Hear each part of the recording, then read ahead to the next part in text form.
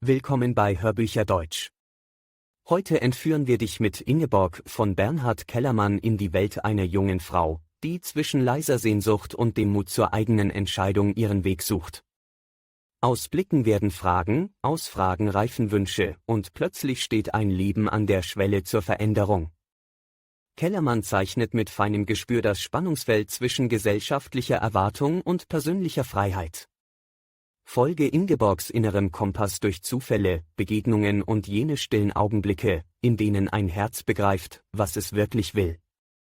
Atme tief ein, öffne die Tür und tritt hinein in eine Geschichte von Liebe, Würde und Selbstentdeckung. Chapter 1. Nun wohne ich in einer Hütte, die inmitten der weiten Steppe steht. Ich lebe gerne hier, es ist so weit und so still. Niemand kennt mich, niemand kommt zu mir, ich bin ganz allein. Ich kann tun und lassen, was ich will.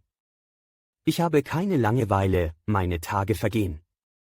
Wie die Wolken über den weiten Himmel streichen, so streichen die Stunden über mich hinweg. Ich bin zufrieden. Zuweilen denke ich noch an das Mädchen aus dem Walde. Ich habe sie noch nicht vergessen, nein. Es ist ja nicht mehr wie früher, da ich keine Nelke am Wege sehen konnte und kein Fleckchen blauen Himmels, ohne zu denken, sehe sie doch diese Nelke, dieses blaue Fleckchen. So ist es ja nicht mehr, aber doch denke ich zuweilen noch an sie. Sie war Schmuck der Welt nannte ich sie und Liebling Gottes. Ich gab ihr viele, viele Namen.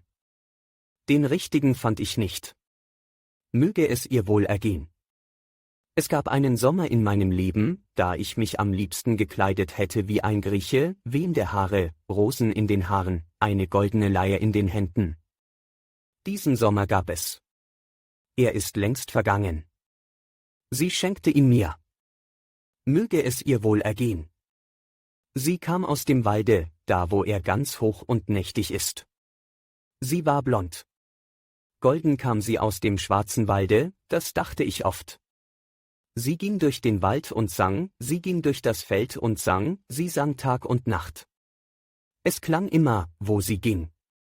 Sie schwebte von einer Stelle zur andern, wie ein Falter, sie küsste Blumen und Bäume, sie sah Augen in den Wipfeln der Bäume. Sie glaubte an Gnome und Waldwichte.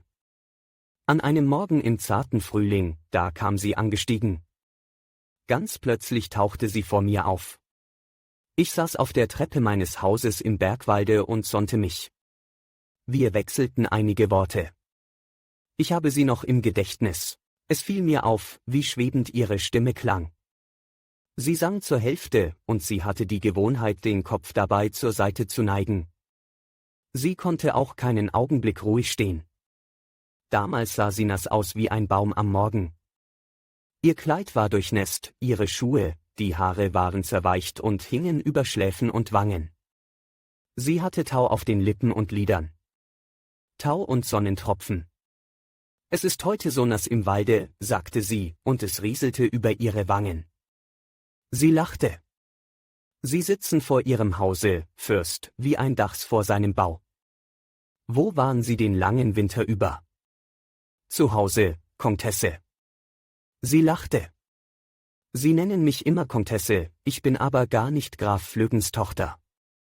Sie sei nicht Graf Flüggens Tochter? Papa nennt mich so, aber er ist nicht mein Vater. Haha, wie sagte ich? Sie lachte und blickte mich von der Seite an. Nein, er hat mich erzogen, Graf Flüggen, seit dem 8. Jahre. Und sie erzählte, dass sie Ingeborg Giselher heiße und ihr Vater ein Holzfäller sei, im Revier Otternbrücklein. Er habe viele Kinder, er vermisse sie nicht. Wenn er das Brot über dem Tische schneide, so sperrten sich so viele Molchen auf, wie wenn man Weißbrot in einen Karpfenteich wirft. Wie wenn man Weißbrot in einen Karpfenteich wirft, so viele Molchen, sagte sie und lachte. Sie sprach noch einige Worte, dann ging sie. Ich danke für den Besuch, Fräulein Giselher, sagte ich. Oh, bitte, erwiderte sie und lächelte über die Schulter zurück. Es war ja kein Besuch, ich kam ganz zufällig vorüber. Adieu, Fürst. Sie steuerte durch die Wiese, sprang über den Graben und verschwand im Walde. Ich blickte ihr nach. Wie durchnässt sie war, dachte ich, wie es über ihre Wangen rieselte. Und ich dachte, wie war das mit dem Karpfenteiche? Wie kann ein Mensch nur auf diesen Einfall kommen? Ich lächelte. Chapter 2. Dies war unser erstes Gespräch. Dann sah ich sie lange Zeit nicht mehr, die Tochter des Holzfällers aus dem Walde. Ich lebte ruhig in meinem Hause im Bergwalde und es war Frühling. Hier und da kam sie mir in den Sinn, es rieselte so über ihre Wangen. Und als einmal meine Blicke auf die Türkise eines Schmuckes fielen, schwebten ihre Augen vor mir. Sie waren wie betaute Türkise. Ich dachte nicht mehr an sie. Ich lebte ruhig für mich in meinem Hause, ich streifte in den Wäldern umher. Ich denke an dieses Haus und ein leiser Schmerz erfasst mich. Es war ein totes Ding, gewiss, aber doch kam es mir beseelt vor.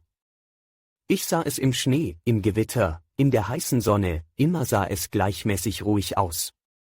Es kam mir so tapfer vor. Nun steht es nicht mehr. Wie eine Wunde wird es wohl aussehen im Bergwalde. Ich selbst habe dem Bergwalde diese Wunde geschlagen. In einer Nacht, aber ich habe es nicht vergessen, es steht immer vor meinen Blicken. Es ist ein altes Jagdschloss, es sieht aus wie die Arche Noahs und ist ockergelb gestrichen. In der Sonne kann es wie golden durch die hohen Kastanien schimmern, es kann glühend rote Wangen bekommen gegen Abend, so sieht es aus. Im Innern ist es kühl und still, die Gänge mit den vielen Türen sind schneeweiß. Oft wandere ich in Gedanken noch durch diese schneeweißen Gänge, diese großen, kühlen Zimmer. Ich gehe hin und her, öffne die Türen, schließe sie. Ich blicke zum Fenster hinaus. Ich trete ein in die weißen Zimmer, begrüße sie mit einer Verneigung, lausche und lächle. Ich wische mit dem Finger den Staub von dem Schreibtische mit dem sonderbaren Löschblatt. Alles in Gedanken. Ich öffne die schwere Haustüre und trete auf die Treppe. Ich stehe in einer schattigen Laube, die von den Wipfeln der Kastanien gebildet wird. Dicht vor mir liegt eine kleine Wiese, dann beginnt der Wald. Ich wende den Kopf nach links, nach rechts, Wald, Wald, Wald, soweit ich sehen kann, Wald und Hügelland.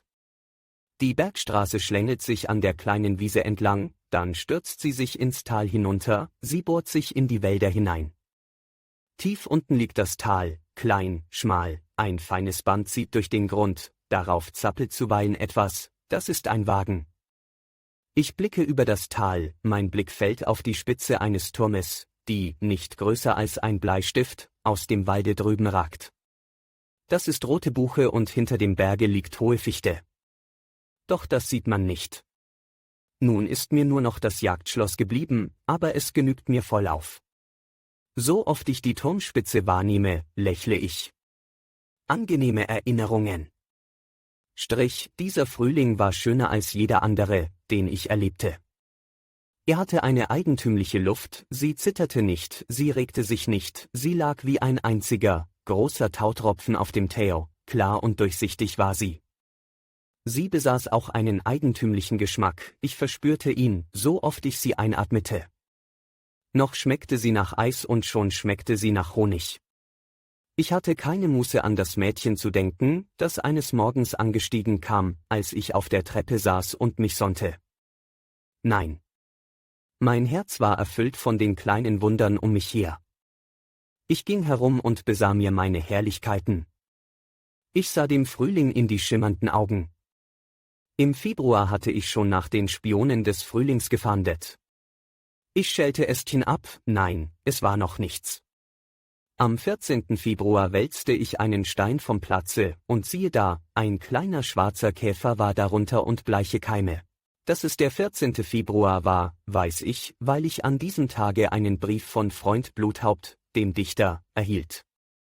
Dann kam der Südwind, mitten in der Nacht, und ich erwachte augenblicklich und lachte laut heraus vor Vergnügen. Das war ein Hallo im Walde, die Bäume schüttelten den Schlaf von sich und taten laut. Seitdem war ich auf dem Posten.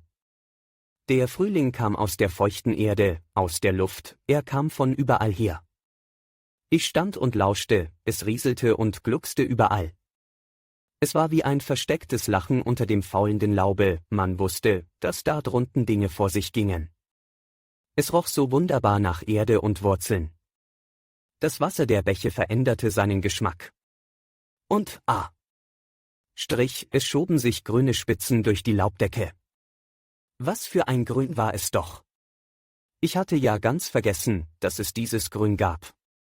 Feuchtigkeit schlug aus den Buchenstämmen, überall regte es sich, eine stille Ergriffenheit lag auf allen Dingen. Ich entdeckte die erste Anemone.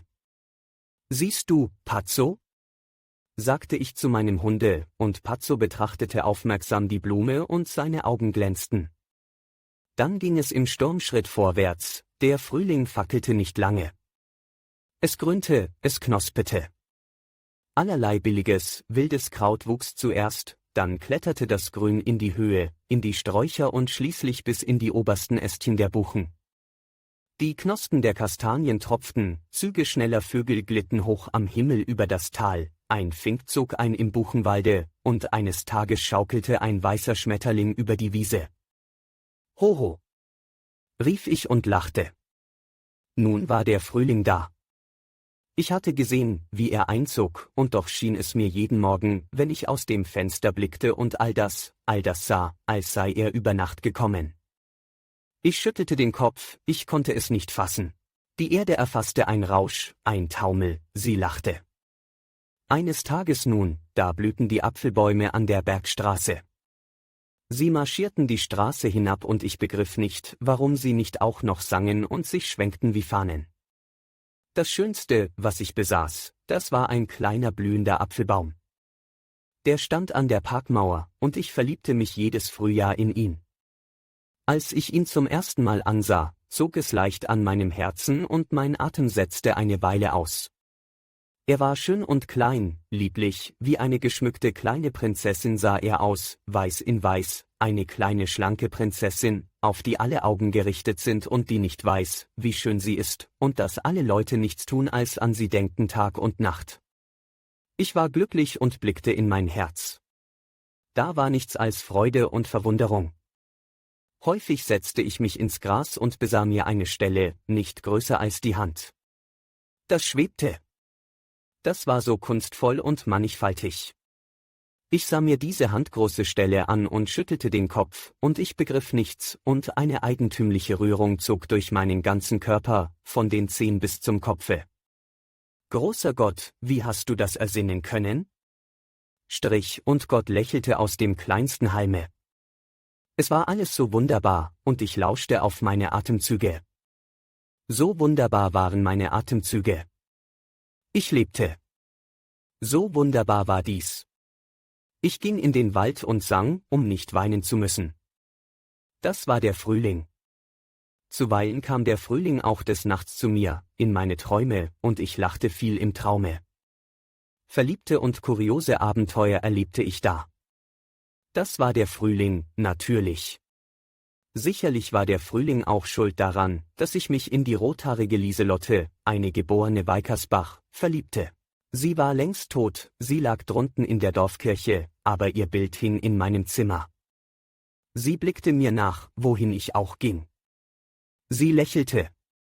Sie hatte viele Sommersprossen und eine bläulich-weiße Haut.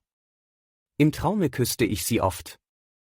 »Komme, Axel«, rief sie, er ist in die Stadt gefahren, um einen Schmuck für mich zu kaufen. Am Morgen darauf lächelte sie.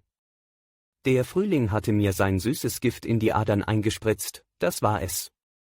Oft stand ich lange Zeit am Waldesrande und blickte auf das Haus und dachte, kommt Lieselotte heraus im Reifrock und ihr Gemahl mit Perücke und Schnallen schon? Und ich wartete, obschon ich wusste, dass Lieselotte und ihr Gemahl längst tot waren. Auch das kam wohl vom Frühling, dass ich wartete auf das Unmögliche. Die Luft war es, die alles zum Märchen werden ließ. Mir kam es vor, als blickte ich in ein wunderliches Bilderbuch mit sonderbaren Figuren, und unter einer stünde, das ist Axel. In einer Nacht erwachte ich mit dem Gefühle des Glückes, eine Stimme sang im Walde. Ich richtete mich auf und lauschte. Es war ganz schwarz um mich, Sternchen flimmerten in der Dunkelheit. Es sang. Die Stimme schwebte in der Nacht. Wachte ich? Träumte ich? Die Stimme entfernte sich und schwieg plötzlich. Es war eine Stunde nach Mitternacht, das Sternbild des Orion sank in den Wald. Ich setzte mich im Hemde auf das Fenstergesims. Mitternachtsluft. Chapter 3. Einige Tage darauf traf ich Ingeborg wieder. Ich ging mit Pazzo durch den Wald. Es war in einem Laubgange, der sich schnurgerade durch den Buchenwald zog.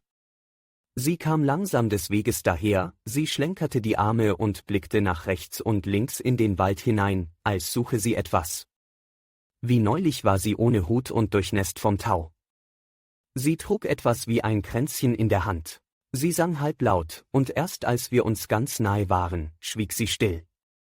Sie sah schön aus, wie sie durch den Laubgang wandelte. Der Laubgang war mit grünem Lichte angefüllt und so kühl und feierlich wie nur die Klostergänge sind, durch deren Bogenfenster die Morgensonne flutet. In all dem grünen Lichte, in der Feierlichkeit wandelte sie, fast durchscheinend, gewebt aus Weiß, etwas Gold und Rot. »Guten Morgen«, rief sie und ihre Augen strahlten. Ich gab ihr die Hand. Ihre Hand war eisig kalt und ganz blau gefroren. Es war kühl. Auch ihr Gesicht war blau gefroren, schmal, und ihre Nase erschien spitzig und klein. Ein feiner Riss lief über ihre Wange. »Heute ist es frisch, Fürst«, sagte sie und schüttelte sich. »Ich bin seit 5 Uhr unterwegs. Man muss jetzt zeitig aufstehen, der Tag ist noch so kurz.« Ich fragte sie, ob sie wohl den ganzen Tag spazieren ginge und sänge. »Ja«, erwiderte sie und lächelte und blickte mir in die Augen. Dieses Lächeln verwirrte mich. Gewiss lächelte sie über mein grünes Hütchen, die hohen Stiefel oder über meinen gestutzten Schnurrbart. Man sah ihre oberen Zähne, wenn sie lächelte. Sie standen etwas vor. Wohin sie gehe. Sie beschrieb einen weiten Bogen mit der Hand und zuckte die Achseln. Ich weiß es nicht. Zuerst gehe ich da hinunter. Sie deutete in die Richtung, aus der ich gekommen war. Pazzo drehte den Kopf und blickte dem Finger nach. Dort sei ein kleiner Bach, sie wolle sich umsehen, was er treibe. Ich lächelte. Es freue mich, dass sie die Wälder von Edelhof liebe, sagte ich. Darauf achtete sie nicht. Sie blickte zu Boden und sah Pazzo aufmerksam an. Sie war um einen Kopf kleiner als ich sah ihren schönen Scheitel. Schnurgerade war er. Mein Blick fiel auf ein goldenes Medaillon, das sie um den nackten Hals trug. Sie schüttelte den Kopf. Wie klug Ihr Hund blickt, Fürst, sagte sie voller Verwunderung. Er hat Augen wie ein Mensch. Pazzos Augen glänzten wie nasse Kastanien, er ließ die Zunge aus dem Maule hängen und atmete aufgeregt.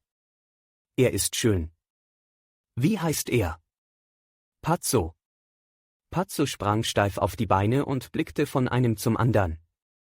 Ingeborg kauerte sich nieder und sagte, nun komm mal, schöner Pazzo. Und sie legte Pazzo das Kränzchen aus Anemonen um den Hals, das sie in der Hand trug. Pazzo kläffte vor Vergnügen und sprang hoch in die Luft. Ingeborg lachte, sie stand auf. Sie blickte mich an. Wird er zur Jagd verwendet? Fragte sie plötzlich voller Hast. Er sei ein Jagdhund. Oh. Ja, er hat Zähne spitz wie Dornen. Ich hasse Jagdhunde und Jäger, sagte sie und sie wurde ganz rot im Gesicht. Adieu, Fürst, sagte sie kurz. Adieu, Fräulein Giselher. Aber Ingeborg ging nicht sogleich, sie wandte sich zurück. Sie sagten vorhin, es freue Sie, dass ich die Wälder von Edelhof liebe. Weshalb sagten Sie dies? Ich lächelte, zog die kurze Pfeife aus der Tasche und steckte sie in Brand. Ich blinzelte durch den Rauch, wartete noch ein Weilchen, dann antwortete ich, so? Habe ich das gesagt? Nun, das war albern, Sie haben recht. Jeder Gutsbesitzer hätte so etwas sagen können, der sich auf seine Wälder etwas einbildet. Ingeborg sah mich prüfend an. Es habe so geklungen, adieu, Fürst. Adieu, Fräulein Giselher. Im Walde rief ein Kuckuck. Ich ging meines Weges und lächelte in mich hinein. Der Laubgang war 2 Wegstunden von Ingeborgs Behausung entfernt, ich aber konnte ihn in 10 Minuten erreichen. Ich ging hin und her. Es war ein schöner Morgen. Tief drinnen im Walde wurde Pazzo unruhig und blickte ins Dickicht. Ich sah einen Mann durch das Dickicht eilen, der den Hut in der Hand hielt. Er trat auf den Weg heraus, schwang den Hut und tat, als ginge er spazieren. Es war ein schlanker, junger Mann mit samtschwarzen Haaren und einem bleichen Gesichte. Von weitem schon fielen mir seine Hände auf. Sie waren lang, bläulich-weiß und fein gegliedert. Es waren grausame Hände, die eine große Macht in sich trugen. An diesen Händen erkannte ich den jungen Mann. Es war Harry Usedom, der Geiger. Ich hatte ihn gute 6 Jahre nicht mehr gesehen, damals war er fast noch ein Knabe und ganz aus Samt sein Anzug, seine Haare, seine Augen und sein Gesicht. Auch sein Spiel war Samt, violetter seidenweicher Samt war sein Spiel, mit einem Orchideengeruch. Ich verstand, natürlich. Jetzt begriff ich alles. Harry Usedom, sagte ich. Er hatte wohl an mir vorübergehen wollen, denn er heftete die Blicke zu Boden. Er wusste nicht, dass ich ihm eine große Freude machen wollte. Er wandte mir seine großen Augen zu, die wie Veilchen aussahen, und lächelte müde. Er hatte einen großen Mund, Ekel und Sünden. Aber er war schön. Wie eine bleiche Frau sah Harry Usedom aus mit schmalem, schlanken Kopfe. Wir begrüßten uns und sprachen dies und jenes. Viele Grüße an Ihren Vater, sagte ich, ist er noch leidend? Ja. Harry Usedom hatte nicht Lust, viel zu sprechen. Ich lächelte, es sei mir eine Freude, ihn getroffen zu haben. Oft vergingen Tage und ich träfe keinen Menschen im Walde, heute habe ich schon 2 getroffen, ihn und vor kurzer Zeit eine junge Dame im Buchengang. Nun also, auf Wiedersehen. Harry Usedom verbeugte sich und errötete. Er ging, ich stellte mich hinter einen Baum und blickte ihm nach. Er hielt den Kopf gesenkt, schwang den Hut, wie vorhin, und gab sich den Anschein, als setze er in aller Ruhe seine Promenade fort. Aber ich bemerkte wohl, dass er übernatürlich große Schritte machte. Ich lachte. Ich, Axel, der Patron der Liebenden. Einen Heiligenschein um den Kopf, Liebestränke in der Flasche. Ich wünschte den beiden Glück. Es ist Frühling und Gott will, dass sich die roten Münder finden. Chapter 4. Man soll die Tage, die ohne Wunsch sind, die wunschlosen Tage soll man preisen und besingen.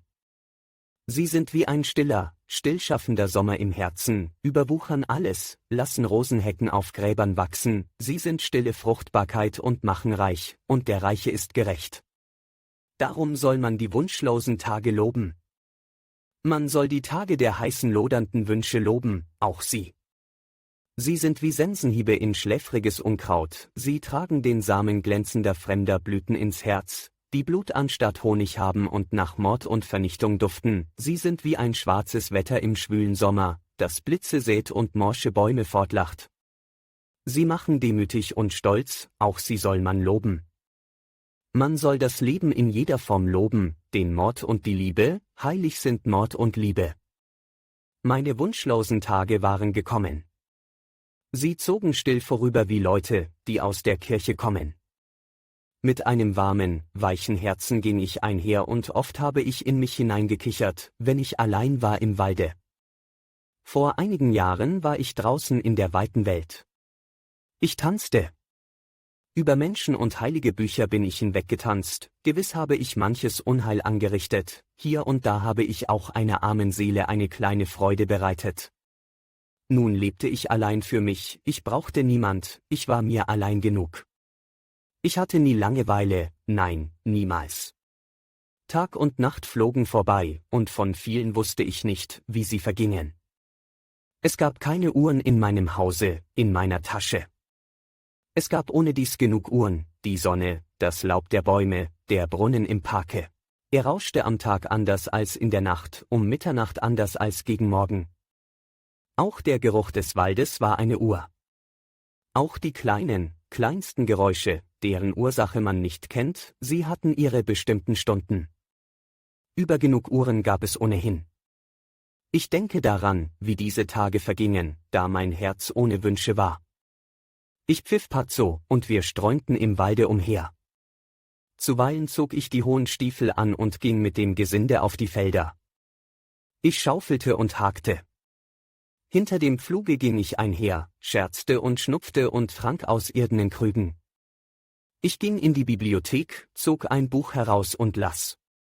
Ich fand einen berückenden Gedanken, erschrak über seine Schönheit, seine Tiefe, stellte ihn mir vor, verfolgte ihn. Eine Krone diesem Mann. Dachte ich, eine Krone und ein Kaiserreich. Es hat Köpfe in der Welt gegeben. Ich setzte mich ans Klavier und schlug eine Taste an und ließ den Ton durch mein Blut rieseln. Lange Stunden konnte ich damit verbringen. Dieser Flügel war ein allwissendes, allempfindendes Wesen. Des Menschen wildes, zuckendes Herz war darin verborgen, sein süßes Weinen und sein irrsinniges Lachen. Ich lauschte. Was ist das? Dachte ich und erschrak. Und ich wagte es nicht, den folgenden Akkord anzuschlagen, ich wagte es nicht. Ich hatte so viel Schmerz in einem Auge gesehen und konnte dieses Auge nicht mehr vergessen. Es wurde dunkel, die Welt verlor die Farben, und in meinem Kopfe erwachten sie. Korallenwälder und ein Meer aus Regenbogen, Wände von Katzenaugen und eine silberne Unendlichkeit. Kreisende Kometen an meinen Augendeckeln. Haha! Ich konnte mir die Welt nach Gutdünken und Belieben zeichnen und malen. Kohlschwarze Flüsse, rote Himmel, grüne Menschen, wie ich wollte. Das Unmögliche konnte ich vollbringen. Es ist schwer, den Teufel auf eine Nadelspitze zu setzen, aber ich konnte es, und ich konnte mich ergötzen an seinem jämmerlichen Gesichte, ich konnte Jehova vorüberwandeln lassen, die Sonne am Siegelring, ich konnte alles, was ich wollte. So herrlich waren die Visionen hinter den geschlossenen Augenlidern, dass ich mir zuweilen wünschte, blind zu sein. Blind, so unsinnig der Gedanke ist. Zum Beispiel, ja, gut, ich schließe die Augen und warte. Ich sehe eine bronzegrüne Luft. Etwas Weißes erscheint. Es ist der Leib eines Weibes, eines schlanken Mädchens. Das Mädchen richtet seine sanften, warmen Blicke auf mich, still und steif steht es, die Hände leicht gegen die Brüste gedrückt. Ich lasse sie nicht aus den Augen und warte. Da beginnen die Brüste zu blühen, ihre Knospen springen auf und durchsichtige Blumenkelche wachsen heraus. Die Finger des Weibes blühen und kleine weiße Blüten liegen wie Milchtropfen auf ihnen. Feine Korallenästchen sind die Adern der Hände und Arme. Die Lippen des Weibes blühen purpurrot, die Haare verwandeln sich in goldene Blütengehänge und fallen über Schultern und Leib. Eine kristallhelle blaue Tulpe wächst aus der Stirne, aus den Knien wächst eine kristallhelle blaue Tulpe. Das Weib bewegt die Lippen und öffnet sie und flüstert, ein winziger Schmetterling schwebt aus dem Munde, wieder einer, ein Schwarm in allen Farben, und sie umgaukeln das blühende Weib gleich fliegenden Blüten. Das Weib schließt die Lider, da erscheinen in diamantener Schrift rätselhafte Zeichen auf den Lidern, das Weib öffnet die Augen und die Augen sind strahlend weiß wie Lichter. Nun fangen auch die Wimpern zu blühen an. Manche Nacht habe ich mit solchen Träumen verbracht. Sollte ich Langeweile haben? Nein, meine Tage vergingen. Ich bekam eine Einladung zu einer Abendgesellschaft von Graf Flüggen zugeschickt. Papa erwartet sie bestimmt, stand darunter geschrieben. Soll er warten? Ich habe keine Zeit. Harry Usedom ging an meinem Hause vorüber, in einen fantastischen Mantel eingehüllt, es regnete. Er hatte es sehr eilig. Ich saß am Klavier und sah ihn die Straße heraufkommen. Ich hielt inne im Spiel. Denn gewiss horchte er mit seinen feinen Ohren, er wollte mein Herz belauschen. Ein wunderlicher Gedanke war dies, aber er zwang mich innezuhalten. Viele Grüße, dachte ich und lächelte. Ich erinnere mich so deutlich an die Nächte dieses Frühlings. Sie waren so wunderbar still, so still, dass man auf die Stille horchen musste. Sie waren schwarz wie Samt mit vielen, vielen Sternen. Ich lag häufig vor meinem Hause im Grase und sah in die Sterne empor. Ein herber Duft fiel aus den Kastanien. Sie standen in Blüte, wie große Christbäume sahen sie aus und ihre Kerzen erschienen wiederum wie Christbäumchen, ganz aus Licht. Ich roch Wiesensalbei und Waldmeister. Da lag ich, auf dem Rücken, und sah in den Himmel hinein. Das Hirn Gottes mit seinen Gedanken? Sah ich in Gottes Hirn hinein und sah seine Gedanken brennen? Die Sterne blickten mich an und es rieselte durch meinen Leib. Soll ich in die Knie sinken? Dachte ich. Und ich wünschte ein Pfeil zu sein, hineingeschossen zu werden in den Himmel, und eine Sekunde da droben stille zu stehen und mich zu drehen und umzublicken, bevor ich wieder zur Erde fiel. Und ich sah so lange in die Sterne hinein, bis sie auf mich heruntertropften, und ich zusammenschrak. Ein Hirn voller Sterne trug ich ins Haus und dann träumte ich, dass ich im Grase läge und in die Sterne blickte. Ich war reich und glücklich. Meine wunschlosen Tage waren dies.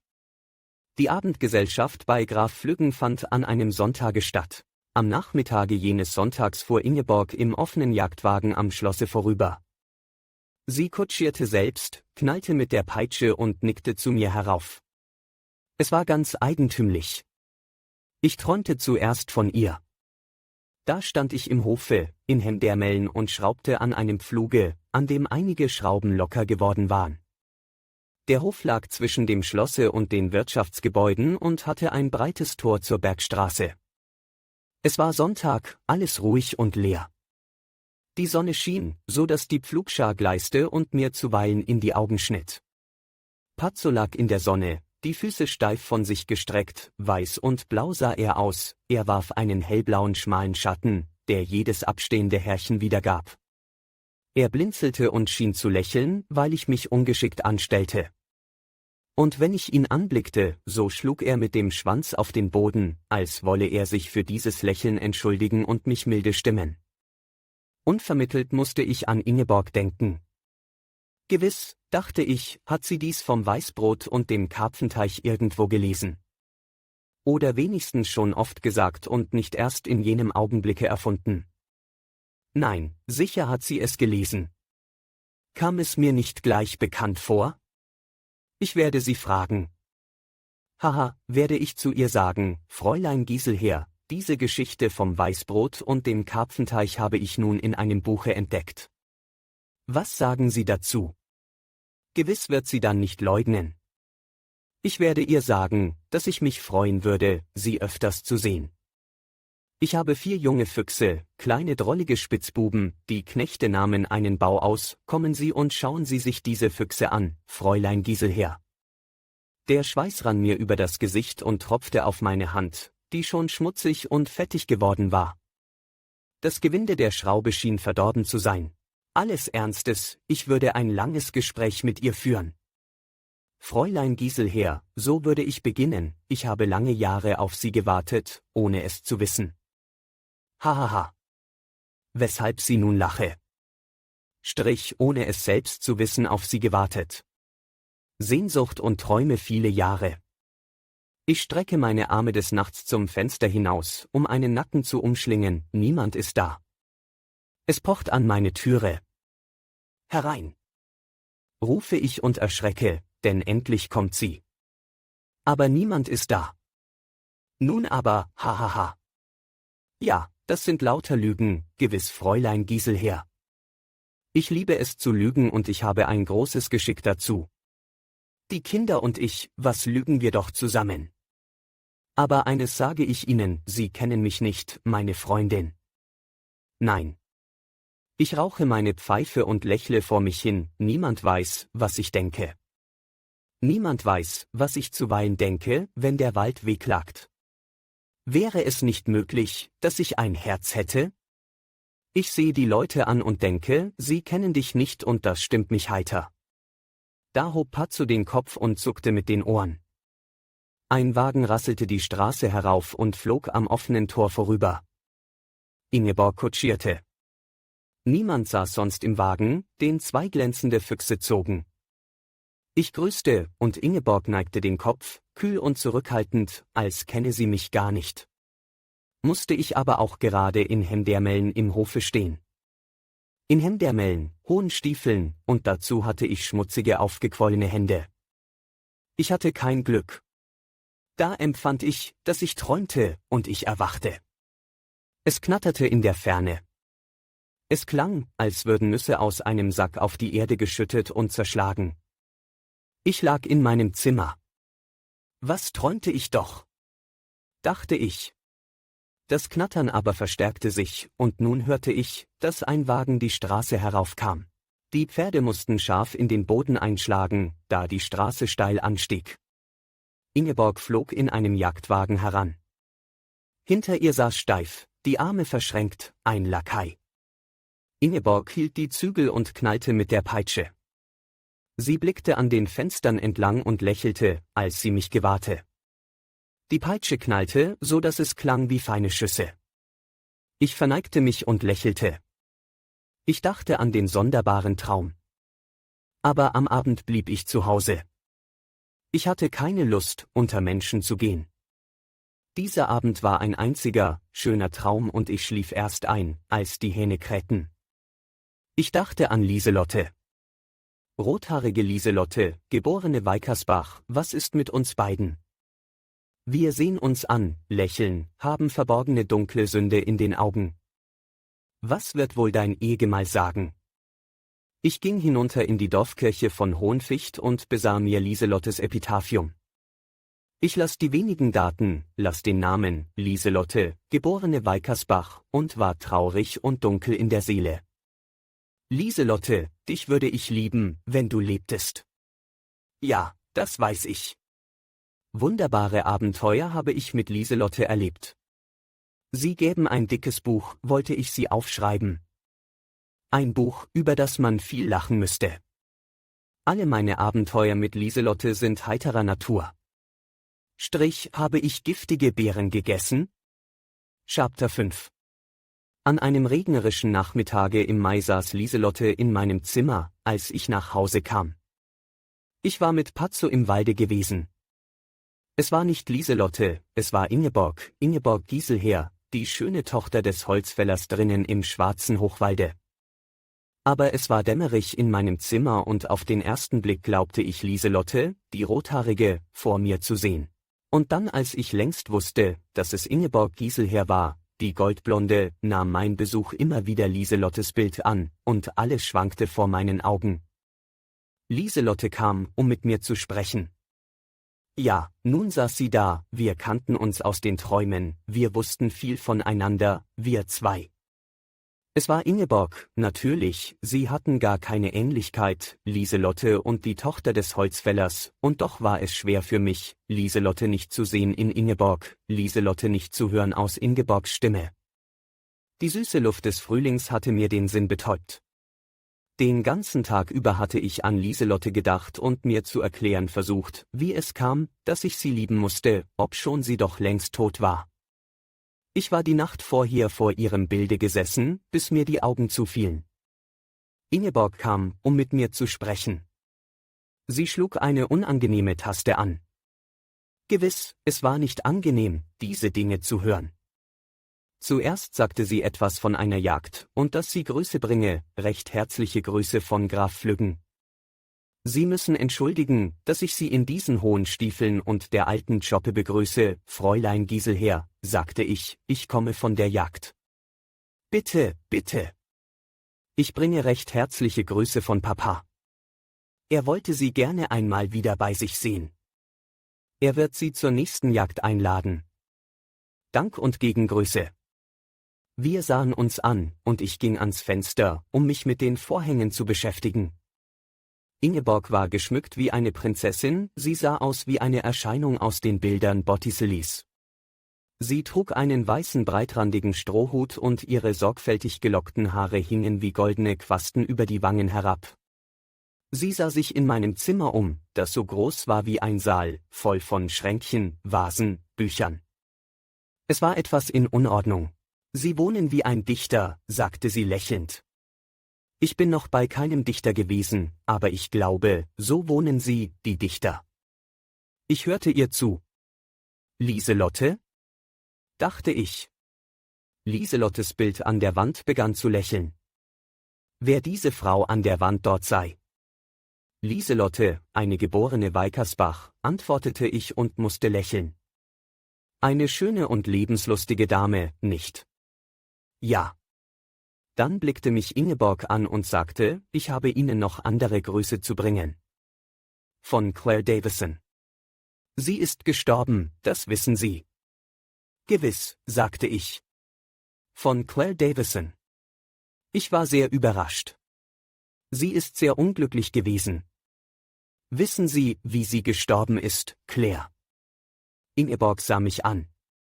Aber ich hatte mir nichts vorzuwerfen, ich konnte ganz ruhig bleiben.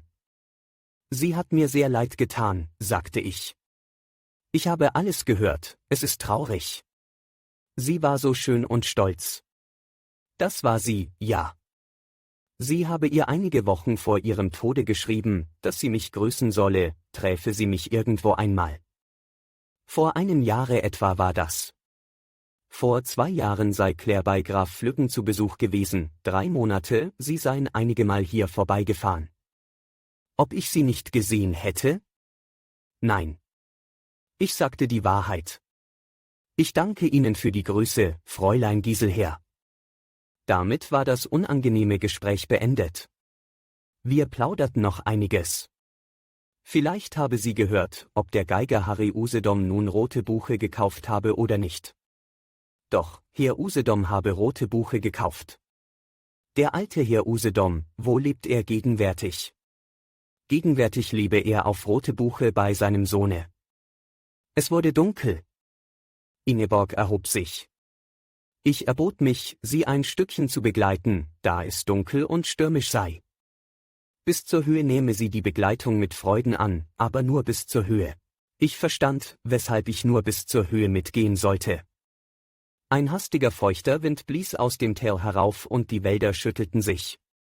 Zwischen den Bäumen war es dunkel und der Wald roch nach Regen und Nacht. Wir sahen nahezu den Weg nicht. Pazzos weißes Fell leuchtete, er schien abenteuerlich hohe Sprünge zu machen und jeden Augenblick seine Gestalt zu verändern. Ingeborg hielt mit beiden Händen den Hut und der Wind wehte ihr den Saum des Kleides um die Füße, so dass sie kaum vorwärts kam. Haha, lachte sie. Welch ein Wind! Eine richtige Unterhaltung war nicht möglich und unsere Worte flogen vereinzelt und zerfetzt hin und her. Harry Usedom ist ein ganz außerordentlicher Geiger, schrie ich in den Wind hinein. Gewiss ist er das, schrie Ingeborg zur Antwort. Er ist ein schöner Mensch. Ja. Der Wind hielt inne, es wurde auffallend warm. Wir atmeten auf. Wissen Sie, dass jene Lieselotte, deren Bild Sie in meinem Zimmer sahen, im Schlosse umgeht? Man sagt es. Nachdem sie gestorben war, hat sie jede Nacht ihren Gemahl besucht. Er wurde immer bleicher und bleicher, war guter Dinge alle Zeit und starb 8 Wochen nach Lieselottes Tod. Erzählte ich. Das sei sehr merkwürdig, sagte Ingeborg und blickte mich an und lächelte unmerklich. Sie lächelte genau wie Lieselotte im Traume mich anlächelte, und ein leises Grauen rieselte über meinen Rücken. Sagen Sie, begann sie, man hat mir viele Dinge von Ihnen erzählt. Ist es wahr, dass Sie buchstäblich das Geld auf die Straße warfen?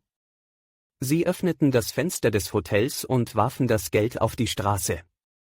Ja, es war ein kleiner Scherz, es war auch nicht viel eigentlich. Ingeborg lächelte und schüttelte den Kopf. Ich lachte, weil ich an die Balgerei vor meinem Fenster dachte und an meine lustigen Streiche. Der Wind setzte wieder ein und trieb uns den Berg hinauf, über die Höhe viel blasser Lichtschein. Der Mond kam herauf, in Wolken eingehüllt, wie ein blindes Auge sah er aus. Alle Dinge warfen plötzlich blasse und wässerige Schatten, die Bäume, wir beide, Pazzo. Ingeborgs Lockenbüschel flatterten und ihre Kleider. Das ist die Höhe, sagte Ingeborg. Wir blieben stehen. Pazzo wartete abseits und begriff die Störung nicht. Sein Schatten sah aus wie die Silhouette eines hochbeinigen Fabelwesens. Ich nahm den Hut ab. Ich danke Ihnen, sagte Ingeborg. Ein eigentümliches demütiges Lächeln schimmerte in ihren Augen. Dank für den Besuch, sagte ich, den Hut in der Hand haltend, vielleicht führt Sie der Weg wieder einmal an meinem Hause vorüber, Fräulein Gieselher. Ingeborg lachte. Ja, es kann sein, dass ich wieder einmal vorbeikomme, rief sie und blickte in den Mond, der hinter glänzenden Wolken zog. Bläuliches Licht huschte über ihr Gesicht, ihre Zähne und ihre Augen glänzten wie Emel. Ingeborg blickte in den Mond, dann wandte sie mir den Blick zu und sie sagte unvermutet, abscheulich müssen Sie gegen Claire gewesen sein, Fürst. Ja, abscheulich. Sie sprach sehr schnell. Sie schüttelte den Kopf und fuhr leise fort, ich begreife Sie gar nicht. Nein. Ich bringe Ihnen Grüße von ihr, von Claire, wir sprechen von ihrem Tode, und Sie verändern keine Miene und sagen, dass Claire Ihnen sehr leid getan habe. Was ist das? Sehr leid hat sie Ihnen getan. Und Sie haben sie doch ermordet, ja, das haben Sie getan. Sie sah mir dicht in die Augen, aber ihr Blick war schüchtern und demütig. Ihre Haare wehten. Wissen Sie, was mir Claire alles von Ihnen erzählt hat? Nein, sie hat nicht oft von Ihnen gesprochen, das ist wahr. Sie sagte, Sie seien edel und gütig. Sie sagte, sie hätte nicht mehr als 100 Worte mit Ihnen gewechselt. Sie haben es wohl gewusst, Sie haben alles gewusst, aber Sie waren doch abscheulich. Was hätte Claire für ein Wort von Ihnen gegeben? Wir fuhren zweimal an ihrem Hause vorüber, Claire wurde so weiß wie Kreide. Nein, ich weiß nicht, was zwischen Claire und Ihnen war, aber Sie waren nicht edel gegen sie. Sie hätten bei Papa einen Besuch machen können, um Claire eine Freude zu bereiten, nichts taten Sie, gar nichts. Ich sah sie an und konnte nichts erwidern. Ich dachte an diese sonderbaren Menschen, an alles dachte ich und an nichts. Ingeborgs Antlitz war bleich, ihre Augen füllten sich mit dem Lichte des Mondes und wurden bleich. Auch ihre Stimme klang bleich. Fürst, flüsterte sie, wer sind Sie doch? Sie wissen nicht, wer Sie sind, nein. Sie hielt inne. Sie lächelte und schüttelte ganz unmerklich den Kopf. Nein, Sie wissen nicht, wer Sie sind, wiederholte sie noch leiser. Dann lachte sie, ganz kurz. Sie sah mich mit schwärmerischen Augen an und sagte, ich liebe Sie nicht, nein, aber ich muss immerfort an Sie denken. Weshalb kamen Sie am Sonntag nicht? Ich schrieb noch eine Zeile unter die Einladung, ich dachte, Sie müssten nun kommen. Aber dann bekam ich Angst und ich fuhr auf Umwegen an Edelhof vorüber. Aber doch kamen Sie nicht. Ich habe gewartet und gewartet, ich saß auf der Treppe und der Wind blies. Herr Usedom war da, auch Harry Usedom, alle waren sie da. Ich sprach kein Wort. Was werden Sie sich von mir denken? Das ist mir ganz gleichgültig. Harry Usedom sagte zu mir, was haben Sie doch? Nichts, sagte ich. Ich sagte es sehr unhöflich. Ich wartete auf Sie ganz allein. Es ist mir gleichgültig, dass ich unhöflich gegen Harry Usedom war, haha, alles hat sich vor meinen Augen gedreht, dann lief ich bis zur Höhe, bis hier und wartete. Sie kamen aber nicht. Ich wollte sprechen, aber Ingeborg ließ es nicht zu. Es hilft nichts, dass ich immer singe, fuhr sie fort, und das eigentümliche demütige Lächeln auf ihrem Antlitze irrte hin und her. Es hilft nichts mehr. Den ganzen Winter über habe ich an etwas gedacht und wusste nicht woran. Aber als es Frühling wurde, da fiel es mir ein. Ich bin zu Ihnen gegangen, was hat es mich gekostet? Das mit Claire ist ja gar nicht wahr, ach, es ist ja gar nicht wahr. Sie hat mir keine Größe aufgetragen. Ich habe eine schwere Schuld auf mich geladen. Du könntest ihm Größe bringen, schrieb Claire, aber dann sofort, ich dachte nur so, es war Scherz. Bringe ihm keine Größe, nein, nein. Claire wollte es nicht, sie schrieb ausdrücklich, dass sie es nicht wollte, ich sage es Ihnen ganz der Wahrheit gemäß, aber ich habe es doch getan. Ich musste doch einen Vorwand haben. Ich wollte sie unterbrechen. Nein, nein, sagte sie, Sie haben mich freundlich empfangen. Sie taten nicht erstaunt. Sie lächelten auch nicht. Sie sagten, dass ich entschuldigen solle, ja wegen der alten Joppe und der Stiefel, das war so gütig von Ihnen. Sie sind gütig, ich weiß es, auch Claire sagte es, selbst sie. Ihre 2 Schlösser und 6 Dörfer haben Sie weggegeben für Almosen, ich weiß alles von Ihnen. Ich lächelte. Ich habe gespielt, sagte ich. Hahaha, lachte Ingeborg, ja, sie sah mich an, lachte, dann senkte sie den Kopf. Fürst, flüsterte sie und schwieg. ihre Haare wehten. Was sollte ich tun? Ich fand kein Wort, das gepasst hätte. Ich hätte ihr ja gerne ein sanftes Wort gesagt, aber es fiel mir nichts ein. Was wollte sie doch von mir? Zuerst machte sie mir Vorwürfe wegen Claire und dann. Plötzlich stieg ein Lächeln in mein Gesicht. All das kam mir lächerlich vor. Diese Worte, diese vielen wirren Worte. Ich bin dieser Worte nicht würdig, sagte ich. Ich lächle. Ja, sogar eitel machen mich diese Worte. Ingeborg zuckte zusammen und blickte mich erschrocken an. Ihre Lippen lächelten verzerrt und sie sagte ganz tonlos, man hat mir viel von Ihnen erzählt, Fürst. Dann dachte ich, ich habe dann oft an Sie gedacht. Ich würde Sie um etwas Liebe bitten, wenn es Wert hätte, selbst das würde ich tun. Ich habe keinen Stolz vor Ihnen. Aber ich glaube, Sie haben kein Herz. Ich erwiderte, ich liebe für mich, ich bin müde, ich kann Ihnen nicht sagen, wie es kam. Das bleiche Mädchengesicht nickte traurig. Sie können also nicht mehr lieben, sagte sie. Wie lächerlich klang das, nein, entgegnete ich weiß nicht, wie es kommt. Ingeborg wandte sich ab und ging mit zögernden Schritten davon. Alles flatterte an ihr. Fräulein Giselher, sagte ich wollte Sie mit keinem Worte verletzen. Ich gab mir Mühe, aufrichtig zu sein. Ich habe mich gefreut, dass Sie heute zu mir kamen. Ingeborg ging. Ihre weiße Gestalt glitt still in die Dämmerung hinein, sie wurde düster, grau, dann sah ich sie nicht mehr. Ich rief dem Hunde und stieg die Straße hinab. Chapter 6. Ich stieg den Berg hinab. Sobald der Wind aussetzte, steckte ich meine Pfeife in Brand. Ich schüttelte den Kopf und lachte. Gott verzeihe mir, dass ich lachte, aber das Erlebnis da droben auf der Höhe stimmte mich heiter. Wie das Lächeln auf ihrem Antlitze hin und her irrte, wie ihre Worte flackerten. Und das alles meinetwegen, war es möglich? Freude und Stolz schwellten mir die Brust. Ich stieg den Berg hinab und wartete in den Wind hinein. Pazzo zerschnitt den Wind mit seiner spitzigen Brust.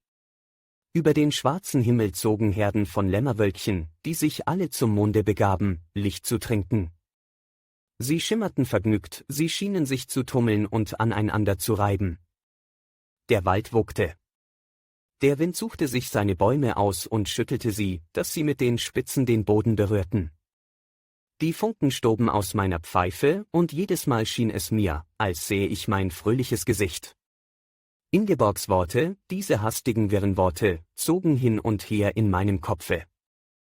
Sie stand vor mir, ihre Haare wehten, ihr Gesicht war bleich und voller Demut.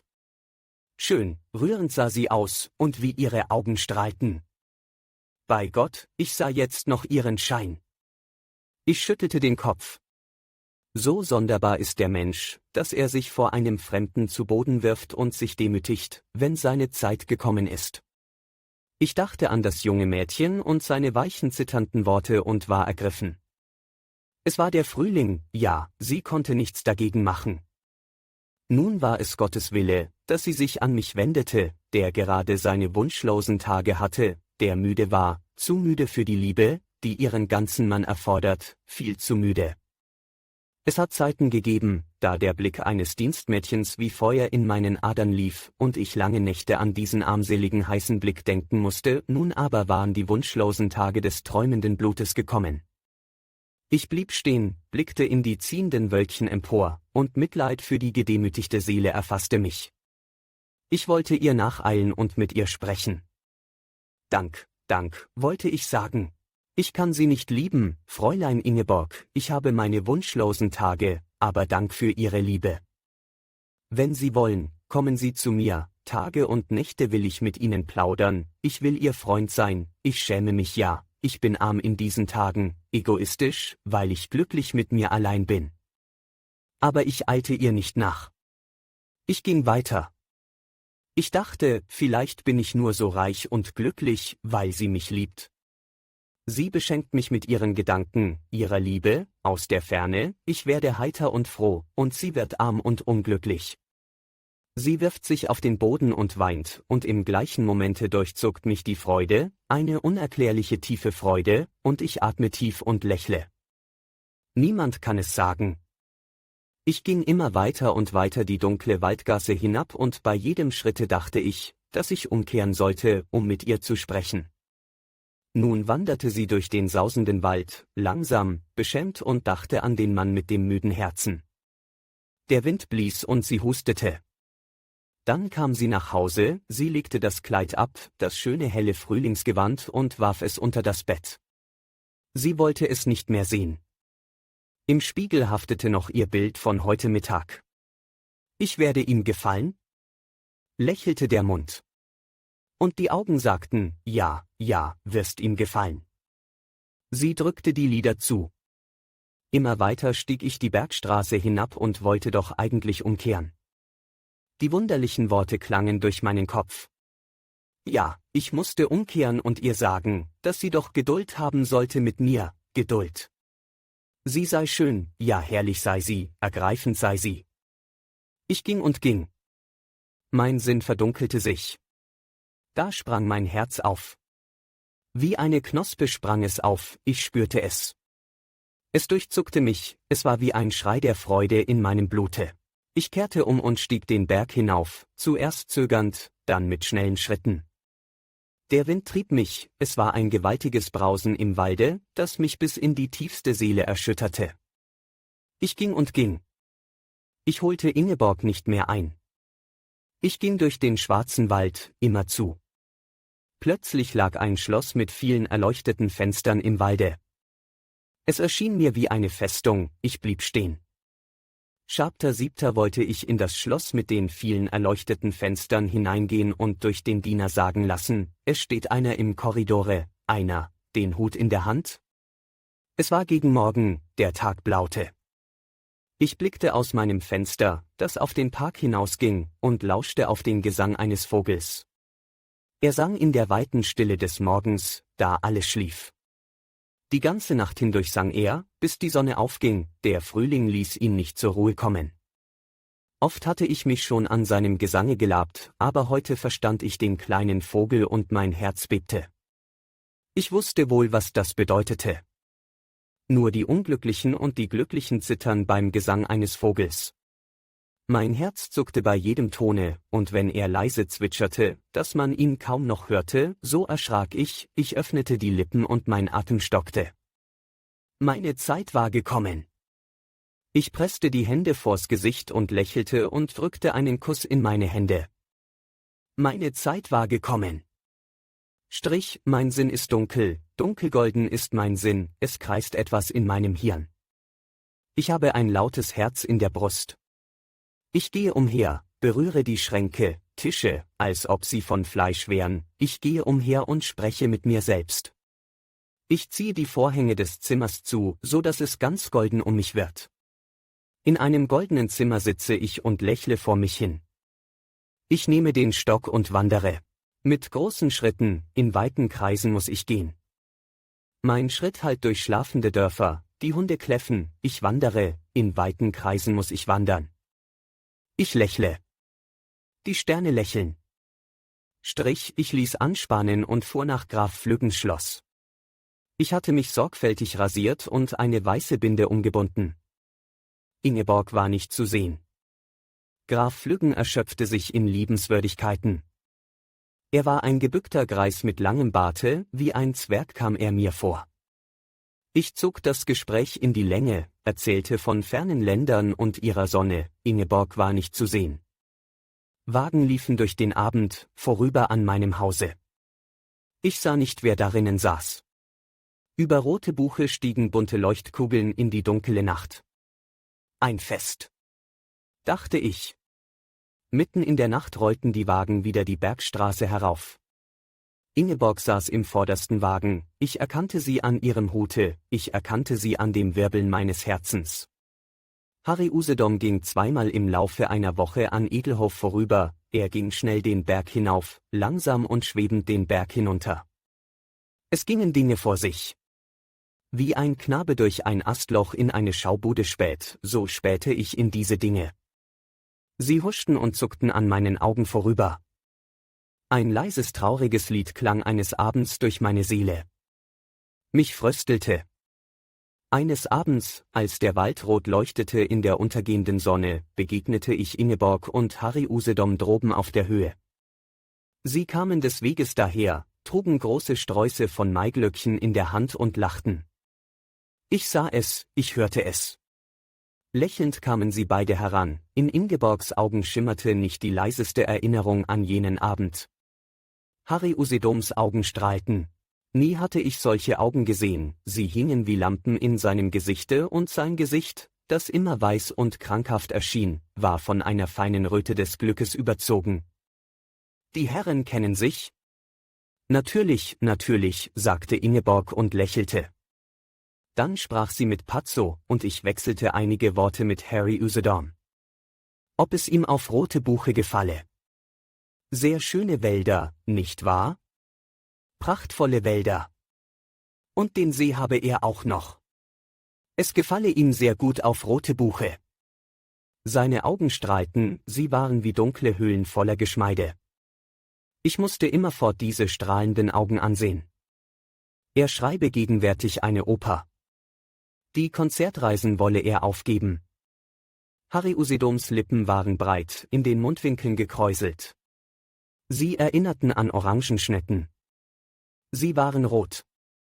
Die Herren zogen den Hut, Ingeborg nickte und verneigte sich leicht, wir trennten uns. Ich bog in den nächsten Seitenweg ein und zündete mir die Pfeife an. Viele Dinge wirbelten im Rauch der Pfeife vor meinen Augen herum. Pazzo sah mich an. Er kannte mich genau, und als ich ihn ansprach, sprang er an mir empor, um mich zu liebkosen. Ich streichelte ihm den Rücken mit sanfter Hand, immer auf und ab. Einige Tage darauf. Ich ging mit Ingeborg oben auf der Höhe, am Waldesrande entlang. Die Sonne stand schräg und schon etwas rot über dem Walde und warf einen schattigen, dunklen Spitzenkragen über den Hügel. Auf diesem Spitzenkragen schritten wir dahin, hoch über dem Tail und seinen kleinen Dörfern und blitzenden Bächen. Sonnenflecken zuckten über Ingeborgs Kleid und Gesicht, wir sprachen nichts. Pazzo schritt neben uns her, er tauchte mit Behagen die schlanken Füße in das hohe, saftige Gras. Ingeborgs Gesicht erschien grün im Widerschein des Grases und des Waldes, zuweilen kam die Sonne, dann glühte es für einen Augenblick. Ingeborgs Stirn war voller Gedanken. Wir kamen an eine Bank und Ingeborg sagte, wollen wir uns ein wenig niederlassen. Sie blickte mich kurz an, während sie die Frage stellte. Ich war ihr dankbar für den Blick und für die nichtssagenden Worte. Sie fühlte es, denn sie blickte mich nochmals an und prüfte meine Mienen. Ich merkte es sehr gut. Ich stellte das Gewehr an einen Baum, Pazzo bewachte es. Hinter der Bank sang ein Vogel. Ich lauschte, was für ein Vogel war es doch. Es war ein Vogel, den ich noch nicht gehört hatte. Vielleicht hatte er sich verflogen. Es hatte sich manches geändert, das sah ich wohl ein. Ich saß neben Ingeborg und mein Herz klopfte. Ingeborg saß mit gleichgültigem, verschlossenem Gesicht da, das Kinn in die Hand gestützt und interessierte sich für die jungen Häuptpferdchen, die im Grase herumschnellten. Eine feine Falte zog zwischen Ingeborgs Brauen, ich wagte es nicht, zu sprechen. Wenn sie bei schlechter Laune war, weshalb ging sie dann nicht? Sie saß so nahe, dass ich meine Hand nicht neben mich legen konnte, ohne sie zu berühren, und plötzlich stieg mir das Blut in den Kopf, so nahe saß sie. Ich fühlte ihre Wärme. Ich saß still, ich regte mich nicht, ich dachte an die feine Falte zwischen Ingeborgs Brauen. Sie konnte über mich befehlen, ja, das konnte sie. Ein Wink und ich verschwand, und ich trat ihr nie wieder unter die Augen. Ich verließ die Gegend, wenn sie es verlangte, meine Gegenwart sollte ihr nicht die Laune verderben.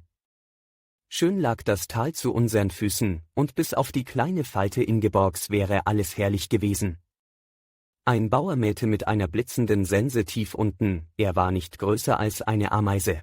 Über dem Teer flimmerte es in einer grünen Wiese wie von einem Edelsteine, aber es war nur ein Stück Glas, eine zerbrochene Flasche, die dort blitzte. Drüben lagen zerstreute Häuschen, still, sie schienen unbewohnt zu sein.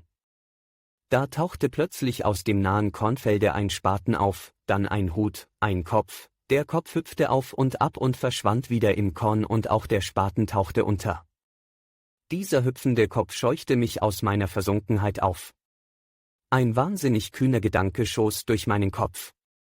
Wie, wenn ich einfach meinen Arm um Ingeborg legte und sagte, nun? Es ist schön hier neben Ihnen zu sitzen und das Tal zu betrachten.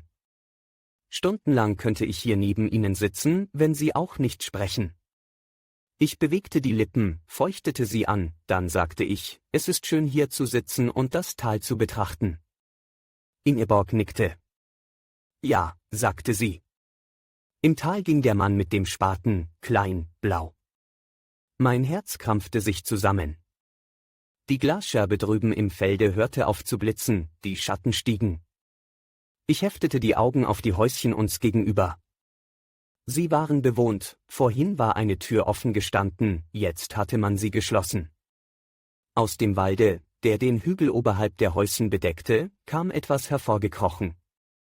Es sah aus wie ein Kärrchen, das von weißen Mäusen gezogen wurde. Etwas Weißes ging nebenher, etwas Weißes lag auf dem Kärrchen. Er war ein Müller, der Säcke auf einem Karren fuhr, den 2 Schimmel zogen. Die Beine der Schimmel verschwanden im Getreide. Das Kärrchen fuhr bis zu den kleinen Bauernhäuschen. Dort machte es Halt, und einige Leute kamen aus den Türen. Eine Magd schlug auf die Säcke und Mehl stieb heraus, ein rundes Wölkchen, als habe sie geschossen. Das alles sah ich ganz genau, während sich mein Herz zusammenzog. Ingeborg bewegte einen Fuß, ich erschrak. Sie bewegte wieder einen Fuß, ich erschrak. Ja, nun stand sie auf. Wir gingen. Im Walde war es dunkler geworden, immer dämmeriger wurde es. Der Himmel leuchtete rot wie Wein durch die düsteren Wipfel. Lang war unser Weg, wir sprachen nichts. Ein Vogel zwitscherte. Ich lächelte. Ingeborg sah mich an. Ich muss an einen Traum denken, Fräulein Gieselher, sagte ich. Ich sprach sehr schnell, ich wusste, dass ich nun sprechen konnte und die Freude durchrann mich. Ich fuhr fort. Ich muss an einen Traum denken. Ich denke oft, was es doch für eine sonderbare Sache mit der Seele des Menschen ist. Heute denke ich nicht daran zu stehlen, aber morgen habe ich den Wunsch, es zu tun und übermorgen tue ich es.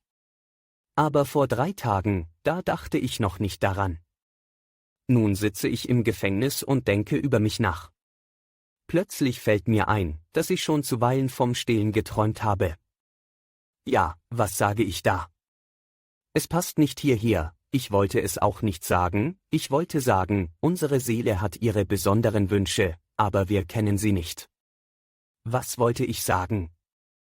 Ich wollte Ihnen von einem Traume erzählen, den ich hatte. Ich träume die sonderbarsten Dinge der Welt zusammen. Nun hören Sie, vor einigen Wochen träumte ich von einer Stimme. Welch eine Stimme war es doch! Berückend schön war sie. Ich liege im Bette und träume, dass ich im Bette liege und eine Stimme spricht zu mir. Sie sollen hören, wie sonderbar wir uns unterhielten, diese Stimme und ich. Diese Stimme sagte, dass sie nur mich wolle und keineswegs den Leuchter aus Bernstein und die Schuhe aus Perlmutter. Nein, nein, nur dich, sagte sie. Und ich lag und lächelte und verlor fast die Besinnung, so herrlich und berückend klang die Stimme. Dann sagte sie, dass wir eine Hütte am Strande haben würden, eine kleine Hütte. Du bist ja ein Fischer, sagte sie. Ein Feuer wird auf unserem Herde brennen und du wirst mir die Schuhe mit Fischschuppen bekleben. Darauf antwortete ich ihr, ja. Ich werde am blauen Grunde des Meeres herumwandern und nach schönen Dingen für dich suchen. Vielleicht finde ich auch ein hübsches Messerchen für dich, sagte ich. Ich lächelte und fuhr ebenso hastig fort. Die Stimme sagte darauf, ich solle mich vor den Sägefischen in Acht nehmen, da drunten im Meere. Haha. Ich aber fuhr fort, einmal wird auch eine Kiste an den Strand geworfen und wenn wir sie aufbrechen, so fallen lauter alte Kronen heraus, goldene Reifen mit grünen und roten Steinen, Zepter und Spangen. Auch ein Haarpfeil ist für dich dabei. Darauf jubelte die Stimme und begann zu singen, ich erwachte und im Garten sang eine Nachtigall. Ich blickte auf Ingeborg und wartete darauf, dass sie etwas sagte. Aber Ingeborg bewegte keine Miene, schmal, gleichsam erfroren sah ihr Gesicht aus. Sie schüttelte den Kopf. Es sang eben ein Vogel im Walde, da musste ich an die Stimme und den Traum denken, sagte ich.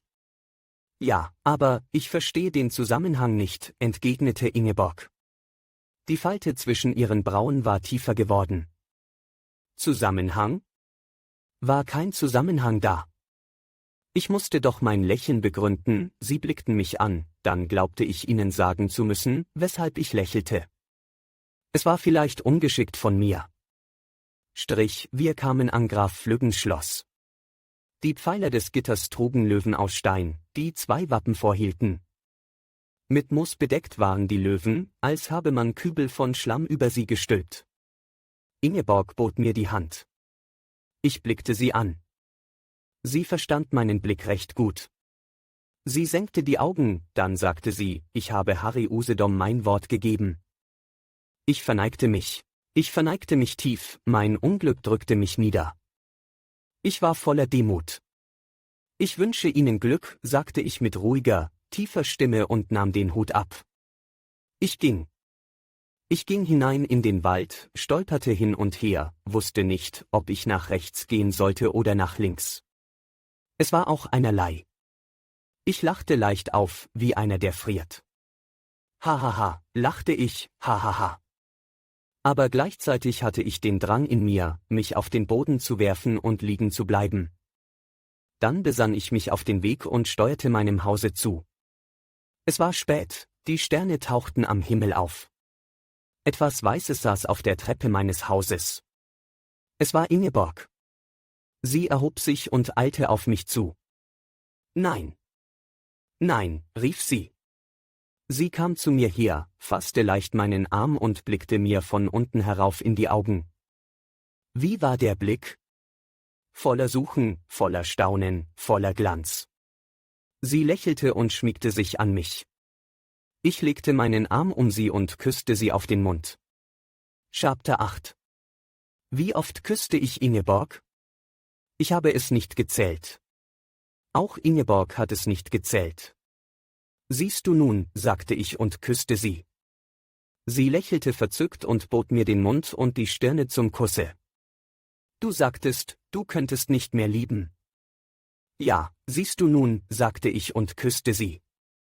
Ach, nach Hause, nein, nein.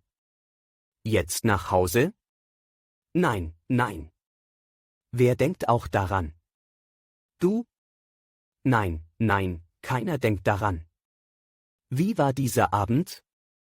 Er war wie der Wind, der über Blumen gegangen ist. Er war wie der Traum von 2 Vöglein, die in einer Rosenhecke schlummern. Gott sandte uns ein Lächeln und Grüße, viele Grüße. Die Sterne kamen herauf, haha. Blau und voll geheimnisvoller Liebe war der Himmel. Wir saßen unter einem blühenden Apfelbaum, er schäumte von Blüten. Die weißen Blüten und der blaue Nachthimmel, es war 1001 es war Himmel. Ich sah Ingeborg an und sagte, schön, schön, schön bist du. Du verschenkst Himmel. Und ich schüttelte den Apfelbaum, da fielen die Blüten über Ingeborgs schönen Scheitel. Ingeborg sagte, nein, du bist schön. Du weißt es nicht. Du bist so schön, als wärst du kein Mensch. Deine Augen sind so warm und rein, du hast Kinderaugen, weißt du es? Nein. Mein Herz pochte. Ich glaube, du könntest sterben unter Mörderhänden und deine Augen würden sich nicht verändern. Solche Augen hat Jesus Christus gehabt, ich weiß es. Mein Herz pochte. In meinem Kopfe sprühte es. Ich hatte einen weißen Stern in meinem Kopfe. Höre, süße Ingeborg, sagte ich, was denkst du? Eben fällt mir eine Legende ein. Gerade in diesem Momente. Es ist die Legende von der Mutter Gottes und dem erfrorenen Weinstock. Du musst sie hören, denn sie passt so gut. Denke dir, alle Weinstöcke treiben und grünen, nur einer nicht. Er ist erfroren. In einer Nacht packte ihn der Frost. Ich erzähle schlecht, ach, entschuldige. Ja. Aber da kam die Mutter Gottes des Weges daher, und nun höre, wie an den Fenstern 100 Augen erscheinen, zieht die Königin vorüber, so schlugen plötzlich Blüten aus allen Reben, und wie Kinder die Ärmchen ausstrecken, kommt die Mutter gegangen. So streckten sich überall Ranken und Blätter nach der Mutter Gottes aus. Verstehst du? Schön. Wo hast du sie gehört, die Legende? Gehört? Nein, sagte ich nicht, dass sie mir eben einfiel, diese Legende, in diesem Augenblick. Es ist spät. Gute Nacht, gute Nacht, gute Nacht. Hat jemand eine Ahnung, wie leise man gute Nacht sagen kann? Immer leiser und doch hört man es noch. Und wie man es sagen kann? Dass es so viel bedeutet. Gute Nacht, du mein Himmelreich. Ich war allein. Plötzlich stand Pazzo vor mir und blickte mich an. Niemand hatte ihn mehr gesehen. Ich ging nach Hause, durch den stillen weiten Wald ging ich nach Hause. Mitten im weiten feierlichen Walde begegnete mir Gott. Bist du es, Axel? Sprach Gott zu mir. Ich kniete nieder. Ja. Gott hauchte mir seinen Atem ins Gesicht. Ich ging. Auf einer Lichtung begegnete mir der Frühling. Nackt und keck. Er kicherte. Verstehst du mich? Sagte er. Er hatte hellgrüne Augen. Ja, sagte ich und lächelte, zuerst den kleinen Apfelbaum an der Parkmauer, dann Lieselotte, ich habe meine Dinge vor mit dir. Sagte der Frühling und kitzelte mich unter dem Kinn, dass ich lachen musste. Ich ging hin und her im stillen weiten Walde. Jemand begegnete mir. Bist du es wieder? Ja, ich gehe rings im Kreise, sprach er. Ich kniete nieder. Er berührte meine Lider mit dem Finger, da sah ich meine frohen Tage vor mir liegen. Meine Augen wurden feucht. Ich bin glücklich, kann es ruhig sagen. Ich liege im Grase vor meinem Hause, es duftet, ich rieche Harz und Waldmeister. Die Maikäfer segeln über den Himmel, sie schwirren über meinem Kopfe. Die ganze Nacht hindurch liege ich da und sehe mir die Sterne an. Wenn ein Stern blinzelt, so muss ich ebenfalls blinzeln, silberne dünne Finger fahren nach meinen Augen. Wenn ein Stern zittert, so spüre ich das leise Zittern in der Mitte meines Herzens. Ich sehe in die Sterne und mein Herz klopft. Es durchrieselt mich, die Sterne liebkosen mich. Ich höre den Frieden da droben. Er lispelt. Chapter 9. Der Tag graut. Nebel ziehen. Ein Mann sitzt auf der Höhe. An seiner Lodenjoppe hängen feine Taupallen, er hat den Hut aus der heißen Stirne gerückt. Der Nebel zieht in Schnüren an ihm vorüber. Es blitzt in der Nebelwolke, blitzende Schwerter fahren hin und her. Der Nebel zerreißt, Tannenwipfel tauchen empor, sie glühen rot. Durch einen Riss blickt ein Streifen blauen Himmels, ein Eck fahlgrüner Wiese, kleine Bauernhäuser mit blinzelnden Fenstern. Langsam weicht der Nebel zurück in die Wälder, die letzten Fetzen schlüpfen ins Geäst der Buchen. Der Mann blickt über das Tal. Es ist wie eine große Muschel, in der alle Farben zusammenfließen. Eine Reihe von Schnittern schwingt tief unten in gleichmäßigem Takte die Sense. Die Fenster der Bauernhäuser sehen mit leuchtendem Staunen in die aufsteigende Sonne. Der Wald trieft und atmet tief auf in der Wonne des Erwachens. Es klingelt im Walde von hellen Vögelstimmen. Des Mannes Augen sind geblendet vom Lichte. Die Sonne ist noch nicht rund, da kommt ein Mädchen aus dem Walde. Sie ist nass vom Tau wie Blumen und Gräser. Sie läuft, dass die Röcke fliegen. Ich wollte auf dich warten, ruft sie, dass es klingt, ich wollte zuerst da sein. Sie lacht, sie weint, sie stürzt sich an des Mannes Brust. Des Mannes Hände zittern. Die Sonne geht auf und scheucht die Nebel in die Wälder, wir gehen durch den Wald, die Sonne sinkt hinter goldenen Höhen, wir gehen zusammen, wir zwei. Wir blicken in die Höhe, die Wipfel der Buchen sind durchsichtig, hellgrün wie Wasser, wir gehen wie in einem hellgrünen Meere, dessen Grund die Sonne erleuchtet. Es ist Mittag, sagen wir. Tag um Tag. Mein Herz klopft. Wir treffen uns auf der Bank auf der Höhe. Ingeborg erzählt mir, wie sie zur Bank eilt. Ja, zuerst geht sie schnell, sehr schnell, dann läuft sie und zuletzt fliegt sie durch dick und dünn und es geht immer noch zu langsam. Ich lächle. Ich habe die ganze Nacht gesessen und an dich gedacht, sage ich. Ingeborg nimmt das Kettchen mit dem goldenen Medaillon vom Halse und drückt es mir in die Hand. Hastig, als könne es jemand sehen.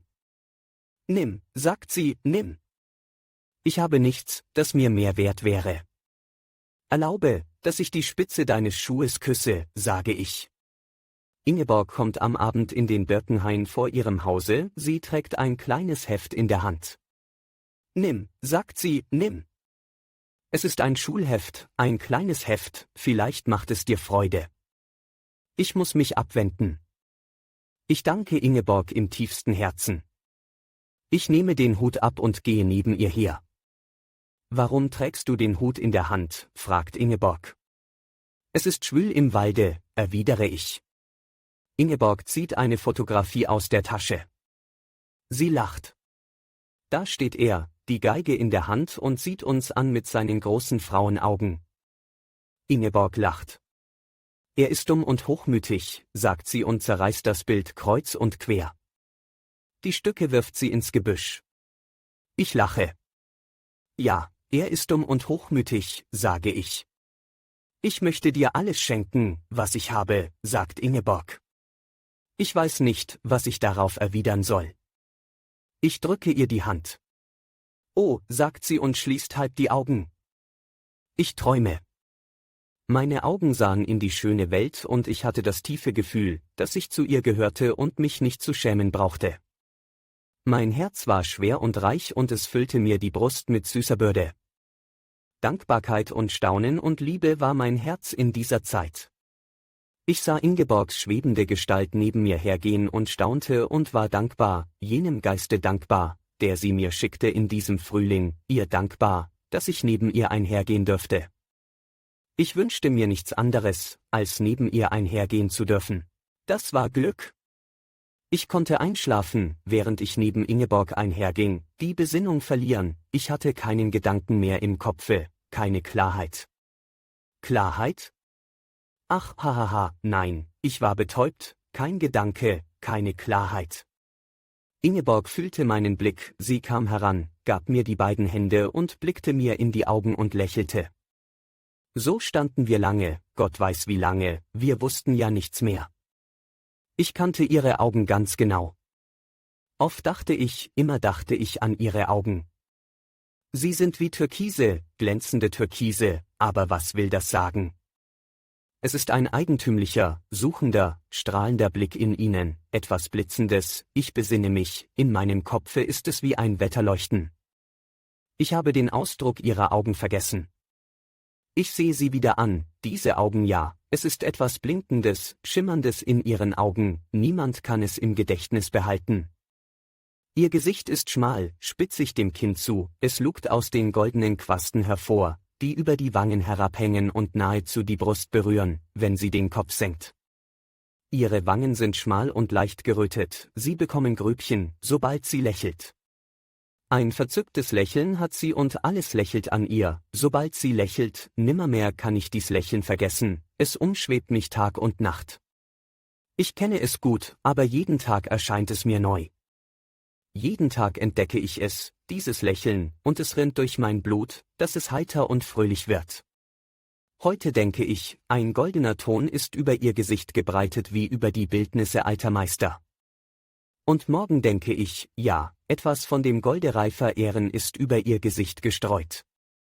Und übermorgen denke ich, dass sie die Farben der Wiesen und Felder im Gesicht hat, das Gold der Ähren, das Blau der Vergissmeinnichte, das Rot der Erdbeeren. Ingeborg, Ingeborg. In dieser Zeit schrieb ich einen Brief an meinen Freund, den Dichter Karl Bluthaupt. Ich bin glücklich, schrieb ich, komme sofort. Ich bin sehr glücklich, große Dinge geschehen, ich wohne auf der Sonne, in einem Garten auf der Sonne, in der Nachbarschaft der schönsten Engel, ich bin glücklich, komme sofort. Noch viel mehr schrieb ich. Nun, Freund Bluthaupt war ein Dichter, der wird wohl verstehen, wenn er liest, ich bin glücklich, ich bin sehr glücklich. Ein Meer von Glück ist über mich gestürzt, ich bin glücklich. 2 Stunden hatte ich zu gehen, um diese Botschaft meines Glückes zur Post zu bringen. Ich ging in der Nacht, lachte und schwang den Brief hin und her. Ich bin glücklich, wohne auf der Sonne, in einem Garten auf der Sonne. Ein Bach von Glück bewässert diesen Garten, die Blumen lachen. Näheres mündlich, wir gingen durch den Wald, einen hohen Tannenwald. Pazzo spitzte die Ohren und blieb stehen. Er schlug an. Ruhe, Pazzo, rief ich. Pazzo gehorchte, schlich zu mir heran und blickte ins Dickicht. Es ist jemand im Walde, sagte ich. Es ist ein Mensch im Dickicht, kein Tier, ich kenne Pazzo. Ingeborg sah mich an und erblasste. Wir gingen weiter. Lass uns ins Freie gehen, sagte Ingeborg. Sie zitterte. Vielleicht sei es Usedom gewesen? Sie legte die Hand auf meinen Arm und sah mich prüfend an. Was denkst du? Ich lächelte. Schön bist du, Ingeborg. Das dachte ich. Gütig bist du, Ingeborg. Lass es dir erzählen, Axel. Höre mir zu. Er schleicht herum, ich weiß es. Seit ich ihn kenne, schleicht er mir nach. Schon als Knabe war er so. Er ist so aufdringlich und so hochmütig. Ich fürchtete mich früher vor ihm, besonders vor seinen Händen fürchtete ich mich. Ich habe nichts mit ihm gehabt, ich hasste ihn. Ja, es ist wahr, zuweilen liebte ich ihn auch. Damals war ich ein dummes Mädchen, ich war stolz auf ihn. Er bekam immerzu Blumen von den Frauen geschickt, er warf sie weg. Er hatte eine Busennadel von einer Königin, er schenkte sie einem Bauernknaben. Ich will mir auch nichts von einer Königin schenken lassen, sagte er. Das gefiel mir, ich war ja so töricht damals. Ich hatte es gerne, wenn er vor mir stand, dann sahen seine Augen aus wie die eines Hundes. Es ist alles Verstellung, er ist so hochmütig und dumm. Immer spricht er von sich, von seinen Konzerten und dass die Leute an den Bahnhöfen stünden, um ihn zu erwarten. Er weinte immer vor mir. Ich weine vor dir, sagte er, 1000 und aber 1000 Frauen geben ihr Leben für mich und du blickst mich nicht an. Einige Tage darauf gingen wir wieder durch den Wald und wieder schlug Pazzo an. Es war in einem Walde hoher dicker Buchen. Pazzo bellte und sprang in den Wald hinein. Harry Usedom kam hinter einer Buche vor. Rufen Sie Ihren Hund zurück, rief er und zog die Hände an sich. Er stand am Wege und sah Ingeborg an. Sein Gesicht war fahl, grau, tiefe Ringe zogen um seine Augen, die matt glänzten. Sein schmales Gesicht sah aus wie das einer Frau, die dem Tode nahe ist. Seine Lippen zuckten, er hatte die linke auf das Herz gelegt, und die Finger begannen nervös zu trommeln. Ich suchte Sie seit vielen Tagen zu sprechen, sagte er, ich wollte Ihnen nur dies sagen, Sie haben ein kurzes Gedächtnis, Fräulein Ingeborg. Er griff an den Hut, wandte sich um und ging mit schnellen Schritten in den Wald hinein. Komm, sagte ich zu Ingeborg, indem ich meine Hand sachte auf ihre Schulter legte. Ingeborg war bleich, sie sprach lange nichts. Dann sagte sie, ich liebe ihn doch. Ein Stich fuhr mir ins Herz, ich nahm sachte die Hand von ihrer Schulter. Nein, nein. Lass doch deine Hand da. Ich liebe ihn noch ein wenig, er tut mir leid, aber ich liebe dich ja 1000-mal mehr, 1000-mal mehr. Küsse mich, Axel, sei gut. Ich liebe dich, sagte ich und küsste sie. Oh, oh, nun sei alles gut. Ich erschrak, Axel. Nun sollst du alles hören. Ich habe ihm mein Wort gegeben, es war einige Tage nachdem ich dir auf der Höhe gesagt hatte, dass ich dich liebte. Er kam zu mir in den Garten. Man sieht sie ja jetzt so selten, sagte er. Ich gehe viel spazieren. Ja, fuhr er fort, die Krone eines Fürsten ist mehr wert, als der Ruhm eines Geigers. So dumm und plump war es. Aber ich war in diesen Tagen unglücklich und hilflos, deshalb zürnte ich ihm nicht. Ich lachte. Was sagen Sie da? Rief ich und lachte. Ach, Usedom, wie töricht können Sie doch zuweilen sein. An diesem Abend gab ich mein Wort, aus Trotz geschah es. Er legte seine Hand auf meine Schulter, und ich dachte an dich. Das sollte er sehen, dachte ich, das sollte er nur sehen. Ich ging mit Usedom im Walde herum, nur um dir zu begegnen und dich zu verletzen. Du wirst das nicht verstehen, nein, du nicht. Ich war unglücklich und gedemütigt, ich war verwirrt im Kopfe. Oh, wie gerne wäre ich damals mit dir gegangen, gleich zu dir hingegangen, und ich sah dich kaum an und sprach mit Pazzo, wir sitzen in der Sonne auf einer Wiese.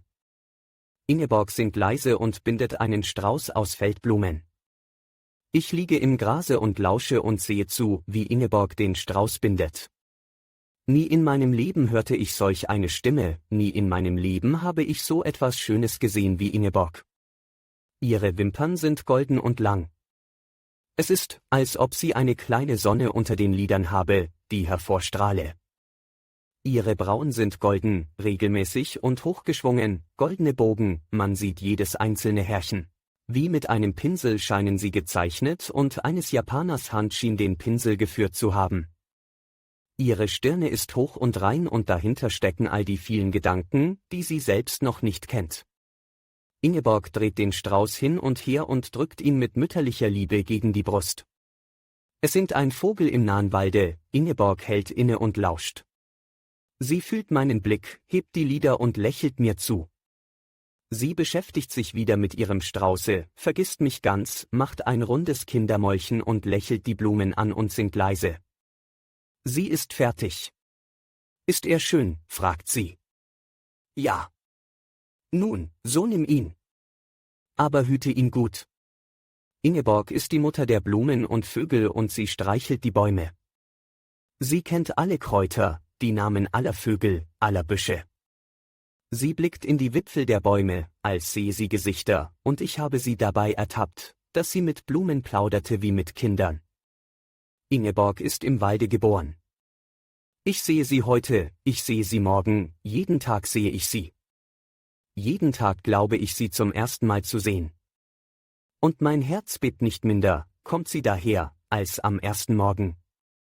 In dieser Zeit lag ich oft lange über Mitternacht vor meinem Hause im Grase. Silbern schimmerte das Tal und die Wölkchen am Himmel. Dunkle Vögel strichen lautlos über den Wald, Leuchtkäferchen segelten vorüber, zuweilen setzten sie sich in meine Nähe und ich ließ sie nicht aus den Augen. So klein wie sie waren, so stumm und prächtig. Sie liebten sich und sie waren so glücklich wie ich großer Käfer. Ich sah ihnen nach, bis sie in der Dunkelheit der Gebüsche verschwanden. Viele Käferchen, Nachtfalter und Motten mit silberigen Flügeln waren unterwegs. Ich lag und dachte an Ingeborg, dachte an mich und mein unfassbares Glück. Der Friede des schimmernden Theos zog in mein Herz. Es war ein solch tiefer Friede, wie ich ihn nie gekannt hatte. Mein Herz strömte über. Und ich stand auf und erhob die Hand und segnete die Welt. Ich dachte, Frieden in alle Menschenherzen, süßen Frieden. Glückliche Stunden allem, was da lebt, dem ärmsten Manne im fernsten Lande, dem kleinsten Wurm in der dunkelsten Erde. Feuer dem Frierenden, Brot dem Hungernden, einen sanften Tod dem Mörder, gute Fahrt dem Seemanne auf dem Meere.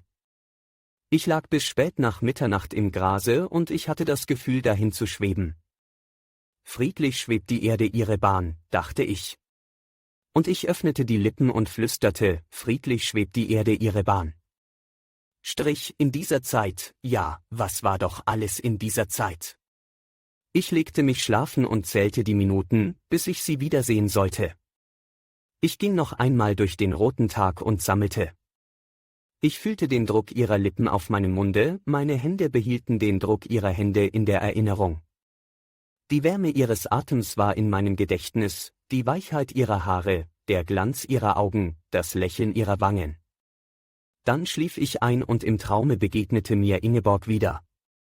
Von Stunde zu Stunde erwachte ich blickte in die Sterne empor, sie funkelten, sie leuchteten, sie flackerten, sie erblassten, endlich.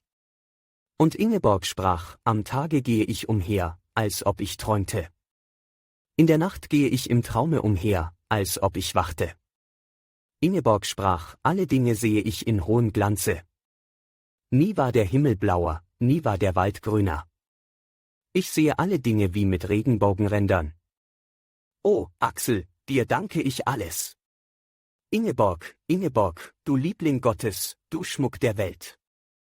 Die Tage zogen vorüber, wie Rosenblätter einen Bach hinabtreiben, so still, so schön und kaum gesehen, so waren diese Tage. Das Tal schaukelte wie eine goldene Wiege, der Wald rauschte wie eine Orgel, die Vögel sangen, als hätten sie diamantene Schnäbel. Und Ingeborg jubelte, immer blauer wird der Himmel, immer süßer wird dein Mund. Chapter 10. Ich liebe dich. Wie schön ist es, das sagen zu können, wie schön ist es, das zu hören, es ist ein kleines Wort, aber jeder muss es einmal sagen und jeder hört es einmal.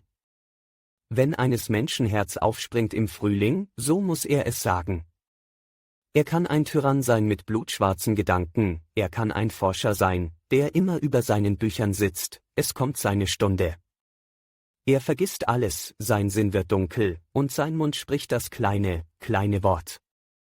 Schöne, ewige Gedanken kann einer im Kopfe haben, er kann ein großer Mann sein, an den viele denken Tag aus, Tag ein, es kommt seine Stunde und er findet nichts als dies kleine Wort. Es ist alt und tief, birgt des Menschen ganzes blutrotes Herz, all sein Glück, all seinen Jammer, bei Tag und bei Nacht wurde es gesprochen, geflüstert und geknirscht wurde es, wird gesprochen werden immerfort, solange die Lerche im Äther trillert. Sei gegrüßt, Ingeborg. Ich liebe dich, kannst es glauben.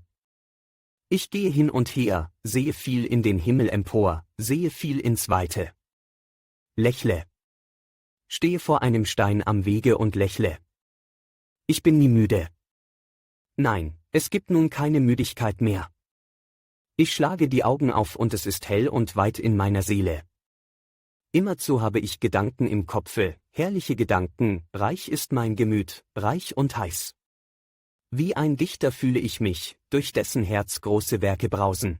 Über die Parkmauer spritzen hohe Wogen von Blüten, weiße, rote und violette und zitronengelbe, in meinem Garten stehen viele Blumen, wie wehende Feuerchen sehen sie aus, brennende Lunten, Sonnenflocken, wie rote Münder, wie Augen, ja, auch wie Augen sehen sie aus. Der Frühling hat seine Feuer in den Bergen angezündet und sie brennen Tag um Tag. Er wirft Herzen von Menschen, Rehen und Vögeln, Wünsche von Blumen, Schmetterlingen und Bäumen in seine Feuer, dass sie brennen. Der Hirsch schreit im Walde. Ich gehe durch die brennenden Feuer des Frühlings und lächle. Zuweilen habe ich wunderliche Gedanken. Eine rote schaumige Abendwolke steht über den Bergen, wie ein leuchtendes Schneegebirge. Möchte ich nicht auf der Spitze dieser Wolke stehen und den Hut schwingen? Ich sehe mir den Mond an und es geht mir durch den Sinn, dass ich auf dem Rande des Mondes stehen möchte und die Erde grüßen. Herrliche Tage und Nächte. Das Herz hüpft mir in der Brust, ich lache vor mich hin. Niemand weiß es, nein, keine Seele ahnt es, deshalb lächle ich auch vor mich hin. Ich sitze in meinem Zimmer, es wird Abend. Wollte doch die Nacht schneller kommen. Könnte ich doch eine dunkle Decke über die Erde breiten. Es ist so viele Ungeduld in mir, niemand weiß ja, worauf ich warte. Schweigen ringsum, die Nacht kommt. Ich zünde eine Kerze an und setze mich vor die Flamme. Ich höre mein Herz pochen. Ich warte. Es schreitet wohl irgendwo ferne im dunklen Wald? Es eilt? Ich warte. Ich habe Geduld, Geliebte, übereile dich nicht. Da flüstert es, etwas Helles tritt in den Rahmen der Türe. Ingeborg. Ich gehe hin, gleite in die Knie, auch sie kniet nieder und wir küssen uns, beide kniend. Wir schmiegen Wange an Wange, pressen Brust an Brust. Nimm Platz, sage ich leise. Ja, antwortet Ingeborg ebenso leise. Mich trifft ihr leuchtender Blick. Ich lege meinen Arm um sie. Du bist bei mir, es ist tief in der Nacht. Ich danke dir, Ingeborg. Wir sind ganz allein. Ja. Niemand weiß, dass wir beisammen sind. Niemand. Ingeborg, ich liebe dich sehr, du weißt es. Ja, ja. Ingeborg nickt, sie zieht meine Hand an die Brust.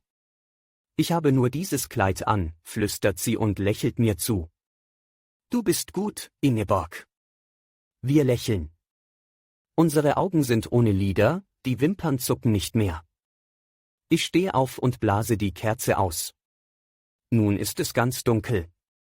Die dunkelblaue Nacht blickt herein. Ein Stern wandert vorbei, leuchtet uns bis auf den Grund unserer Augen. Ingeborgs Zähne schimmern, ihre Haare sprühen golden auf.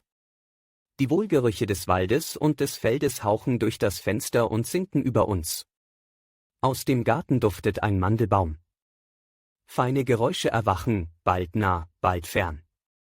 Bald im Wipfel der Kastanie am Fenster, bald in den Ställen, ein Klirren, ein Schlürfen, die Nacht klingt leise. Die Ruhe horcht. Alle kleinen Geräusche halten an sich, keines will den Anfang machen, die Ruhe zu stören. Unsere Stimmen sinken zu einem Lispeln herab, nicht lauter als das Rieseln eines Brunnens. Meine Wangen sind heiß, sagt Ingeborg. Sie ist stolz darauf. Ja, erwidere ich, deine Wangen sind heiß, Liebste. Darf ich über deine Brüste streichen? Sie gehören dir. Es ist süß, über deine Brüste zu streichen. Es ist süß, wenn du es tust. Wir schwatzen lange Zeit. Die kleinen Geräusche erwachen. Wir rühren uns nicht. Unsere Herzen pochen dumpf. Wie schön, flüstert Ingeborg. Noch nie war es so schön und so traut. Traut, sagt sie. Das ist ein wunderschönes Wort. Ein bleierner Ton fällt in der Ferne. Die Uhr im Dorfe drunten schlägt. Es ist so still im Tale, dass man die Uhr weit hinein in die Wälder hört. Ingeborg zuckt zusammen. Wir haben Zeit, flüstere ich. Ingeborg nickt. Eine Geschichte erwacht in meinem Kopfe, als ich sage, wir haben Zeit. Wir haben Zeit, wir haben Zeit. Höre, süße Ingeborg, ich denke an zwei junge Menschen, die auf dem Meere segeln. Es ist die Tochter eines Fürsten und ein junger Goldschmied. Er hat der Tochter des Fürsten ein Geschmeide überbracht, da sahen sie einander. Höre, sie liebten sich und entflohen über das Meer. Unser Schiff ist wie eine Wiege, die zwei Kindlein schaukelt, flüstert die Geliebte. Der Gespiele erwidert, das Meer ist unser Brautbett, der Himmel der Dom mit abertausend Kerzen, die zu unserer Hochzeit angezündet wurden. Ja, sagt die Tochter des Fürsten und schmiegt sich an den Geliebten, Gott trägt uns auf seiner Hand über das Meer. Höre, süße Ingeborg. Der Steuermann kommt und spricht, Herrin, ich finde kein Ziel. Wir müssten längst am Ziele sein, viele Wochen sind wir unterwegs. Hahaha, wir haben Zeit. Der Steuermann kommt und spricht, Herrin, ich finde kein Ziel. Meine Haare sind schneeweiß. 30 Jahre segeln wir. Strich, hahaha, wir haben Zeit. 100 Jahre vergehen, 1000 Jahre vergehen. Hahaha, wir haben Zeit. Strich, Ingeborg lächelt. Du sprichst, dass mir das Herz stehen bleibt, sagt sie. Ich neige mich vor, dass ihr Haar meine Wange liebkosst, ich schließe die Augen dabei. Wir haben Zeit, flüstert Ingeborg und lacht leise. Ja. Es ist schön, im Dunkeln zu sitzen und die Sterne wandeln draußen vorbei. Ja, es ist unsagbar schön. Chapter 11. Was dachten sich wohl Knechte und Mägde, die im Hause hin und her gingen? Sie blickten mich an und dachten, dass sich mein Verstand verwirrt habe. Sie begriffen nicht, weshalb die Treppe mit Blumen bestreut war, als ob eine Hochzeit wäre, sie begriffen nicht, dass im Zimmer des Herrn ein Teppich aus Kornblumen gebreitet war, heute, morgen aus Mohn, und an einem andern Tage aus Birkenlaub. Dieses Haus war weiß Gott ein verzaubertes Haus. Oft öffnete ich die Türen aller Zimmer und ging durch alle Zimmer hindurch. Hin und her, mit einem von Freude und Freiheit geschwellten Herzen. Die Blumen der Tapeten schienen lebendig geworden zu sein und zu duften, die Bildnisse der alten Herrschaften mit komischen Hütten und Frisuren lächelten. Lieselotte, geborene Weikersbach, blinzelte mir zu. Ich stellte mich vor sie und lächelte. Ja, sagte ich, konnte dir leider die Treue nicht halten, Lieselotte, so ist die Liebe. Eine ganz sonderbare Luft webte durch dieses verzauberte Haus. Diese Luft barg Ausrufe, Flüstern, Blicke, das Schimmern von Zähnen, das Knistern eines schnellen Schrittes. Viele Geheimnisse waren in dieser Luft verborgen, leises Lachen, verliebte Worte, Lieder, die sich bewegen, Arme, die einen Nacken umschlingen, das Rot eines Mundes, das Blitzen eines Ringes. Man dachte an nichts, plötzlich hörte man seinen Namen, die Luft rief ihn, plötzlich sah man einen Mund, der ein Licht ausbläst, man erblickte sich selbst, wie man gerade in einem Spiegel seine glücklichen Augen studiert. Die Luft spiegelte das. Den ganzen Tag ging die Sonne in diesem Hause spazieren, sie stieg durch die Fenster ein, durch die Schlüssellöcher der Türen. Dann kam die Dämmerung und eine kurze Zeit war alles still und tot. Doch sobald der Mond und die Sterne heraufkamen, wurde es wieder lebendig in diesem Hause. Fünkchen sprangen über die Tische und Sessel, es knisterte und etwas kletterte an der Tapete herunter, etwas Silberiges spielte mit einer Quaste, und die Quaste begann zu baumeln. Im Dorfe drunten schlug die Uhr. 1, 2, 3, 10. Im Dorf drunten schlug die Uhr. 1, 2, 11. Ein Hauch wehte durch das Haus.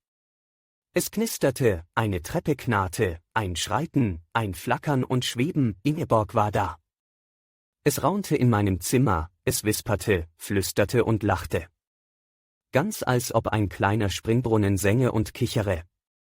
Gewiss waren die Herrschaften mit den sonderbaren Kleidern und Frisuren aus den Rahmen gestiegen und gaben sich stelldichein in meinem Zimmer. In vielen, vielen Nächten kam Ingeborg zu mir. Mein Herz klopfte in den langen Stunden des Wartens. Mit einem Jauchzen empfing sie mein Herz. Ja, wie begrüßten wir uns doch? Als seien wir lange Jahre getrennt gewesen und hätte die Sehnsucht unsere Liebe geglüht und gestellt und vertausendfacht. Ein Ineinandertauchen der Blicke, gestammelte Worte, ein Kuss auf die Fingerspitzen, das war unsere Begrüßung. Gar oft sagten wir gar nichts, wir gaben uns die Hände und lächelten uns an, lange Zeit. Ingeborg kam aus dem Walde zu mir, in stiller Nacht, ich dürfte ihr nicht entgegengehen, ich dürfte sie nicht begleiten. Nein, nein, ich bin deine wilde Geliebte, wohne im Walde, komme und gehe, verstehst du? Sie sagte es nicht, wenn sie kam. Ich dürfte es nicht wissen. Zuweilen sagte sie, heute komme ich nicht, aber es war kaum Mitternacht, da war sie bei mir. Ich hätte nicht schlafen können, Axel. Dank, Dank, süße Ingeborg. Ich saß hier und dachte an den letzten Blick heute Abend. Er hat mein Herz glühend gemacht. Ingeborg, hüte dich. Ich werde dich in meinen Armen erdrücken. Ja, ja. Sie lässt den Kopf in den Nacken fallen und schließt die Augen. Ihre Zähne lächeln. Das werde ich alles Ernstes tun, hüte dich, Ingeborg. Ich liebe dich, du weißt es. Du kannst mit mir tun, was du willst, Ingeborg. Das ist keine Redensart, nein, es ist ernst, du kannst mich blenden lassen, ich klage nicht, nein, ich lächle. Du kannst mich in den Boden hineintreten, alles was du willst, kannst du. Aber hüte dich, meine Liebe ist gefährlich. Mein Herz ist rot, blutig rot und wild. Oh, Axel, wie gut muss Gott sein, dass er uns ein solches Glück schenkt. Ich erwidere, er liebt alle Liebenden, musst du wissen. Seht, sagt er zu seinen Engeln, sie lieben einander. Und die Engel sagen, gelobt seist du, du Vater der Liebe, du bist ein guter Gott, ja. Die Nacht vergeht, die Nacht vergeht. Heute verging die Nacht schneller als gestern, morgen wird sie schneller vergehen als heute, übermorgen schneller als morgen. Wir plaudern. Wir schweigen. Wir lauschen auf das Lied des Vogels, der im stillen Parke von seinem Glücke singt. Die Nacht vergeht. Horche doch, was der Vogel singt, Axel. Hörst du alles? Nun sang er deinen Namen, Ingeborg sieht mich an, bleibe so, sagte sie, bleibe so, schließe die Augen, lächle ein wenig, so. Überirdisch siehst du aus. Bleibe so, rühre dich nicht. Sie gleitet in die Knie und flüstert, bleibe so, ich will dich ansehen, sie streicht mit dem Finger über meine Hand, ganz leise. Ich liebe deine Hand, Axel, ich liebe jedes Härchen deiner Hand, jeden Nagel, bleibe so, ich will deine Hand liebkosen. Ich sitze mit geschlossenen Augen. Meine Hand wird leicht in die Höhe gehoben, Ingeborgs Lippen berühren sie, es durchschaut mich. Es ist ein erstickter Schrei der Wonne in meiner Kehle, die Nacht vergeht, der Morgen dampft. Ein helles Kleid verschwindet im Dampfe des Morgens. Ich nehme mein Gewehr und wandere in den Wald hinein. Tief im Walde fallen 2 Schüsse. Was hat der Herr geschossen? Nichts, nichts. Ich treffe nichts, schlechte Augen, sodann zittere ich auch etwas, von der kleinen Pfeife rührt es her. Ich begegnete ganz zufällig Graf Flüggen im Walde, als ich mein Gewehr spazieren trug. Wie ein Zwerg kam er daher mit langen schlenkernden Armen. Er ging immer, als suche er etwas auf dem Boden. Hören Sie doch nur, was für ein sonderbares Geschöpf diese Ingeborg da ist, sagte Graf Flüggen und seine Äuglein blinkerten. Tag und Nacht läuft sie im Walde herum. Ja, hihi, auch in der Nacht. Schon jeden Sommer trieb sie es, aber heuer treibt sie es doch toll. Schläft im Walde, das Mädchen, schläft im Walde. Ich lachte. Graf Flüggen lachte ebenfalls. Er hustete, so lachte er. Aber natürlich, er schlug die Hände an die Schenkel, sie ist im Walde geboren. Im Walde fand ich sie. Ganz wie in einem Märchen saß sie da, blond, ein Zöpfchen wie ein Schwänzchen, sang, dass man es meilenweit hörte. Wie heißt du? Ich heiße Ingeborg Giselher. Wer ist dein Vater? Er haut Bäume um für die Schiffe und meine Mutter ist aus Dänemark. Sie sprach so klug und munter, dass mir das Herz aufging. Bist du vielleicht der Waldgott, sagte sie. Ja. Nun, dann kenne ich dich. Ich habe dich vor 3 Tagen gesehen, mit einem Buschen auf dem Kopf und einem großen Prügel in der Hand. Hei, du singst, Ingeborg? Ja, ich werde eine Sängerin, die Mutter hat es gesagt. Dann zeigte sie mir auch einen hohlen Baum, in dem gerade 2000 Zwerge zu Mittag aßen. Seine Tochter ist krank, sagte sie. Wessen Tochter? Nun, die vom König Waps. Sie liegt da. Wo? Nun in der Spinnenwebe. Sie hat Husten. Ja, was ist uns Ingeborg geworden, meiner Gattin und mir? Hihi, eine Freude für unsere alten Tage, eine Lust, ein Vergnügen. Er kicherte, nickte, Tränen liefen über seine Wangen. Immerzu sprach der alte Mann von Ingeborg. Er war etwas schwatzhaft geworden in den letzten Jahren. Aber ich hörte zu, meinetwegen. Ja, schläft im Walde, fast jede Nacht. Nun, sie soll ihre Freude gerne haben, unsere Ingeborg. Da stieß mich der Teufel ins Genick und ich sagte, vielleicht hat sie einen Geliebten, den sie besucht. Wie? Graf Flüggen pfiff durch die Zähne und blinzelte. Welch ein Einfall! Nein, eine falsche Vermutung, er ist ja sehr begabt und hübsch, aber es fehlt ihm, ja, er ist kein Mann, er ist leidend, sehr krank, glaube ich. Nun, denken Sie, schon mit 12 Jahren schleppten Sie ihn von Stadt zu Stadt. Nein, welch ein Einfall von Ihnen! Graf Flüggen lachte. Auch ich lachte. Besuchen Sie mich doch. Keine Zeit? Ich glaube auch unsere Ingeborg wird sich freuen. Sie sagte neulich, weshalb sieht man Fürst Axel so selten? Ich würde wohl bald wieder vorsprechen. Viele Grüße an Fräulein Ingeborg. Danke. Das wird sie freuen, ja gewiss. Sie hat mir einmal etwas von ihren Augen gesagt, kann es Ihnen nicht sagen, junger Freund, hihi, früher stellte sie sich unter Ihnen so etwas wie einen Ritter Blaubart vor, ganz sicherlich, wie in den Märchen, dann bekam sie zu Gesicht, vorigen Herbst. Papa, sagte sie, nun und dann sagte sie eben das von ihren Augen. Adieu, junger Freund. Weidmanns Heil. Chapter 12. Rote Tage. Blaue Nächte. Schön ist das Leben. Die Tage sind ein Rausch, die Nächte ein Märchen. Die Tage sind Singen und Lachen, die Nächte sind Küsse, die Tränen des Glückes aus zuckenden Wimpern trinken. Die Tage sind eine große rote Sonne, die Nächte ein blaues Lichtchen Mondenglanz in einem Auge ohne Grund. An einem Sonntage kam ein Mann zu mir, der aus Haaren, Harz und Honig war. Ich stand am Fenster und sah ihn die Bergstraße heraufkommen. Ein dicker Stock ging neben dem Manne her. Dieser Stock machte noch größere Schritte als der Mann und war immer um einiges voraus.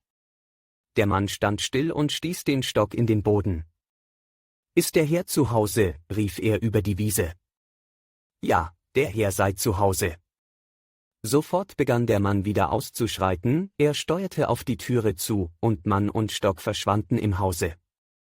Es pochte laut, und ein bärtiger haselnussbrauner Kopf mit leuchtenden wasserblauen Augen erschien in der Türe. »Guten Tag auch«, sagte der Mann und trat ein, den Stock in der Hand. Er sei ein Holzfäller, komme aus dem Walde und heiße Fürchtegott Giselher. »Willkommen«, sagte ich und streckte dem Besuche die Hand hin. »Keine Übereilung, Herr«, sagte der Mann, der aus dem Walde kam. Er zog sich einen Stuhl näher zur Türe, ließ sich gemächlich nieder, den Hut auf dem Schoße und den dicken Stock über den Knien. Er blickte durch mein Zimmer, das ein Museum auserlesener Gegenstände war, und lächelte geringschätzig. Er hatte einen Kopf wie ein Apostel, sein Gesicht verschwand nahezu in dem Kranze rußiger, zackiger Haare, zu dem sich Haupt- und Barthaare vereinigten. Die Brauen, die Federn ähnlich waren, hingen halb über seine wasserblauen, treuherzigen Augen. Der Mann hatte große Hände, Äxte waren sie gleichsam, sie waren voller Risse und Sprünge, die Nägel abgeschabt und braun. »Ja, ich komme aus dem Walde«, sagte der Bärtige und blickte mich an. »Ein weiter Weg hier, ein weiter Weg. Aber es ist schön, durch Gottes Natur zu wandeln, alle Zeit ist es schön, etwa nicht. Es sei schön, durch Gottes Natur zu wandeln, da habe er recht.« Der Mann zog ein großes blaues Schnupftuch aus der Tasche und schneuzte sich geräuschvoll. »Das Getreide steht gut, die Kartoffeln sehen gut aus. Ein wenig Regen noch.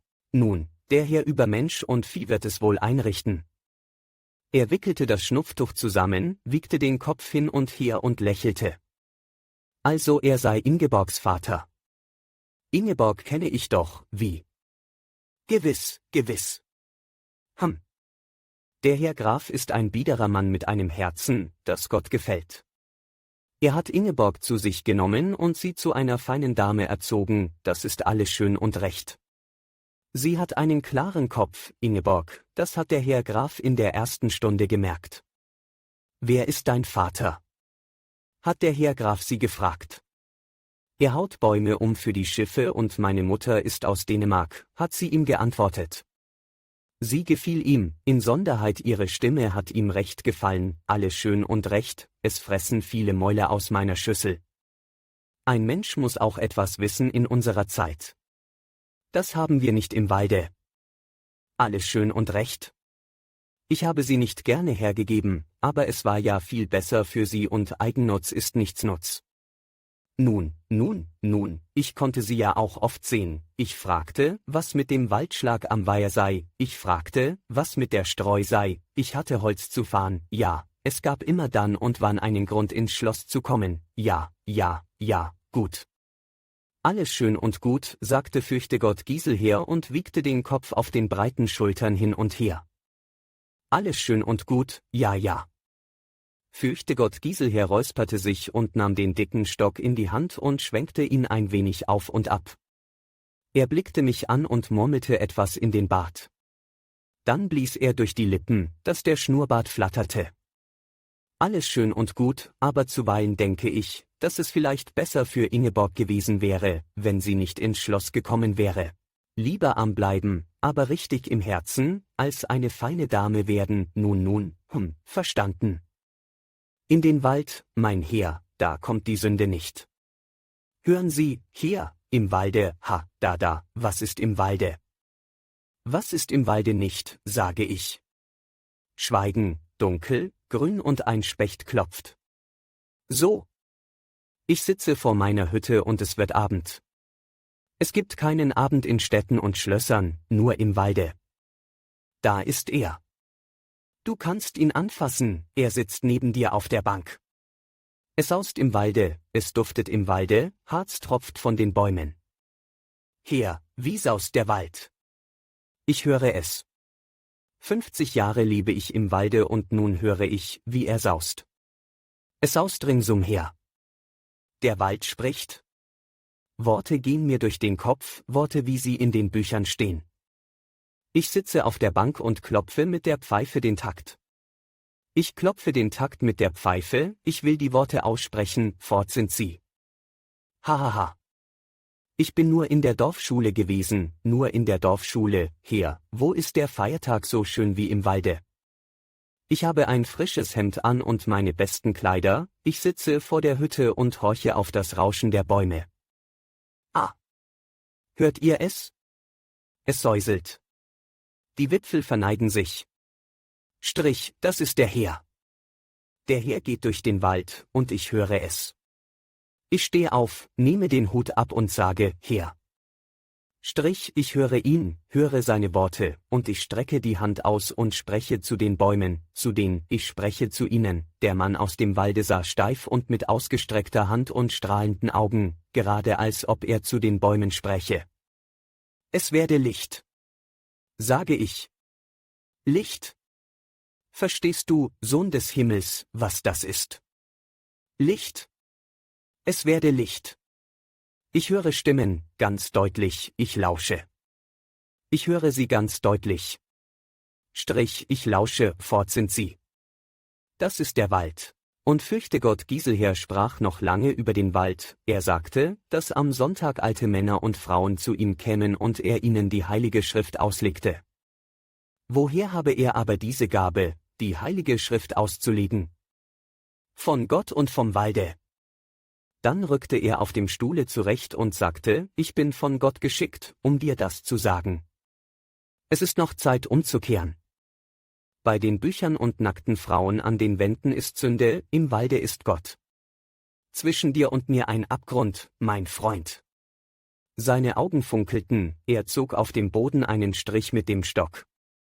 Hier arm, hier reich, hier Gott, hier Teufel. Jawohl. Er schüttelte den Kopf, dass seine Haare flatterten, und fuhr in erregtem Tone fort, die reichen Leute sind für die Hölle. Reich und gottlos ist ein Ding. Meine Tochter wurde reich, nun, ich ließ sie nicht von mir und ihrer Mutter, auf dass sie auch gottlos werde. Sie hat arme Eltern, die im Walde wohnen, da kann sie nicht gottlos werden, nein. Hier nahm ich das Wort. Das sei sie doch wohl nicht geworden. Nicht. Fürchtegott Giselher lachte grimmig. Nicht, du Sohn der Sünde? Strich, ja, Gott hat seine Posten überall ausgestellt. Ich habe einen Brief bekommen von einem Unbekannten, gewiss, sagte ich, Ingeborg ist meine Braut. Hahaha. Mein Freund, auch Maren war meine Braut. Braut, was sagst du, hahaha. Freund, sage ich dir, jung und schön war Maren, aus dem fernen Dänenlande, sprach so sonderbar, sang wie ein Vogel. Oft kam der Teufel zu mir und wollte mich verlocken. Niemand sieht es, sagte er, sieh wie es die anderen treiben. Aber, 8 Jahre haben wir gewartet. Strich, Braut, das ist etwas ganz anderes. Vater Giselher lachte, rückte auf dem Stuhle hin und her und legte beide Hände an den dicken Stock. Ja, deshalb sei er gekommen, Gott freue sich über jedes wiedergefundene Schäflein. Er wolle wissen, ich lächelte. Wir werden uns wohl verständigen können, sagte ich. Ich beruhigte ihn, so gut ich konnte. Ich wolle mit Ingeborg sprechen. Alles, was er wünsche, solle geschehen. Vater Giselher nickte mit dem Kopfe. Ich sehe, mit dir lässt sich reden, mein Sohn, gut. Er stellte den Stock in die Ecke. Ein schöner Tag, sagte er, tief aufatmend. Kostbare Dinge in diesem Zimmer da. Nun könne er mir wohl die Hand geben? Nun schon. Vater Giselher drückte mir die Hand. Wir verlebten einen schönen Nachmittag und Abend zusammen, Vater Giselher und ich. Vater Giselher wollte nicht bleiben, aber ich verstand es ihm zuzureden. So blieb er bis zum Abend und schließlich bis Mitternacht. Ich liebte ihn. Wäre er nicht Ingeborgs Vater gewesen, so hätte ich allein schon diese Eiche aus dem Walde liebgewonnen, aber so war er noch dazu Ingeborgs Vater. Und Ingeborgs Vater hätte ich unter allen Umständen geliebt, er hätte ein 12-facher Raubmörder sein können, ja sogar ein Taschendieb. Wir plauderten, aßen und tranken. Vater Gieselher lehnte jeden Wein zuerst mit einer schroffen Handbewegung ab, aber als ich ihm sagte, dass sogar Jesus Christus nichts gegen das Weintrinken gehabt habe, habe er nicht auf der Hochzeit zu Kana Wasser in feinsten Wein verwandelt? Ließ er sich bewegen. Er trank den stärksten Wein wie Wasser und ich hatte meine Freude an ihm. Er sprach von Ingeborg und wie sehr er sie liebe, mit feuchten Augen sprach er. Er sprach von der Welt und wie schlecht sie geworden sei. Er spie voller Verachtung auf den Boden. Nun, du musst wissen, dass ich ein Blatt lese, der Weinstock und die Reben heißt es, der Pfarrer von Heiligenbrunn schickt es mir immer zu, da steht es drinnen, wie schlecht und gottlos die Welt geworden ist.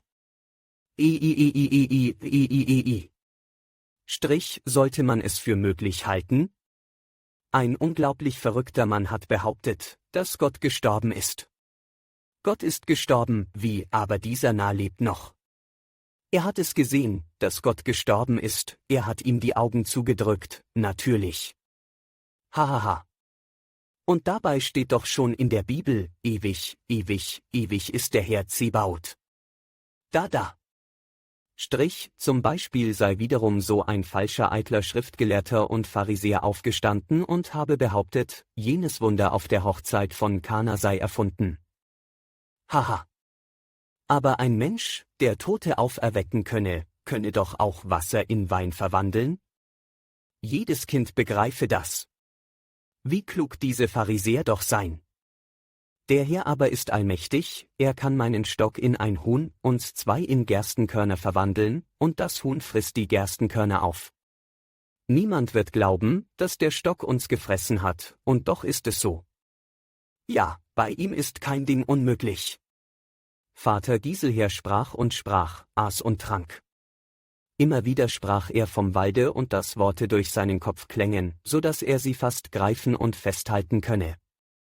Allmählich nannte er eine Menge von Namen, die mir natürlich fremd waren, er fragte dies und jenes, fragte mich auch, ob ich glaube, dass Peter von der Gaschmühle das Mehl gestohlen habe, oder nicht. Nein, ich glaube es nicht. Auch Vater Gieselher glaubte es nicht. Nein, nie und nimmermehr, denn er hätte doch Peters Vater gekannt, den ein Baum erschlagen habe in jener Sturmnacht vom 3. November 1867. Ob ich je wieder einen solchen Sturm erlebt hätte? Haha. Was für ein Wetter, Vater Gieselher ahmte das Brüllen des Sturmes nach, das Krachen der Bäume, das Pfeifen der Zweige, das Schwanken der Tannen. Die Zweige der Bäume stellte er durch die ausgespreizten Finger dar, er ließ sie auf und abschwanken und stieß einige Gläser dabei um. Was aber nun das Sonderbare ist, dieser Peter hat das Mehl doch gestohlen, Tatsache. Er hat es selbst eingestanden, 2 Monate hat er bekommen. Plötzlich hob Vater Gieselher den Finger in die Höhe. Der Wald sauste. Ein Lächeln verklärte sein bärtiges braunes Gesicht und er bewegte die Lippen und klopfte mit der Pfeife den Takt auf dem Tische. Ja, es leben viele Wunder im Walde, sagte er dann vor sich hin. Niemand weiß, weshalb die Eiche knorrig sein muss und die Tanne schlank, weshalb das Rotkehlchen eine rote Kehle hat, niemand weiß das. Warum sind die Leute im Walde gottesfürchtig und gottlos die in den Städten? Antwort? Haha. Um Mitternacht brach Vater Gieselher auf. Ich bot ihm den Wagen an, ich wollte ihn selbst nach Hause fahren. Nein. Wenn mir Gott Füße gemacht hat, weshalb soll ich denn fahren? Das ist wieder den Sinn. Nun also, wie es ausgemacht ist, vor Gott und dem Gesetze. Ich werde mit Ingeborg sprechen. Vater Gieselher ging mit großen Schritten den Berg hinunter und schwang den Stock, dass Funken aus der Straße fuhren. Dann begann er mit lauter Stimme einen Choral anzustimmen. Der Wald hallte. Am andern Tage traf ich mit Ingeborg im Walde zusammen und ich sprach mit ihr. Mein Herz zitterte, wollte sie doch ja sagen. Ingeborg senkte den Kopf und blickte auf den Weg. Daran habe sie nicht gedacht, nein. Sie zuckte zusammen. Ja, wer hat ihm denn den Brief geschrieben?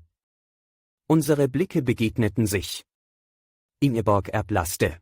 Oh, rief sie aus und schlug die Hände vor das Gesicht, welch ehrlose Menschen es doch gibt, pfui, pfui. Sein Unglück hat ihm den Verstand verwirrt, sagte ich. Er wäre gewiss nie einer solchen Schlechtigkeit fähig gewesen. Denke daran, wie tief du ihn getroffen hast. Oh, wie schlecht, wie schlecht. Die Verzweiflung macht sinnlos, Ingeborg. Schlecht ist er erst geworden. Ingeborg sah mich an und ihre Augen strahlten. Du bist gut, Axel. Er ist dein Rivale und doch verteidigst du ihn. Du bist gerecht. Ja, Axel, denke nicht, dass ich dich nicht liebe, weil ich nicht gleich ja sagte. Ich wollte deine Geliebte sein, deine wilde Geliebte, die aus dem Walde kommt.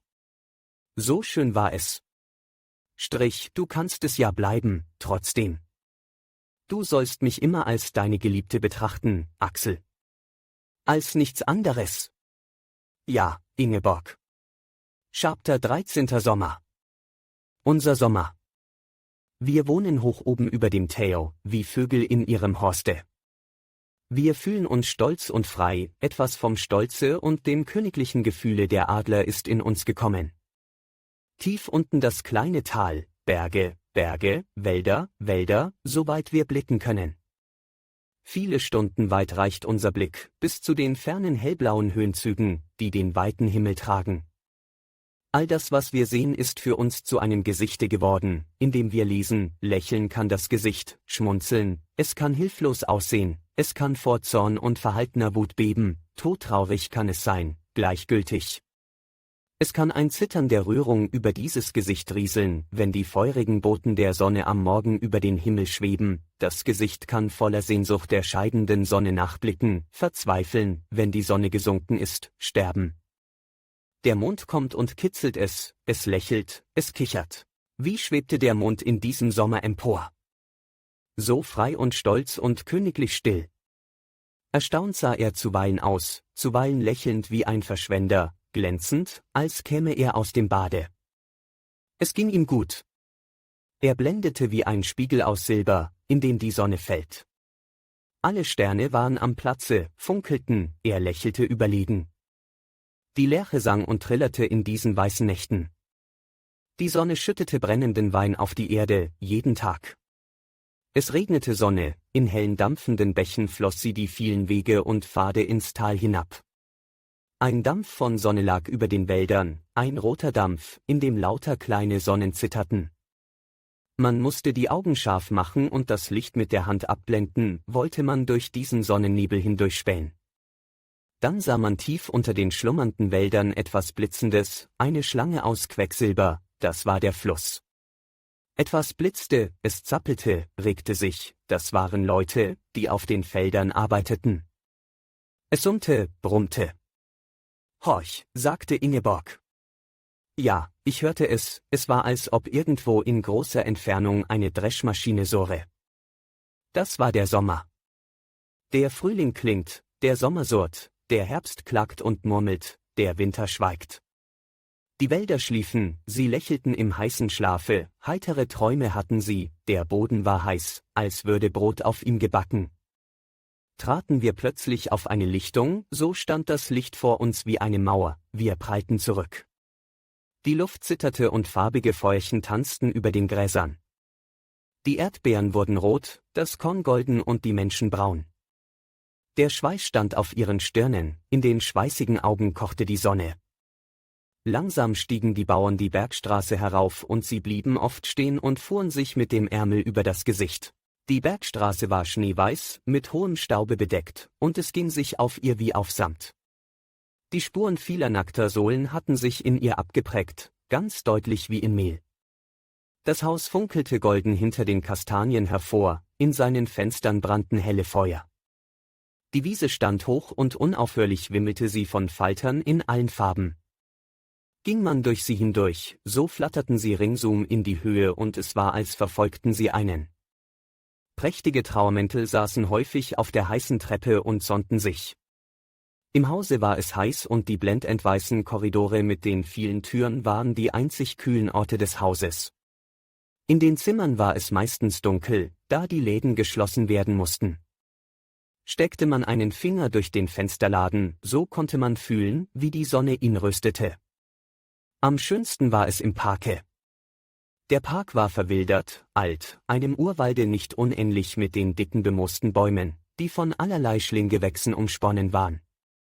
An vielen Stellen vermochte die Sonne nicht durchzudringen, sie stach mit scharfen Nadeln durch das Laub, aber sie hatte nicht die Macht, diese Dunkelheit zu zerstören. Hier war es kühl und feucht, moderig. Alle Wege des Parkes waren verwachsen und man musste sich mit den Ellbogen Bahn schaffen. Es gab nur einen langen Hauptweg, der zum Schlosse führte. Wie ein Bach floss die Sonne im Zickzack in seiner Mitte. Hier befand sich ein Brunnen, ein rundes Becken, in dem eine dicke, kurze Säule Wasser sprudelte. Diesen singenden, murmelnden Brunnen, über dem immer Kühle schwebte, liebte Ingeborg ganz besonders. Sie konnte stundenlang auf seinem Rande sitzen und die Hände in das kühle grüne Wasser tauchen und das goldene Netz betrachten, das auf dem Grunde des Beckens zitterte. Es entstand durch die Brechung des Lichtes mit den kleinen Wellen, die ohne Aufhören zum Rande des Beckens eilten, und schien nach Ingeborgs Händen zu haschen. Da saß sie und träumte, dann wandte sie sich plötzlich nach mir um und lächelte fein und voll unsäglicher Liebe. Ihr Lächeln glänzte zuerst in den Augen, dann glitt es über die Lippen. Die Lippen öffneten sich und ihre Zähne lächelten, ihre Wangen überzog ein besonders gütiges, beinahe kindliches Lächeln. Dann sprach Ingeborg mit verträumter, weicher Stimme, höre, wie der Brunnen rauscht. Sie deutete mit der Hand die Allee hinunter. Etwas Weißes schimmerte dort im Sonnenlichte, die Treppe, die ins Haus führte. Und sie sprach, dort wohnen wir. Wie im Traume sagte sie es. Und ich ging näher, legte die Hand auf ihre Schulter, so leicht es ging und sagte, ich liebe dich, Ingeborg. So leise es ging. Ingeborg erwiderte nichts darauf, sie lächelte zu mir empor, nahm meine Hand und legte sie an ihre Brust. Fühlst du? Fragte ihr Lächeln. Und mein Lächeln antwortete ihr, dass ich es wohl fühlte. Hörst du, was mein Herz sagt? Fragte ihr Lächeln. Und mein Lächeln antwortete ihr, dass ich wohl hörte, was ihr gütiges, herrliches Herz sagte. Ingeborg, Ingeborg, wie soll ich doch dein Herz nennen? Ingeborg wohnt in den weißen Zimmern des Schlosses, die gegen Sonnenaufgang gehen. Ich höre sie singen, hell und rein ist ihre Stimme und kräftig, die Wände klingen, und der Wald hallt wie von geschwungenen Glocken, wenn sie drinnen im Walde singt. Ich sehe auf meine Türe. Da steht, gehst du, Ingeborg? Und außen an der Türe da steht, willkommen Ingeborg.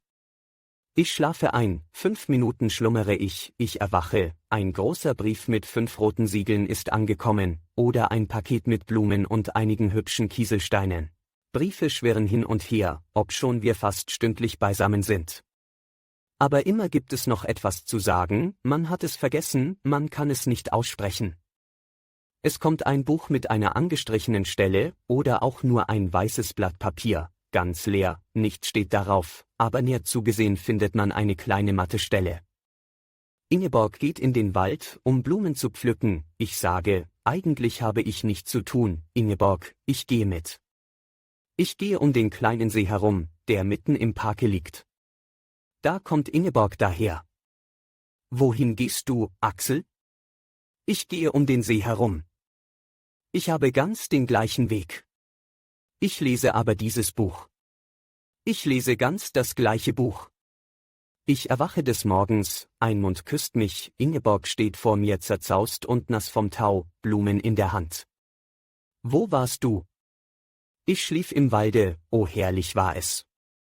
Ich habe oben im Bach gebadet. Viele Nächte schläft Ingeborg im Walde, oft bekomme ich sie Tag und Nacht nicht zu sehen. Ich sitze und tue nichts, ich warte auf sie. Mein Herz klingt und singt. Mein Sinn wird dunkel, ich fühle, dass sie nun kommt. Da kommt sie aus dem Walde. Pazzo begleitet sie. Er ist von mir zu ihr übergegangen.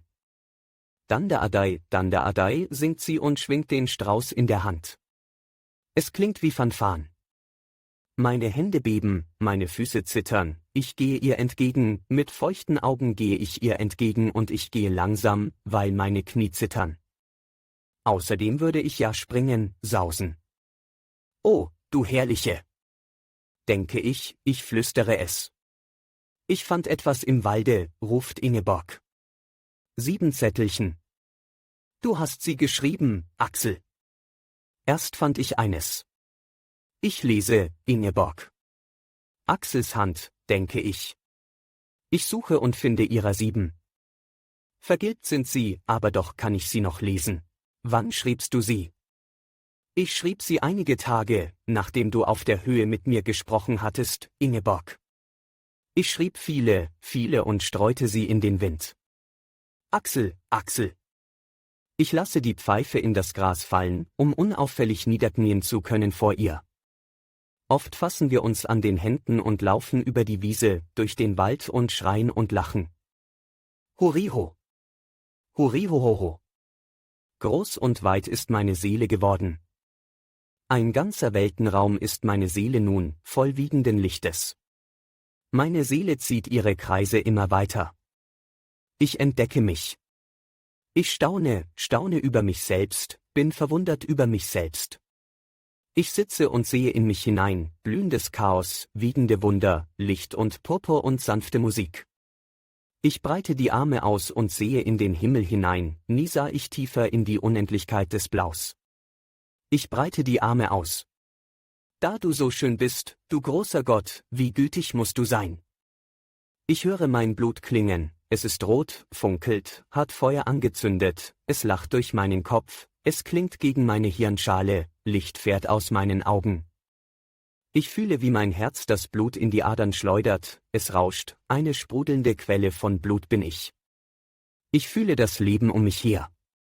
Das Leben in einem Halme, einem Blatte, die Säfte pochen, der Halm erschauert, eine Blume schwankt, zuckt vor Wollust zusammen, sie gibt sich hin. Ingeborg hat den Finger an mein Herz gelegt, da begann es zu schlagen, und nun schlägt es. Es sind erstickte Schreie der Wonne in mir, mein Blut schreit und ich zucke zusammen, ja, es gab Stunden, da flocht Gott unsere Seelen zusammen zu einem Wesen. Ein Lächeln entdeckte uns alles, was in des andern Brust vorging, wir fühlten es, die Worte brauchten wir nicht. Ich empfand Ingeborgs Stimme als meine Stimme, und Ingeborgs Atemzug war mein Atemzug. Dann brach in meinem Kopfe ein zweites Auge auf, ein schärferes, und dieses Auge blickte hinein in eine zweite Welt, deren Ahnung mich erschütterte.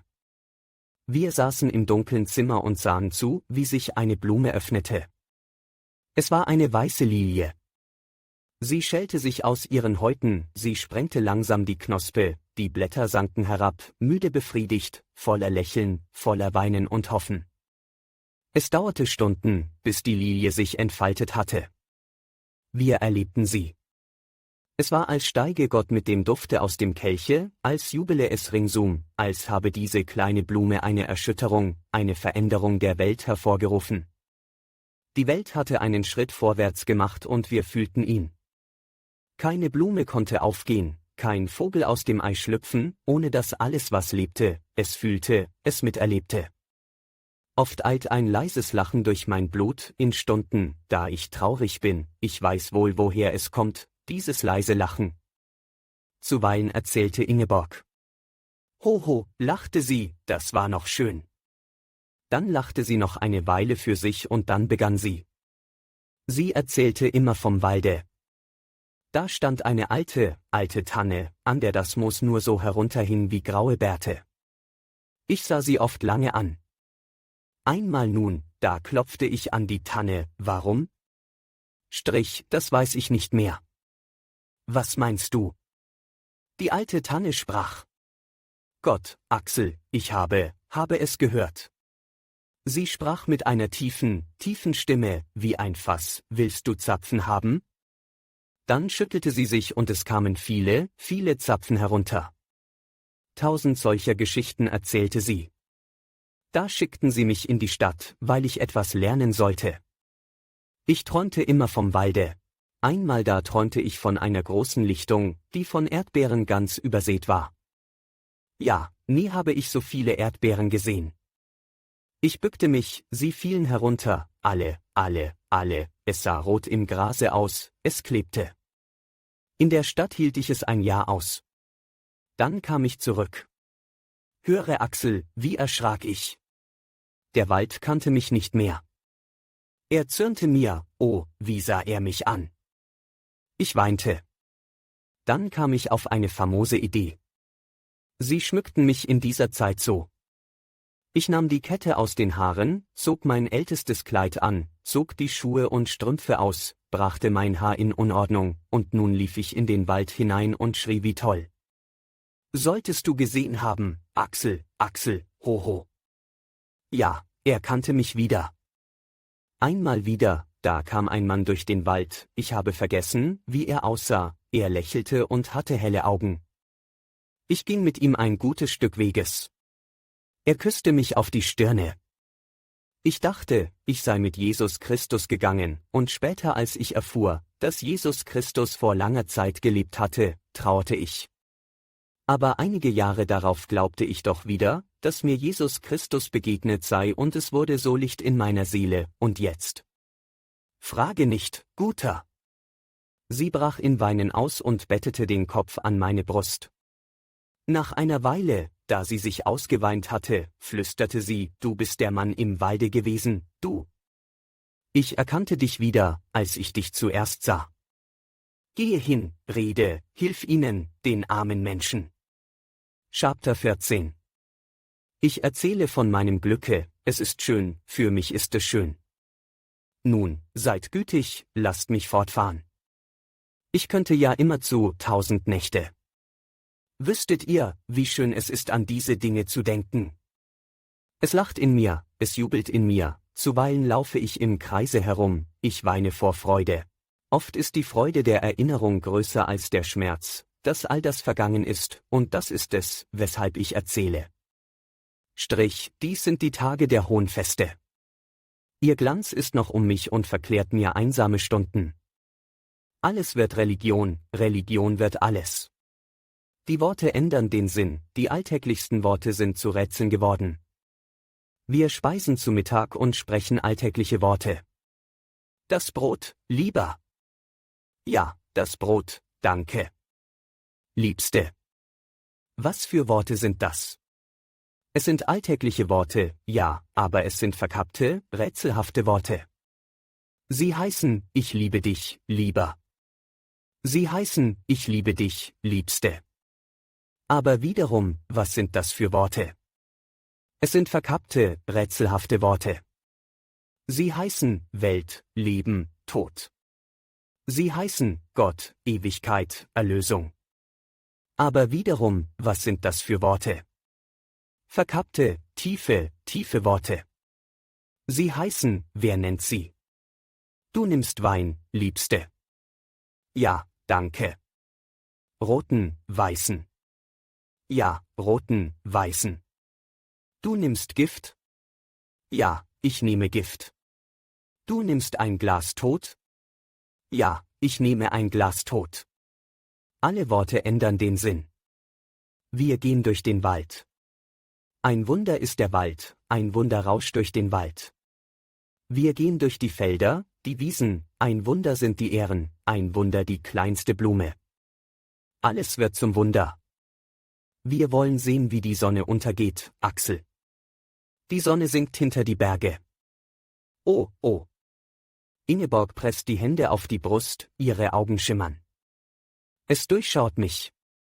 Axel, der Mond kommt herauf. Oh, oh. Sieh, ein kleiner Stern begleitet ihn.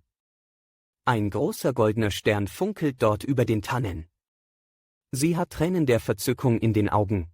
Ein Wunderstern und Mensch, ob die Tage schöner sind als die Nächte, ob die Nächte schöner sind als die Tage, wer vermöchte das zu sagen? Niemand. Einige Mal in der Woche kommt Graf Flüggen angefahren. Er breitet die Arme aus, sieht er Ingeborg, er winkt mit dem Taschentuch, rollt der Wagen in den Wald zurück. Du hast mir alles genommen, Axel, sagt er zu mir, er zürnt mir im Geheimen. Er geht gebückter, er wird nun plötzlich wirklich alt. Der Sinn schwindelt mir, denke ich an mein Glück. Wiederum schrieb ich an Freund Bluthaupt. Komme, komme, schrieb ich. Ich bin glücklich, alles jauchzt in mir. Komme, ich bin verändert, verzaubert und verhext, komme, du wirst deine größte Überraschung erleben. Eines Nachmittags kam Harry Usedom mit einem zerbrochenen Wagen vor mein Haus. Ich saß auf der Treppe, ließ mich von der Sonne braten, ich wartete auch auf Ingeborg, die im Walde war. Ich habe ein kleines Unglück gehabt, sagte Harry Usedom. Die Deichsel des Wagens war zerbrochen. Der Wagen umgestürzt. Haben Sie sich verletzt? Fragte ich ihn. Er war über und über mit Staub bedeckt. Nein, sagte er und lächelte. Ich fiel nur auf die Straße. Es ging gut ab. Ich bat ihn einzutreten, bis die Knechte den Schaden ausgebessert hätten. Wir saßen in meinem Zimmer und plauderten. Sie haben herrliche Gegenstände hier, sagte er und betrachtete alles mit kindlicher Freude. Er sah immer noch bleich aus, aber er ging aufrecht und sprach frei und heiter. Sein Blick fiel auf die Türe, wo die Worte standen, du gehst, Ingeborg? Er zuckte zusammen, starrte die Worte an, wurde rot. Dann sammelte er sich wieder und sprach über die Gegenstände, die in meinem Zimmer standen. Er sprach über jeden einzeln, ließ sich seine Geschichte erzählen, lächelte, hörte aufmerksam zu, aber seine Gedanken wanderten. Der Wagen war ausgebessert. Harry Usedom ging nicht. Er sprach weiter über Vasen und Schalen, dazwischen ging er an den Flügel und schlug einige Akkorde an. Er sprach, lachte leise und dazwischen horchte er. Ob ich eine Geige habe? Ich brachte sie ihm und er griff hastig danach und spielte. Er ging langsam hin und her, während er spielte. Er riss in den Saiten, er sang. Seine Augen leuchteten, sie wurden trüb, sein Gesicht spielte mit. Ich verstand wohl, was er spielte. Mitten in seinem Spiele trat Ingeborg ins Zimmer. Ihr Gesicht glühte, ihre Augen schimmerten licht und blau. Pazzo kam mit ihr herein. Er bellte und knurrte und wollte auf Usedom losfahren. Usedom hörte augenblicklich auf zu spielen. Er legte die Geige auf einen Stuhl. Dann nahm er sie vom Stuhle und legte sie auf den Flügel. Seine Hand zitterte, so dass die Geige klapperte, während er sie auf den Flügel legte. »Du hier«, sagte Ingeborg und streckte ihm die Hand hin. »Wie geht es?« »Danke«, sagte er und es zuckte um seinen Mund. »Ich habe einen kleinen Unfall gehabt mit dem Wagen. Die Deichsel ist gebrochen. Ich verhielt mich etwas hier, wir plauderten, ich bin noch bestaubt, verzeihe, dann spielte ich ein wenig Geige, es war so traulich hier, ich bin immer allein«, er stockte, verneigte sich leicht. Er blickte Pazzo an, mit gütigen Augen blickte er ihn an. Er streichelte ihn. »Bleibe doch, Harry. Spiele weiter.« »Danke«, sagte er, »du bist so gütig, Ingeborg. Ich danke dir von ganzem Herzen, ich will spielen, wenn du es wünschest, sehr gerne.« Er griff nach der Geige, nahm sie aber nicht. »Nein«, fuhr er fort und schüttelte den Kopf, »ich kann nicht spielen, ich kann jetzt nicht spielen, ich erlebe so viel, was ist das für ein Augenblick? Du bist gut, alles stürzt über mich.« Er schloss die Augen, seine Wimpern wurden feucht. »Harry«, sagte Ingeborg gütig zu ihm und berührte seinen Arm. Da nahm er ihre Hand von seinem Arme, und er stürzte in die Knie. Strich, nur einen Augenblick, einen Augenblick. Ingeborgs Augen füllten sich mit Tränen, sie lächelte.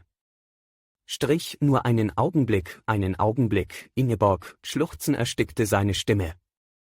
Er stand auf und lächelte, das Gesicht nass von Weinen. »Verzeihung«, sagte er lächelte wie ein glücklicher Knabe und ging. Strich, es war Nacht. »Horch«, sagte Ingeborg. Unsere Blicke begegneten sich. Im Walde sang eine Geige. Die Geige jubelte und klang. Es war ganz still und die Geige klang so deutlich zu uns herein, als sänge sie dicht unter dem Fenster. Nie in meinem Leben hörte ich solch ein wunderbares Lied. Das weinende Glück war es. Ingeborg saß regungslos und blickte mit großen Augen vor sich hin. Dann begann sie zu weinen, sie weinte unaufhörlich in ihre Hände, und das Weinen erschütterte ihren ganzen Körper. Ihre Schultern zuckten. Das Lied der Geige entfernte sich, es erstarb in der großen Stille. »Verzeihe«, dass ich weinte, sagte Ingeborg. Verzeihe, dass ich weinte, sagte sie. In 3 Nächten erklang die Geige im stillen Walde. Dann hörten wir sie nicht mehr. Einige Tage darauf kam aus dem fernen Süden eine Karte, sie war an uns beide adressiert. Dank. Stand darauf. Sonst nichts. Chapter 15. Eines Tages traf Karl Bluthaupt, der Dichter, ein. Das heißt, er kam mitten in der Nacht, hatte alle Züge versäumt, mit vielem Hallo und Lärm weckte er uns aus dem Schlafe. Nun lebte er oben in den Giebelzimmern des Schlosses und arbeitete Tag und Nacht. Zuweilen kam er zu uns herunter, er lachte, strahlte, berauscht von seinem Werke, dann und wann sah ich ihn im Hofe stehen und mit einer zierlichen hübschen Magd eine Unterhaltung führen. Dieses Gespräch war weithin hörbar und der Wald gab Echo, lachte er. Wiederum konnte er uns begegnen, eine Falte in der Stirne, zerstreut, er grübelte über seinem Werke. Er war groß, um einiges größer noch als ich, breitschulterig, knochig, er nahm große Schritte beim Gehen. Seine Haare waren dunkelrot, wie Kupfer, er hatte eine Habichtsnase, dunkelblaue Augen und einen immer offenen, immer lächelnden Mund. Er sah aus wie ein Sänger vergangener Zeiten, der am Tage hinter dem Pfluge einherschreitet und des Abends in der Halle vor den Frauen singt. Sein Wesen war schwer zu erkennen, viele Widersprüche waren in seinem Wesen, er war sehr stolz und doch schüchtern, seine Forderungen waren hart, grausam und doch war er weichherzig, er konnte wie ein Kind sein, tanzen, lachen, es gab Stunden, da war er düster, ernst, es zuckte in seinen Augen, seine Züge fielen ein, er redete sonderbare tiefe Worte, der Geist kam über ihn, er sprach mit sich selbst, mit einem Unsichtbaren. Dann ging er in sein Zimmer und arbeitete. Er konnte von der Arbeit kommen, müde, glücklich bis zur Ergriffenheit, dann sprach er mit feuchter, weicher Stimme. Er war geistig und körperlich mutig bis zur Verwegenheit, immer gut, immer edel, er verlangte nichts von den Menschen, nie, nein. Und gab ihnen immerzu alles. Ich liebte ihn. Stundenlang könnte ich von ihm sprechen, wenn einer es anhören möchte. Ja. Er kam mitten in der Nacht, durchnässt bis auf die Haut, es regnete diese ganze Nacht. Hallo, rief es. Ich schnellte in die Höhe, das Blut schoss mir in den Kopf, das war er, dort stand er. 3 Jahre hindurch hatte ich auf ihn gewartet. Ich erkannte seine Gestalt wieder, ich hatte sie ja nicht vergessen gehabt, aber ich erkannte sie wieder. Ich erkannte seine Hand wieder, den Druck seiner Hand erkannte ich wieder. Sie war schmal und knochig, wie ein Skelett fast, Freund Bluthaupts Hand. Dir geht es ja gut, verdammt gut. Ich erkannte seine Stimme wieder. Wie ich sie liebte, diese kräftige, etwas bäuerische Stimme. Natürlich ging es auch ihm gut. Immer ging es ihm gut, er konnte am Verhungern sein, er konnte mitten in der Verzweiflung leben, es geht mir gut. Ich ging rasch zu Ingeborg. Karl ist da, sagte ich zu ihr, lachte und ging sofort wieder hinaus. Ich ging rasch den Korridor zurück, der Regen trommelte gegen die Scheiben, es war ein wohliges Gefühl, ich fühlte alle Tropfen auf meinem Leibe. Dann kam Ingeborg.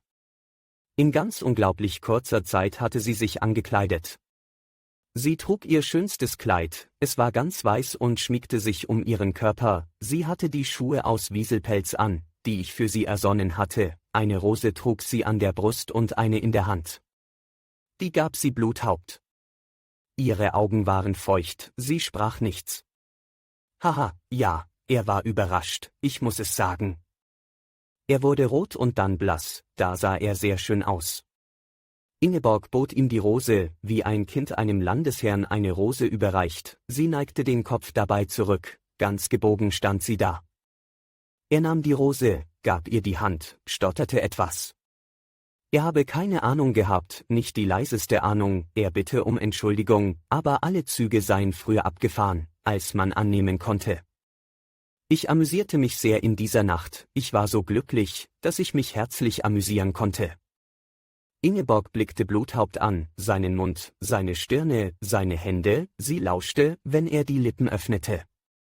Er sprach solch einfache Worte. Sie hatte noch keinen Dichter gesehen und gehört.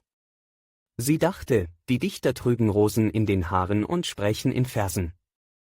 Ich stelle mir die Dichter vor wie etwas Wehendes, etwas Goldenes, so sagte sie einmal. Wir hatten Bluthaupts Bücher gelesen, zusammen, Kopf an Kopf. Ingeborg sagte, er kennt mich und deutete auf ihr Herz. Wie er die Menschen doch kennt. Strich, bald wird er kommen, Ingeborg. Strich, ja, was sage ich zu ihm? Und nun saß er vor ihr, sie konnte ihn nicht verstehen, sie konnte durch keines seiner Worte, keine seiner Mienen eindringen in ihn, sie grübelte, sie war enttäuscht. Oh, sagte sie mir am andern Tage, mit besonders rundem Mäulchen sagte sie dieses Oh. Sie schüttelte den Kopf. Nein, was kümmern mich diese armen Droschkenpferde, von denen er so viel sprach? Ich bin nun froh, keine Droschkenpferde mehr zu sehen. Dann fährt er mit dem Finger in die Luft hinein und lacht. Diese elenden Droschkenpferde. Haha, das ist der Dichter Karl Bluthaupt. Und Sie, Axel, darauf wusste er mir nicht zu antworten, als ich ihn fragte, wie die Frauen seien. Ich wollte nun gerade seine Ansicht wissen. Strich, er wich aus. Das kann niemand wissen. Man kennt sie nicht, man kennt nur Beispiele. Ich traf ein armes Mädchen, sie ging mit mir. Am Morgen verließ sie mich und eine Stunde später war sie wieder da, sie hatte mir eine Krawatte angefertigt. So sind sie. Und wieder, eine Frau kann heute zu einem Mann sagen, du bist ein Heiliger, du kannst Wunder tun, am andern Tage, du bist ein kleiner erbärmlicher Mensch. Sie sind rührend, wenn sie lieben, interessant, wenn sie hassen. Man kann wirklich nichts Bestimmtes über sie sagen. Einige Tage später kam sie zu mir, nahm mich am Arm und sagte, du Axel, nun habe ich es gesehen. Was hast du gesehen? Dass er ein Dichter ist. In seinen Augen sah ich ein Licht, einen Glanz, woran er wohl dachte. Seitdem sehe ich das Licht immer wieder. Ich glaube, es ist das Bewusstsein der Unsterblichkeit, dieses Licht. Einige Tage später, da sagte sie, komme, Axel, komme. Es ist etwas ganz Merkwürdiges geschehen. Strich, höre, es ist sonderbar. Der Knecht, den sie den Mönch nennen, ging an uns vorüber. Bluthaupt betrachtete ihn so sonderbar. Ich lachte. Er trägt Sommer und Winter diesen dicken Mantel und diesen großen Hut, sagte ich. Das ist es nicht, antwortete er, dieser Mensch ist ein Verbrecher. Der Mönch. Hörst du, Axel? Ja, er hat ein Verbrechen begangen, einen Mord, aber es ist schon lange Jahre her. Woher er das wisse?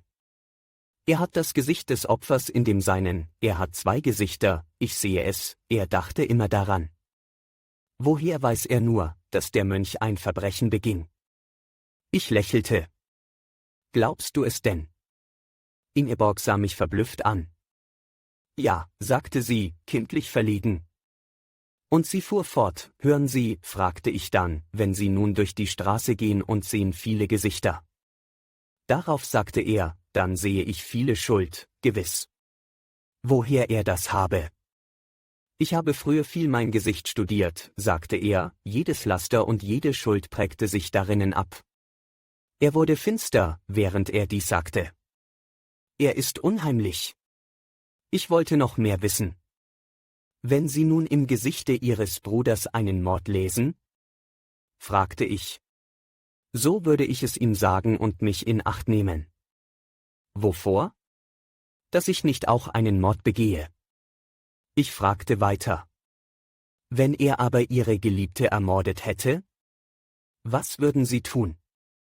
Ich würde ihn erschlagen, antwortete er, dabei lächelte er, aber ich erschrak über sein Lächeln, er log nicht. Du forschest ihn aus. Ja, ich forsche, Axel. Dann sah sie ihn mit der zierlichen kleinen Magd plaudern. Sie sah ihn mitten unter den Knechten stehen, er duzte sie alle. Sie schüttelte den Kopf. Er hat 100 Gesichter, sagte sie, ich gebe es auf ihn zu erforschen.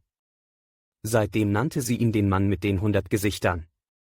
Und sie erzählte es mir immer, wenn sie ein neues Gesicht an ihm entdeckte. Sehr spät erst entdeckte sie sein wirkliches Gesicht, so wie ich es sehe, wenn ich die Augen schließe und an ihn denke.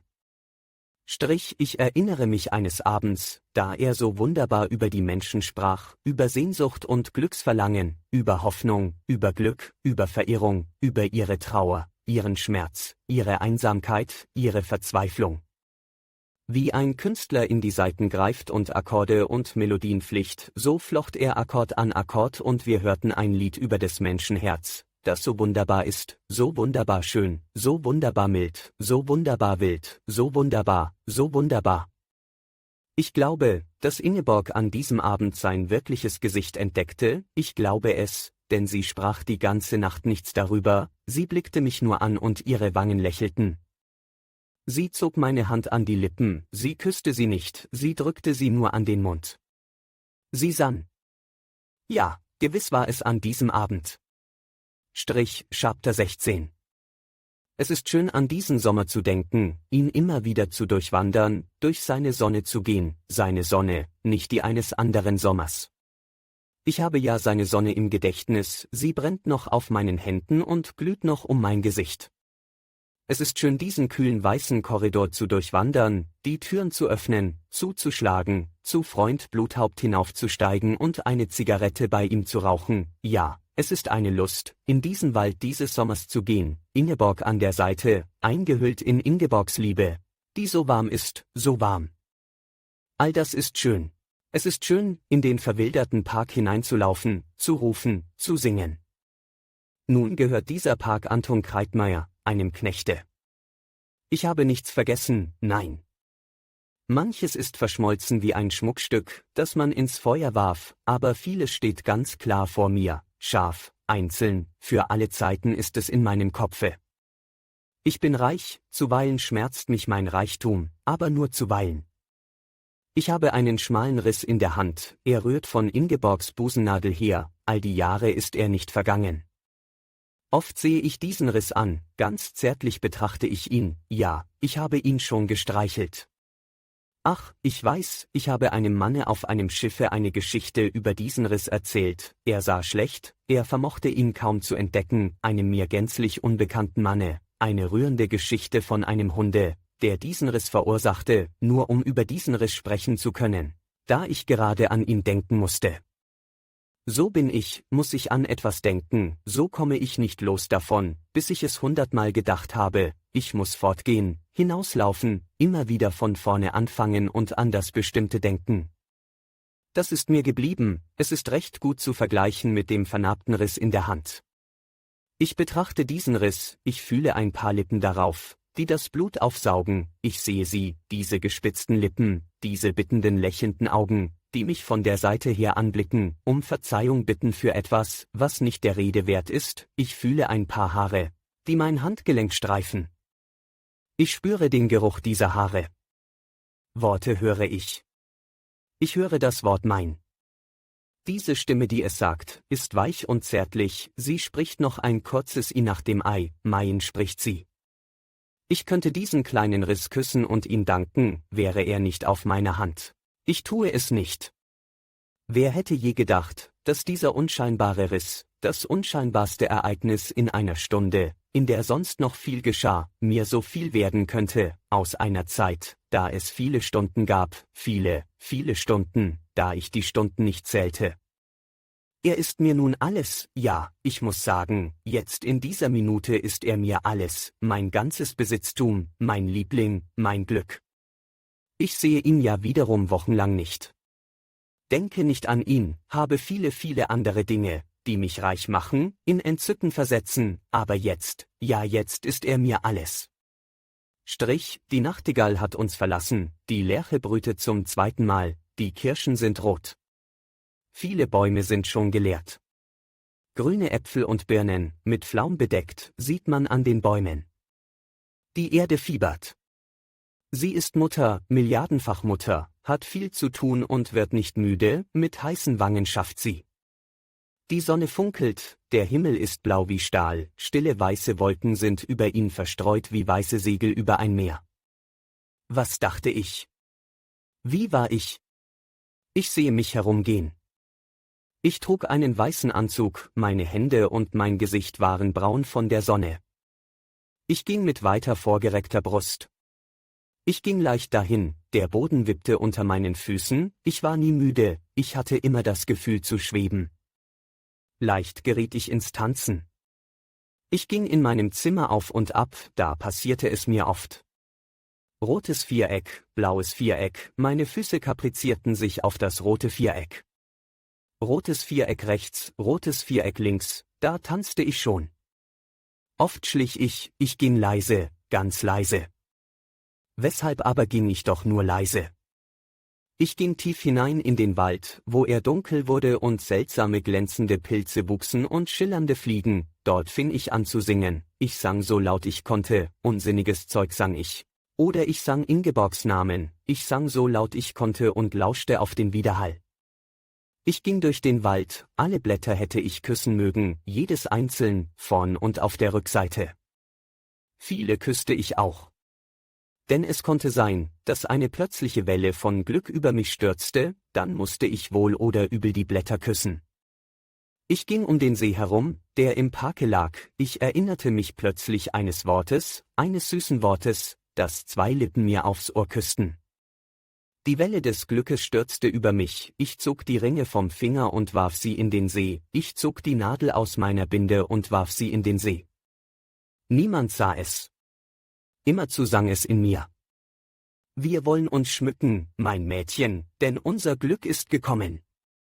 Lass uns Kränze von Rosen auf dem Haupte tragen, da es Sommer ist, gib mir deine Hände, du Liebe, sieh, wir wollen die Arme schwingen und tanzen, da die Wiesen grün sind. So sang es in mir. Einmal da stand ich am Fenster und die Sonne ging unter. So schön ging sie unter, das Tal leuchtete, alles hielt der sinkenden Sonne sein Geschenk entgegen, die Gräser funkelnde Rubine, die Wälder goldene Schleier, der Fluss Feuer, ein Winken war es, ein heiteres Abschiednehmen, und die Sonne lächelte und sank. Da kam es über mich, da ich die Freude sah und die Dankbarkeit des Tales und das Lächeln der Sonne, da ich so glücklich war, so reich, ich lächelte, aber es kam über mich, und ich musste weinen, ich lächelte und weinte zu gleicher Zeit. Wie ich weinte, fasste mich eine Hand und ein paar Augen blickten mich an. Du weinst, Axel. Ich lachte, die Tränen spritzten über mein Gesicht, weil ich beim Lachen den Kopf schüttelte, ich zog Ingeborg an mich und sie blieb regungslos bei mir, nur ihre Lippen bewegten sich unmerklich, sie küsste immerzu mein Herz. Der glückliche Mensch. Ich kann dir wohl sagen, wie er aussieht, wie er außen und innen aussieht. Schön macht das Glück, weise und gut. Wie ein junger Gott wandelt er, der Glückliche, er geht nicht, er wandelt. Rosen auf dem Haupte, Rosen auf den Wangen, Rosen in seinem Kopfe, was er berührt, das lebt, was er anblickt, das leuchtet. Feuer ist seine Stimme. Er steht auf seiner Höhe und blickt auf die Dinge und versteht sie, von oben blickt er auf alles und versteht, denn alle Dinge kommen aus Glück und Unglück hervor. Er versteht die großen Herzen und die kleinen, die glühenden und die vereisten, er versteht das Lied des Vogels und eines Dichters Vers, wisse, dass er Freude um sich streut, es gibt viele Bettler auf dem Wege des Lebens, und die meisten erkennt nur das Auge des Glücklichen. Er sucht.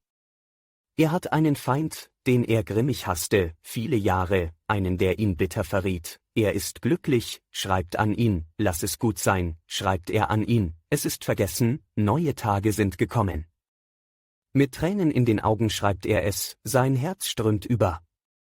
Er wandert zu dem Trotzigen, pocht an seiner Türe, pocht und pocht, bis er öffnet.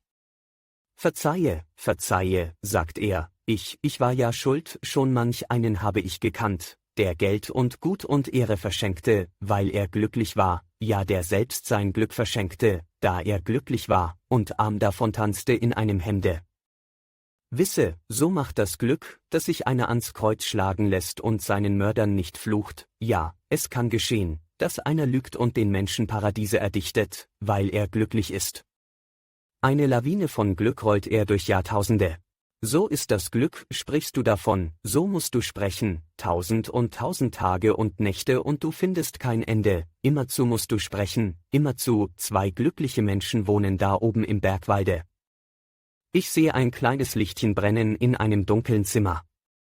Ein kleines Lichtchen, ich sehe ein Lächeln, ein Gesicht, das in goldenen Haaren schwimmt. Ich höre Flüstern. Ich bin dein.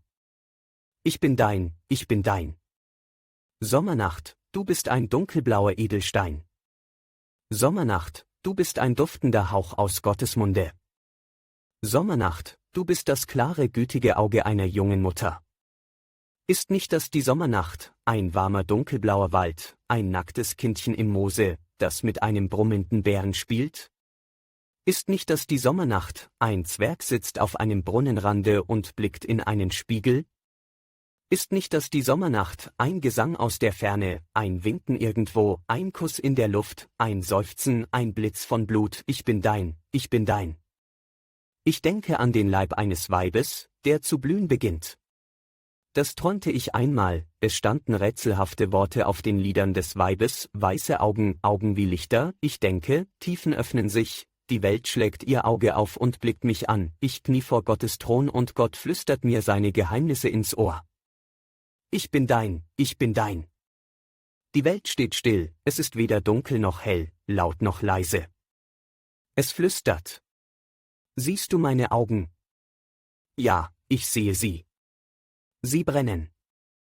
Deine Augen sind eine glänzende Nacht. Sterne sind darin. Es flüstert. Es ist ein Sprühen und Schreiten ringsum. Uralte Götter wandeln um uns. Sommernacht, du bist ein dunkler Zypressenhain, durch den uralte Götter wandeln mit langen Bärten. Sie tragen die Bärte auf den Armen, um nicht darauf zu treten, es ist dunkel, ihre Augen leuchten, diese Dinge, die kein Mensch erfassen kann, kein Mensch denken kann, der Tag graut, es wispert in meinem Zimmer, es kichert. Der Mond fällt rückwärts in den Wald, sagt Ingeborg und kichert. Was sieht er wohl alles in einer Nacht, sage ich. Ingeborg kichert. Mir fällt eben ein, Ingeborg, erinnerst du dich, ein Mann hat geschrieben, des Lebens ungemischte Freude. Ja, oh Axel, ein armer, unglücklicher Mann war das, hahaha. Sind wir Kinder? Ja, ich bin so fröhlich, so leicht. Ich fliege. Ich könnte ohne aufhören lachen. Auf der Wiese vor dem Schlosse stand eine kleine schlanke Birke. Sie hatte seidenweiche junge Blätter, die immer etwas zu wispern hatten, und eine Rinde so weiß und weich wie das Fell eines Kaninchens. Vor diese Birke zimmerten wir eine Bank, Ingeborg und ich. Einen Tag brauchten wir dazu, bis wir die Pflöcke zuspitzten, das Brett sägten. Wir lachten viel bei der Arbeit und Ingeborg fieberte vor Eifer. Viele Abende saßen wir auf dieser kleinen Bank und sahen zu, wie die Sonne unterging. Wir saßen wieder auf der Bank unter der Birke und der Abend begann zu glühen. Euch Göttern schreiben wir einen Brief.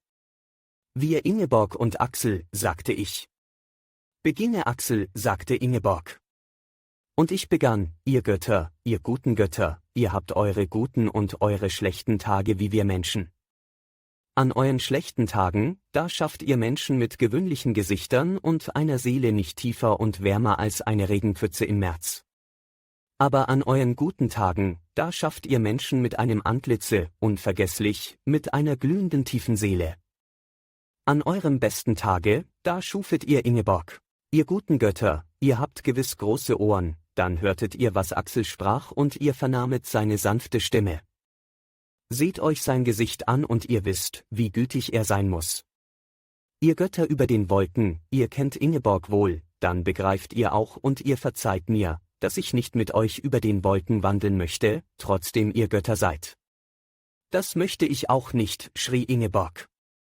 Nein, ihr alten freundlichen Götter. Aber ich bitte euch, straft uns nicht für unseren Frevel. Wir saßen wieder auf der Bank unter der kleinen Birke. Die Bank hatte gerade Raum für 2 Menschen. Es war in der Stunde, da die Sterne noch nicht aufgegangen sind und man sie doch alle mit den Blicken ahnt. Ich sagte, Ingeborg, du bist mein Liebling, und mein Herz ist so reich geworden, seitdem ich dich küsste. Ingeborg sagte, oh, Axel, ich erschrecke vor Freude, sehe ich deinen Schatten um die Ecke kommen. Das Blut weicht aus meinen Wangen, wenn ich deine Stimme höre. Es ist mir unbegreiflich, dass ich deine Küsse ertrage, ohne zu sterben. Ich sagte, oh, Ingeborg, ich bin ein Garten, ein blühender Garten. Ich bin in Blüte, Ingeborg. Ingeborg sagte, ich sehe alle Dinge verändert und liebe sie mehr als je. Ich liebe die Steine sogar, die auf der Straße liegen. Auf allen Dingen scheinst du zu sein. Die ganze Welt ist ein Spiegel geworden, der dich mir zeigt. Ich habe dein Lächeln schon im Laube einer Buche gesehen und deine Hand in einer Wiese, die sich bewegte. Ach, käme doch etwas, wodurch ich dir meine Liebe zeigen könnte. Ich würde betteln gehen für dich, von Haus zu Haus, ich sagte, ich höre kaum was du sagst, ich höre nur deine Stimme. Sie singt mich in den Tod. Das ist herrlich. Das ist herrlich, die Augen zu schließen und in Gedanken der Linie deines Profiles zu folgen. Das ist herrlich, deine Haare anzusehen, ich habe jedes Fünkchen deiner Haare im Gedächtnis. Wie sind deine Haare? Sie sind, als ob sie überall Augen hätten. Das ist herrlich, deine Wimpern haben einmal meine Schultern berührt, immerzu fühle ich es, jetzt, in jeder Minute, Ingeborg sagte, oh, mein Geliebter, wirst du mich immer so lieben? Ich sagte, warum fragst du, süße Herrlichkeit? Ingeborg sagte, ich weiß es, ja. Aber doch sollst du mir es im Tage einmal sagen und 1000-mal, dass du mich liebst. Ich nahm Ingeborgs Hände und legte sie auf meine Brust, ich öffnete das Hemd, so dass sie meine nackte Brust berührten. Und ich sagte, ich werde dich lieben in alle Ewigkeit, ich liebe dich, ich liebe dich, ich liebe dich, so ist das Glück, sprichst du davon, so musst du sprechen, Tag um Tag, Nacht um Nacht, du kannst nimmer aufhören, nein, das kannst du nicht, du musst sprechen, sprechen, schreien, flüstern, immerzu, Chapter 17. Es zog eine drohende Wolke herauf über unseren Himmel, eine finstere Wolke, sie drückte mich nieder. Ich schlug an meine Brust, brach in die Knie und betete zu dem großen Geiste. Die drohende Wolke zog vorbei, sie zerschmetterte mich nicht. Lange danach erst kam der Blitz, da der Himmel wieder klar und leuchtend war, Ingeborg erkrankte. So begann es. Wir saßen auf der Wiese am Waldesrande, die Ingeborg Honigtröpflein taufte. Da standen viele gelbe Blumen, aus denen Honig tropfte. Man roch den Honig schon von weitem, ein Heer von Bienen brummelte immerzu auf der Wiese. Da saßen wir in der glühenden Sonne, aber Ingeborg fröstelte. Wir gingen nach Hause, durch den Park, Ingeborg schmiegte sich an mich. Plötzlich stieß sie einen Schrei aus. In der Allee stand eine Statue, die das Schweigen darstellte, eine Frau, die 2 Finger an die Lippen legte. Die Blässe des Marmors hatte Ingeborg erschreckt. Am Abend erholte sie sich wieder. Karl speiste mit uns, wir waren guter Dinge, plauderten, lachten. Aber am andern Morgen war Ingeborg krank.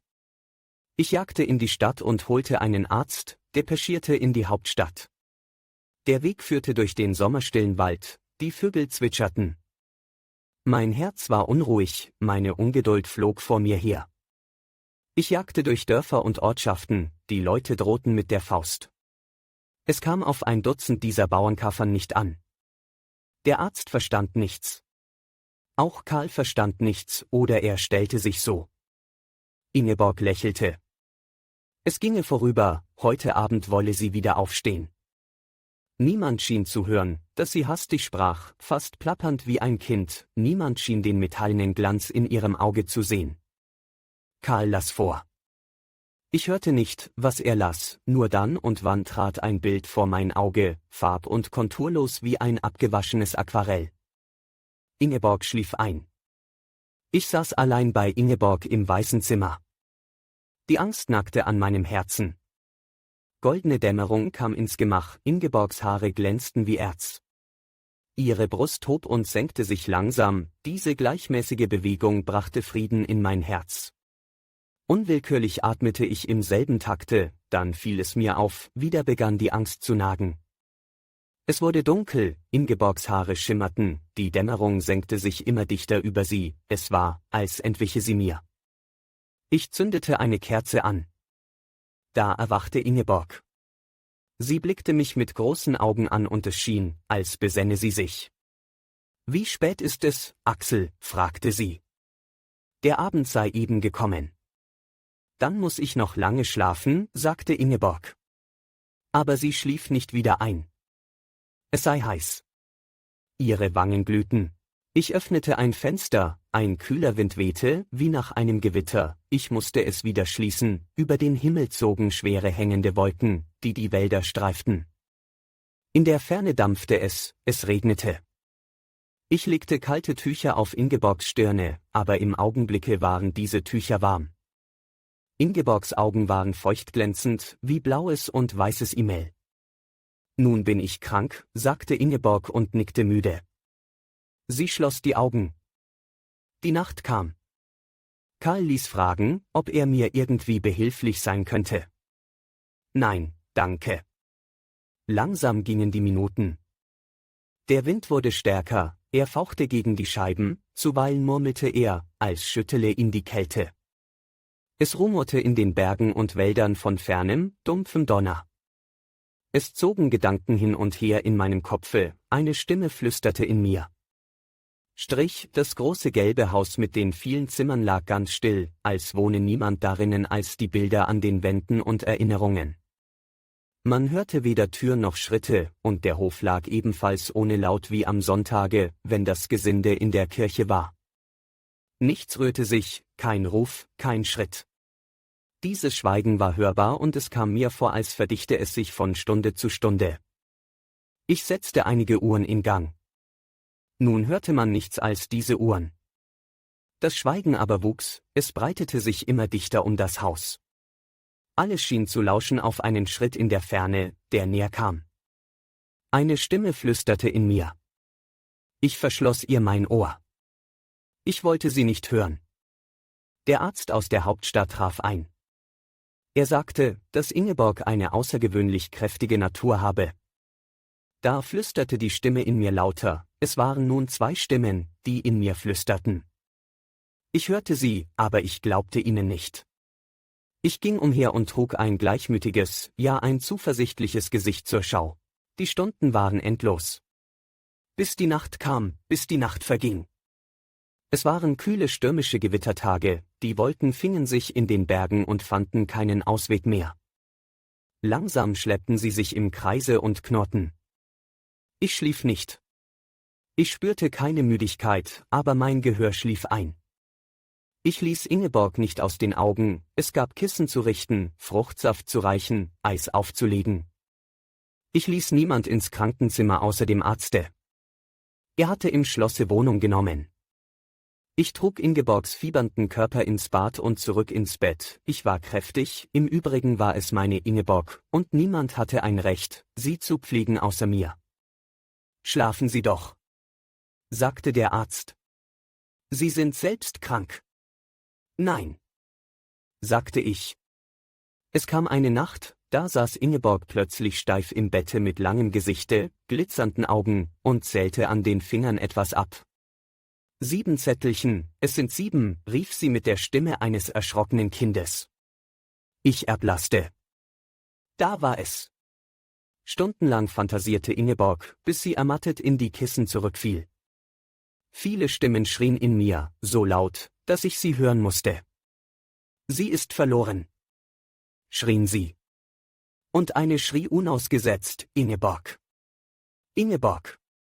Und eine betete wirre, entsetzte, hilflose Worte, immerzu. Tag und Nacht waren die Stimmen in mir. Patzo heulte im Hofe. Er ahnte, dass die Herrin in Gefahr schwebte. Ich taumelte hin und her in meinem Zimmer. Ich weinte nicht, ich klagte nicht, nein, ich betete nicht. Die Stimmen waren in mir. Es war nun auch eine Stimme in mir, die unausgesetzt weinte.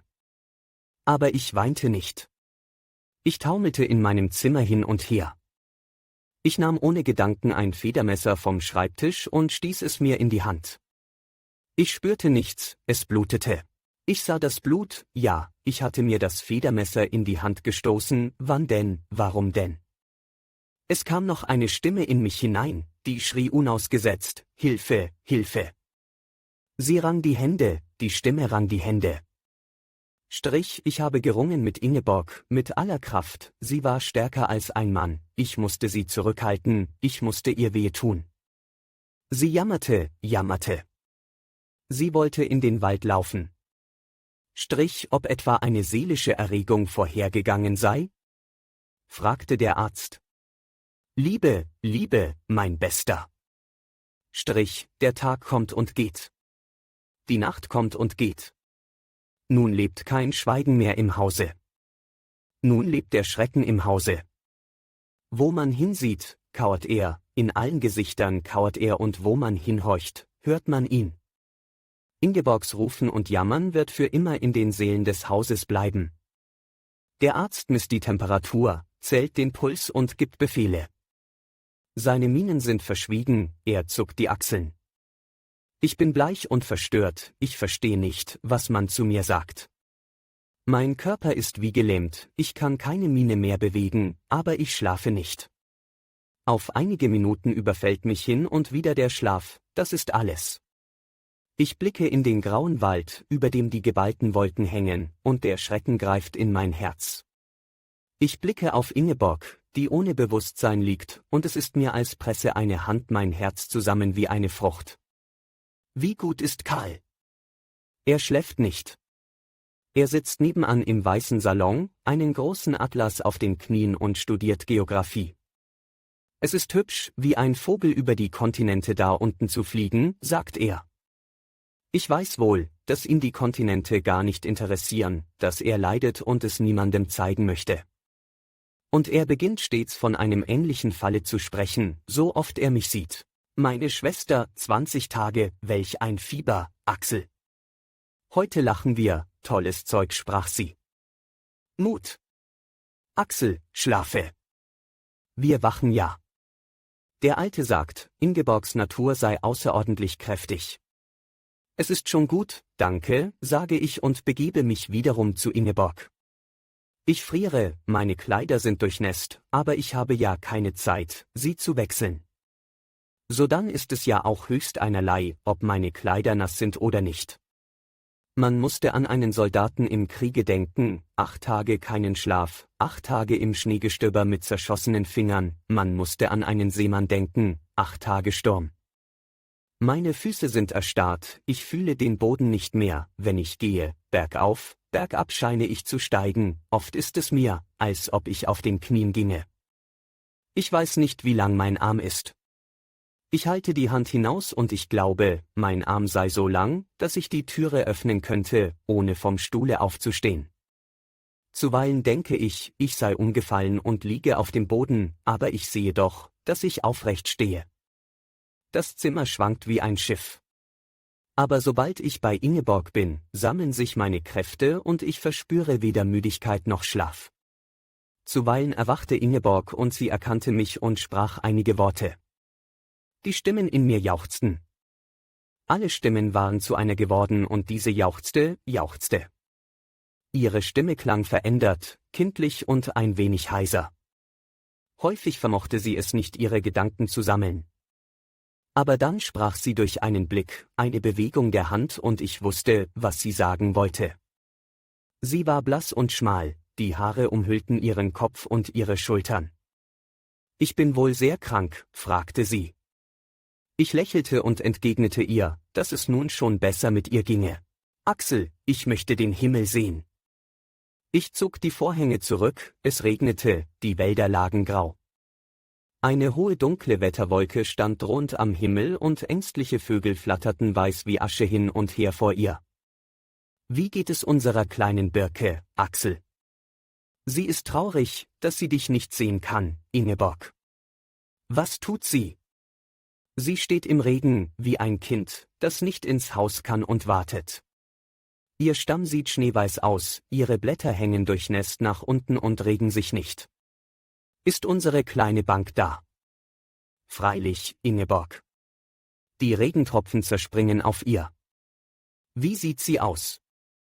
Vielleicht wie ein gelber Hund, der an die Birke angebunden ist und den sein Herr vergessen hat. Ingeborg neigt den Kopf zur Seite und lächelt müde. Was ist auf der Straße zu sehen, Axel? Tiefe Räderspuren, in denen das Wasser rieselt. Grauer Schlamm ist sie. Weit und breit ist kein Mensch zu sehen. Man sieht so wenig, dass du glaubst, auf dem flachen Lande zu wohnen. Einen Vogel siehst du wohl nicht, Axel. Doch, Ingeborg. Ein ganz kleiner sitzt dort auf einem Apfelbaum. Was tut er? Er sitzt unter einem kleinen Dache aus Blättern und schaut dann und wann heraus, in den Himmel hinauf, ob es noch nicht bald zu regnen aufhört. Ingeborg blickt in eine unbestimmte Weite. Lange. Tränen treten in ihre Augen. Nein, sagt sie dann, es ist unmöglich. Sie schüttelt langsam den Kopf, es ist, als wiege sie ihn hin und her. Was meinst du? Ich kann nicht sterben. Es ist unmöglich. Ich zwinge mich zu einem Lächeln. Ein krankes, mattes Kindchen sei sie. Ich nehme ihre Hand. Es ist keine Kraft in den langen, abgezerrten Fingern. Ingeborg, ich liebe dich. Ingeborg nickt müde und lächelt. Ja, sagte sie, ja, und blickt in die Weite. Ich rufe Karl. Karl tritt ein. Hallo, ruft er. Nun geht es ja wieder gut, Frau Ingeborg. Ingeborg lächelt und nickt.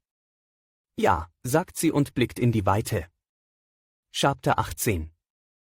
Es gab einen Tag, an dem sie noch nicht die Augen geöffnet hatte. Die ganze Nacht hatte sie gefiebert und geredet und fantasiert, nun lag sie vollkommen erschöpft und still. Ich saß neben dem Bette und beobachtete sie. Ihr Atem ging schnell und leicht, sie war durchsichtig blass, mit bläulichen Schatten unter den Augen und in den Wangen. Ihre fahlen Lippen waren halb geöffnet und die langen Wimpern schwebten über den Augen, die als ein schmaler Spalt zu sehen waren. Der Puls am Handgelenk zuckte. Am Vorhange spielte eine bleiche Sonne, es wurde wieder dunkel und abermals spielte die bleiche Sonne an den Vorhängen. Eine Uhr tickte. Sie hämmerte und von Zeit zu Zeit begann es im Gehäuse zu sausen und zu klingen. Zuweilen war es mir, als bewege ich mich sehr schnell von der Stelle, als säße ich in einem dahinfliegenden Zuge. Am Vorhange bewegten sich die Schatten von Blättern auf und nieder, sobald die Sonne schien, und dann und wann kamen sie so nahe, dass man deutlich ihre Form unterscheiden konnte. Es waren Lindenblätter mit langen Zähnen am Rande. Ich sah auf das Zifferblatt der Uhr und entdeckte, dass der Minutenzeiger zuckte wie ein langsamer Puls. Alles im Zimmer begann zu zucken wie Ingeborgs Puls. Plötzlich blieb die Uhr stehen und ich erschrak. Schweigen erfüllte das Zimmer und die Schatten an den Vorhängen regten sich nicht mehr. Es verging eine unendlich lange Zeit, die mit ganz sonderbaren Dingen angefüllt war. Die kleine dunkle Spalte unter Ingeborgs Wimpern veränderte sich nicht, ihre Lippen schienen erstarrt zu sein. Ingeborg regte sich nicht mehr, sie lag ganz still und schien länger geworden zu sein. Ich sah immerfort diese kleine dunkle Spalte unter Ingeborgs Wimpern an, sie klaffte, sie war starr. Was ist das? Dachte ich. Ich konnte mich nicht bewegen, ich wollte aufstehen, aber ich war wie gelähmt, ich wollte rufen, aber ich konnte nur die Zunge gegen die Zähne drücken, nicht einmal die Lippen konnte ich bewegen. Ingeborg lag steif und still. Da hörte ich eine Türe gehen, der Arzt trat lautlos ein. Karl stand unter der Türe, ich sah ihn stehen, obgleich ich nicht hinblickte. Der Arzt trat ans Bett und hob Ingeborgs Hand in die Höhe, diese Hand knickte im Gelenk ab und fiel leblos auf die Decke zurück. Der Arzt blickte mich an, ich nickte. Karl kam, strich über mein Haar, und wieder nickte ich. Der Arzt ging, Karl ging. Ich begriff nichts. Ingeborg war tot? Nein, es konnte nicht sein. Es entstand ein Flüstern im Zimmer nebenan, die Türe wurde ein wenig geöffnet und in der Spalte zeigte sich eine Menge Gesichter, die Mägde und Knechte waren es. Jemand schluchzte und einer machte, PSD. Ganz leise. Klaget nicht, sagte ich und stand auf. Ihr müsst nicht klagen, ihr müsst euren Schmerz mit Würde tragen, Freunde. Ingeborg war tot, aber ich empfand keinen Schmerz. Es schien, als sei mein Herz mit Ingeborg gestorben. Die Sonne flutete gegen die Vorhänge und Ingeborg lächelte friedlich, wie ein Kind, das vom Himmel träumt. Ingeborg ist tot. Ein Mann trägt seinen Schmerz mit Würde. Weinet nicht, ihr Knechte und Mägde. Ihr müsst euren Schmerz mit Würde tragen. Man würde Ingeborg in die Erde versenken, oder man würde ihren Leichnam mit Salben durchtränken, um ihn gegen die Verwesung zu schützen. In der Ahnengruft drunten in der Kirche schliefen viele Frauen. Weinet nicht, ihr Knechte und Mägde. Die alten Diener kamen in Festtagskleidern herauf und fragten, ob sie dem Herrn irgendwie dienen könnten. Blumen, Blumen. In Ingeborgs Gemächern sieht man keinen Sessel mehr, keine Wand, keinen Teppich. Blumen, Blumen. Eine Bahre aus grünen Zweigen. Ich denke nach. Nein, ich konnte Ingeborg nicht in die Erde betten. Ich konnte es nicht zugeben, dass sie verweste, nein, bei Gott, nein. Also musste sie in die Gruft gebettet werden, mit Spezereien getränkt. Aber auch das ging nicht an. Ich hatte Mumien gesehen, die mich mit Schrecken und Abscheu erfüllten. Nein, nein. Auch das ging nicht. Das Meer? Ein tiefes grünes schaukelndes Grab, ein dunkler immergrüner Wald mit leuchtenden Fischen und Korallenhecken. Aber da würden die Fische kommen. Ich sah, wie sie Ingeborgs Leib umkreisten, immer enger, nein, nein, auch das ging nicht. Es gibt nur eines, das Feuer. Das Feuer. Ein Grab inmitten donnernder, jubelnder, wehender Flammen. Und ich befehle, Holz aufzuschichten für ein großes Feuer, das über die Berge leuchten sollte, damit alle es sehen. Auf der Wiese vor dem Hause. Tränkt das Holz mit Öl und Wohlgerüchen. Ein Teppich aus weißen Rosen bedeckte den Weg, wie ein Bach von Milch floss er aus Ingeborgs Gemächern, über die Treppe, über die Wiese.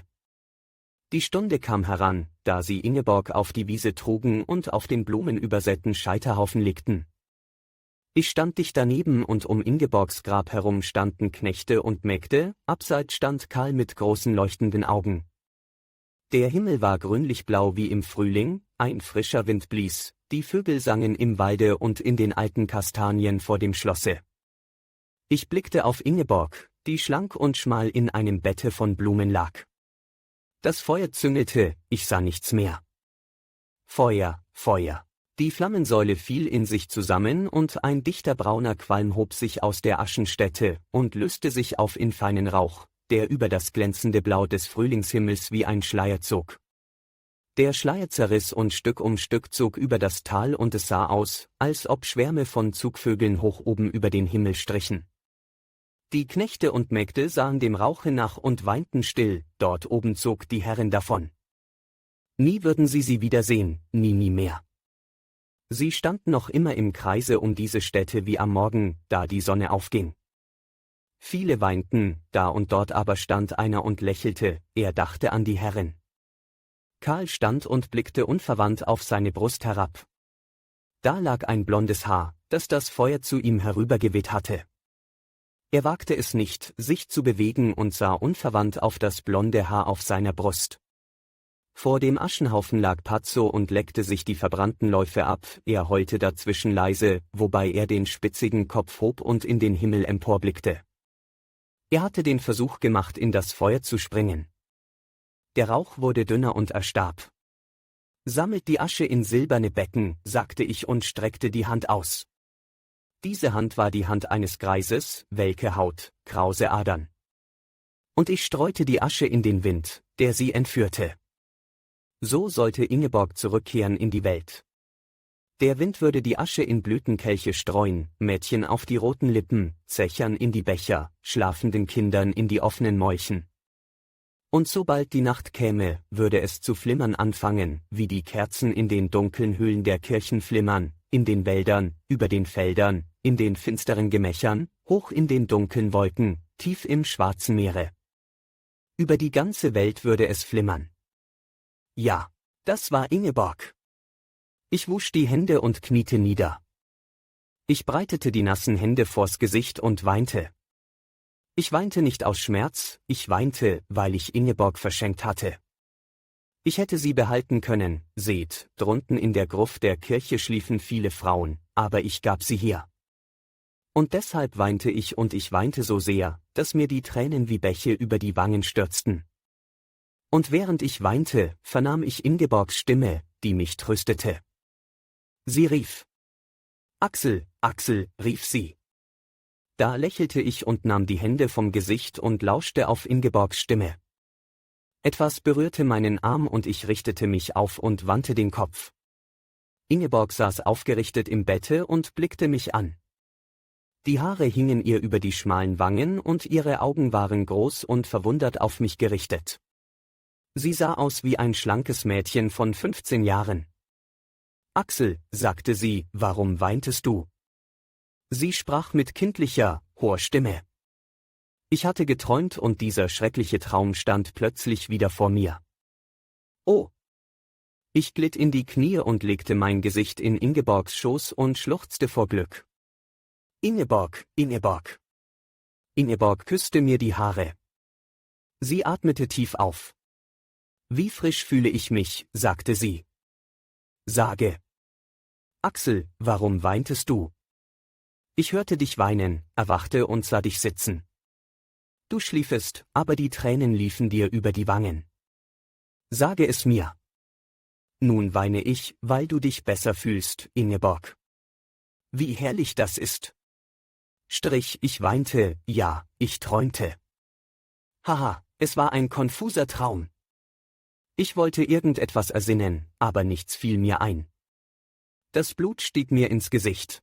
Ich träumte etwas aus meiner Kindheit, ich zerbrach etwas, weiß Gott, was ich zerbrach, ich glaube es war eine Vase, was war es doch? Immer noch schwankten die Schatten der Blätter an den Vorhängen auf und ab, ich konnte nicht lange geschlafen haben. Ich möchte Patso sehen, sagte Ingeborg. Welche Freude wird er doch haben? Ob sie sich nicht noch ein wenig gedulden wolle? Patso ginge es ausgezeichnet. Geduldig fügte sich Ingeborg. Es poltere immer. Was sei es doch? Gewitter ziehen in den Bergen. Wie schade es sei. Gewitter habe sie so gerne. Sie lachte. Ihr Lachen klang fieberisch und es erschreckte mich. Ein metallener Glanz zuckte in Ingeborgs Augen. Aber der war ein Narr, der verlangte, dass sie in einer Stunde gänzlich genass. Es gäbe wohl auch später noch Gewitter. Ja, auch das, hahaha. Ich gab ihr Fruchtsaft, ein Schlückchen Wein, und nötigte sie auch, ein halbes Ei zu essen. Die andere Hälfte verzehrte ich vor ihren Augen, um ihr zu zeigen, wie rasch so ein halbes Ei im Munde verschwindet. Darüber konnte Ingeborg nicht genug lachen. Dann fragte sie, ob Karl abgereist sei. Nein, natürlich sei er noch hier. Ob ich es ihr übel nehme, dass sie Bluthaupt einfach Karl nenne? Aber Ingeborg? Sie könne Karl gut leiden, haha. Ich ging hinaus. Ich ging befreit, als habe ich eine schwere Last abgeworfen. Es zuckte alles an mir vor Freude. Es geht gut, sagte ich zum Arzte und lächelte triumphierend. Der Arzt sah mich an. Es war ein eigentümlicher Blick, der mich sofort lähmte an allen Gliedern. Auch mein Lächeln lähmte er. Ich verließ das Zimmer. Der Blick des Arztes weckte alle drohenden Stimmen in mir, alle. Chapter 19. Doppelschlägiger Puls. Fassen Sie sich. Ich lief in den Park hinein, ich musste in den Park hineinlaufen, auf eine Minute wenigstens. Es war Nacht im Parke, der Wind warf die Wipfel hin und her. Stimmen waren in der Luft, all die warnenden, drohenden, unglückverheißenden Stimmen, die in meiner Brust geredet hatten, waren in der Luft, im Rauschen der Bäume, im Fallen der Tropfen. Dann erschien plötzlich Ingeborg in der Dunkelheit, sie lächelte, schwang einen Strauß und rief dann der Adai. Fassen Sie sich. Ich danke dem Arzte. Karl blickt mich an. Ich lächle, ja, seht ihr es denn nicht, ich lächle, spüre nichts, nein. Und Karl nimmt mich beiseite, drückt mich an die Brust und sieht mich an. Mut, Axel. Du hast ja Macht über Ingeborg. Hoffe. Es gäbe etwas über der Wissenschaft und der Kunst eines Arztes. Worte. Ich lächle, ich danke Karl durch einen Druck der Hand. Die Uhren fangen an zu reden, die Kerzen strecken sich zu Feuersäulen, das ist das Zimmer, auf jedem Gegenstande schimmern Ingeborgs Augen, die kleinste Schale ist gefüllt mit süßen Wundern. Ich gehe. Zerreiße du Himmel. Ich lief im Parke hin und her. Wer konnte es fassen? Ingeborg sollte sterben. Ingeborg, die liebliche, schöne Ingeborg. Ingeborg, die die Sonne liebte und ihre Strahlen in der hohlen Hand sammelte, die die Bäume küsste und mit ihnen plauderte, Ingeborg, die betete und dankte mit den Blicken, die einem Falter nachsahen. Ingeborg, die Liebe und Wärme in alle Herzen trug, die gütige, die sanfte Ingeborg. Nun sollte sie sterben. Wer sollte das auch fassen können? Still würde sie liegen, in die Erde würde man sie betten, da würde sie liegen, still in der schwarzen Finsternis, niemand würde sie mehr sehen. Konnten denn Ingeborgs strahlende Augen erlöschen? Nein, nein. Niemand konnte das fassen. Ich schüttelte den Kopf und tastete in die Finsternis hinein. Der Park brauste. In der Ferne bellte ein Hund, heißhungrig, fordernd, wie ein Raubtier. Er würde nicht früher aufhören zu bellen, ehe man seinen Hunger stillte. Ich kam an den Brunnen, und der Brunnen überschüttete mich mit Wasser. Dieses war Ingeborgs Brunnen, da saß sie, fassen, fassen. Ein Mann, ja, ein Mann fasste sich, ein Mann. Der Schmerz packte mich plötzlich an den Schultern und warf mich aufs Gesicht nieder. Ich grub die Zähne in den Sand und schluchzte, Ingeborg. Ingeborg. Ich richtete mich auf in die Knie und schluchzte, die Rückseiten der Hände gegen die Augen pressend. Ingeborg. Ingeborg, schrie ich. Ingeborg muss nun sterben, hört es all ihr Bäume, all ihr Menschen auf der Welt. Ingeborg muss fort. Die Wipfel brausten und die Stämme ächzten. Ein Schauer von Regen prasselte über den Park. Ich raufte mir die Haare, fiel zu Boden und schlug mit Händen und Füßen. Ich jammerte, mein Gott, was hast du denn vor mit mir? Ich fasste mich. Weit und still, so weit und still wurde es plötzlich in mir, ich lächelte. Ja gewiss, ich werde es nicht überleben. In derselben Stunde noch werde ich Ingeborg nachfolgen. Ich stand auf. Ich werde es nicht überleben, sagte ich vor mir hin. Das war ein Trost. Ingeborg und ich, waren wir nicht eins?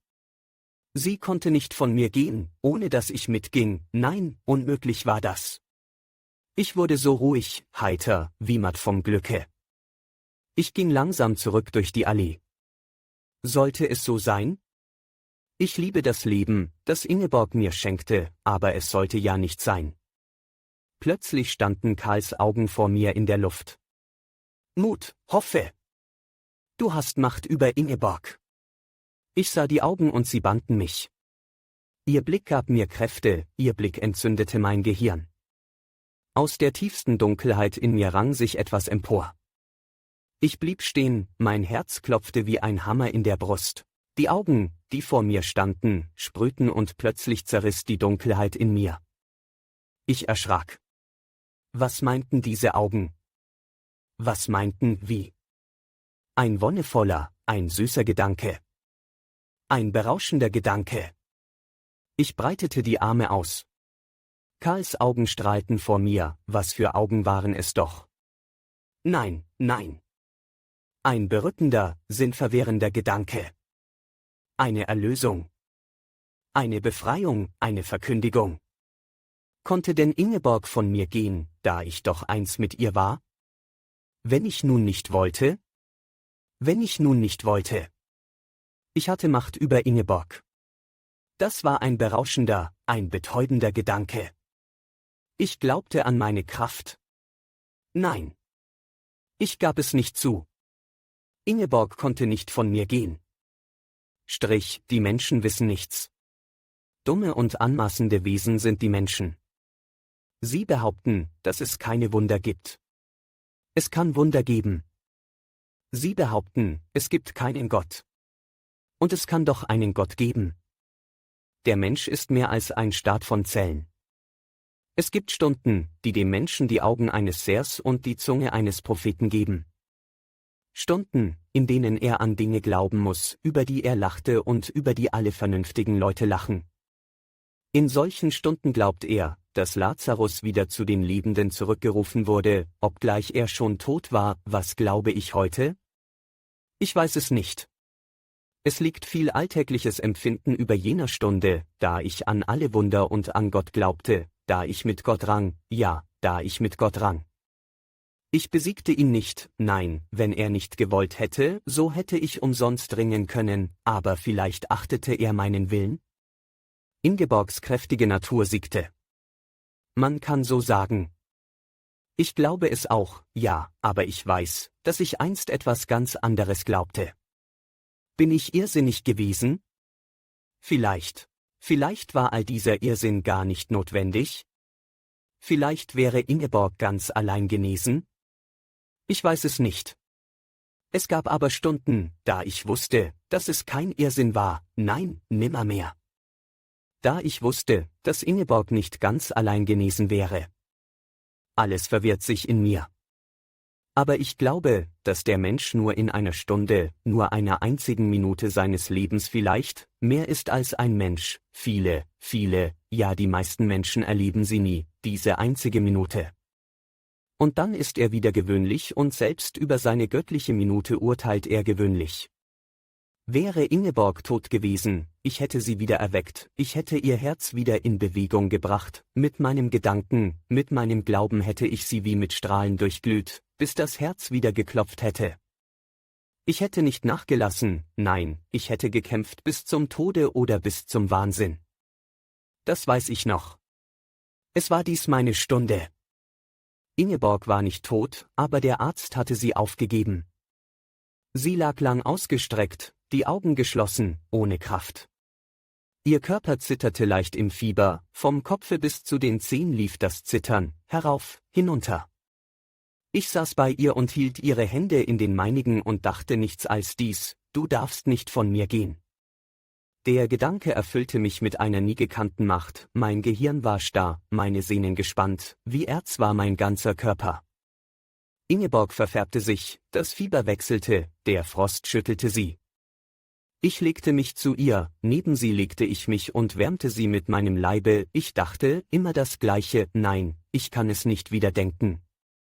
Das ist dies, was man nicht ein zweites Mal denken kann, ich habe gebetet, ich schäme mich nicht es zu sagen. Ich habe nicht zum Gott der Juden oder Christen gebetet, ich habe zu Gott gebetet, dem Einzigen. Der Schweiß stand auf meiner Stirne, er lief mir über das Gesicht. Schrecken, Angst, es sind geheime Kräfte in der ganzen Natur verborgen, die zog ich an mich, ich lenkte sie durch meine Brust, ich leitete sie in Ingeborgs Körper, den der Tod anfiel, sie, die Kräfte des Lebens, des Bewegens, des Wachsens. Ich weckte Ingeborgs Seele, die schon entflohen war, ich rief sie zurück, ich ruhte nicht. Ich gab nicht nach. Ich betete und machte den starken Gedanken noch stärker, immer wieder stärker. Meine Seele und die Ingeborgs waren ein feines geheimnisvolles Gewebe geworden, es konnte zerreißen, ja, aber es konnte sich nicht lösen. Wir beide oder keines. Ingeborg fantasierte, ihre Seele schwankte bis zum Grunde, hin und her wälzte sie sich. Ich sah Gott ins Auge, ich bat ihn, ich drohte ihm. Ingeborg stieß hastige Worte hervor, eine fremde Sprache schien es mir. Es vergingen Stunden. Dann endlich vernahm ich ein Wort.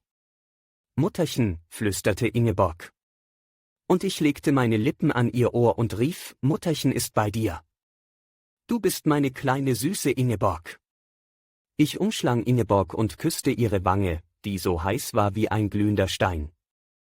Ich liebkoste sie, streichelte sie, wiegte sie hin und her. Mutterchen ist ja da. Ich flüsterte und rief ihr alle kindlichen Kosenamen ins Ohr. So weich machte ich meine Stimme. Ich beruhigte sie mit vielen Worten, wie eine Mutter ihr Kind beruhigt, und ich sagte ihr 100-mal, dass Mutterchen bei ihr sei. Ich hatte Ingeborgs Seele gefasst, ich ließ sie nicht mehr los. Ich lauschte verzweifelt, ich machte mein Ohr ganz scharf, spitzig, denn es war schwer aus den wirren Worten herauszuhören, was diesen fiebernden Kopf beschäftigte. Hin und her ging es. Wie ein Irrlicht in der Nacht irrte Ingeborgs Gedanke, dahin, dorthin, und es war übermenschlich schwer, ihm zu folgen und ihn für einige Sekunden festzuhalten. Die Schule, Graf Flüggens Schloss, der Wald, wirre Kindheitserlebnisse, Axel, Karl, der Park, die Statue in der Allee, Tiere, Pazzo. So vergingen lange Stunden. Und wie ein Mensch einem Tollgewordenen durch Gassen, Felder, Hecken, Feuer und Wasser nachrennt und ihn zu haschen sucht, so folgte mein Gedanke dem irrenden Gedanken Ingeborgs. Ich hörte wohl, dass der Regen gegen die Scheiben trommelte, dass der Wald brauste und der Donner rollte. Aber all das war in weiter Ferne. Es gelang mir, Ingeborg beim Sonnenschein und den Blumen und den Vögeln festzuhalten. Ich ahmte das Rauschen der Bäume, das Pfeifen der Amseln, das Zirpen der Grillen nach und das Lachen von Kindern, Frauen und Knechten. Ingeborg wurde ruhiger. Ihr Blick haftete an meinen Augen und ich musste die Augen scharf und stechend machen, um den glitzernden, zitternden Blick Ingeborgs zu bannen. Ich sprach, lachte, rief und presste Ingeborg an mich. Man sah es ja, dass ich Ingeborg festhalten konnte. Sie gehörte nun schon mir und ich ließ sie nicht mehr los. Meine Kräfte wuchsen, die Hoffnung ließ sie wachsen. Ich wusste nicht, wie diese Nacht verging. Zuweilen polterte es, als stürze der Himmel zusammen, bläuliches Licht flog über die Wände, im Walde knatterte es. Es prasselte gegen Scheiben, als regne es Zähne, der Sturm setzte sich auf das Dach des Hauses, hopste wie ein Reiter darauf herum und johlte, er peitschte das Haus, dass es klatschte. Glas klirrte. Der Regen schwieg, der Wind schob das Haus vor sich her, hinein in den Wald, über den schwarzen, kochenden, brodelnden Wald flog der schreckenbleiche Mond, verfolgt und gebissen von langgestreckten Wolkenhunden. Wieder rauschte es, an den Scheiben floss das Wasser herunter. Fieber, Schüttelfrost. Ich wärmte sie. Ich küsste sie. Ich sprach, ich lachte, schrie, nein, ich solle nicht versucht haben, das Undenkbare wieder zurückzurufen.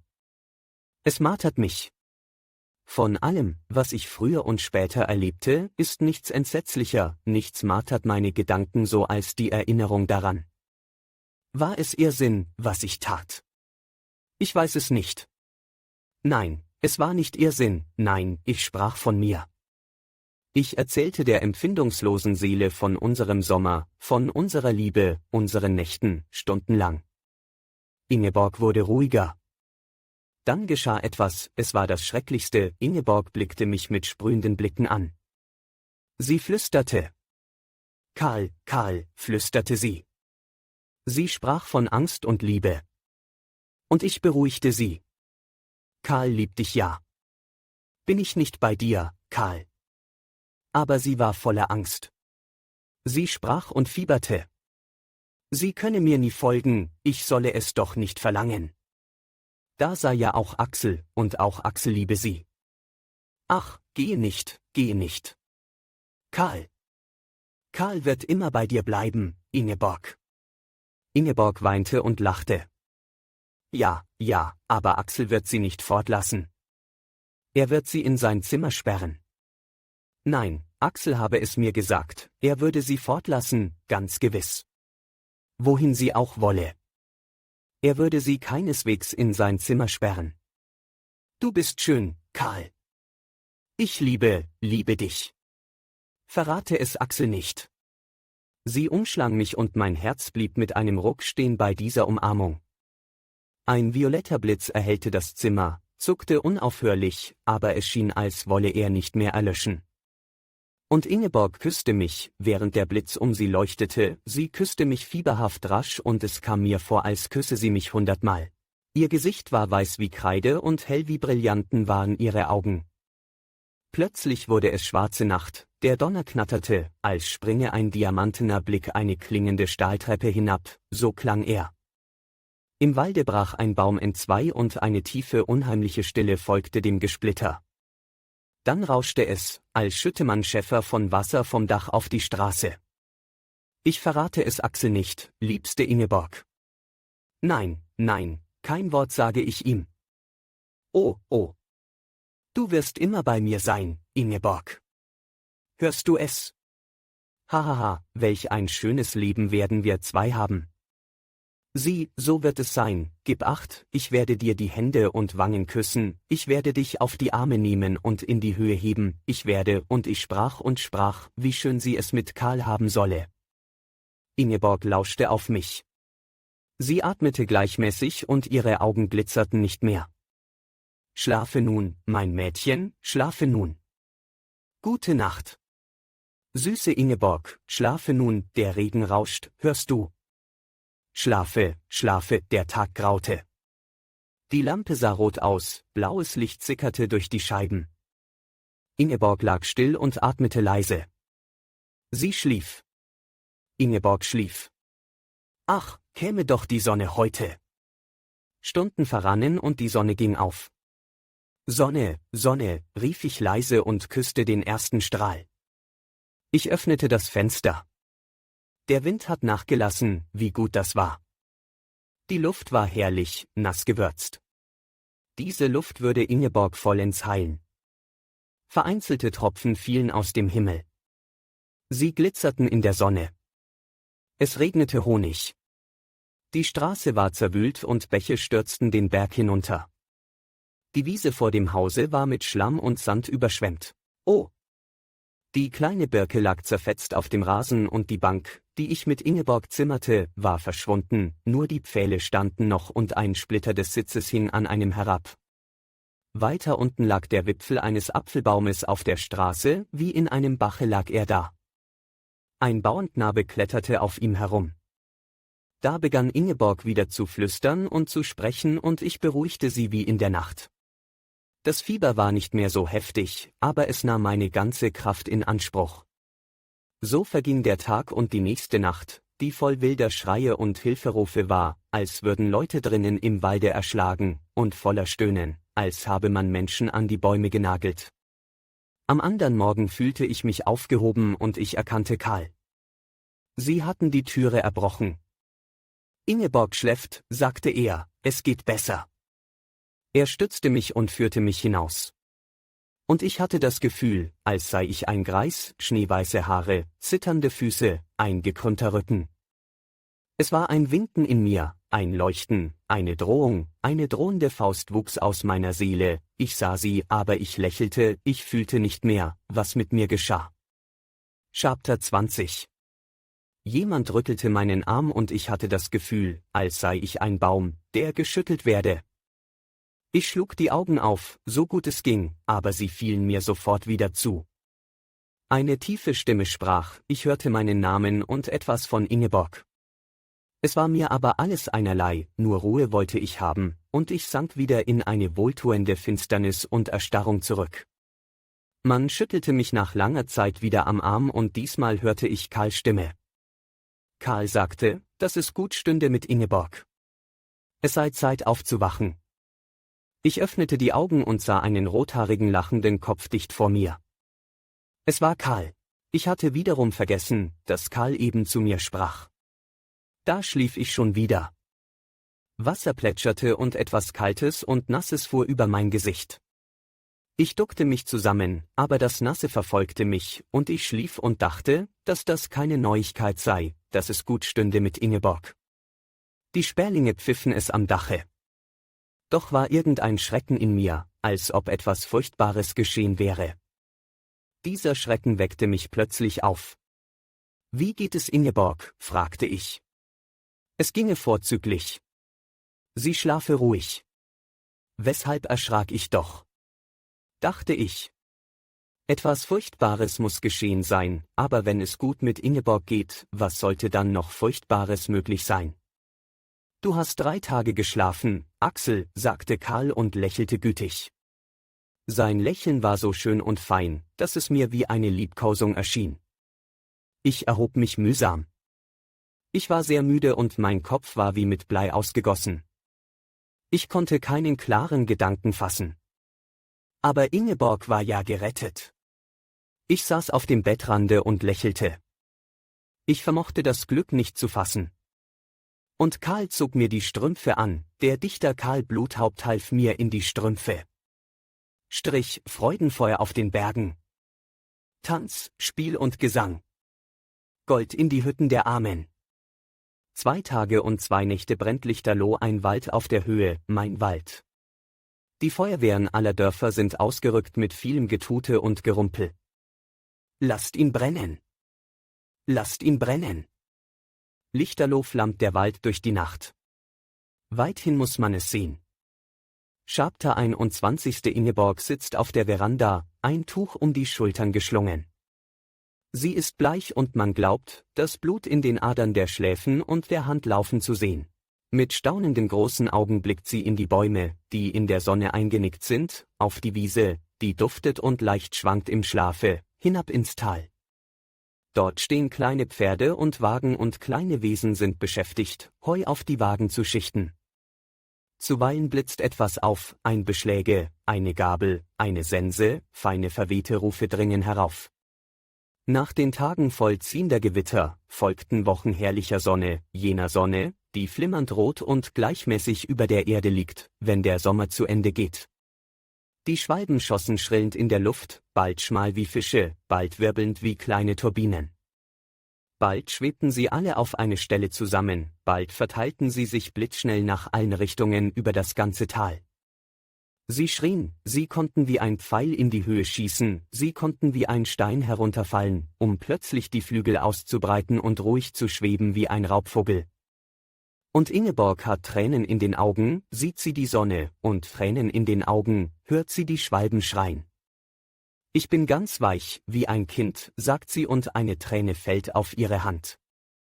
Nie war mein Herz so voller Staunen und Dankbarkeit. Ich sitze bei ihr, plaudere oder schweige, je nachdem Ingeborg es wünscht. Schönere und leisere Stunden habe ich nicht erlebt als die Tage von Ingeborgs Genesung. Ich bin still vor Glück geworden und meine Brust ist immer voll von Tränen, ohne dass ich weinen könnte. Ich und Karl sind bemüht, Ingeborg 1000 Gefälligkeiten zu erweisen in einer Art, die wenig auffällt. Immerfort sind Ingeborgs Zimmer mit Blumen geschmückt und auf Teppichen weißer Rosen wandelt sie. Karl bringt von seinen Spaziergängen den ganzen Wald ins Haus, Sträuße von roten und schwarzen Beeren, die den Saft und den Wohlgeruch des Sommers bergen. Ja, Karl ließ sich sogar dazu herbei, Ingeborg Stellen aus seinen Büchern vorzulesen, die sie besonders liebte. Seine ruhige Stimme, sein abgeklärtes Wesen wirken wohltuend auf Ingeborg, sie scheint kräftiger zu sein in Karls Nähe. Und wenn Karl lacht, so macht sie Miene herauszulachen und ihre Wangen bekommen Farbe. Hast du es gehört, Axel, heute sagte Herr Karl liebe Frau Ingeborg zu mir, haha. Er hat es noch nie gesagt. Ich räume die Mappen aus und bringe die herrlichsten Bilder zu Ingeborg, Bilder von denen man träumt, sieht man sie einmal, und lege sie vor ihr auf, wie ein Museum ist es.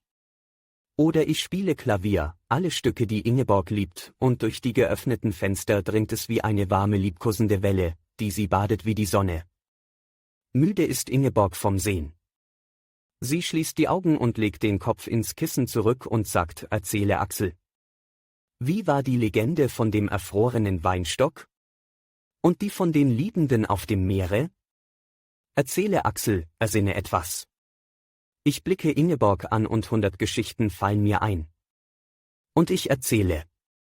Ich erzähle ihr die Geschichte von dem Priester mit dem silbernen Herzen, ich erzähle ihr die Geschichte von Karen, der um die halbe Erde wanderte, um zu seinem Weibe zu kommen. Ich erzähle ihr die Geschichte von Hermann Ecke, dem Gutsherrn auf Entenweiher, den Eva verlassen hatte. Sie lebten glücklich, Eva und er, aber Eva ging von ihm zu einem andern. Warum? Niemand weiß es. Wird sie immer bei dem andern bleiben? Nein, sie wird wohl zurückkommen zu Hermann Ecke. Und er wartet, Hermann Ecke, dass sie wieder käme. Einen Garten legt er ihr an, eine Terrasse baut er ihr. Jahre vergehen.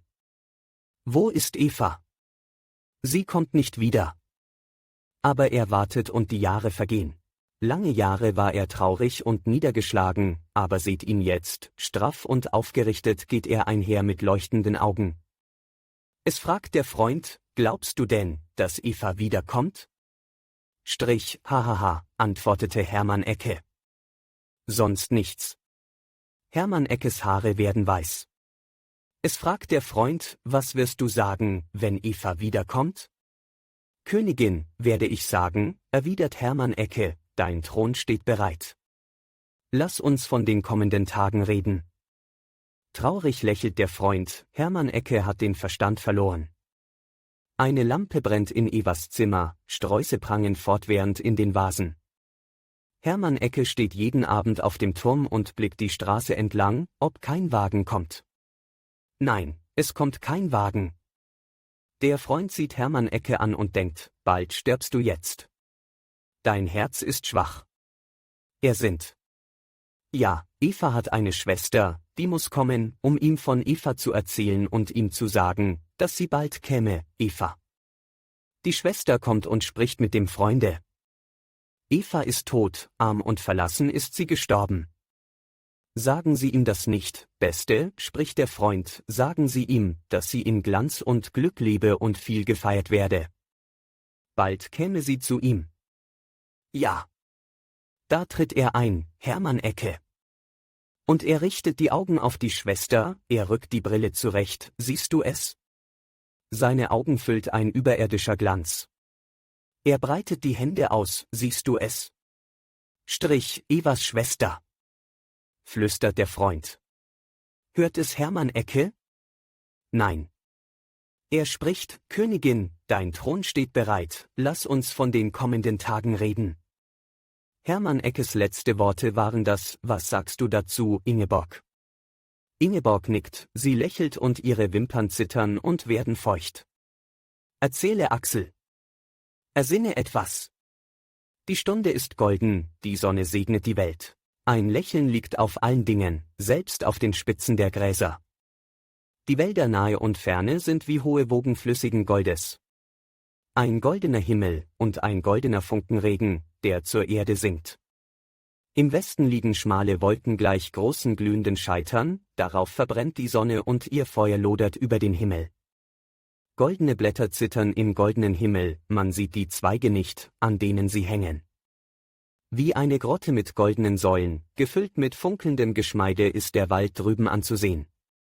Dort gehen Pferde und ein Knecht, golden sind die Pferde, golden der Knecht. Ein goldener Wind weht und goldener Tau tropft von den Bäumen. Ich sehe auf Ingeborg, deren Antlitz und Hände die Sonne durchleuchtet. Von der Farbe des alten Goldes ist das Haar und ein feines Gespinst von Feuer zittert darüber. Sie hat die Lider geschlossen, aber sie erscheinen so dünn, dass man die Augen darunter zu sehen vermeint. Ein müdes, glückliches Lächeln schwebt auf ihrem schmalen Gesichte, wie es nur die Genesenden und die Wüchnerinnen haben und die Liebenden am Morgen einer trauten Nacht. Pazzo liegt zu ihren Füßen und sie hat die Füße auf seine atmenden Flanken gestellt. Und ich blicke auf Ingeborg und beginne mit leiser Stimme, diesmal erzähle ich dir von einer schönen Königin, weil ich gerade an eine schöne Königin denke. Es ist die Königin, die sie Goldenes Herz nannten. Silvia hieß sie. Sie war Nicolo Dandoldes Weib, jung, Nicolo alt. Nicolo hieß der Einäugige mit dem siegreichen Schwert, im Volke der Schlaflose. Später der Wortbrüchige. Du wirst gleich hören weshalb. Er war sehr grausam, wie alle Könige in den Legenden und man sagte, wenn er so viele Ellen tief in die Hölle käme, als er Menschen getötet habe, würde er vom Lichte nicht mehr sehen, als eine Nadelspitze ausmacht. Natürlich kommt auch ein Page darin vor, du wirst es gleich hören, Ingeborg. Der Page hieß Auge, denn schöne Augen hatte er, das wussten alle Frauen. Schön sind deine Augen, sagte Silvia, als sie ihn zum ersten Mal sah. Wie im Traume sprach sie. Goldenes Herz liebte Auge, und Auge liebte goldenes Herz.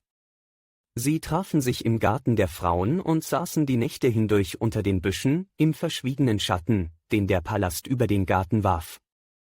Da saßen sie und plauderten, und ich wusste alles, was sie einander sagten.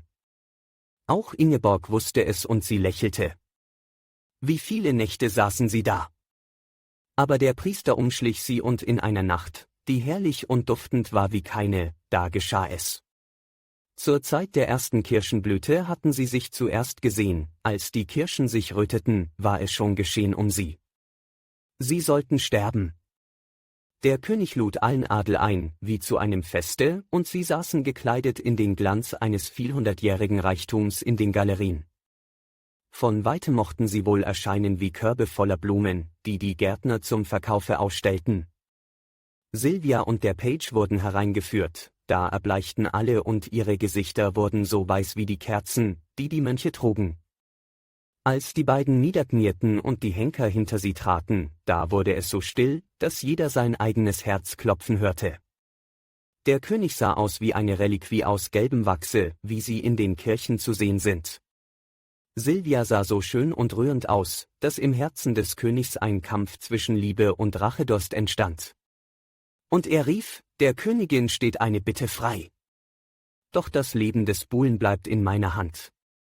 Es war Stille und die süße Mädchenstimme der Königin sprach, ich bitte, dass man den Sklaven, der des Nachts so traurig am Lido singt, in seine Heimat sendet. Der König lachte heiser. Der Königin steht eine Bitte frei, rief er abermals und seine Stimme keuchte. Da bat Goldenes Herz, dass man sie vor dem Geliebten töte. Sie wollte nicht hören, wie sein Haupt fiel. Aber der Geliebte widersprach. Sie solle den Himmel länger sehen als er, sagte er. Lange Zeit stritten sie hin und her, jeder wollte zuerst sterben. Die Frauen in der Galerie weinten. Und abermals machte sich Silvia bereit zu sterben. Da erhob sich der König und beugte sich über die Galerie und keuchte und rief, der Königin steht noch eine Bitte frei. Und er bohrte seine Blicke in Silvias Augen. Aber Silvia sprach nicht die Bitte aus, die er erwartete. Ich bitte meine Schuld bekennen zu dürfen, sagt sie. Der König fiel in den Sessel zurück und nickte. Es war ein eigentümliches Sündenbekenntnis, Ingeborg, du wirst es hören.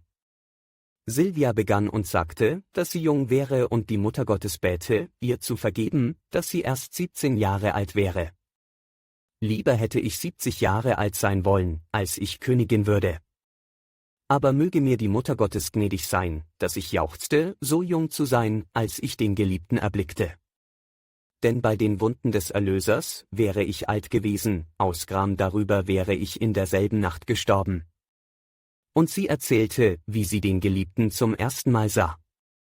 Er stand im Saale der gewebten Wände, wo so viele Herren und Frauen lautlos tafeln und lachen, dass man glaubt zwischen Gespenstern zu gehen und einem bange wird.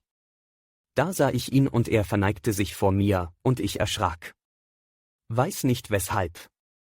Schöne Augen hast du, sagte ich zu ihm. Bei Gott, ich wusste nicht, was ich tat.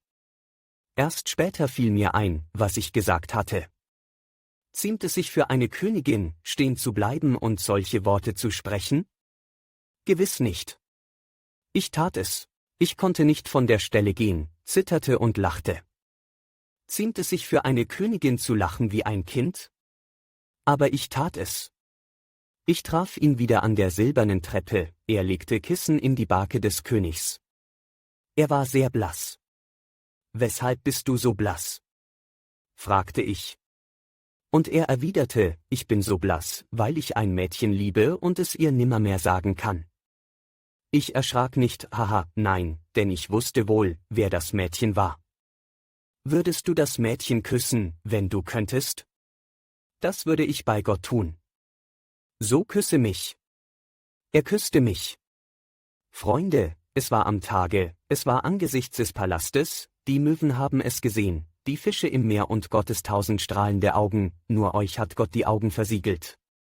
Und ich erzählte, dass Goldenes Herz fortwährend von dem Geliebten und ihrer Liebe gesprochen habe und nicht müde geworden sei, die Schönheit des Geliebten, seine Augen, seine Lippen, seine Hände, seine Stimme zu preisen und die Süßigkeit ihrer Liebe zu besingen.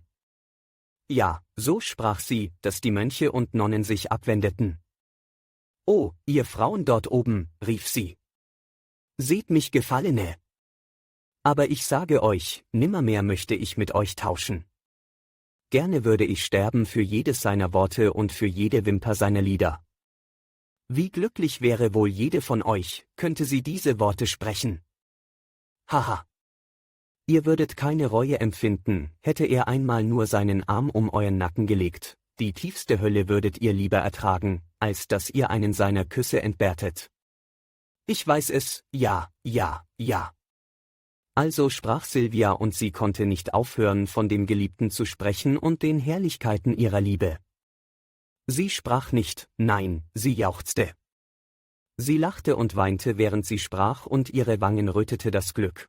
Auge aber weinte vor Seligkeit hinter der Kapuze, die sie ihm über den Kopf gezogen hatten, und er weinte so sehr, dass die Steine zu seinen Füßen dunkel wurden, trotzdem die Sonne brannte.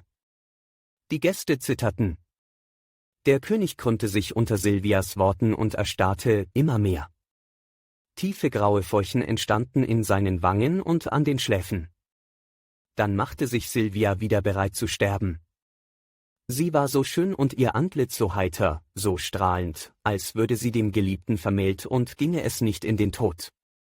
Die Henker lauerten des Winkes, aber da hob der König wiederum die Hand. »Halt! Halt«, rief er keuchend und sann nach.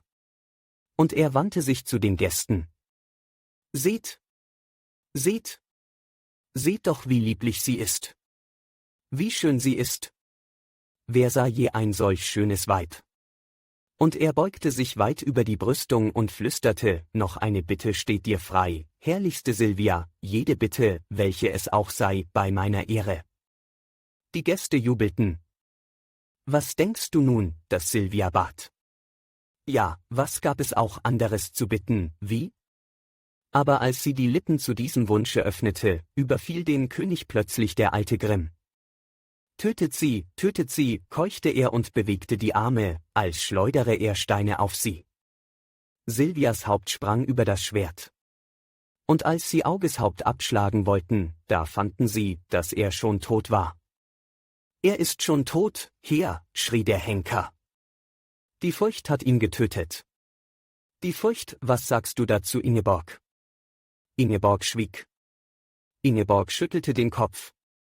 »Du musst sie entkommen lassen, Axel, willst du?« »Ja.« Und ich erzählte von der Stelle an, die Gäste jubelten.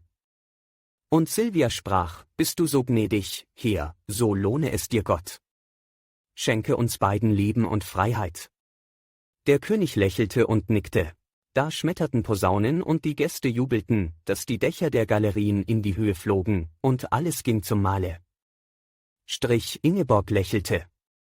Es war eine goldene Stunde und die ganze Welt, die Wälder, das Tal, das Schloss, Ingeborg und ich und Pazzo zu Ingeborgs Füßen, alles war aus Gold, und der goldene Regen fiel immer noch langsam vom Himmel. Ich fühlte, dass mein Herz golden war und es begann leise zu klingen wie eine Glocke.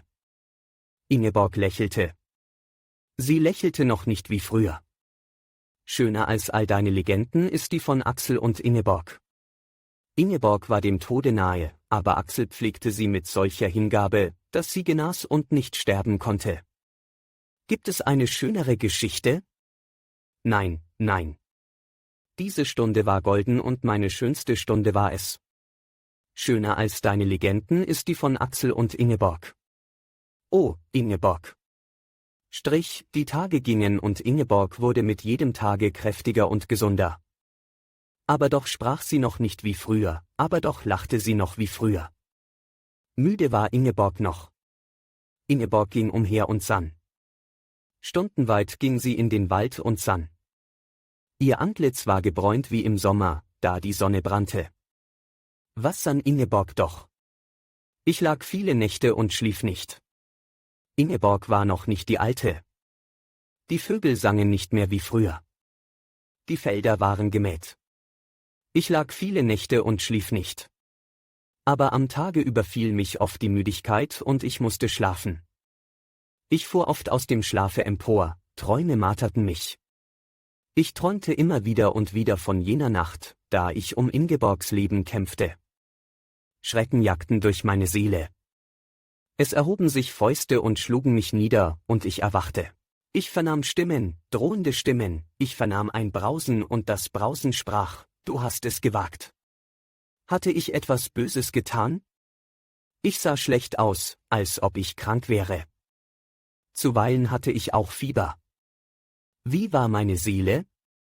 Wie das Tal war sie, Sonne und Wolkenschatten, jagende Wolkenschatten, ich freute mich über die Sonne, ich griff nach ihr, wollte sie bannen, ich war glücklich, ich dachte nicht an die Schatten. Nein, ich wollte nicht an sie denken. Ingeborg liebte mich. Sie küsste mich 1000-mal. Aber ihre Lippen küssten anders, es war ein anderer Kuss. Chapter 22 Es gab eine fröhliche Nacht, eine Nacht voller Gesang, voller Lachen, voller Blicke, Küsse in der Luft. Der Himmel tiefblau, Sterne, viele Sterne, Friede ringsum, heiliger Friede, im Walde, im Tale. 100 Kerzen brennen in meinem Zimmer, wir feiern das Fest der Genesung. Lachen, Gesang, fröhliche Worte und Wein. Was geschah alles in dieser Nacht? Ich weiß es nicht mehr. Wir waren fröhlich und guter Dinge, 100 Kerzen brannten in meinem Zimmer. Wie ein flammendes Blumenbeet, weiße Stängel, brennende Blüten. Es blitzte und funkelte, nie habe ich eine solche helle wieder gesehen, solche Augen, solche Lippen, solche Hände, nie wieder. Wir tranken, Ingeborg und ich und Karl. Karl lachte, trank auf Ingeborg, auf mich, auf alle Heiligen, die im Kalender stehen. Er las eine kleine Geschichte vor, eine geniale, feine Arbeit. Sie hieß Der Verschwender.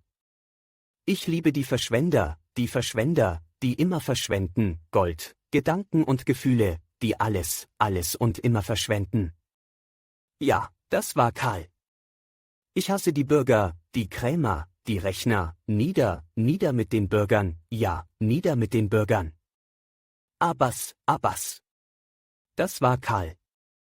Wir tranken auf das Wohl der Verschwender, wir tranken auf den Untergang der Bürger. Ingeborg sang. Sie sang nie so schön wie in dieser Nacht, zum ersten Mal dachte ich nicht mehr, dass es Ingeborg war, die da sang, es war eine Stimme, die Stimme einer Sängerin. Ich war fröhlich, leicht war mein Herz. Alles war vergessen, alle Schatten. Hatte ich an Schatten gedacht? Ich war wohl töricht. Ingeborgs Blick suchte den meinigen, er sprühte Verführung. Ingeborg küsste mein Ohr, als ich am Flügel saß und Karl es nicht sehen konnte. Ich schrie leicht auf. Der Flügel kicherte und lachte. Ich hörte Ingeborgs alte Stimme wieder, ich sah Ingeborgs alte Augen. Karl sprühte von Ideen und wir lachten und staunten in einem fort. Er erzählte eine Geschichte von den Obdachlosen, traurige und abscheuliche Einzelheiten, aber er erzählte sie so, dass wir über alles lachen mussten. Die Nacht verging. Ein Hahn krähte. Da brachen wir alle in Gelächter aus, aber niemand hätte den Grund angeben können, weshalb wir lachten, denn der Hahn krähte wie ein ganz gewöhnlicher Hahn. Ich erhob mich. Freunde, sagte ich, hört. Ich mache euch einen Vorschlag. Ihr seid Freunde, du Ingeborg und du Karl, ich wünsche, dass ihr Geschwister seid. Könnt ihr das, so nennt euch du. Ingeborg wurde verlegen. Ihr Blick flackerte. Karl sagte, dass er mir danke, das könnten sie ja einmal versuchen. Und Ingeborg sagte, ja und lächelte. Gut, rief ich. So küsst euch. Ich lachte. Es wurde still. Welche Kinder sie doch waren, diese beiden. Ingeborg blickte Karl an, und diesen Blick kannte ich. Ich hatte ihn einmal gesehen, ja, es war droben auf der Höhe, damals als der Wind wehte. Nun, so küsst euch doch. Karl nahm Ingeborgs Kopf sanft zwischen die Hände und sah sie an. Er wurde bleich und seine Augen strahlten. Er sah schön aus, verlegen und triumphierend zugleich. Das war Karls wirkliches Gesicht. Und er küsste Ingeborg auf den Mund. Ingeborg errötete. Sie schloss die Augen. Dann waren sie beide verschämt und still. Solche Kinder waren sie. Man muss neue Kerzen aufstecken, sagte Ingeborg verlegen, und Karl goss sich das Glas voll und trank auf mein Wohl, mit verlegener Miene. Später befahl ich den Wagen und wir fuhren hinein in den Wald, der Tag kam herauf. Ingeborg wurde still und schläfrig und schloss die Augen. »Bist du müde, Ingeborg?« fragte ich. »Nein«, sagte Ingeborg. »Ich bin gar nicht müde.« Sie lächelte mit geschlossenen Lidern. Ingeborg geht herum und hat ein Lächeln auf den Lippen, Träume in den Augen. Wenn ich sie anrufe, so erschrickt sie und sie lächelt mir zu. »Woran denkst du, Ingeborg?« Ingeborg lächelt und geht. »Ich sage es nicht, Axel«, sagt sie und lächelt über die Schulter zurück. Chapter 23. Ingeborg sang und plauderte. Es war Ingeborgs alte Stimme. Ich hörte einen Schritt über den Korridor eilen, es war Ingeborgs alter Schritt. Ingeborg ging über die Wiese, ich rief sie an, sie wandte sich um, es war Ingeborgs alte Bewegung. Ich war glücklich, wie im Sommer, ja, aber doch überfiel es mich mitunter, eine leise grundlose Angst, ein Gefühl des Schwindels. Ich dachte, es käme noch von jener Nacht her, ich war nicht mehr so gesund wie zuvor. Dann ereignete sich etwas. Es war an einem Nachmittag. Ich ging durch den Park, Karl und Ingeborg zu suchen. Sie wollten ein wenig rudern auf dem See. Karl war mit seiner Arbeit fertig, er war unermüdlich im Vergnügen wie in der Arbeit, es musste immer etwas geschehen. Immerzu war er unterwegs, sein Lachen klang herzlich und laut. Das Kind, das im Dichter steckt, beherrschte ihn in diesen Tagen. Ich ging durch den Park, ja. Ich war nicht fröhlich, ich wusste nicht weshalb. Aber ich entdeckte, dass der Herbst kommen wollte. Welke Blätter hingen da und dort, die Wipfel waren so dicht, dass man nur kleine, schimmernde, helle Sternchen des Himmels sah, die Bäume hatten alle Kraft entfaltet. Ein süßer, schwerer, welker Geruch fiel aus den Wipfeln, es roch fast wie in einem Sterbehause. Und es sauste immerzu im Parke. Das war das Sausen des Herbstes, so leise, so müde, so gleichmäßig. Ein Vogel pipste in seinem Neste. Er wetzte den Schnabel hin und her.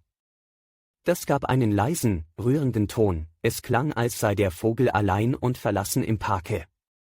Der Herbst war im Blute des kleinen Vogels, er wusste nicht, wovon er singen sollte. Ich kam an den See, Ingeborg und Karl waren nicht zu sehen, der Kahn lag trocken am Ufer. Ich bog in einen schmalen Pfad ein, der mit Moos überzogen war, und überlegte, wo die beiden wohl stecken möchten, da sah ich unerwartet Ingeborgs Gewand durch die dichten Gebüsche schimmern. Ich freute mich. Sie sitzen in der Grotte, dachte ich und beschleunigte meinen Schritt. Im Park gab es eine Grotte, ein überhängender Fels, ein kleiner klarer Tümpel darunter, in den von Zeit zu Zeit, in gleichen Zwischenräumen ein Tropfen fiel. Der Tropfen rief im Wasser und in der Grotte ein feines Klingen hervor. Das war eine schöne, geheimnisvolle Musik, die man nicht hören konnte, ohne schwermütig zu werden und über die Rätsel der Welt nachzudenken. Ich freute mich, dort würde ich sie treffen, diese zwei, die ich so sehr liebte. Weshalb schlug mein Herz so sehr? Ich hörte Ingeborgs Stimme, die einige Worte sprach. Das war unsagbar schön, die Stimme der Geliebten durch die Stille des Parkes zu hören. Ich ging leise, vielleicht würde sie widersprechen. Sie sprach wieder und es klang, als spräche sie in bittendem Tone.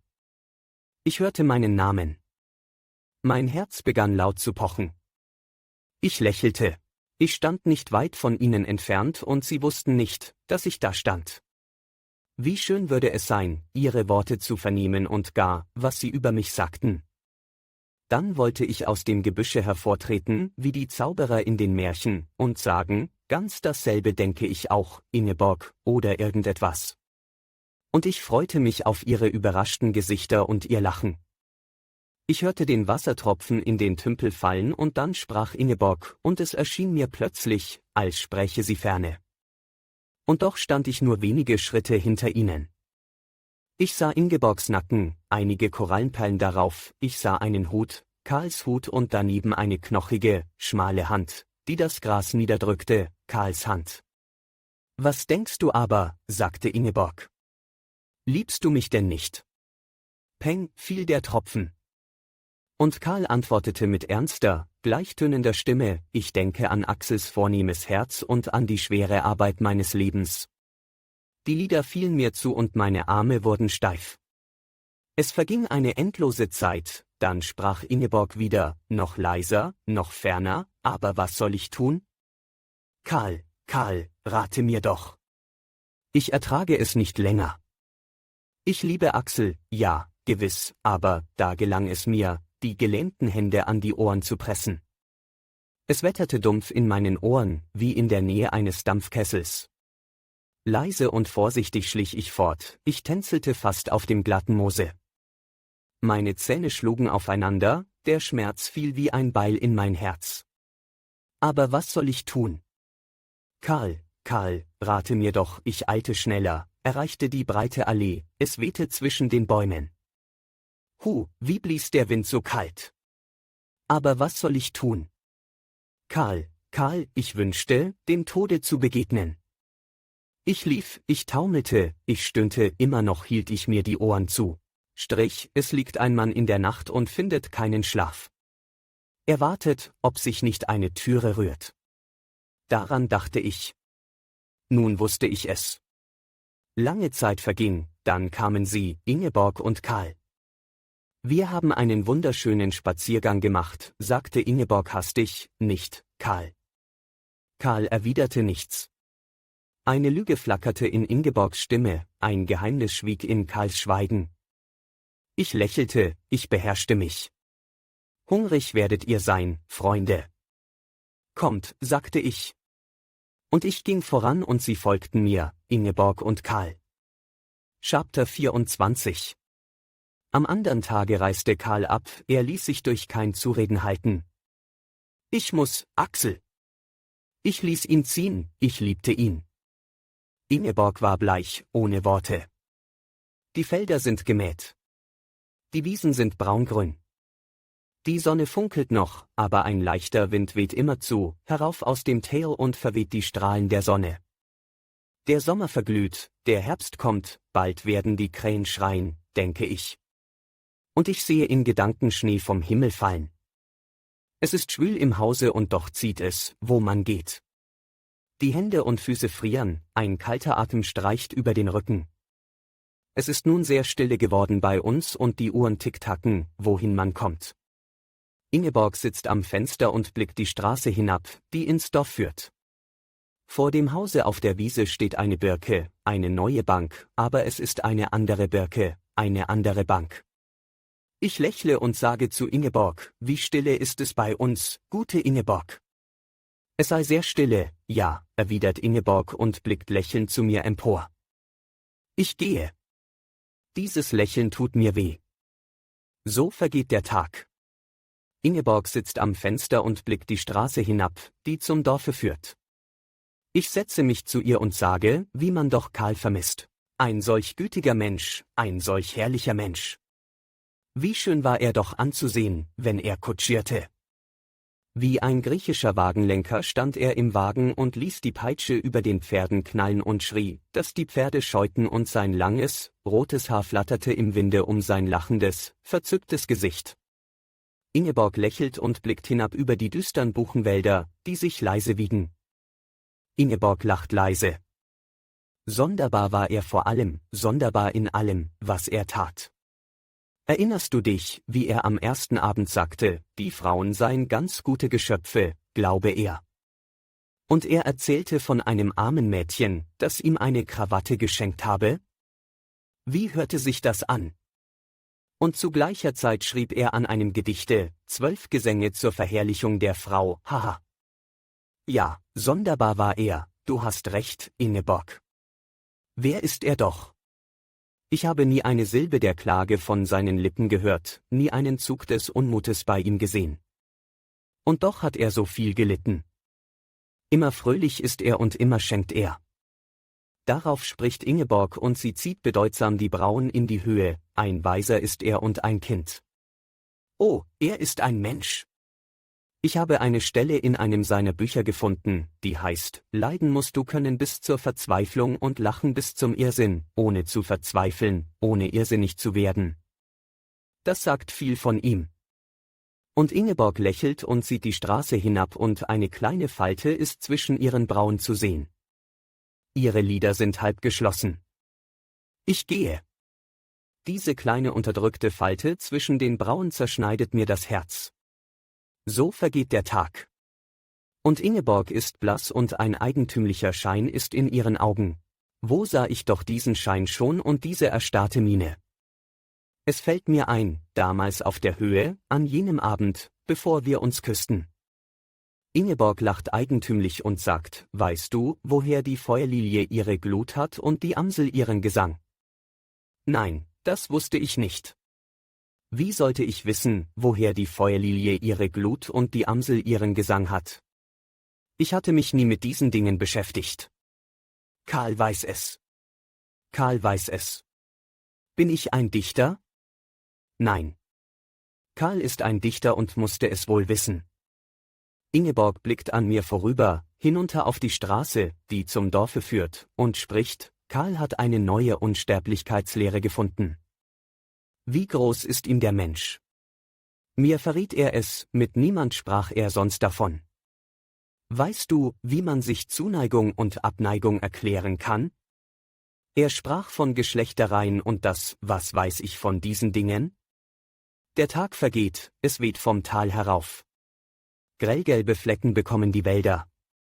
Ein einzelner brennend roter Baum steht in der Ferne im grünen Walde. Ich gehe herum und sinne. Ich gehe in die Ställe und sehe den Knechten nach. Ich spreche mit ihnen.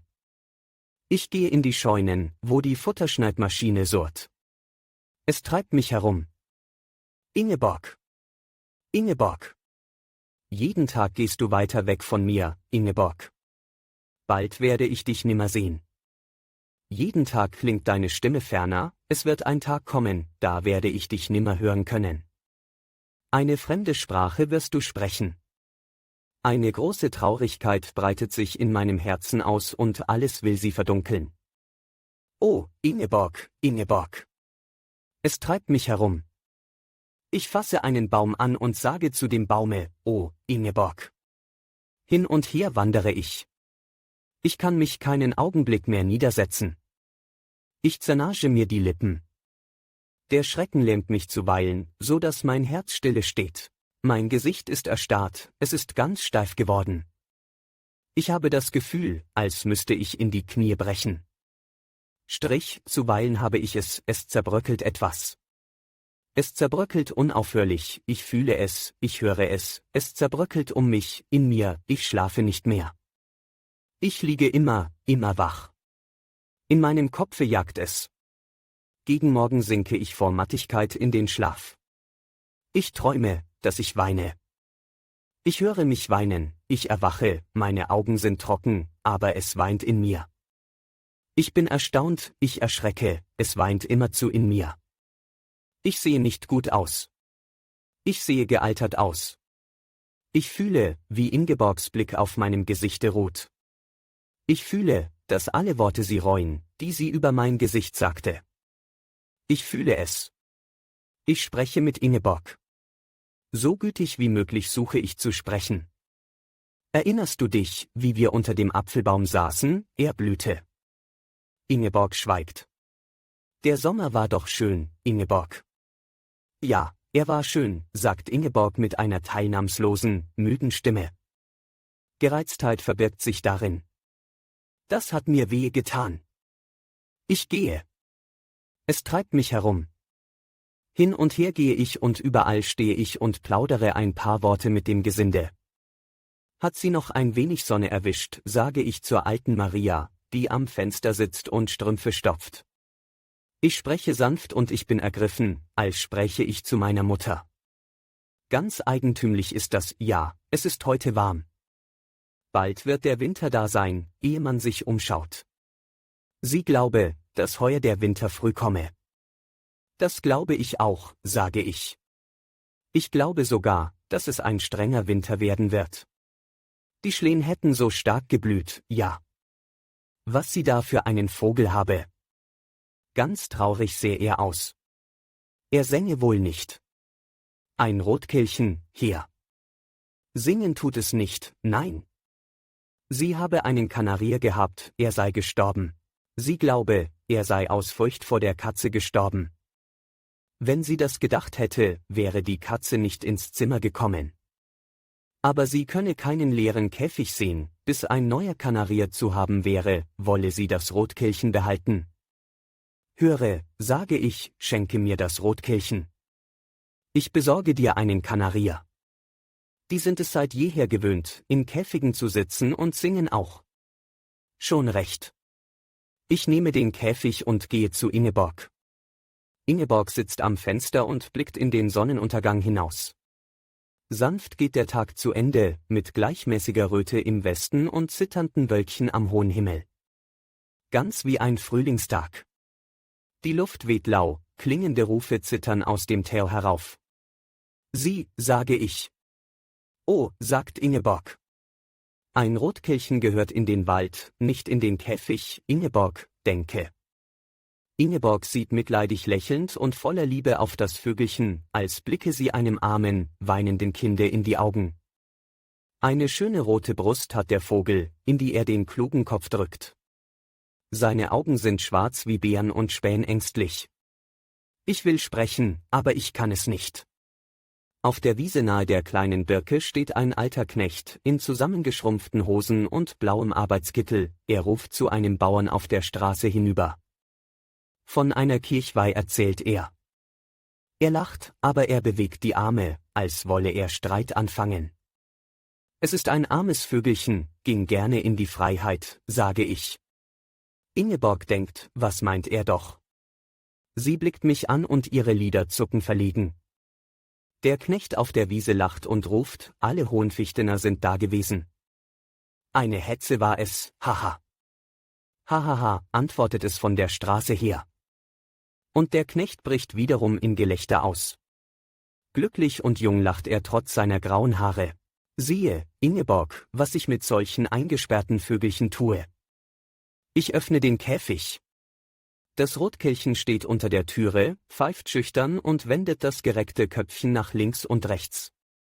Glaubt man nicht, man könnte ohne weiteres fortfliegen, denkt es, zit zit. Es betrachtet sich die weite Welt und schüttelt die Flügel. Ich lächle. Es will gar nicht gehen. Aber die Türe steht ja offen. Ich bin doch nicht so grausam, es zurückzuhalten, geh, kleiner Vogel, flieg. Zit. Pips der Vogel. Er blickt rasch zurück, dann gleitet er vom Gesimse und breitet die Flügel aus. Er fliegt bis zur kleinen Birke, lässt sich nieder und beginnt zu schmettern. Dann schwingt er sich in die Höhe und fliegt hinein ins Tal, berauscht, in großen Bogen. Er begegnet einigen Schwalben und scheint ihnen etwas zuzurufen, denn die Schwalben ändern plötzlich die Richtung und geben ihm ein Streckchen das Geleite. Ich vermag es nicht, Ingeborg in die Augen zu sehen, und so blicke ich dem kleinen Vogel nach, der in die Freiheit hinausflog. Bald sieht es aus, als fliege ein Schmetterling im geröteten Himmel. Dann zittert nur noch ein Pünktchen über dem Tail, es tanzt auf und ab. Siehst du, ich bin doch nicht so grausam, ihn zurückzuhalten? Ich freue mich mit ihm über seine Freude. Da begegne ich Ingeborgs Blick. Sie hat verstanden. Sie blickt mich an und ich sehe, dass sie irgendetwas tun möchte, um mir zu danken. Aber sie wagt es nicht. Sie blickt mich nur an. Wir geben uns die Hand. Vor dem Hause erzählt der Knecht immer noch von der Kirchweih und dem Tanze in Rothenbuch. Ich höre es, verstehe jedes Wort, obgleich mein Herz zerbricht. Chapter 25. In jener Nacht lag ich ausgestreckt in meinem Zimmer und rührte mich nicht. Ich lag und blickte zur Decke empor und rührte mich nicht. Da schlich es knisterte und rauschte. Ingeborg glitt neben mir auf den Boden. Sie umschlang mich und küsste mich, sie küsste jede Stelle meines Gesichtes, meinen Hals, meine Hände. Sie weinte, ich hörte es nicht, aber ich spürte ihre Tränen. Sie badeten mein Gesicht, meinen Hals, meine Hände. Mir war so wohl, so wohl. Ich dankte ihr. Ich wurde fröhlich, glücklich war ich. Mehr dachte ich. Dann flüsterte sie, ich erinnere mich freilich daran, wie wir unter dem blühenden Apfelbaum saßen. An alles erinnere ich mich, Axel. Ich werde nichts vergessen, nichts. Und sie erzählte von unserem Frühling, unserem Sommer immerzu, jede Einzelheit. Mir war so wohl, so leicht. Chapter 26. Neuer Morgen kam, er musste kommen, die Sonne musste aufgehen. Die Sonne geht auf und die Fenster des Schlosses strahlen, als sei es zu einem Feste beleuchtet. Es ist kühl und im Tal ziehen Nebel. Feucht riecht der Wald, es glitzert und tau perlt an den Gräsern. Spinnengewebe hängen an den Brombeerbüschen und zwischen den Halmen, und in jedem liegt ein ovaler Tautropfen wie in einer feingesponnenen Wiege. Es rasselt, der Wagen fährt vor. Ich trete aus dem Hause, Pazzo folgt mir. Ich spreche mit dem Kutscher. Mägde schleppen das Gepäck. Da kommt Ingeborg die Treppe herunter, sie knöpft sich die Handschuhe zu. Sie trägt einen breiten Hut und das ist auffallend, denn den ganzen Sommer über trug sie nie einen Hut. Der Hut verändert sie, der Reisemantel, fast wie eine Fremde sieht sie aus. Ein schönes Reisewetter, Ingeborg, sage ich. Ich lächle, ich will es ihr leicht machen. Ingeborg hat Tränen in den Augen. Verzeih, verzeih, flüstert sie und beschwört mich mit den Blicken. Beruhige dich, Ingeborg. Ich kann ja nicht anders. Es ist mein Schicksal. Wohl weiß ich das. Die Pferde scharren mit den Hufen. Pazzo bellt und umkreist den Wagen. Der Kutscher sitzt steif und bereit zur Fahrt. Adieu, Ingeborg. Oh, Axel. Grüße Karl. Ich danke, Axel. Wenn du mich besuchen willst, ich freue mich immer über deinen Besuch, du weißt es. Freilich, freilich besuche ich dich. Bald besuche ich dich. Wenn du ausruhen willst, nirgends ist es stiller als hier, du weißt es. Ich denke daran. Schreibe bald, Axel. Versprich es. Ich werde schreiben. Hastig nestelt Ingeborg an den Handschuhen und zieht sie von den Händen. Lebewohl, Axel. Ingeborg, lebewohl. Wir küssen uns. Ich stehe auf dem Trittbrett des Wagens und Ingeborg umschlingt mich mit den Armen. Unter dem Hoftore stehen Knechte und Mägde, die begreifen nichts. Die Pferde ziehen an, der Wagen rollt die Straße hinab. Pazzo heult kläglich, bellt, blickt auf mich. Adieu. Adieu. Ingeborg steht im Wagen und winkt mit dem Taschentuch. Noch sehe ich ihre Augen deutlich und den bittenden Ausdruck des Antlitzes, das unter dem breiten Hute leuchtet. Golden schimmern die Lockenbüschel. Nun sehe ich die Augen nicht mehr, etwas Blasses schimmert unter dem Hute. Das weiße Tuch weht. Der Wagen biegt um die Ecke, ganz klein ist er geworden. Eine weiße Taube flattert im Walde, ein Beschläge blitzt, nichts ist mehr zu sehen. Wald, Wald, Wald, Pazzo winselt und kläfft. Er springt an mir empor. Pazzo! Pazzo fliegt in großen Sprüngen den Berg hinunter. Das ist noch ein letzter Gruß, nicht? Adieu, Ingeborg. Strich, ich habe einen Geschmack auf den Lippen. Chapter 27. Nun ist Ingeborg fort. Strich, ich sehe einen Mann, der die Stufen zum Hause emporsteigt. Er steigt und steigt, wie viele Stufen sind es doch. Er blickt nicht zurück. Er steht vor der Türe, öffnet sie, sie ist schwer. Er blickt nicht zurück. Er verschwindet im Hause. Er steigt die Stiege empor, er geht den langen weißen Korridor entlang. Er bleibt stehen, die Augen fallen ihm zu. Dieses ist ein Mann, der alles, was er besaß, verlor. Er erblasst. Es sind 2 Worte an eine weiße Türe gekritzelt. Er sieht über sein Zimmer. Es ist sein Zimmer. Da sieht er nun, sieht in sein Zimmer und wagt es nicht, es zu betreten. Er wagt es nicht, nein. Dieses Zimmer ist leer, leer. Schreien, lachen, niederstürzen? Wie? Nein, nichts von all dem. Ein Zittern in den Händen, ein Beben der Knie, das ist alles.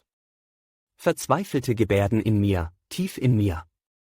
Wirre, jagende Bilder in meinem Kopfe, sie zerbrechen, andere kommen, zerbrochene. Sie zerbrechen. Ich setze mich in einen Stuhl. Ich lächle. Ich habe einen Geschmack auf den Lippen. Adieu, adieu. Ich nehme Abschied. Tautropfen, bittende Augen, eine nackte Hand. Eine Stimme. Sie schwebt über mir wie Gesang. Ich verneige mich vor der Stimme. Ich lächle. Ich stehe auf dem Trittbrett und lege meinen Arm um Ingeborg. Wie verzweifelt das Lächeln hin und her irrte auf ihrem Antlitze? Und ihre Augen, die segneten, segneten. Gelobet seist du in alle Ewigkeit, Ingeborg. Ich liebe dich. Mein Herz krampft sich zusammen, es wird dunkel in meinem Kopfe. Ja, nun ist sie fort. Ich habe alles verloren, was ich besaß. Ich stehe auf. Es dreht mich im Kreise. Vor meinen Augen wird es schwarz. Soll ich niederstürzen? Dürfte ich es doch. Ein klein wenig. Einmal zusammenbrechen, schreien, eine Sekunde nur. Nein, ich tue es nicht, ich stehe aufrecht, ich kämpfe. Ich beginne zu wandern. Meine Wanderung beginnt. Sie dauerte Wochen, Monate, nun begann sie. In den Wald? Nein, da ist sie. Vielleicht gar in die weißen Zimmer? Wohin? In den Keller? Da ist sie auch. Was ich gewesen bin, was ich war, was ich sein konnte, Sonne, Glück, Schönheit, Reichtum. Alles verloren. Vorbei das Wandeln. Nein, ich brach nicht zusammen, ich schluchzte nicht, ich grub nicht die Nägel in die Schläfen. Das ist nicht wahr, ich tat es nicht.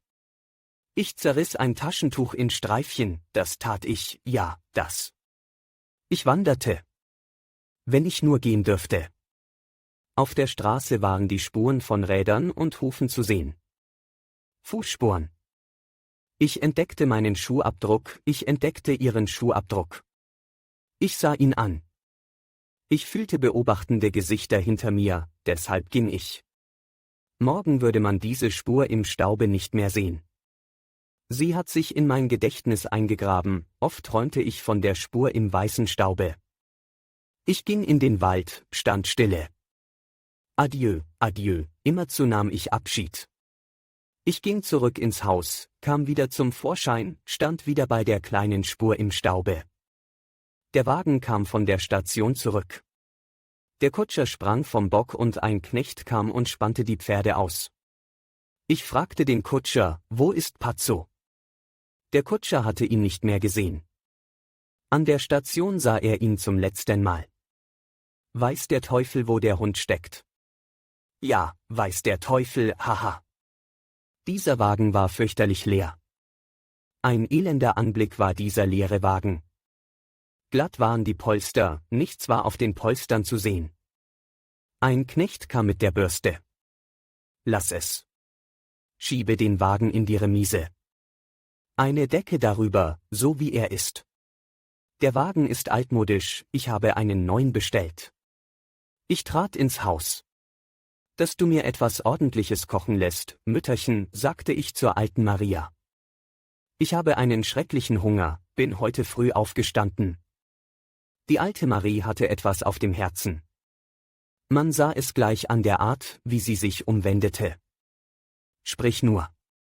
Auf wie lange die Herrin fortreise? Das könne man nicht so genau sagen. Vielleicht einen Monat, vielleicht ein Jahr. Sie sei nach Paris gereist. Nach Paris. Ja, verstehst du, um das Singen zu lernen. Aber das könne sie doch schon. Mütterchen, haha, gelungen sprichst du daher. Wie kannst du über diese Dinge sprechen? Freilich könne sie schon singen, schön sogar, sehr schön. Aber es muss alles gelernt sein, heutzutage, auf den Schulen. Siehst du, du kannst sehr klug und gelehrt sein, warst du nicht auf vielen Schulen, so glaubt es dir kein Mensch und du hast nichts davon. So ist es auch mit dem Singen. Der Tag ging langsam. Ich hatte nichts zu tun. Langsam drehte sich der Schatten der kleinen Birke im Kreise. Pazzo war noch nicht da. Also an der Station sahst du ihn zuletzt? Ja, her. Und dann nicht mehr? Nein, her. Ich stahl mich in die Remise. Ich lüftete die Decke, die über den Wagen gebreitet war. Bestaubt stand er da. Ich suchte in den Polstern, Staub um die Knöpfe, sonst nichts. Es war nichts zu finden. Ich nahm den Hut und Stock und pfiff. Ich erinnerte mich, dass Pazzo ja nicht da war. Ich lächelte. Ich stieg die Straße hinab, dieselbe Straße. Deutlich konnte ich die Räderspuren herausfinden, auch Pazzos Spur. Er war gehetzt. Wie große Ausrufezeichen sahen seine Spuren aus. Ich kam an die Stelle, wo er den Wagen eingeholt hatte. Der Wagen hatte gehalten, Pazzo war in den Wagen gesprungen. Das sah ich alles aus den Spuren. Im Dorfe verschwand die Spur des Wagens, hinter dem Dorfe tauchte sie wieder auf. Sie zog mich durchs Tal, über den Berg hinüber, an Rote Buche vorbei. Da waren alle Läden geschlossen. Sie zog mich bis zur Station. Ich stand am Perron und blickte dem Geleise nach. Ein Beamter trat heraus und grüßte. »Ich suche meinen Hund«, sagte ich. »Ja, ach ja, dieser Hund. Es sei eine Wirtschaft gewesen. Der Hund wollte nicht außen bleiben. Er habe geheult und gewinselt. Die Fürstin wäre ganz ergriffen gewesen. So. Ich ging die Geleise entlang. Hier lag Sand, ich konnte Pazzos Spuren nicht entdecken. Diese Geleise. Sie glänzten. Ich berührte sie mit dem Finger. Ich sah ihnen nach. Sie erschienen mir so sonderbar. Sie zogen mich. Ich rollte auf ihnen dahin, flog. Ich sah einen grellgelben riesigen Eichbaum am Bahndamm. Ich sah ihn mir an. Gewiss war er ihr aufgefallen. Ich wurde zu einem Eisenbahnzug, sauste, flog durch die Wälder und Wiesen drehten sich mir entgegen. Wieder, da stand ich auf einer Station und sah auf einen Kopf hinter einer Scheibe. Ein runder, feiner Kopf, glatte goldene Haare, Lockenbüschel, die bis zur Schulter herabfallen. Dann ging ich quer durch den Wald nach Hause. Immer stand ich auf dem Trittbrett des Wagens. Es jagte in meinem Kopfe. Meine Hände zitterten. Ich hatte im Geheimen gehofft, Pazzo anzutreffen. Er war noch nicht zurückgekommen. Nun, Geduld.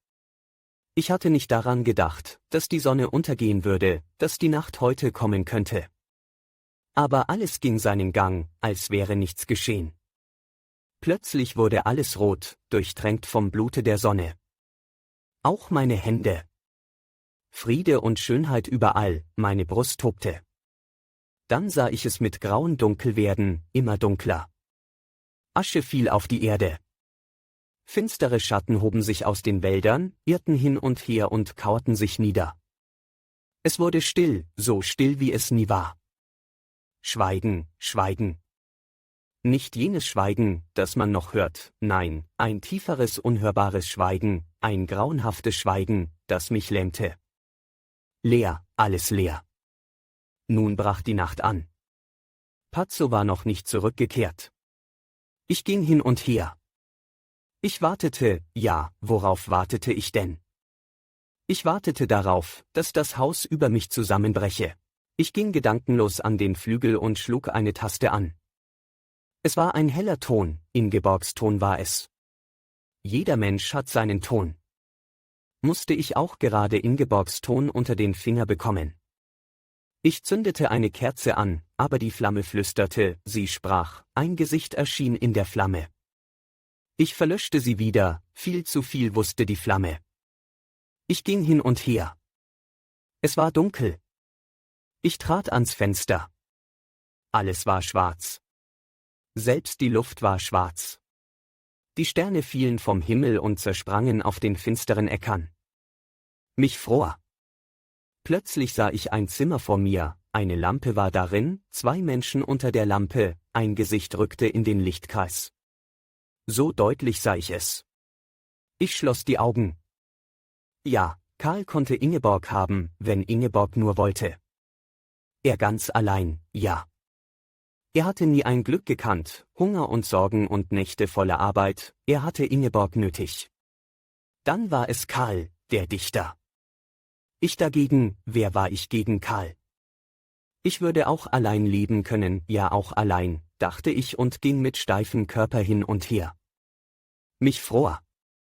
Alles war leer, alles. Ich dachte an die Fußspur im Staube, an die Geleise in der Sonne.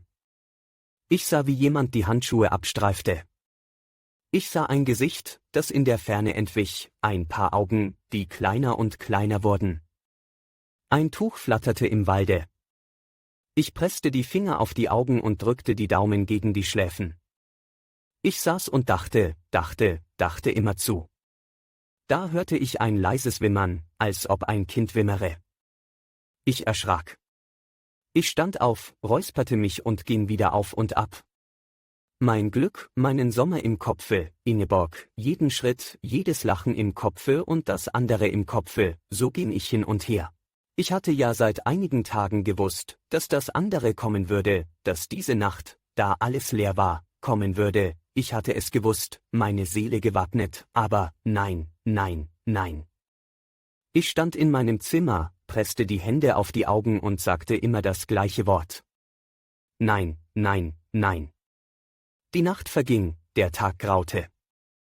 Wie verging diese Nacht? Gott weiß es. Auch ich weiß es. Ich denke nicht daran. Ich habe mich nicht auf den Boden geworfen, ich habe mir nicht die Haare gerauft und die Brust zerfleischt, nein, wer dies behauptet, der lügt. Ich hatte nur etwas Blut am Kinn, das war alles. Die alte Maria entdeckte es, ich hatte es nicht weggewischt. Ich lächelte, so gut es ging, es wollte nicht gut gehen, diesmal, nein, aber doch brachte ich es fertig. Ist Pazzo nicht gekommen? Nein. Der Schlingel, sagte ich und lächelte. Ich sah mein Gesicht dabei, wie ich es sagte, mein Lächeln. Meine Stimme hatte sich verändert. Die alte Maria starrte mich an und ging rückwärts zur Türe hinaus. Natürlich, ich konnte nicht wie ein Bräutigam aussehen. Erst einige Tage danach fand ich es, viele meiner Haare waren weiß geworden. Ich war sehr betrübt darüber. Chapter 28. Es kamen die Tage des lauten Schmerzes. Allmächtiger Geist über den Sternen, Vater der Menschen, habe Erbarmen mit mir. Ein neues Herz, ein neues Hirn. Ich flehe dich an, ein neues Herz, ein neues Hirn. Erbarme dich meiner. Ein Gebet war in mir, meine Lippen flüsterten es nicht, meine Seele sprach es.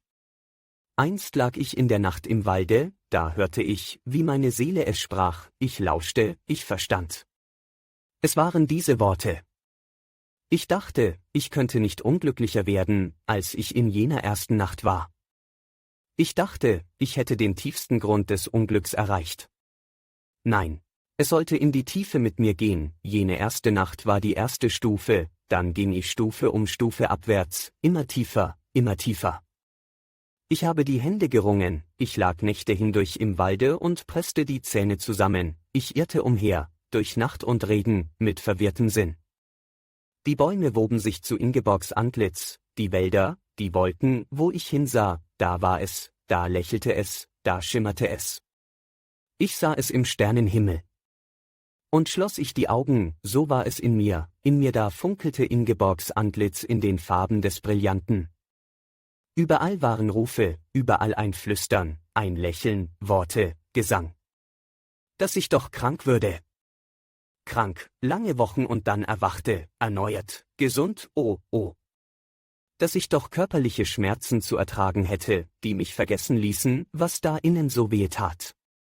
Einmal hagelte es, ich weiß es, ich nahm den Hut ab, die Schlossen schlugen mich auf den Kopf, ins Gesicht, auf die Lippen und Augen, es war wie eine Züchtigung, die der Himmel über mich verhängte. Das tat gut. Ich verstand viel, was ich nie verstanden hatte. Die Klöster, wo sie kein Wort mehr sprachen, nur knieten, lange Gänge entlang rutschten auf den wunden Knien, ich verstand die Flagellanten, die sich den Rücken geißeln, die Einsiedler in den Wüsten.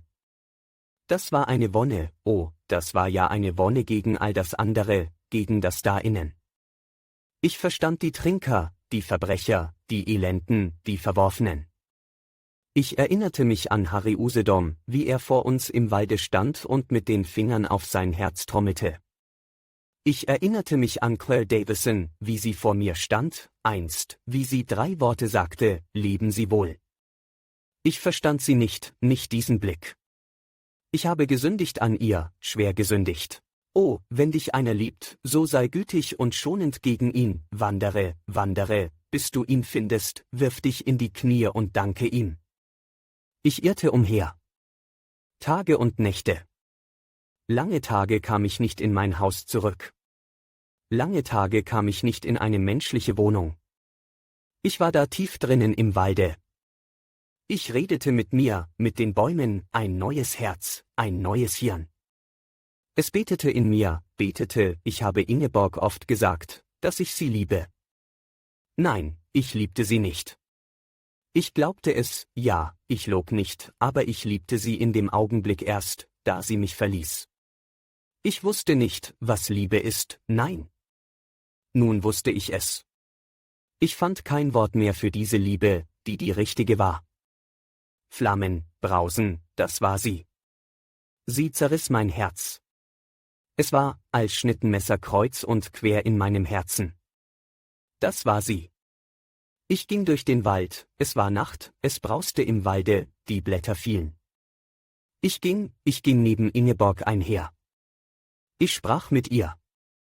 Ich liebe dich, sagte ich, Ingeborg, jetzt, ja, jetzt liebe ich dich.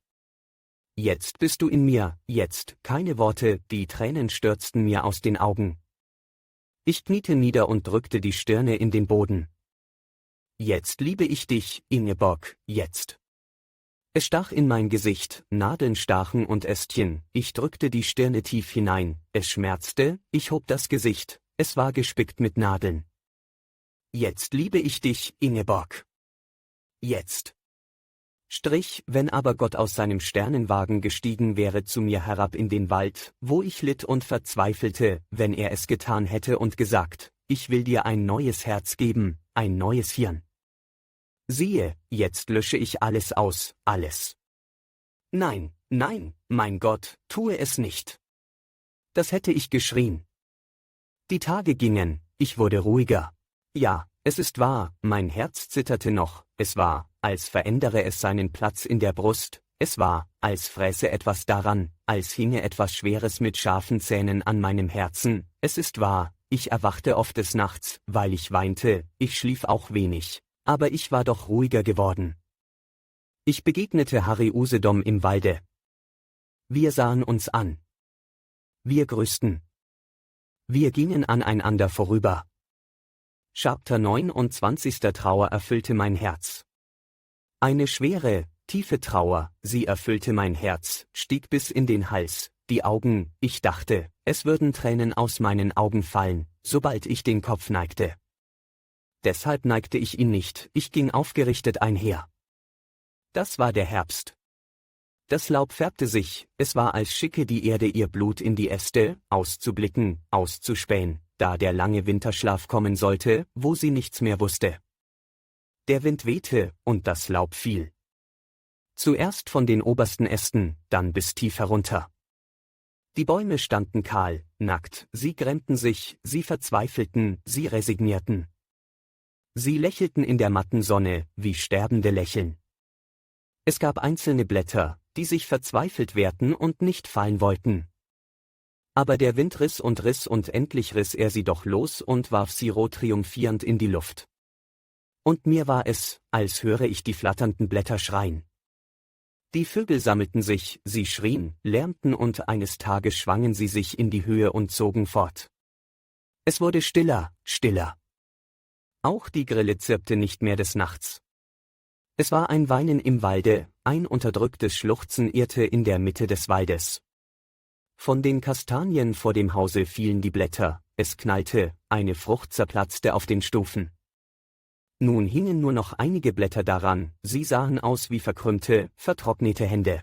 Das Haus stand kahl da, nackt, geschoren, bloßgestellt, es war größer geworden, größer und öder. Das ganze Tal machte den Eindruck eines Zimmers, dem man Vorhänge, Teppiche und Bilder genommen hat. Schmutzig graue Wolken schleppten sich über das Tal. Ich dachte an die schaumigen, weißen Wolken des Sommers, die über den blauen Himmel schwebten, Verzierungen gleichsam, ein Schmuck des Sommers. Ich dachte an den Herbst im vorigen Jahre, der mein Herz entzündet hatte mit seiner Glut, seinem Stolze, seinem jauchzenden Tode. Ich war traurig, ich empfand nichts mehr, keine Farben, keine Gluten, es war auch alles schmutzig, müde, es war ein Herbst, der einen hässlichen, feigen Tod starb. Ich ging durch den Park, der ganz ohne Laut dalag. Es war ein Friedhof, in dem ein großer Toter schlummerte. Ich kam vorüber an der Statue, dem Brunnen, an der Grotte stand ich ein Weilchen still. Der Tropfen fiel. Ich ging durch das Pförtchen hinaus in den Wald. Da war ein Pfad und ich lächelte und sagte, hier gingst du, gütige Ingeborg, in jenen Nächten, ich sagte es mit sanfter Stimme und es tat mir wohl, es recht gütig zu sagen, als höre es Ingeborg, die Gute. Ich legte die Handfläche an den Boden und streichelte ihn. Vielleicht huschte hier Ingeborgs Fuß darüber? Man kann es nicht sagen. Ich fand einen Kiesel, der in den Pfad getreten war. Vielleicht hatte Ingeborgs Fuß ihn in den Pfad getreten? Sollte ich ihn mitnehmen? Nein. Aber ich wandte doch um und nahm ihn mit. Vielleicht? Niemand kann es sagen. Heilige Erde, heiliges Land, heiliger Wald. Ich kniete nieder und küsste den Boden des Waldes. Heiliges Land, hier wandelte ihr Fuß. Heilige Bäume, an euch ging sie vorüber. Und die Bäume, die der Herbst geschändet hatte, wiegten sich traurig hin und her und klagten leise. Sie trauerten mit mir und der ganze Wald flüsterte Ingeborgs Namen. Ich ging durch den Wald und lauschte. Es tat wohl, dass alles mit mir trauerte. Ich erschrak, sah ich einen Stein, auf dem wir saßen, ich erschrak, sah ich einen Baum, den wir beide kannten. Ich freute mich, ich litt. Oh hört, ich fand eine hohe, ernsthafte Edeltanne im Walde, worunter wir einst saßen, als es regnete. Ingeborg lugte aus dem Versteck hervor und haschte mit dem Munde nach Regentropfen. Ich liebe die kleinen Regentropfen, sagte sie. Und dann zählte sie alles auf, was sie liebte, während der Regen herabströmte und wir unter einem Wasserfall saßen. Ich liebe die kleinen Regentropfen, Axel, ja. Oh, ich liebe Wind und Wetter, ich liebe Hagelschlag und Schnee, ich liebe die Sonne über alles, die Wolken, die Bäume und das Rauschen der Bäume, ich liebe über alles die Vöglein und ganz besonders die Johanniswürmchen, auch die Blitze, sie lachen mich ja an, und dich, Axel, dich mehr als alles. Alles, mehr als 1000 Sonnen und mehr als alle Sternennächte und das wildeste Gewitter, ich ging vorüber an der Edeltanne und lächelte, aber ich musste den Kopf zurückbeugen. Es sang kein Vogel mehr im Walde, nein. Ich ging bis an Graf Flüggens Schloss, sah das Tor mit den bemoosten Löwen, die die Wappen hinhielten, ich ging durch unser Birkenwäldchen, ich kam an unseren Apfelbaum. Kahl stand er. Braune, lederne Blätter baumelten an den Stielen. Im welken Grase lagen verfaulte Früchte. Einst, im lichten Frühling, da schüttelte ich ihn und es fielen die Blüten über einen goldenen Scheitel, ich ging auf die Höhe, wo die Bank stand. Das Tal lag da wie durch gelbes Glas gesehen. Welk und müde und leuchtend, wie das Antlitz eines Sterbenden, das ein eigentümliches Licht ausstrahlt. Die Wiesen waren braun und sumpfig, Herbstzeitlosen standen darauf. Die Gruben waren mit welkem Laube gefüllt, sie waren Gräber, der Sommer lag darin, Hoffnung und Freude des Sommers und sein Duft. Neben der Bank stand eine Distel, sie sah aus wie der graue Kopf eines alten, schmutzigen Weibes mit gesträubten Haaren. Die Felder waren gemäht. Die Stoppeln taten mir weh, es war mir, als ginge ich mit nackten Füßen über die Stoppelfelder.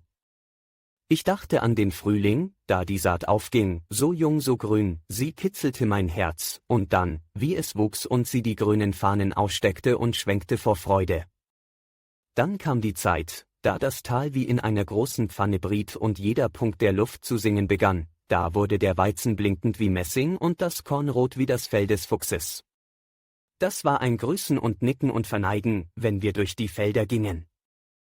Und die Grillen zirpten in den Feldern, das klang, als wären 1000 winzige Schmiede tief in der Erde beschäftigt, feines Silber zu hämmern. Dann kamen die schlimmen Tage, die Sichel rupste und rauschte und eines Tages lagen die Ähren da, gefällt, steif, auf dem Gesichte, wie erschossene Soldaten. Das schmerzte uns beide sehr. Ich stand im Winde, die Feder auf meinem Hute schnurrte, mitten im kahlen Herbste, und dachte an den Sommer und die Stoppeln schmerzten mich, wie Krüppel kamen sie mir vor. Ich ging weiter. Ich ging umher, besuchte alle Bänke, Steine, Lichtungen, die von Erinnerungen umschwebt waren. Es gab viele heilige Orte im Walde, solche, die ich nicht betrat, ich sah sie nur aus der Ferne an. Schwermütige Geheimnisse waren in meiner Brust. Meine gewöhnlichen Wege waren das. Dann wurde es dunkel, die Sonne verschwand bald und nach kurzem Abschiede hinter den Bergen. Es war Herbst. Der Wind wehte kalt. Gewiss würde es bald dunkel und kalt sein auf der Welt, auf lange Wochen. Alle Dinge frohen schon, die den Winter ahnten und die finsteren Nächte.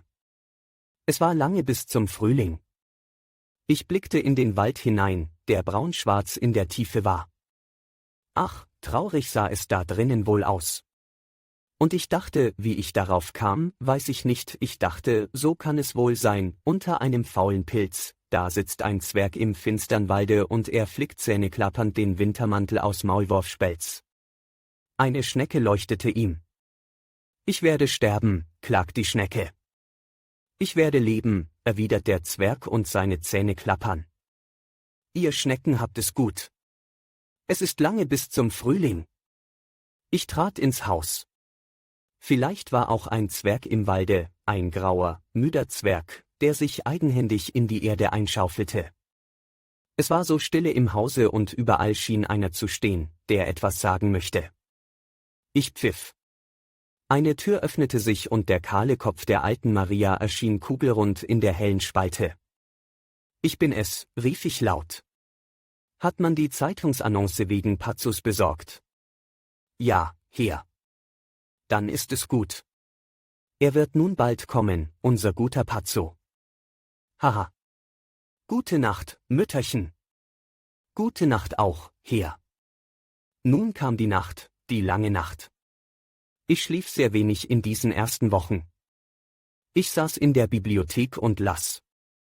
Ich spielte Klavier. Da kam dann Ingeborg aus allen Tönen, in allen Gebärden, es war schön, aber oft musste ich aufhören. Ich saß auf dem Fenstersims in den weißen Zimmern und wartete auf den Morgen. Ingeborg war um mich.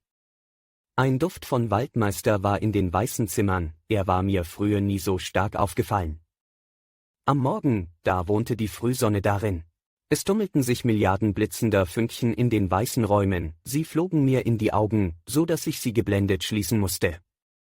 Nachts da zitterte ein gespenstisches, mattes Licht über allen Dingen und die welken Sträuße in den Vasen und Krügen begannen zu duften. Ihr Geruch war der Geruch der Vergangenheit, man wusste, hier hat jemand gewohnt. Entblätterte Rosen lagen auf dem Boden, gelber Blütenstaub auf der Tischdecke. Ein feiner Geruch von Ingeborgs Gewändern und ihrem Nacken, ihren Haaren schwebte aus den toten Möbeln. Ich saß auf dem Fenstersims, im blauen Mondlicht und plauderte mit ihr. Ganz wie einst. Wir führten Gespräche und ich ahmte Ingeborgs Stimme nach, so gut es ging. Wir führten mitunter scherzhafte Gespräche, ich stellte mich ungeschickt, unwissend.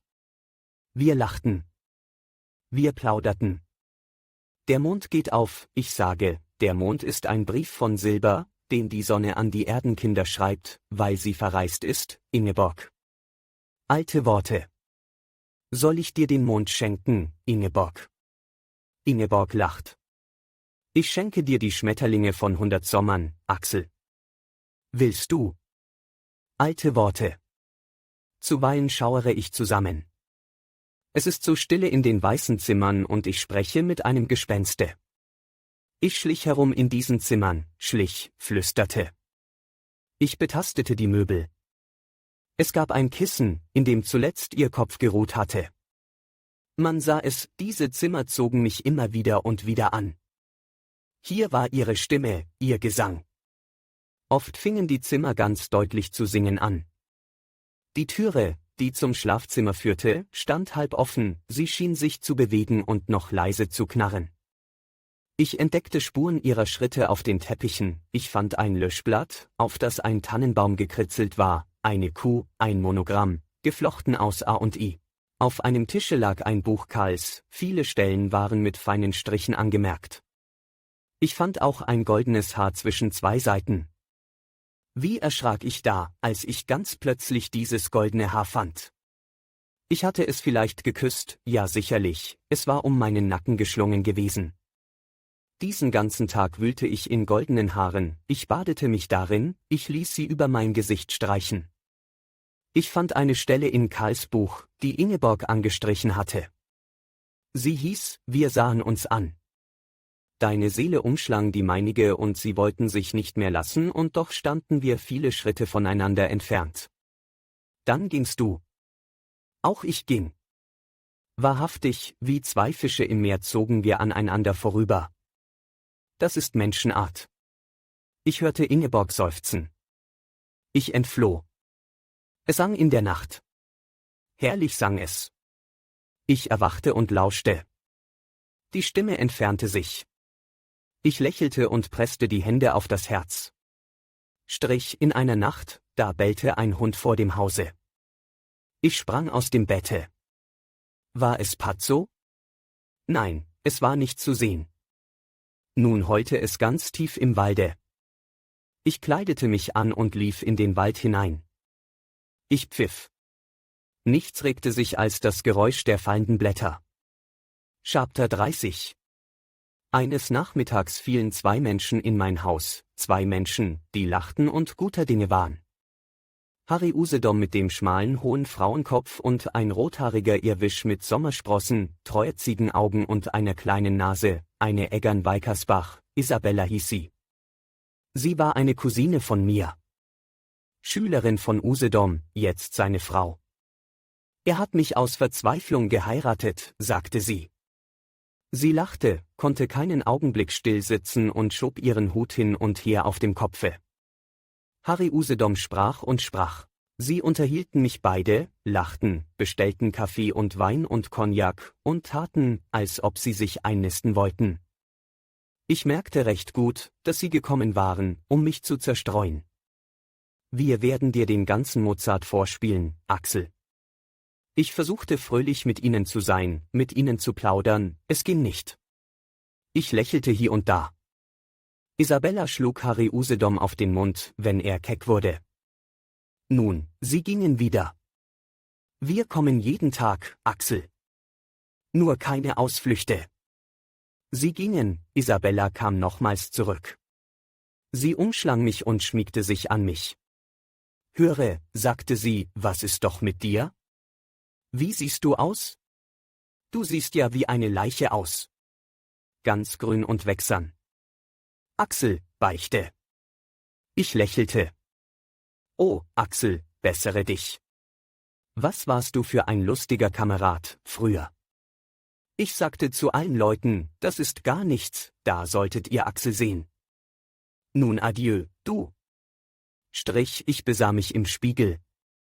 Ja, ich sah wie eine Leiche aus. Woher kam es? Kam es daher, dass ich immer mit einem Gespenste lebte? Sie kamen wieder, Usedom und Isabella, ich war nicht zu Hause. Sie luden mich nach Rotebuche ein. Sie schickten den Wagen, der mich abholen sollte. Nein, ich ging nicht. Merkten Sie es denn nicht, dass ich keine Menschen sehen konnte? Chapter 31. Das Schloss lag im kahlen Bergwalde, im Regen, im Winde, geduckt unter den schleppenden Wolken, es sah verlassen aus. Es war still wie ein Haus, in dem jemand gestorben ist. Die Tage waren lang und die Nächte noch länger. Es regnete und wehte, die Welt hatte ihre trübste Seele. Diese Tage und Nächte waren nicht leicht zu ertragen. In den schönsten Stunden, da träumte ich, dass Pazzo zurückkäme und ich mit ihm sprechen könnte, in den schönsten Stunden, da träumte ich von Ingeborg. Ein Rausch brauste durch die weiten Säle, die Blumen der Tapeten blühten wieder, die Gesichter an den Wänden lächelten wieder, es brannten viele Kerzen in meinem Zimmer und ich ging trunkenen Herzens hin und her.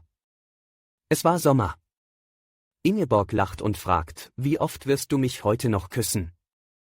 Ich stehe vor ihr und meine Brust ist weit. 1000-mal, sage ich. Und Ingeborg schlägt die Hände vors Gesicht, schüttelt sich und lacht.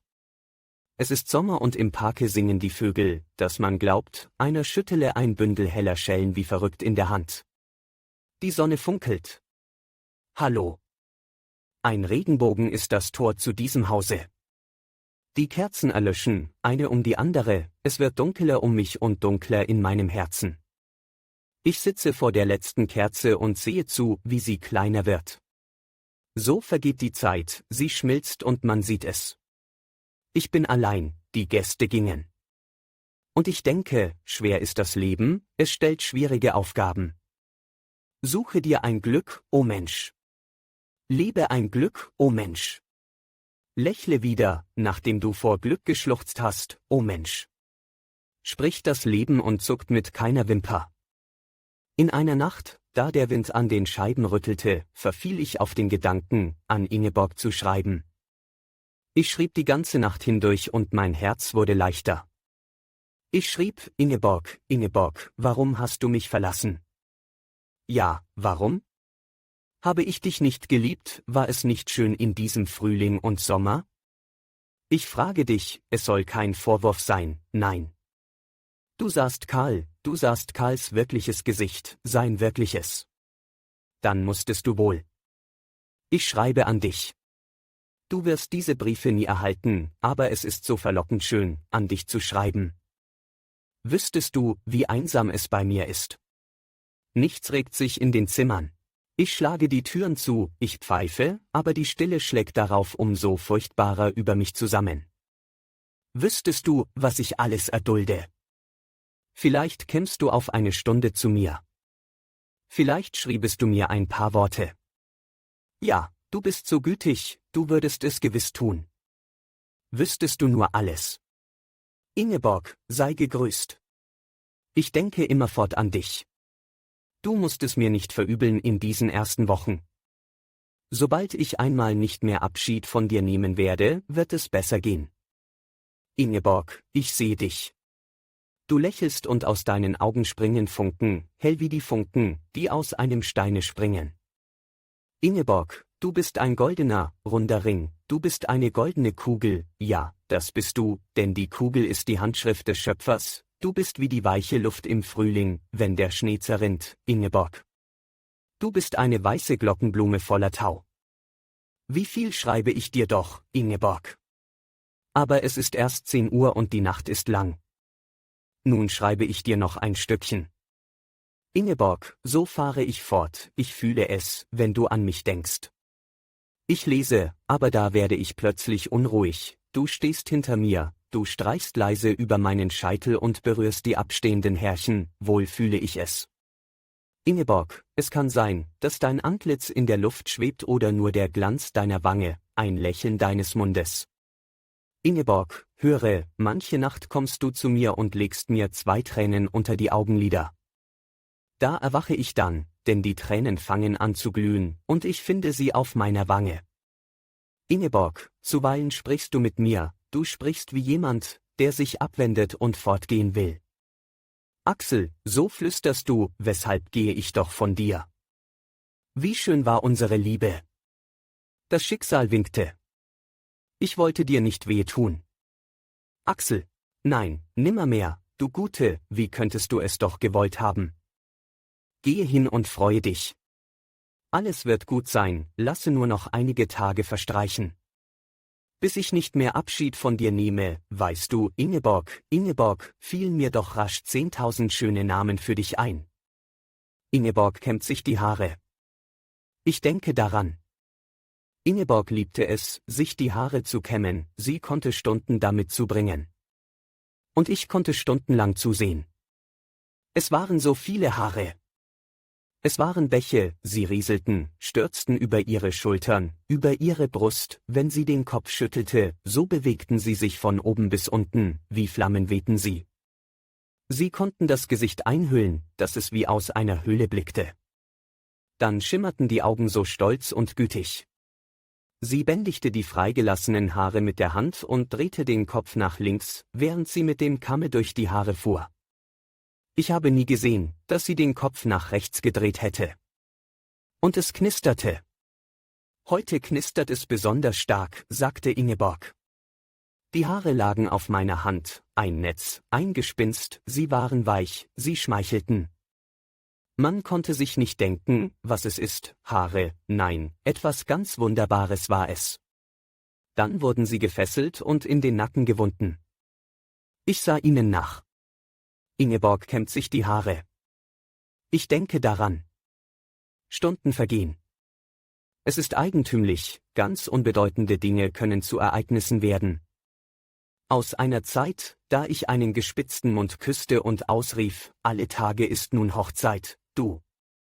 Ich habe einen Geschmack auf den Lippen. Zuweilen vergeht er, aber er taucht immer wieder auf. Ich fühle ihn des Morgens, wenn ich aufstehe, und das ist mein ganzes Glück für den Tag. Es kann sein, dass ich den Geschmack auf den Lippen verliere, aber ich träume des Nachts von ihm, ich erwache, er ist auf meinen Lippen. Strich, dann wage ich es nicht wieder einzuschlafen. Strich, was soll ich tun? Soll ich lesen? Ich begreife ja keine Zeile. Soll ich Klavier oder Geige spielen? Ingeborg ist ja in jedem Tone. Soll ich den Wald ausrotten, eine Wiese entwässern, einen Kanal graben für die Schifffahrt und den Handel? Soll ich fortreisen, in die Ferne, bis dorthin, wo die Bahn aufhört, und dann wandern? Ja. Aber wenn es Ingeborg einfiele, mich auf Edelhof zu besuchen? Strich, ich musste in dieser Zeit viel an die Geschichte von Hermann Ecke denken, den Gutsherrn auf Entenweier, den seine Frau verließ. Zur Zeit von Ingeborgs Genesung hatte ich sie Ingeborg erzählt. War es nicht sonderbar? Ahnte meine Seele voraus, was kommen sollte. Ich musste oft an die Geschichte denken von Hermann Ecke, der glaubte, dass Eva wieder zu ihm käme. Einen Rosengarten legte er ihr an, er baute eine Veranda für sie.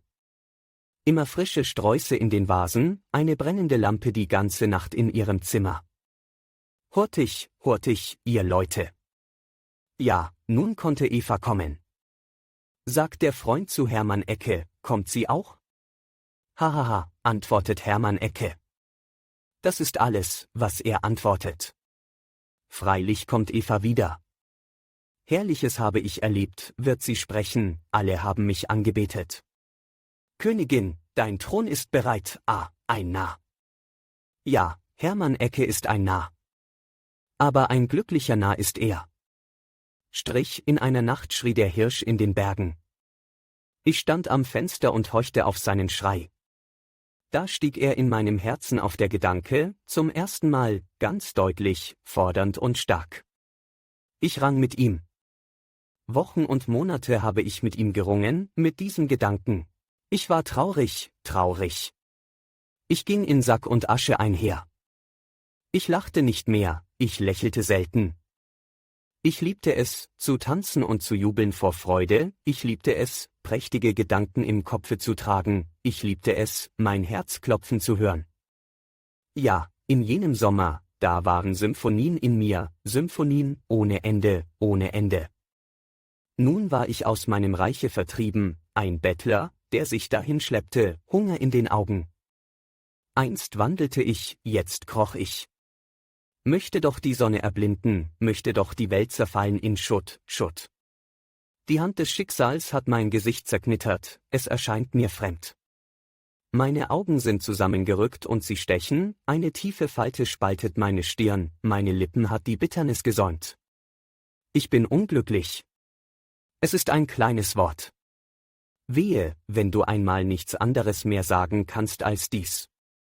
Chapter 32. In der Nacht, da der erste Reif fiel, hatte ich einen herrlichen Traum. Ich träumte, Ingeborg stünde an meinem Bette. Ich sah sie stehen, es war wie im Sommer, der Mond schien durch die Kastanien und der Boden des Zimmers sah aus wie ein Spiegel, der in 1000 Stücke zersprungen war. Auch Ingeborg glitzerte. Ich erwachte, da war es leer und kalt um mich. Ich stand auf und ging den Berg hinunter, über das Tal. Ich stieß auf Geleise. Die Geleise waren bereift. Es kamen 2 glückliche Tage.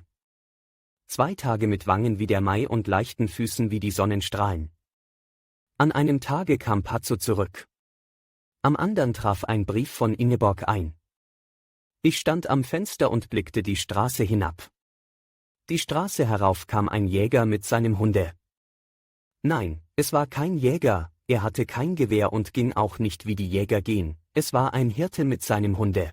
Nein, es war auch kein Hirte, ein Bahnwärter war es, man sah es an der Mütze, und dieser Hund war nicht der Hund des Bahnwärters, dieser schleichende, magere Hund war ja Pazzo. Ich riss das Fenster auf und pfiff. Der Hund stellte die Ohren, bellte matt und trabte müde heran. »Kommen Sie herein!« »Herein, mein Freund«, rief ich dem Bahnwärter zu.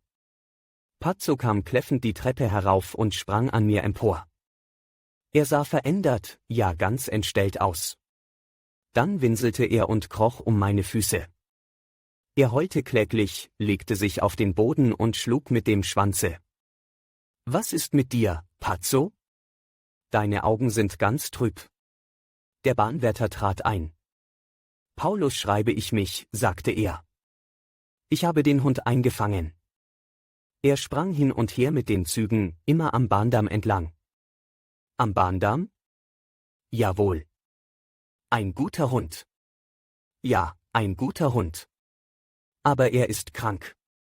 Frisst nichts.« »Das wird schon wieder werden, was, Pazzo?« Pazzo schlug mit dem Schwanze und winselte. Er sei immer am Bahndamm hin und her gelaufen. Barbeck von Unternzell habe gesagt, »Hast du den Hund gesehen, ein weißer Jagdhund, nehmen Sie Platz. Strich Wein. Strich bitte, erzählen Sie.« Der Mann, der sich Paulus schrieb, erzählte ausführlich von dem weißen Hühnerhund. Er habe ihn in das Gärtchen eingeschlossen und auch eine Kiste für ihn hingestellt. Aber nun, ein schwieriger Fall. Wem gehörte dieser Hund, der nicht auf den Namen Waldmann oder Feldmann, Nero oder Packern hörte? Kein Halsband, nichts. Er musste weit her sein, war vielleicht aus dem Zuge gesprungen. Nun, er wohne einsam, komme nur alle Sonnabend ins Dorf. Sagt der Wirt vom Schwarzen Bären, Paulus, da steht es. Nun, ich mache mich auf und bringe den Ausreißer gleich selbst her. Ich habe freie Fahrt. Die Erzählung währte lange Zeit, aber dann ließ ich mir noch ausführlich über Einzelheiten berichten. Also was ich nun schuldig sei, fragte ich. Der Bahnwärter schmunzelte, leckte den Schnurrbart und drehte die Mütze zwischen den Fingern. Nun, der Hund habe keine Störung ins Haus gebracht. Gefressen habe er auch nicht viel. Er wolle halt sagen, er wolle es dem gnädigen Herrn selbst überlassen. Ein Vorschlag. Sagen wir im Ganzen 5 Mark. Ich lächelte. Aber bitte, sagte ich. Er sollte Pazzo nicht umsonst gepflegt haben. So sagen wir in Gottes Namen 3 Mark. Ich versäume auch einen halben Tag. Verköstigung auswärts, ich musste lachen. Der Bahnwärter bekam einen roten Kopf. Ich musste immer mehr lachen. Da saß ich nun, zitterte vor Freude und er verlangte 5 Mark. Das war unerhört. Er hätte mein Vermögen verlangen können, ich hätte es ihm gegeben. Erlauben Sie, mein Freund, sagte ich zu ihm, es ist mir nicht zu viel, sondern zu wenig. Ich könnte Sie nun betrügen und 50 Mark geben, Sie würden zufrieden sein, aber es wäre Betrug. Denn dieser Hund da, jawohl dieser Hund da, ist kein gewöhnlicher Hund, nein. Ich erzählte nun, was das für eine Rasse sei, dass er mir schon über 50.000 Mark an Prämien eingebracht habe, demnächst nach Amerika eingeschifft werde zu einer internationalen Hundeausstellung. Es fiel mir schwer, nicht herauszulachen, denn das Gesicht des Bahnwärters wurde länger bei jeder Prämie. Die beste Zeit des Hundes ist ja vorüber, schloss ich. Er kann noch einige Prämien bekommen, ja. Ich würde ihn nicht für 50.000 Mark hergeben. Ein Gerichtstaxator würde den Wert des Tieres auf etwa 30.000 Mark schätzen. Sagen wir 20.000. Nun haben Sie gerichtlich 10% des Wertes eines Fundgegenstandes zu beanspruchen, ich bin bereit, Ihnen 2.000 Mark auszubezahlen. Sind Sie damit zufrieden? No. Kein Scherz, ich kann Ihnen die Prämierungsurkunden zeigen, wenn Sie es wünschen. Ich will Sie nicht betrügen. Ich sprach leichthin, aber in überzeugendem Tone. Der Bahnwärter lachte wie besessen, stand militärisch stramm, legte die Hand an die Mütze, warf mir Kusshände zu. Dann rannte er wie verrückt den Berg hinunter, er verlor 3-mal die Mütze. Wie er sich freute! 2.000 Mark. Es gibt Leute, denen kannst du ganz Indien und das Paradies dazu schenken, und sie werden nicht einmal rot. Ich riegelte die Türe ab. Pazzo! Ich warf mich auf den Boden und weinte und lachte vor Freude. Ja, Pazzo, du gute Seele, mein Freund. Du guter Pazzo, immer am Bahndamm entlang, hin und her, Pazzo leckte mir die Hand und das Gesicht ab und wedelte und bellte. Ich sah ihn mir an. Was wusste er alles? Hätte er reden können? Er war nicht ganz gesund. Halb verhungert war er. Aber nun war alles gut. Hahaha. Pazzo war da, Pazzo.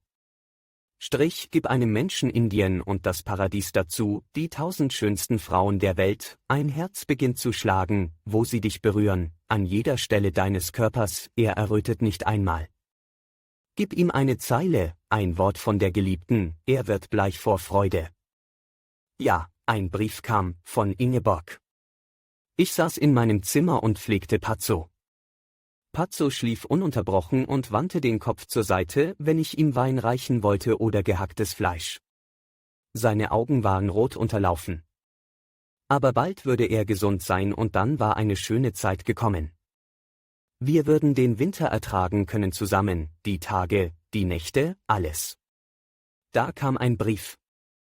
Die alte Maria reichte ihn mir, sie tat, als sei es gar nichts Besonderes, und ich las die Aufschrift, er war von Ingeborg, der Bote hat ihn nicht umsonst gebracht. Freunde, Freunde, Freunde und liebe Leute allesamt auf der Welt.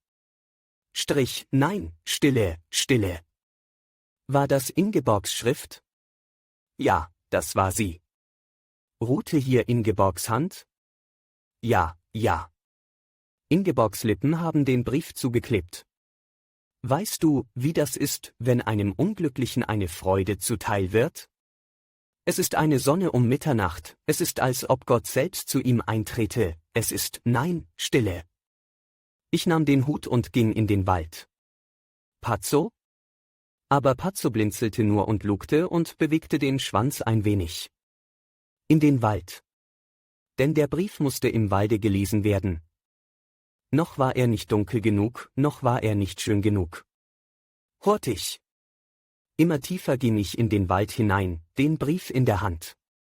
Da begannen ringsumher Glocken im Walde zu läuten. Die Erde läutete und die Bäume. Ihre Wipfel schwangen sich hin und her und läuteten. Ich ging dahin, getragen von dem Summen der dumpfen, feierlichen Glocken, sie läuteten, läuteten. Und ich suchte mir ein verstecktes Plätzchen, streckte mich ins Moos und lauschte auf das sonderbare, summende, feierliche Läuten um mich her. Schön war es, hier zu liegen und zu lauschen und Ingeborgs Brief anzusehen. Hallo, Ingeborg. Ingeborg schrieb nur wenige Worte. Ich solle ihr vergeben, hört, das ist Ingeborg. Sie habe nicht gewagt, an mich zu schreiben, hört ihr es? Karl lasse grüßen, sie bitte um einige Kleinigkeiten. Ob sie mich nicht bitten dürfe, ihr das Medaillon mit dem Bilde ihrer Mutter zu schicken. Sie könne nicht leben ohne das Medaillon. Viel zu tun habe sie. Gesangsstunde. Karl arbeite fortwährend und nur ein Stündchen könnten sie am Abend zusammen sein. Aber sie sei sehr glücklich. Das Medaillon sollte sie mit der nächsten Post bekommen. Ich trug es um den Hals, versteckt unter dem Kragen, aber sie konnte es haben. Was sie wollte, alles. Schreibe bald, Axel. Ja, heute noch wollte ich schreiben. Ich bin tief in den Wald hineingegangen, Ingeborg, würde ich schreiben, der Wald begann zu läuten. Sonderbar war es, unvergesslich. Ich habe mich sehr gefreut, wie habe ich mich gefreut? Ja, ein herrlicher Brief würde es werden. Hin und her streifte ich im Walde. Gab es heute einen glücklicheren Menschen auf der Erde? Nein, nein. Wer das behauptete, der kam nicht aus den finsteren Nächten hervor. Vergessen waren die finsteren Nächte. Den ganzen Nachmittag trieb ich mich im Walde umher und ich war ausgelassen wie ein Knabe. 100-mal las ich Ingeborgs Brief. Immer noch läutete der Wald. Es war ein herrlicher Tag, der mit sanfter Dämmerung zu Ende ging. Es begann zu rieseln im Walde, als regne es. Ich kam auf die Bergstraße. Aus einer gelben, großen Wolke fiel der Regen in dünnen Schnüren durch die blaue Dämmerung. blaue Adern zuckten über den Weg. Das Laub auf der Straße und zwischen den Bäumen erschien wie ein schöner Teppich. Ein Schritt klang auf der Straße und ich wandte mich um. Ein schmächtiger Mann mit bleigrauem Gesichte und kurz geschorenen Haaren kam die Straße herauf. Seine großen Augen flammten. Er schwang den Hut in der Hand und ging langsam, wie von schwerem Unglück gebeugt. Aber als er näher kam, bemerkte ich, dass er nur langsam ging, um ein wenig zu ruhen. Er kam wohl weit her.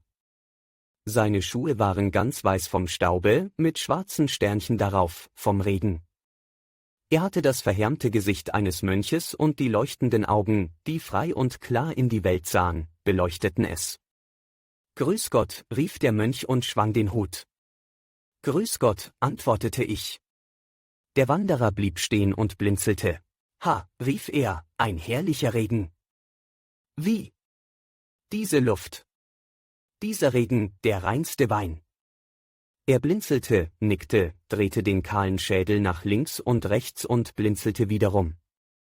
»So ein Baum.« »Was?« »Eine Buche.« »Weiß der Himmel, diese Welt ist ein einziges Wunder.« »Schön sei diese Welt, ja.« Ich lachte. Der Wanderer setzte sich in Bewegung und ich ging neben ihm her. »Diese Farben. Rot, Gelb, Grün, wie du sie nur denken kannst. Ungeheuer schön. Der Wald groß, frei, verstehst du, Freund, der Himmel so hoch. Obschon es regnet. Hoch. Hoch. Gott, wie hoch ist dein Himmel?« Er jauchzte und schwang den Hut. »Gott, wie hoch ist dein Himmel?«, rief er und breitete die Arme aus. Da sprang ein Eichhörnchen über die Straße. »Teufel«, schrie er. »Hast du es gesehen? Ein verteufeltes Tier, einen Schwanz wie eine Fahne. Und ratsch. Strich wie geschickt den Baum hinauf. Ringsherum, holla. Dort sitzt es. Siehst du? Ein Eichhörnchen. Weiß der Himmel, ein feines, listiges und kluges Tierchen. Hab viele Jahre keins gesehen. Ah. Strich, es flog.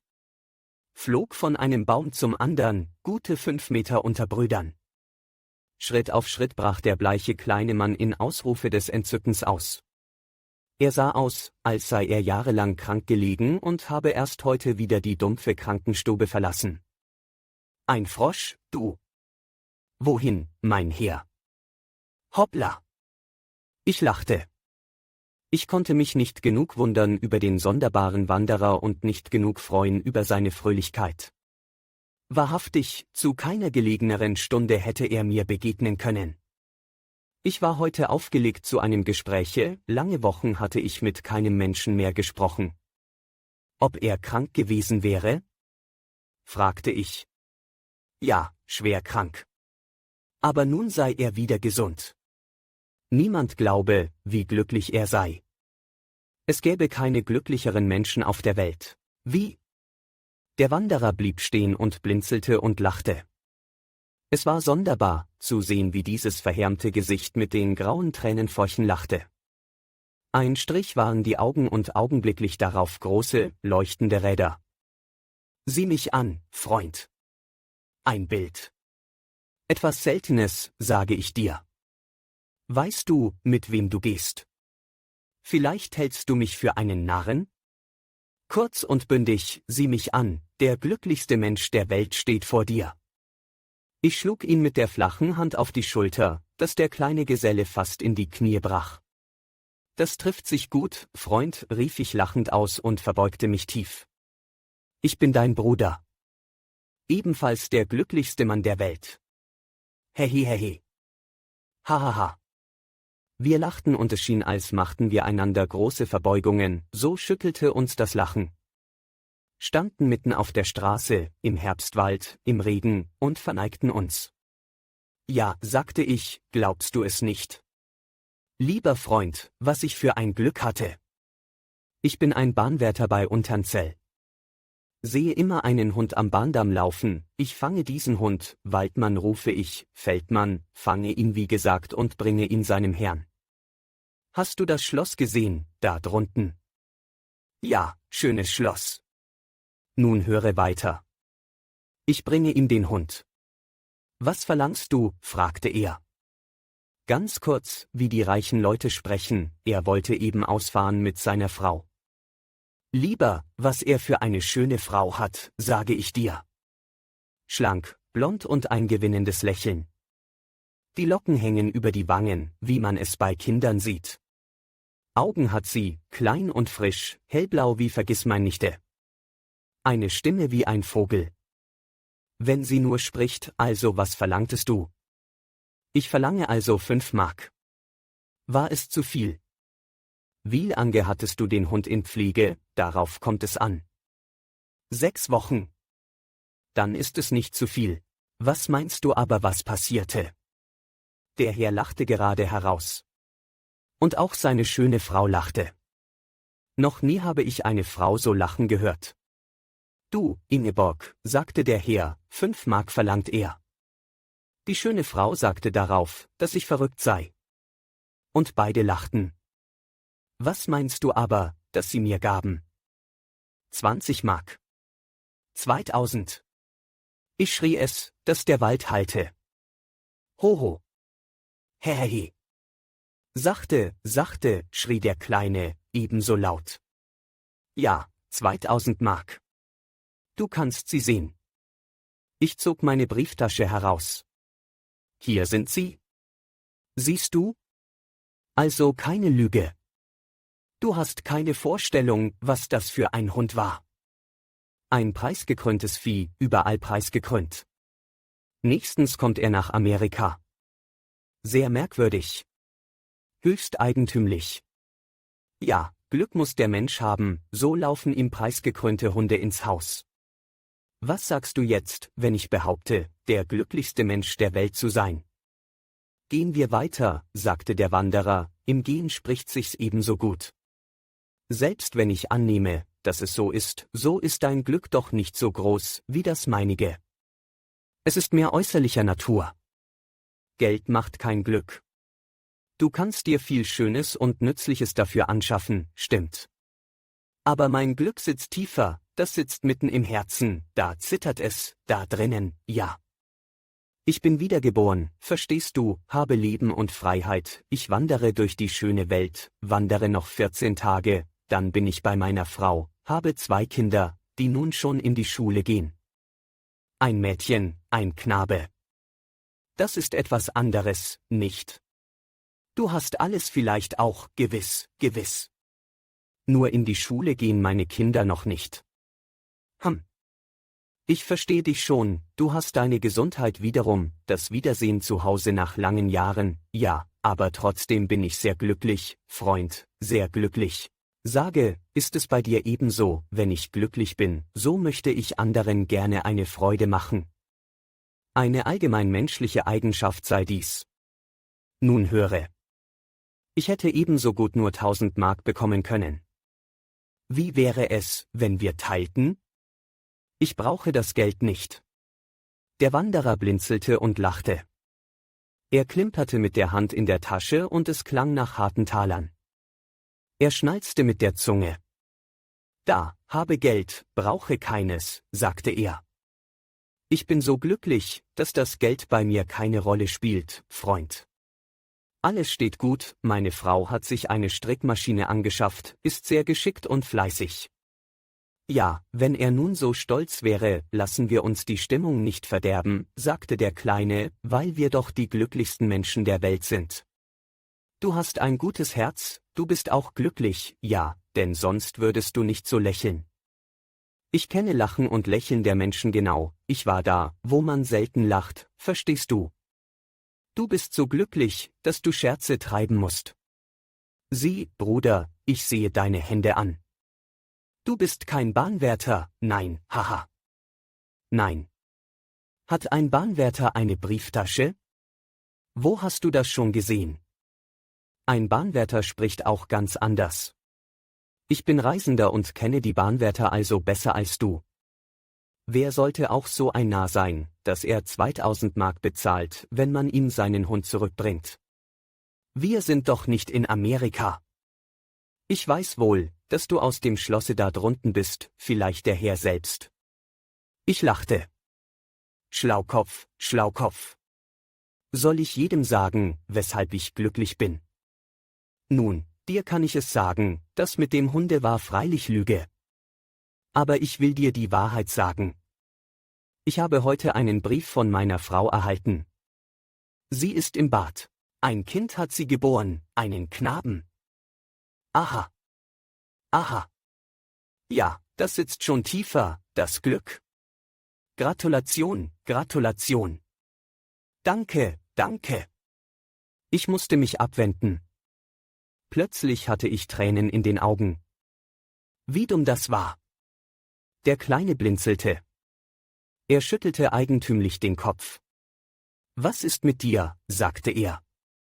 Du bist so sonderbar bist du, ei, ei. Es ist nichts, rief ich und lachte und warf den Kopf zurück in den Nacken. Desto besser. Es schien mir so, auch dein Lächeln ist so eigentümlich. Lebe wohl. Noch eines, eine Aufrichtigkeit ist die andere wert, Freund. Sieh mich nur an, mein Gesicht, meine geschorenen Haare. Wenn du nicht blind bist, so weißt du, aus welchem Krankenhaus ich komme. 4 Jahre. Es war ein schlechter und leichtsinniger Streich. Vorbei, vorbei, lebe wohl. Wir schüttelten uns die Hände. Der Kleine stieg mit raschen Schritten ins Tal hinunter. Er wandte sich dazwischen um und jauchzte und schwang den Hut. Und ich schwang den Hut und jauchzte Antwort. Bald sah ich ihn nicht mehr, er tauchte in die Dämmerung unter. Aber ich hörte noch lange Zeit den jauchzenden Gruß und ich antwortete, bis ich nichts mehr vernahm. Ein herrlicher Tag. Chapter 33. Der Brief ist geschrieben, das Medaillon ist fortgeschickt. Viele Mühe hat mir dieser Brief gemacht. Nun, ich schreibe selten Briefe.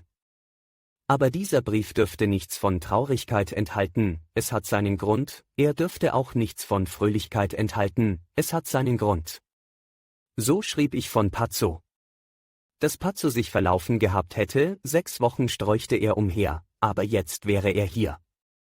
Aber er sei krank und verstört. Zuweilen knurre er sogar, wenn man ihn streichle, mürrisch sei er wie ein rechter Kranker. Er habe Falten zwischen den Augen bekommen, ein wirkliches griesgrämiges Gesicht. Aber ich hoffe, dass es nun bald eine Wendung zum Guten nehme mit Pazzo. Und nun viele Grüße, viele Grüße an euch, ihr lieben Freunde. Ja, bei Gott, was sollte ich auch anderes schreiben? Der Brief ist geschrieben, das Medaillon ist fortgeschickt. Gerne hätte ich es behalten. Ich sah es mir gut an, bevor ich es einpackte. Ingeborg hatte Karl, hatte Gespräche und Lachen, ich hatte, nun, Ingeborg brauchte es. Gut. Ich behielt nun nur noch ein kleines Fäschchen aus grünem Glase von Ingeborg zurück. Alles andere war eingeschlossen worden in Ingeborgs Gemächer. Diese Gemächer waren verschlossen für immer und die Schlüssel lagen in einem Schranke alter Kleider. Ein neues Leben musste begonnen werden. Aber das grüne Fäschchen hatte ich zurückbehalten. Es stand auf dem Flügel und ich sah es an, so oft ich vorüberging. Es hatte Form und Farbe einer unreifen Zitrone, goldene Reifchen am Rande. Es war körnig wie raues Eis. Die Tage gingen. Ich dachte, dass vielleicht bald wieder ein Brief von Ingeborg käme. Ich habe deinen Brief und das Medaillon erhalten, so würde Ingeborg wohl schreiben. Ich saß in meinem Zimmer und blätterte in den Mappen, vielleicht kam der Brief, oder ich ging in den Wald und wenn ich zurückkehrte, lag der Brief da. Man konnte es nicht wissen. Die Tage gingen. Trübe Tage. Der Wind heulte und warf schmutzige Blätter gegen die Scheiben, dass sie kleben blieben.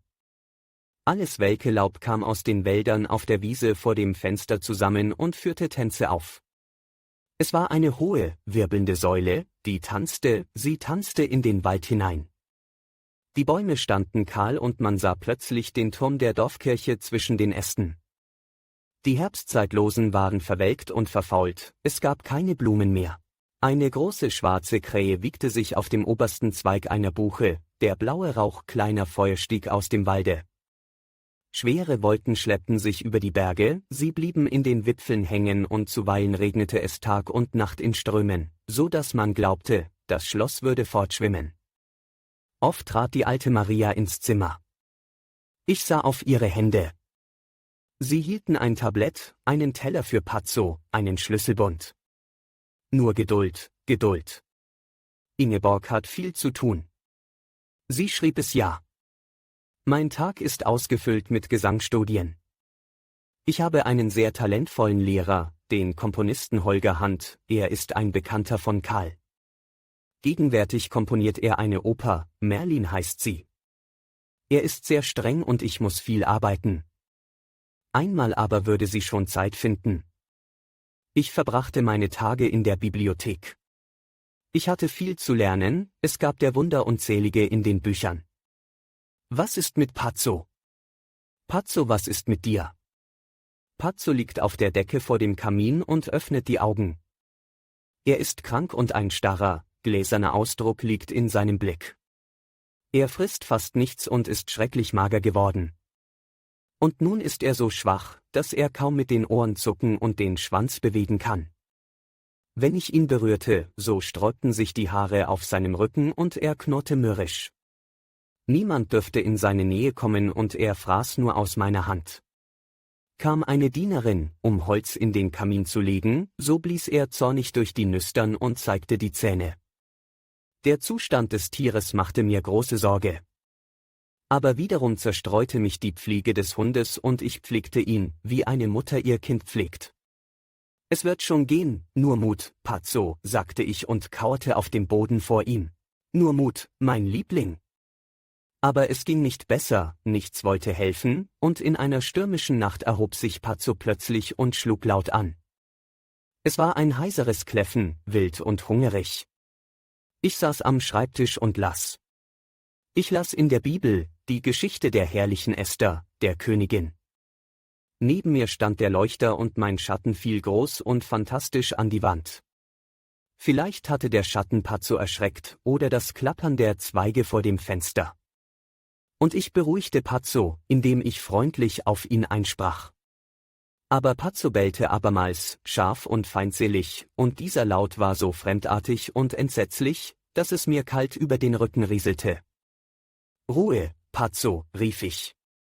Pazzo stand mager auf hohen, dünnen Beinen und seine Haare waren gesträubt. Seine Augen funkelten grün und gelb, wie die Augen von Katzen, denen man in dunklen Gassen begegnet.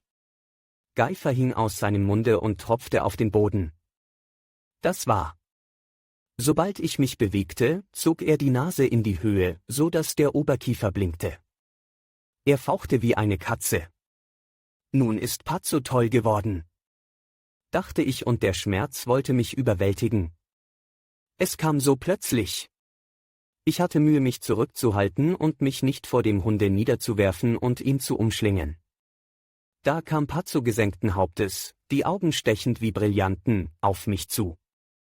Es musste sein. Ich nahm das Buch vom Schreibtisch und schleuderte es ihm mit aller Gewalt an den Kopf. Pazzo sprang zurück und kläffte, dass es hallte. Dann tat ich es. Ich nahm den Revolver aus dem Schubfache. »Komm Pazzo, mein Liebling«, sagte ich und zielte auf Pazzos Stirne. Die Tränen trübten meinen Blick.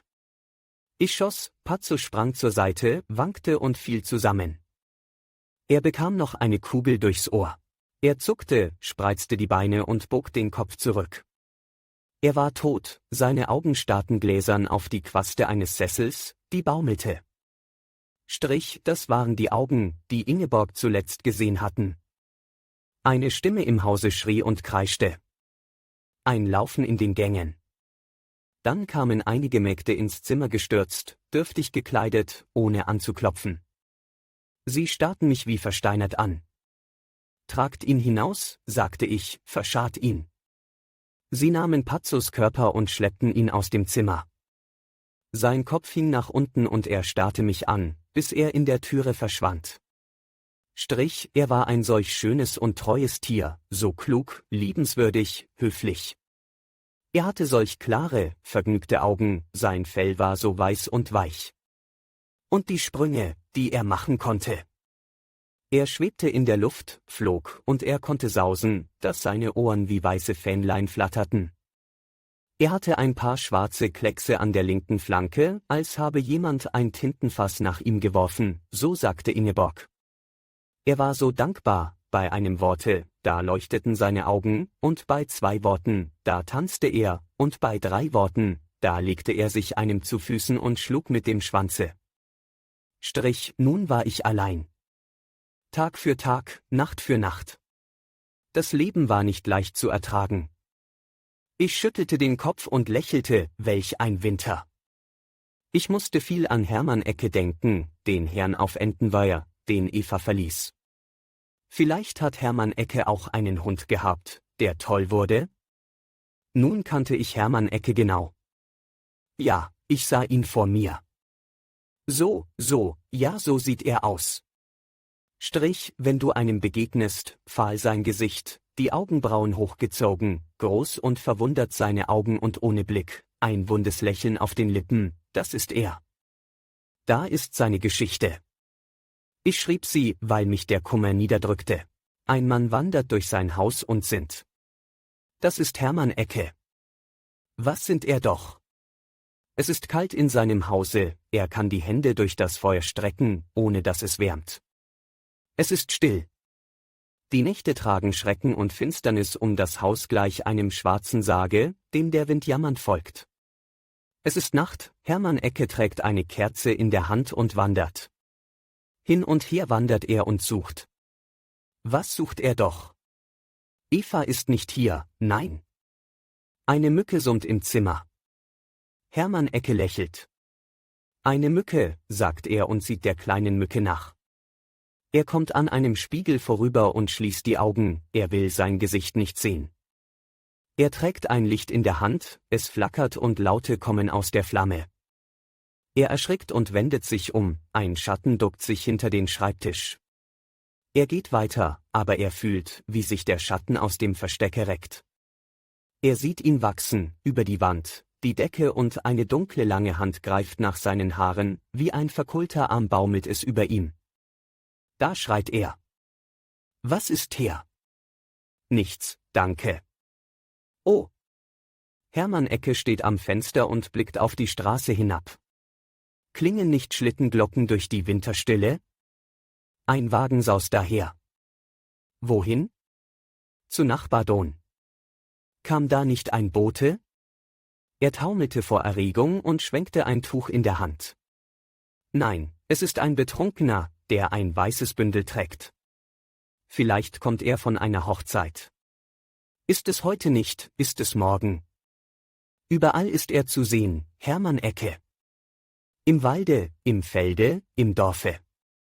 Aber er lächelt nicht mehr, er ist bleich, und groß und verwundert blicken seine Augen. Er geht einher, als suche er etwas auf dem Boden.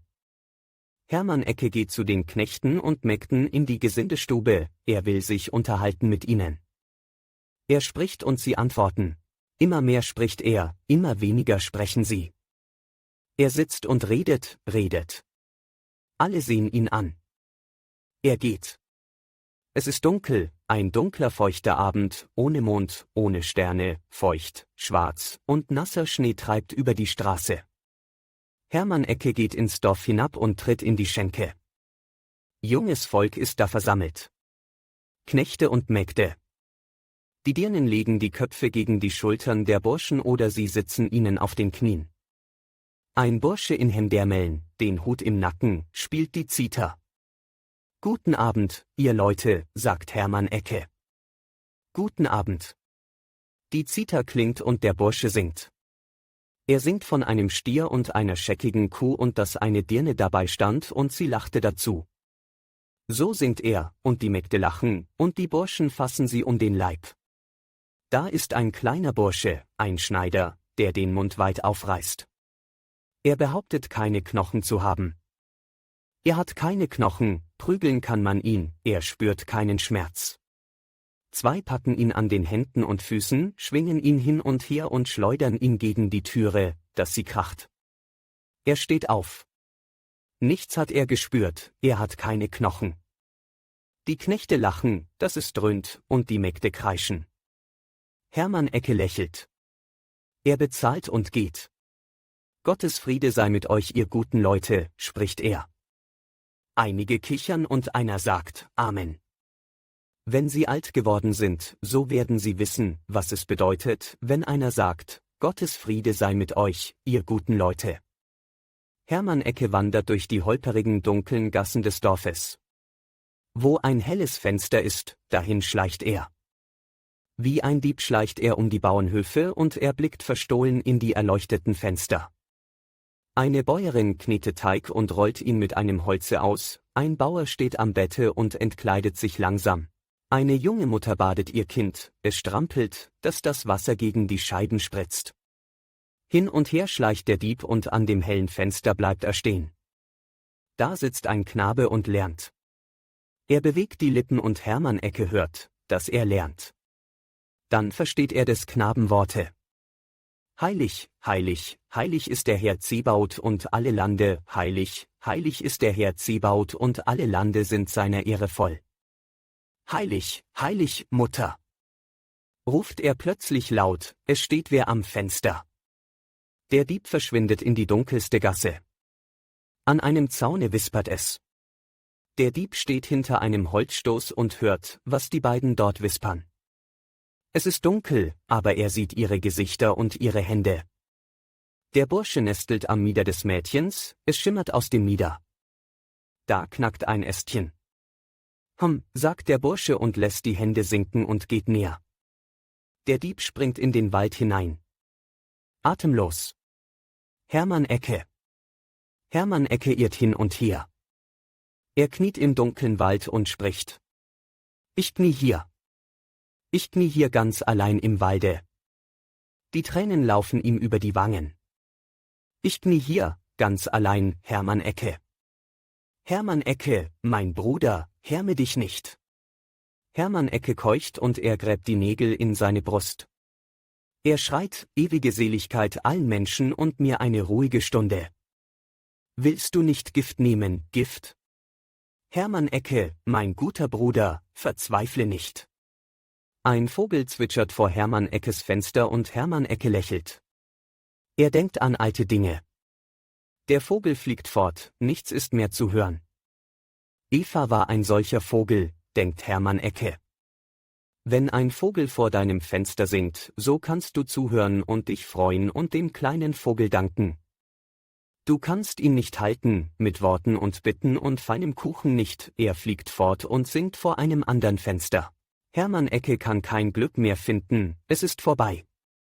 Ihr Menschen, ich frage euch, was wisst ihr?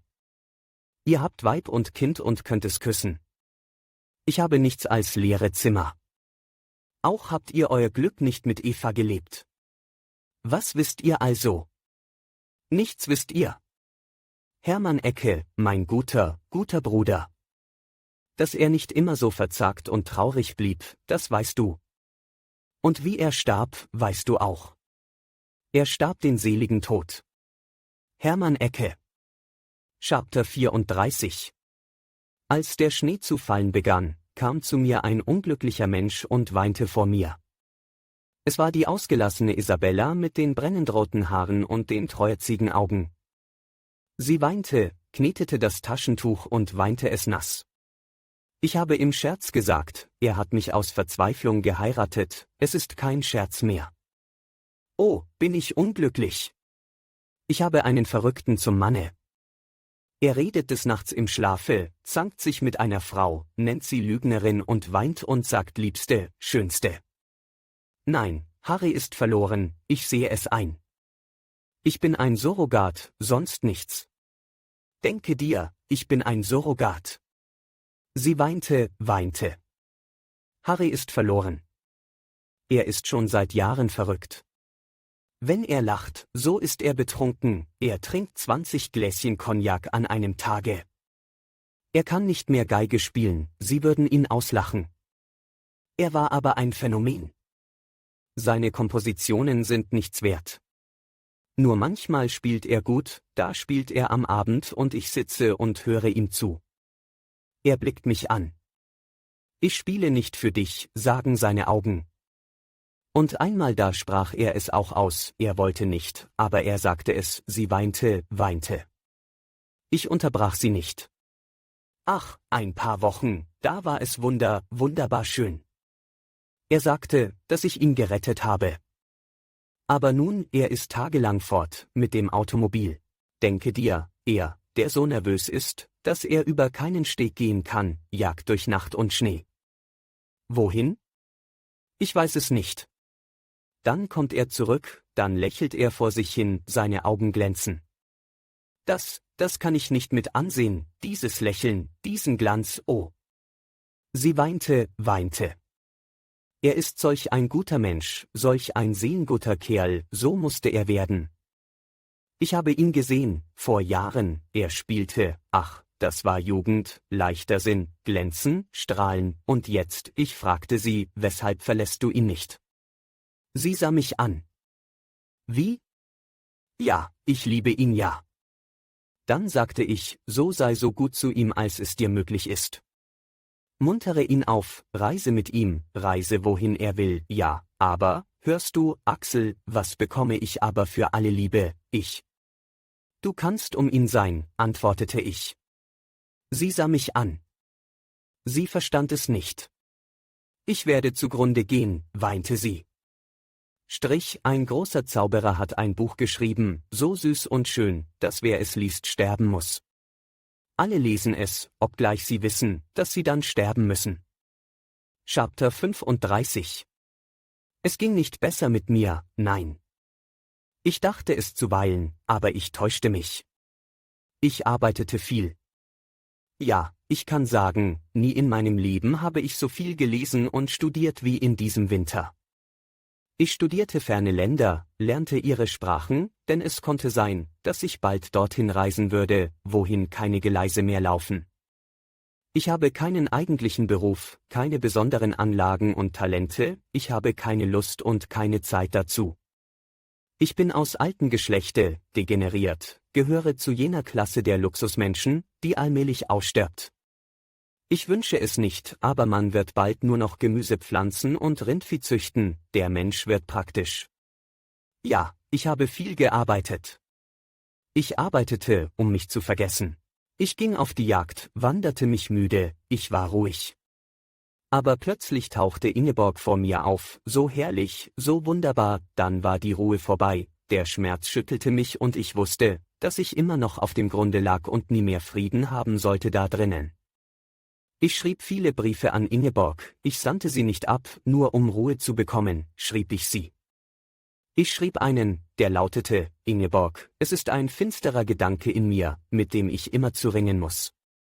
Er lockt mich, er gaukelt mir Dinge vor, er winkt und ruft, ich ringe mit ihm, es ist schwer, es ist ein verzweifelter Kampf. Hilf mir! Jeden Tag bekommt der Gedanke mehr Kraft. Er lockt nicht mehr, er höhnt und spottet und lacht. Er triumphiert im Geheimen. Ich schrieb einen, der lautete, komme, Ingeborg, Ingeborg. Ich breite die Arme aus. Komme, hier ist deine Heimat. Komme, komme, eine Pforte aus Rosen will ich bauen, jeder Baum im Walde soll eine lichte Flagge haben, 1000 Kerzen zünde ich dir an in jedem Saale, ich will niederknien und deine Füße mit Tränen baden und mit Küssen trocknen. Ingeborg will ich sagen, bist du da? Gib mir da jetzt seist du, ich bin dein. Komme, komme, Ingeborg, ich bin auf dem Grunde, ich kann nicht mehr, ich flehe dich an um ein Wort, ein einziges Wort. Mit Tränen in den Augen schrieb ich diesen. Dann schrieb ich einen, zerknirscht, bleich, Ingeborg, nicht von Liebe spreche ich heute zu dir. Nein, ich will dir beichten, Ingeborg, beichten. Ich habe verbrecherische Wünsche, Ingeborg, verbrecherische Gedanken. Ich möchte meine Hand um deinen Gürtel legen und dich an mich pressen. Einmal noch. Ich möchte deinen Scheitel ansehen, leicht darüber streichen über deinen schönen, göttlichen Scheitel. Ich möchte dich auch auf den Mund küssen, nur einmal noch, einmal noch. Ja, haha, so bin ich nun. Ingeborg, einmal möchte ich noch meine Lippen auf deine Brust pressen, einmal noch möchte ich eine Stunde um Mitternacht bei dir sein, es ist auch ein böser Gedanke in mir aufgewachsen, ein Unkraut, ich kann nichts dafür, eine böse Hand säte es. Ich dachte, vielleicht hast du schlecht an mir gehandelt? Da begann mein Herz zu klopfen und es klopfte so fürchterlich, einige Minuten lang, dass ich bestraft genug war. Verzeihe. Ich liebe dich. Ich küsse oft meine Kissen, die Stelle, dann schrieb ich ich schrieb ihn mitten im Schrecken, oh, ihr Freunde, ihr. Wüsstet ihr es? Ich empfinde jeden Kuss, ich empfinde jeden Händedruck, jeden Blick. Er fällt mir wie ein glühender Tropfen auf mein Herz. Ich empfinde alles, alles, was martert ihr mich denn? Ihr quält mich zu Tode, zu Tode, zu Tode. Ich arbeitete, sah nicht links noch rechts, vergrub den Kopf in die Hände. Manche Zeile las ich 20 Mal, ich zwang mich. Chapter 36. Es war Nacht im Walde, nur den Schnee sah ich. Es ging ein Schritt neben mir her. Es war in der Nähe meines Hauses. Es ging eine Stimme neben mir her. Sie flüsterte. Ich wollte sie nicht hören. Sie flüsterte, ich habe sie gesehen, sie trägt einen breiten Pelzkragen, grau ist er. Sie sieht so schön und eigenartig aus, dass alle Leute nach ihr blicken. Einer ging neben ihr her, er war groß, machte große Schritte. Er war rothaarig. Mein Atem stockte, mein Herz schlug. Ich lauschte, wollte aber doch nicht zuhören. Die Stimme lockte. Ich habe sie oft gesehen, oft. Ich sah sie auch mit Holger Hand, dem Komponisten. Sie bewundert ihn, ich sah es an einem Blicke. Haha, ich betrachte sie, fahre ganz langsam, ich trage eine Brille, eine Kapuze, niemand sieht mich. Eine großartige Erfindung, das Automobil. Ich bog zur Seite. Die Stimme ging neben mir her. Ich sah ihre Hand, sie streifte den Handschuh ab, um Geld aus dem Täschchen zu nehmen, ihre Hand war schneeweiß. Ihr Hals ist frei, auch im Winter. Ich hab ihr dicht in die Augen gesehen, Himmel. Diese Augen. Sie musste warten, bis mein Wagen über die Straße gefahren war. Haha, ich wollte Ihnen das schon längst erzählen, ich lief immer um Ihr Haus herum, traf sie nicht. Ich gehe gerne um dieses Haus herum, ja, es ist so eigen, sich vorzustellen, gewiss, man kann sie nicht mehr vergessen, nein. Sie vergisst leichter, ha. Sie lebt tagweise. Stimmt es? Sie ist lieblich wie ein Kind und grausam wie ein Kind, sie lügt, sie kann keine Blume zertreten, aber einen Menschen zu Tode peinigen, ich lief weg, hinein in den Wald. Ich schickte einen Boten nach Rotebuche mit einem Briefe, darinnen stund, ich gehe nur noch mit geladenem Gewehre im Walde. Harry Usedom schickte mir eine Antwort, Vergebung, Vergebung, das wollte ich doch nicht. Ich verachtete ihn. Aber ich vergaß nicht, wie berückend seine Geige einst im Walde klang, als er das weinende Glück spielte. Einige Wochen darauf erfuhr ich, dass Harry Usedom einen Selbstmordversuch gemacht habe. Er hatte sich aus dem Fenster gestürzt. Er hatte sich schwer verletzt, aber es war nicht lebensgefährlich. Ich erschrak. Es war, als ob etwas über mich senke, immerzu, immer dichter, ich wehrte mich, aber es lähmte mich, immer undurchdringlicher wurde es. In Nacht und Grauen wird einer versinken, einer, ich weiß es. Chapter 37. Es ging in die Tiefe. So begann es, Ingeborg ist zurückgekehrt. Ist es möglich? Ich saß im Zimmer und hörte weder den Wagen, noch Schritte. Da ging die Türe und Ingeborg stand auf der Schwelle. Sie war in einen dicken Reisemantel gehüllt und ihr Gesicht verschwand fast ganz im Pelzkragen. Rot vor Frost war dieses Gesicht, ein kleines, erfrorenes, lächelndes Kindergesicht. Hahaha, lachte Ingeborg. Kennst du mich nicht mehr? Ich begriff all das nicht. Ich stand auf und lächelte. Ich bewegte die Lippen, aber ich vermochte nicht zu sprechen.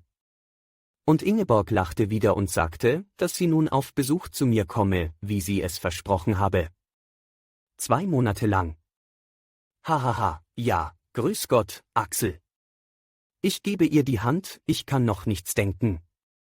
Auf dem Pelze und den goldenen Locken Ingeborgs zerschmilzen kleine Schneesternchen. Ingeborgs Stimme ist kräftiger und tönender geworden. Grüß Gott. Ingeborg, ja, Axel. Bekomme ich denn keinen Kuss? Küsse mich doch. Ich freute mich seit Wochen auf diesen Kuss. Mein Herz steht still. Ich küsse Ingeborg auf den Mund und verliere die Besinnung, da erwachte ich. Ich lag im Zimmer auf der Ottomane. Es dämmerte. Auf den nassschwarzen Ästen der Kastanien lag Schnee, ein Sperling schaukelte auf einem Ästchen und Schnee stieb herab. Ich finde keine Ruhe mehr, flüsterte ich. Ich war todmüde, einige Tage und Nächte hatte ich nicht mehr geschlafen. So heimtückisch arbeitete es in mir, am Tage konnte ich mich betäuben, solange ich wachte, aber im Traum, da war ich wehrlos. Ich sprach mit mir. Ich finde selbst im Schlafe keine Ruhe mehr, es bleibt mir nichts anderes übrig. Nein, ein Fürst tut es nicht, ein Bankier kann es tun, ein Fürst nicht. Ach, das sind einfältige Redensarten. Nun hat der finstere Gedanke doch gesiegt. Ich stehe auf, krame im Schubfache des Schreibtisches und verlasse das Haus. Blaue Winterdämmerung ringsum. Alles schläft, Bäume, Tiere, nur ich kann nicht schlafen. Bald werde ich es können. Der Schnee leuchtet blau, wie Stahl fast, die Abendkälte hat ihn mit einer dünnen Eiskruste überzogen, die unter den Schritten kracht. Ich gehe an der Statue vorüber, einen Eisbärenpelz hat sie um die Schultern geschlungen, als ging sie ins Theater. PSD. Hat sie nicht PSD gerufen? Im runden Brunnen sprudelt schwarze Tinte, die eiskalt glitzert. Der Brunnen ist mit dickem Eise bedeckt wie mit Aussatz. Ich eile durch den Park, zur Grotte, wo der ewige Tropfen fällt. Kupferrot steigt der Mond hinter den Stämmen empor, in Dunst gepackt. Der Schnee ist mit schmutzigem Blute getränkt. Die Grotte ist still. Der Tropfen schweigt, der Tümpel ist gefroren. Ein toter Frosch ist im Eise zu sehen, er zeigt den gelben Bauch. Die Grotte ist mit Eis überzogen und eine Säule aus Eis, einer großen geronnenen Kerze ähnlich, hängt vom Felsen zum Tümpel. Ich setze mich in den Schnee. Ich berühre einen Busch und Schnee stiebt über mich und fällt mir ins Genick, so dass ich zusammenschaure. Ich nehme den Revolver aus der Tasche. Alles ist Schnee und Eis. Umso besser, geht es mir durch den Kopf, ich konserviere mich besser, übrigens liegt dort auch schon einer. Schade, dass ich keine gelbe Weste anhabe. Wer hätte gedacht, dass die Geschichte so leicht ist? Ich setze den Revolver an die Schläfe und schließe die Augen. Tick. Der Revolver versagte. Ich blicke in die Trommel. Ich sehe die Kugel. Und ich setze wiederum den Lauf an die Schläfe. Da berührt jemand meine Schulter und ich blicke mich um. Das verhärmte Gesicht des glücklichen Wanderers nickt traurig über mir. Bruder, spricht er sanft und hebt den Zeigefinger mitleidig drohend empor, es gibt weitaus schlimmere Dinge als ein Weib zu verlieren. 4 Jahre Kerker, Bruder, das ist hart. Ach, ohne frische Luft, ohne Himmel, ohne Freiheit, Bruder, weitaus schlimmer ist dies. Schere dich zum Teufel, schreie ich und presse den Revolver auf das Herz. Aber der Wanderer wirft sich über mich und umklammert mein Handgelenk. Ich keuche. Lass los. Ich ringe mit ihm. Ich nehme alle Kraft zusammen, ein Ruck noch und mein Arm ist frei, lass los. Ich erwachte. Ich lag immer noch auf der Ottomane. Ich schauderte zusammen. Aber jemand stand im Zimmer, in einen dicken Mantel eingehüllt, einen großen Hut auf dem Kopfe. Er hatte ein rotes aufgeblasenes Gesicht mit heimtückischen kleinen Chinesenaugen. Er stand am Flügel, nahm das grüne Fäschen in die Hand, steckte es ein und schlich sich hinaus. Ich fuhr auf. Ich hörte, wie eine Türe vorsichtig zugemacht wurde. Jemand war eben im Zimmer gewesen. Der Knecht, den sie den Mönch nennen. Ja. Er hatte das Fäschen gestohlen. Ich blickte auf den Flügel, das Fäschen war fort. Träumte ich? Nein, ich träumte nicht mehr. Ich hatte 2 Träume hintereinander geträumt, den von Ingeborg, den von der Grotte. Das wusste ich genau und ich würde es nicht wissen, träumte ich noch. Ich sah ja, konnte mich anfassen, fühlen. Das Feschen war fort. Lange Wochen stand es doch auf dem Flügel. Ich rannte aus dem Zimmer, die Treppe hinab über den Hof. Groß und messinggelb stand der Mond über dem Walde in einem violetten Himmel. Der gelbe Schnee knarrte unter meinen flüchtigen Schritten. In den Ställen klirrten Ketten und die Pferde stampften. Ich eilte ins Haus und riss die Türe zur Gesindestube auf. Da saßen sie alle im Tabaksqualm, Knechte und Mägde und flochten Strohbänder. Sie rauchten, lachten und erhoben sich, als ich eintrat. Ich warf die Türe ins Schloss. Es wurde so stille, dass man hörte, wie die Kühe nebenan das Heu aus dem Barren rupften. Dort stand auch er, der Mönch, im dicken Mantel, den er Sommer und Winter trug, und den großen Hut auf dem roten Kopfe. Wie immer schlug er den Blick zu Boden. Ich trat auf ihn zu und schüttelte ihn leicht am Arme. »Da bist du ja«, sagte ich und lachte höhnisch. Der Knecht hob furchtsam die Lider und blickte erschrocken auf mich. Die Röte wich aus seinem Gesichte und die dicken Backen zitterten. Er senkte die Lider, schneeweiß lagen sie in seinem fahlen Gesichte. »Schon lange habe ich ein Auge auf dich, du«, sagte ich. Alle standen sie ringsumher erschrocken, mit großen Augen und geöffneten Mäulern. »Ja, ja«, murmelte der Mönch. »Hole den Schandarm.« »Du hast es getan?« »Wie?« »Ja, ja.« Der Knecht fiel in die Knie und sagte, »Ich hab's getan. Ich bereue es. 10 Jahre habe ich dran gewirkt.« »Was tat der Mönch?«, fragte einer. »Er hat gestohlen«, rief ich. »Ein Feschen.« »Gestohlen?« »Nichts habe er gestohlen.« »Jetzt leugnet er wieder, hoho«, rief ich und ich bewegte die Hand so schnell vor dem Gesichte des Knienden, dass sie 30 Finger bekam. Eben gestand er es ein, jetzt lügt er frech. »Höre, du, ich lasse dich auspeitschen, dass dir Hören und Sehen vergeht.« Aber da bekam ich Mitleid mit dem Knechte, der in seinem dicken Mantel vor mir kniete und den Kopf neigte. Er hatte sogar den Hut abgenommen, seine Haare waren weiß wie Mehl. Ein armer Mensch war das. Wie schlecht bin ich doch geworden, dass ich ihn so anschreien konnte. Wie schlecht. Schlecht musste ich also auch noch werden. »Höre«, sagte ich, »was fällt dir ein?« »Ich tue dir nichts.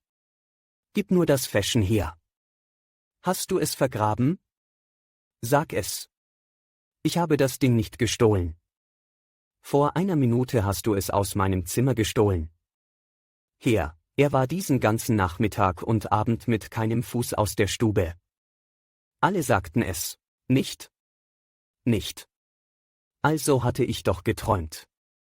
Aber das Feschen stand ja nicht mehr auf dem Flügel. Der Knecht erhob sich und setzte den Hut wieder auf den Kopf. Und mir fiel ein, dass ich das Feschen heute Morgen in den Schreibtisch geschlossen hatte, damit es die Magd nicht unglücklicherweise zerbreche. Ich erbleichte. Stille war es. »Verzeihe mir«, sagte ich zu dem Knechte und verließ die Stube. Alle Augen folgten mir. Ich stand im Hofe unter dem dunklen Himmel, aus dem die Sterne wie Eis heruntertropfen. Meine Füße zitterten. »Was ist das? Was ist das?«, flüsterte ich und ging müde ins Haus zurück. Chapter 38. Ich erkrankte. Diese Reihe von Tagen, bis ich müde zusammenstürzte, bis ich liegen blieb und mich nicht mehr rührte, sie ist in meinem Gedächtnis ausgestrichen. Ich erkrankte. Wie lange lag ich krank? Ich weiß es nicht. Dann erwachte ich wieder. Eine Stimme flüsterte. »Du Herr, der du Berge versetzen kannst und Mauern einstürzen mit dem Atem deines Mundes, nimm dich des armen Kranken an, auf dass er genese.« Ich hob die Lider. Ich lag im Bette, am Fenster saß die alte Maria, eine große Brille auf der Nasenspitze und betete. Wie Stricke lagen ihre gebleichten Haare auf dem runden rosigen Schädel. Wo hatte ich dieses Rosige schon gesehen und dieses Kränzchen? Richtig, bei Spanferkeln, genau so, von hinten gesehen. Und ich lag stille, es machte mir Freude zuzuhören, wie jemand mit seinem Gotte sprach, für mich, immerzu für mich. Ich kicherte beinahe, so schön hörte sich das an. Wie Maria Gott pries, als wolle sie ihn durch Schmeicheleien willfähriger stimmen, und dann um meine Gesundheit flehte. Die Sonne steht still auf dein Geheiß, ta, dachte ich bei mir. Und Tote stehen auf dein Wort, ta, dachte ich bei mir. Sieh auf den armen Kranken und schicke ihm Gesundheit, nach Belieben, dachte ich bei mir. Es war mir so leicht ums Herz und ich war zum Scherzen aufgelegt. Ich schlief wieder ein und als ich aufwachte, war es Abend geworden. Maria saß bei einem Lichte und betete immer noch.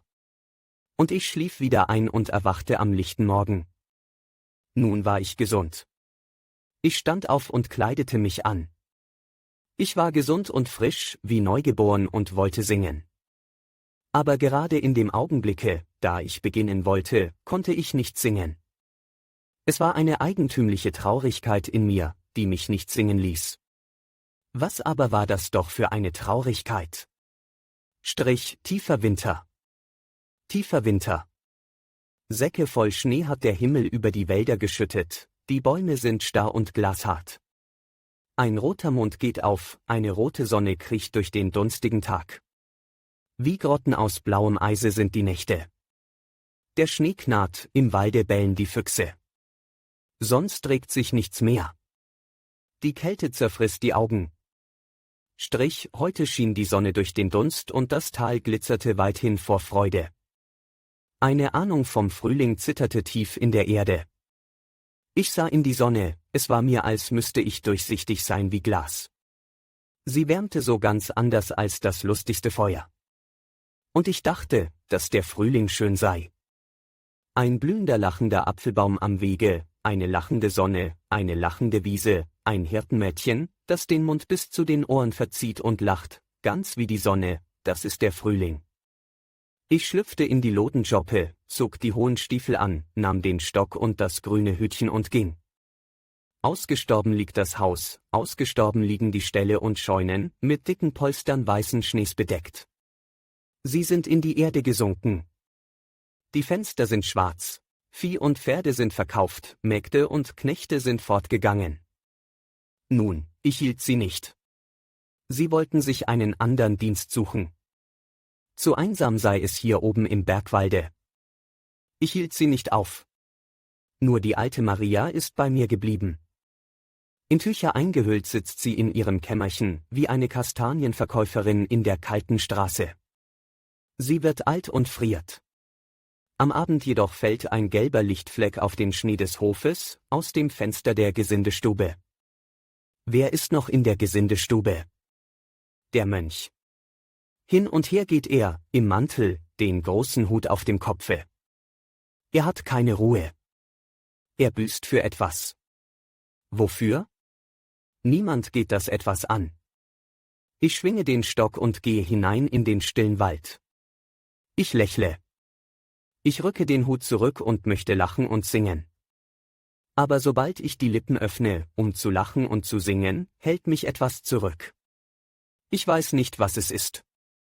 Es ist ein eigentümliches Gefühl. Was ist es doch für ein Gefühl? Rührung, Ergriffenheit, Traurigkeit, Freude? Von allem ein wenig. Zartblau ist der Schnee im Walde zwischen den fahlen gefleckten Stämmen der Buchen. Gelbe Wege, gelbe Streifen, das ist die Sonne. Der Himmel schimmert weiß. Die Wipfel der Bäume sind wie in dicke Watte gepackt. Ein Ästchen rührt sich, eine kleine weiße Schlange gleitet herab. Von vielen Büschen sieht man nur noch einzelne Zweigchen, die aus dem Schneehaufen hervorlugen. Über den Weg laufen Spuren von Rehen und Füchsen. Ein Häufchen Krähenfedern liegt im Walde. In der Ferne lacht ein Heer.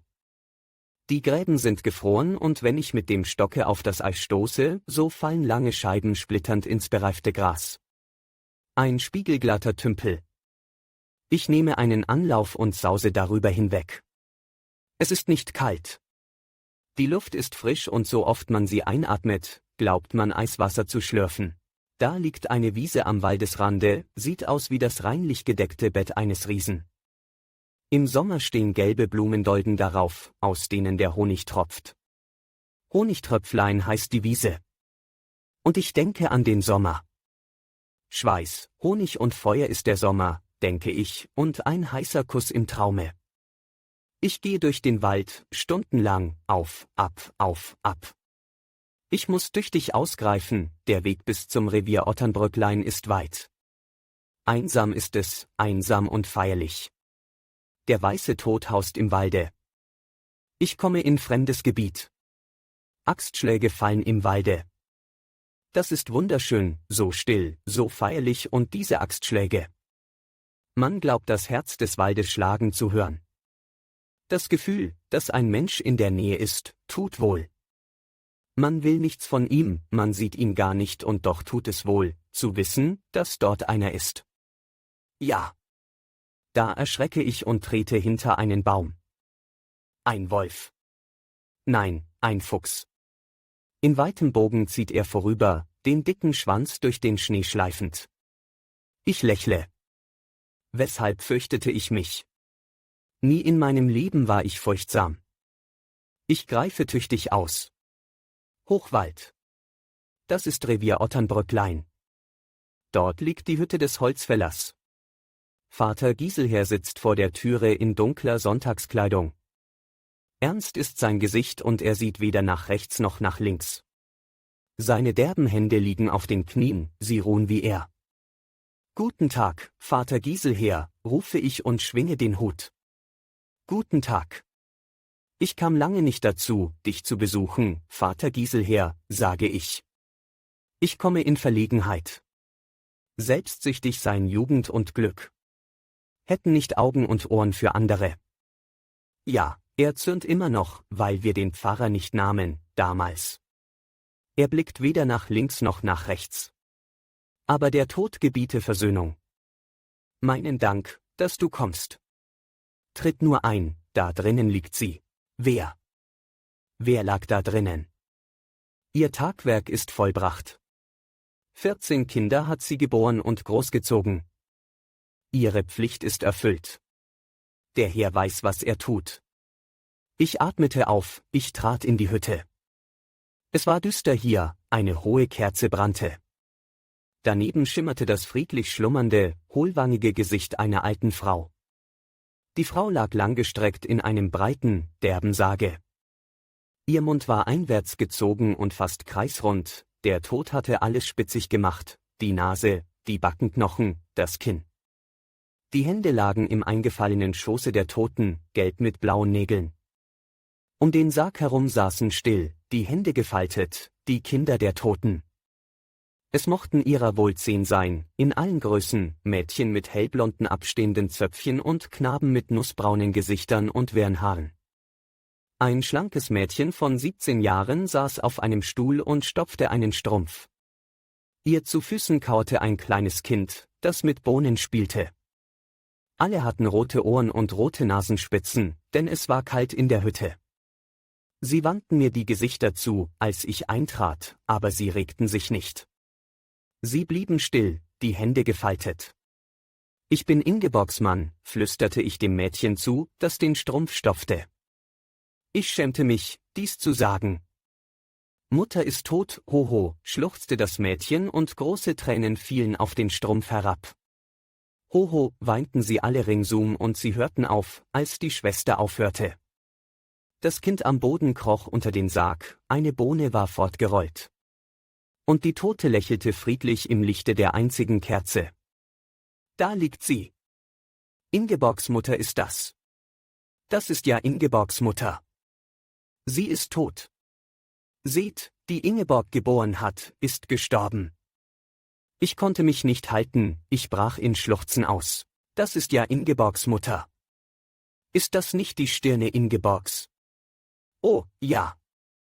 Ach, das ist Ingeborgs Kinn. Ich schluchzte und beugte mich über die Tote und streichelte ihre kalten, feuchten Wangen. Ingeborgs Mutter ist das ja. Ich muss mich schicken, sagte das älteste Mädchen. Gleich werden sie da sein, um Mutter zu holen. Ob ich ihr nicht helfen wolle, Mutter den Strumpf anzuziehen? Oh, ja, gerne wolle ich ihr helfen, Mutter den Strumpf anzuziehen. Der Strumpf war nass von den Tränen des Mädchens. Ich betrachtete sie. »Wie heißt du?« fragte ich und lächelte leise. Es war so manches in diesem Gesichte, Maria, ach nun ist Mutter tot. »Willst du nicht zu mir kommen, Maria?« flüsterte ich. Die Stimme wollte mir versagen. Ich hatte vergessen, dass eine Tote im Zimmer lag. Mein Hauswesen führen. Sie brauchten sie hier. Ich sah mir die Geschwister an. In jedem Gesichte fand ich etwas, Vater Giselhers tiefe, ruhige Stimme wurde hörbar vor der Türe, hüsteln und sprechen. Vater Giselher öffnete die Türe. »Tretet ein!« Durch den Spalt sah man den Kopf eines Schimmels, daneben das runde frostrote Gesicht eines Bauernburschen. Eine Anzahl alter Männerchen und Weiberchen trat ein, so dass das Gemach voller Menschen war.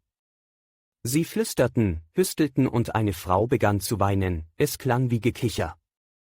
Ein Greis sagte mit näselnder halblauter Stimme, »Da liegt sie nun, unsere Mutter Giselher.« Und ein weißhaariges verwachsenes Mütterchen zischelte, »Einen schönen Tod hat sie gehabt«, und alle nickten mit den Köpfen.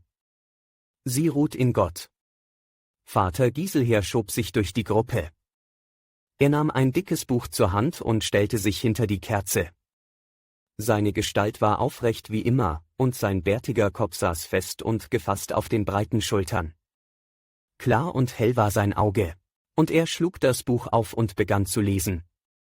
Wir standen um den Sarg und hatten die Hände gefaltet, die Greise und Mütterchen, die Kinder, und auch ich hörte zu mit gesenktem Kopfe, mit gefalteten Händen, wie die andern. Es steht geschrieben in Gottes Wort, las Vater Giselher, in den Psalmen Davids, Psalm 39, Vers 6-8, »Siehe, meine Tage sind eine Handbreit bei dir und mein Leben ist nichts vor dir. Wie gar nichts sind alle Menschen, die doch so sicher leben. Selah. Sie gehen daher wie Schemen und machen sich viel vergebliche Unruhe, sie sammeln und wissen nicht, wer es kriegen wird. Nun her, wes soll ich mich trösten? Ich hoffe auf dich.« Vater Giselher schloss das Buch. »Ich hoffe auf dich. Brüder und Schwestern im Herrn, eitel sind unsere Hoffnungen dieser Erde, wes soll ich mich trösten? Ich hoffe auf dich.« Vater Giselher sprach und sprach. Laut und markig klang seine Stimme und seine wasserblauen strahlenden Augen wanderten im Kreise umher. Vater Giselher sprach lange von den Tugenden der Gestorbenen und der Herrlichkeit des himmlischen Reiches und Gottes hoher Gnade. Wenn er den Namen Gottes oder des Erlösers aussprach, so neigten die Männer und Weiber den Kopf. Dann schwieg er und nach einer kurzen Pause begannen sie alle wie auf ein Zeichen das Vaterunser zu beten. Allen wurden die Augen nass, nur Vater Giselhers Auge blieb trocken. Vater Giselher trat an den Sarg und sprach, »Ich sehe dich an und ich sehe dich nicht zum letzten Mal. Ich werde dich da droben wiedersehen, so wahr Gott ist, und Freude wird in unseren Herzen sein.« Der Sarg wurde geschlossen und hinausgetragen und auf den Karren gelegt. Der Bauernbursche sagte, »Hü!« Und der Schimmel wirrte und stampfte durch den Schnee. Neben dem Sarge schritt Vater Giselher, das Trüpplein der Kinder folgte ihm, dann kam der Zug der alten Weiber und Männer und weit hinter allen ging ich. Maria und das kleine Kind blieben in der Hütte zurück. »Adieu, Maria«, sagte ich leise und sah sie an. Sie hatte goldene Haare und blaue Augen, der Schimmel stampfte durch den Schnee und nickte bei jedem Schritte mit dem Kopfe, die Kinder trippelten und die alten zusammengeschrumpften Männer und Weiber humpelten und hinkten, in Tücher eingehüllt, hinter dem schwankenden Sarge einher. Der Wald begann ringsum zu rauchen. Feiner Schnee fiel. Es ging steil bergab. Da kam aus der Tiefe das wehmütige Bimmeln einer Glocke. Die Kinder begannen bitterlich zu weinen. Und ich presste die Hände vors Gesicht und weinte wie die Kinder. Ich weinte leise, damit mich niemand hörte. Leise und unaufhörlich, und je mehr ich weinte, desto leichter wurde es mir im Herzen und ich wähnte nimmermehr aufhören zu können zu weinen. Vor mir her schwankte der Zug, die Greise und Mütterchen, die Kinder, der Sarg.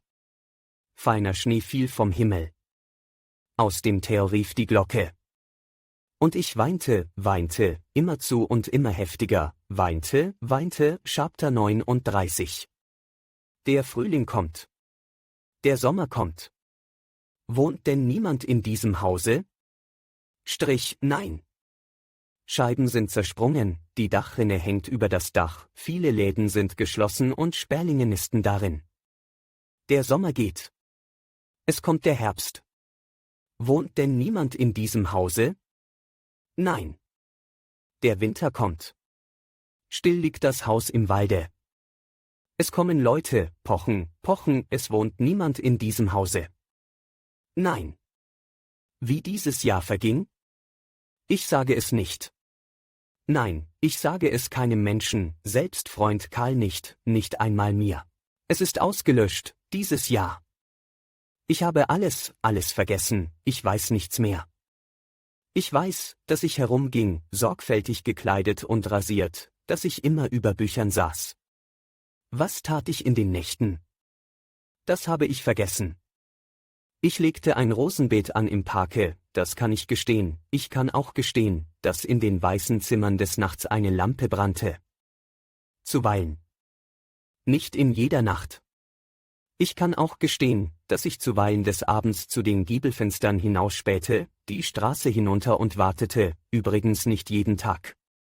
Es standen auch dann und wann frische Sträuße in den weißen Zimmern. Ich kann auch gestehen, dass am 25. Mai Tag und Nacht eine Kerze in meinem dunklen Zimmer brannte und nein. Ich bin nicht über den Park hinausgekommen, nicht aus dem Hause. Ich hatte keine Lust. Die Türe des Hauses war abgeschlossen, niemand kam herein. Der alten Maria und dem Mönche hatte ich meine Befehle gegeben und sie gehorchten. Ich sah alles, was die Bergstraße heraufkam. Nichts konnte mir entgehen. Eines Tages kamen ein Herr in Reisekleidern und eine Dame mit brennend roten Haaren die Bergstraße herauf. Sie war ebenfalls in Reisekleidern. Ich sah sie kommen, stand hinter der Türe, Angst erfüllte mich. Sie pochten, pochten. Die Angst in mir wuchs, mein Herz stand still, ich hielt den Atem an. Nein, ich habe nichts mehr mit den Menschen gemein, ich kann nie mehr offen mit einem Menschen reden, selbst mit Freund Karl nicht, nie mehr. Der Herr sagte, ist er doch verreist. Die Dame sagte, bestimmt nicht. Dann sagte der Herr, wir wollen es unter der Türe durchschieben. Er wird sich freuen darüber. Eine Weile verging, dann schoben sich Zeitungen herein. Die Spitzen dünner, weißer Finger erschienen. Die Dame sagte leise, er tut mir leid. Sie meinte mich. Ich atmete wieder. Es waren große englische Zeitungen. Eine Visitenkarte lag dazwischen. Wir kommen eben von London. Herzlichen Gruß. Ich las diese Zeitungen, Tristan und Isolde, Merlin, von Holger Hand, Ingeborg Hand Gieselher. Triumphe, Triumphe. Sonst geschah nichts in diesem Jahre. Doch, es kam ein Buch von Karl. Karls neues Buch. Es hieß Sturm. Es waren knorrige Eichen, die brausten und knarrten, sich schüttelten und lachten. Seht. Das Jahr verging. Ich habe vergessen, wie. Dann sah ich wieder mit andern Augen in die Welt. Der Frühling kam wieder. Abermals kam er. Chapter 40. Es ist Frühling. Ich sitze auf der Treppe meines Hauses und rauche aus meiner kurzen Pfeife. Lustig wirbelt der Rauch heraus. Die Sonne scheint, die Welt ist grün.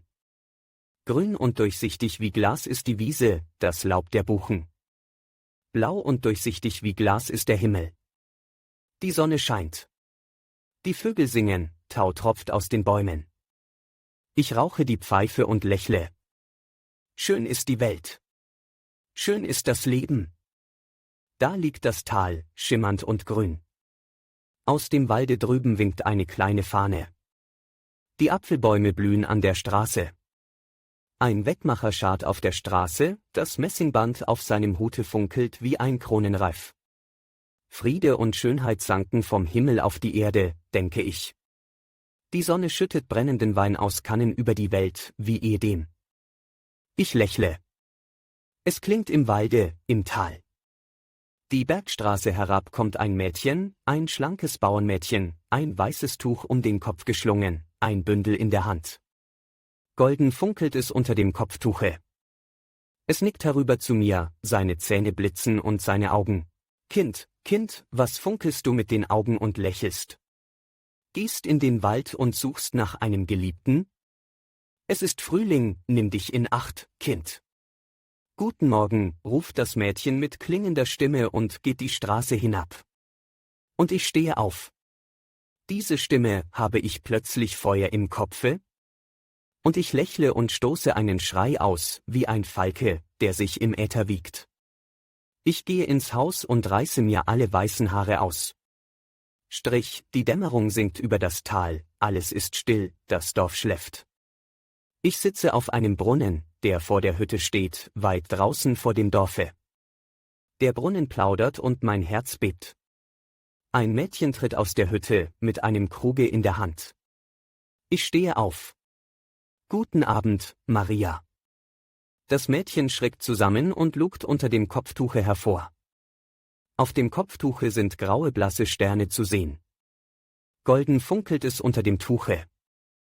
Guten Abend, Herr Schwager. Ein schöner Abend, Maria. Ja. Wie schön, Maria. Es ist Frühling. Ich bin hierher gekommen, um mit dir zu sprechen. Ein Weckmacher hat mir gesagt, wo du jetzt wohnst. Ob ich ihr etwas von Ingeborg zu sagen habe? Nein, nein. Sprechen wir nicht von Ingeborg. Wir wollen von uns beiden sprechen, haha. Aber da du von Ingeborg sprichst, so kann ich dir schon etwas sagen. Sei stolz auf Ingeborg, hörst du, sie ist ja deine Schwester.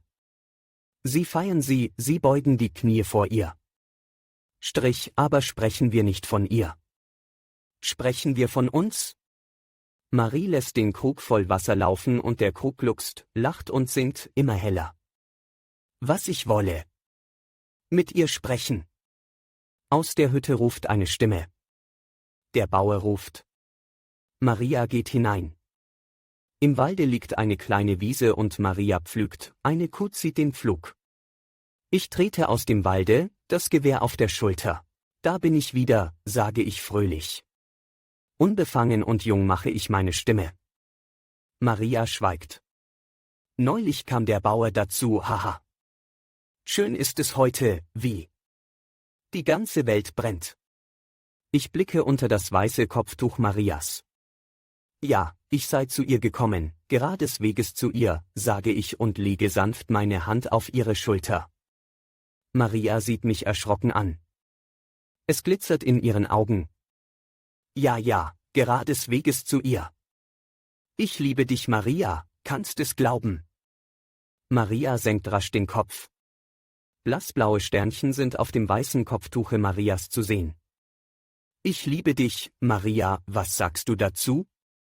Nie habe ich ein Mädchen so sehr geliebt. Ich sage es ganz leise und lächle nicht mehr. Meine Augen sind feucht. Ich bitte euch, Herr, haha, hörst du nicht, dass ich du zu dir sage? Du sollst in mein Haus kommen, die Herrin sollst du sein, Maria, sprich doch, Maria blickt mich an und ihr Gesicht ist so weiß wie das Kopftuch. Es ist Stille. Ein Vogel singt. In der Ferne bläst ein Hirt die Flöte. Dü, hell klingt es, nach Liebe und Glück. Maria weicht langsam zurück, als habe sie Furcht vor mir. Ich lächle.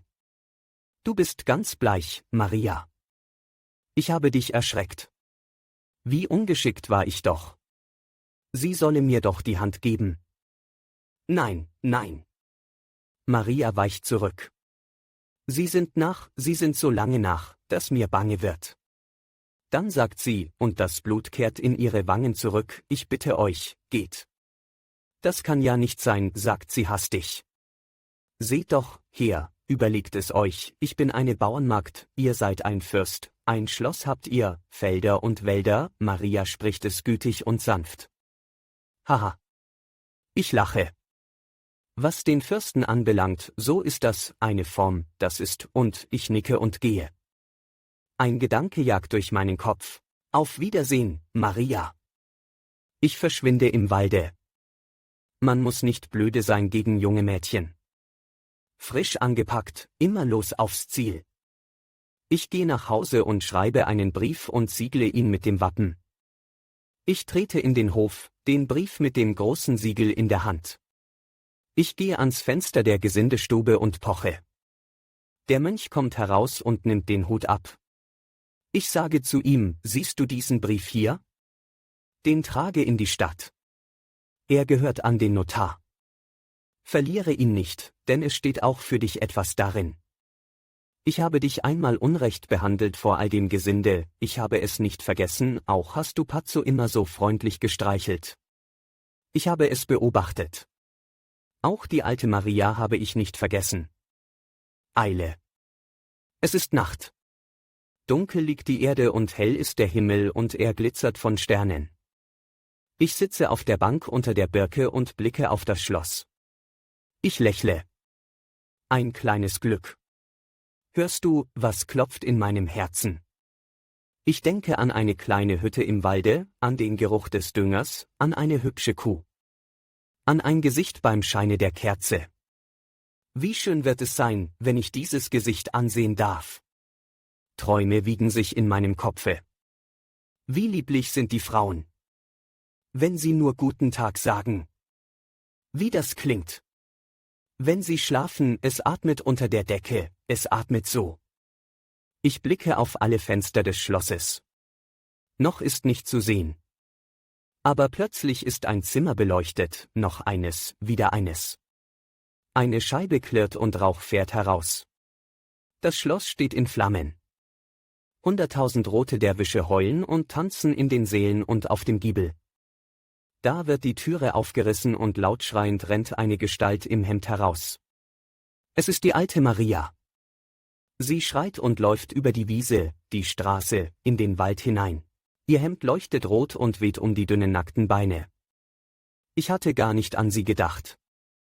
Ein herrlicher, frischer Morgen. Rauch zieht über den Wald. Ich trete aus dem Walde auf die Wiese, Maria pflückt. Da bin ich, Maria. Maria nimmt die Schürze vors Gesicht und bricht in Schluchzen aus. Oh, Herr, was habt ihr getan? Siehst du es nun, dass ich dich liebe, frage ich leise. Ich bin das Gras zu ihren Füßen. Oh, Herr, was habt ihr doch getan? Ratlos stehe ich da. Die Kuh dreht den Kopf und blickt mich an. Ein Vogel singt. Wie gestern bläst des Hirten Flöte in der Ferne.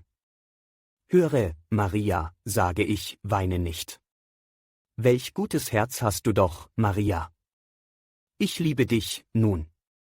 Maria weint in die Schürze. Oh, Herr. Was habt ihr doch nur getan? So sei nur stille, Maria.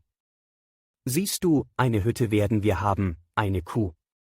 Schön wird es sein. Wenn die Vögel singen, wenn der Regen rauscht, Maria schüttelt den Kopf. Ich erblasse, ich fühle es. Wie? Denke ich und erblasse. Ich spreche. So sage, Maria, was ist dir? Kannst du mich nicht lieben? Ich sah es ja neulich deinen Augen an, Ingeborg, haha, wie sage ich, Maria, Maria schüttelt den Kopf.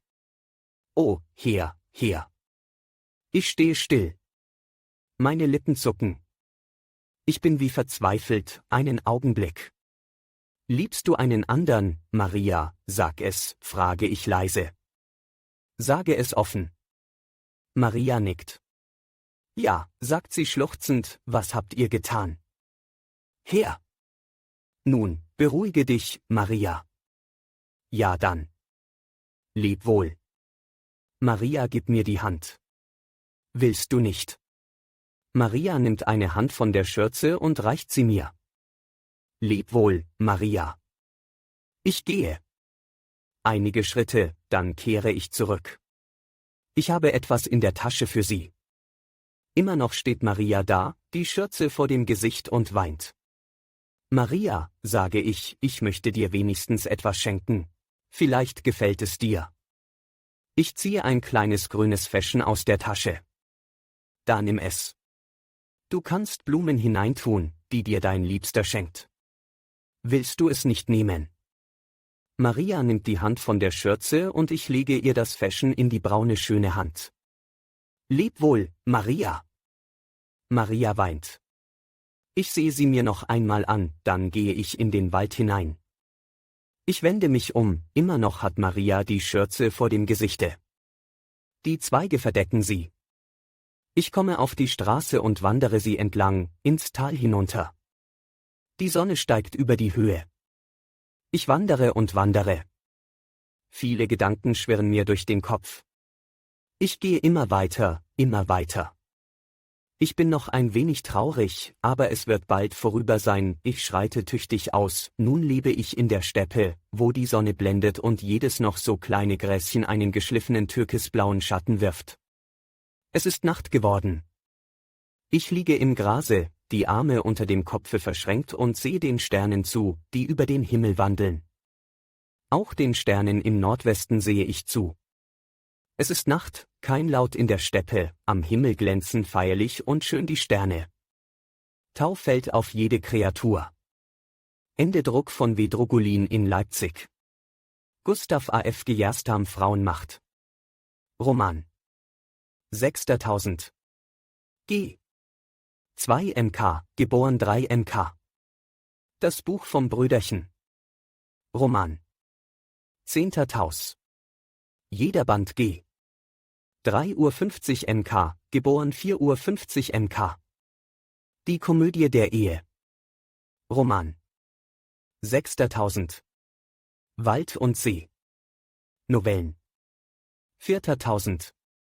Kampf der Seelen. Roman. 4.000. Alte Briefe. Novellen. 4.000. Frauenmacht, es sind Stellen in dem Buch, die sind zum Jubeln, und Stellen von einer Schönheit der Wehmut, wie sie wohl nur der Verfasser des Buches vom Brüderchen schreiben kann. Hier ist ein inniges Kunstwerk, durch das man nicht hindurchgeht, ohne bereichert und beglückt zu werden. Nationalzeitung, Berlin, das Buch vom Brüderchen, wie ein großer Dichter seinen tiefsten Schmerz durch seine Kunst verklärt, sehen wir hier mit Bangen und Andacht.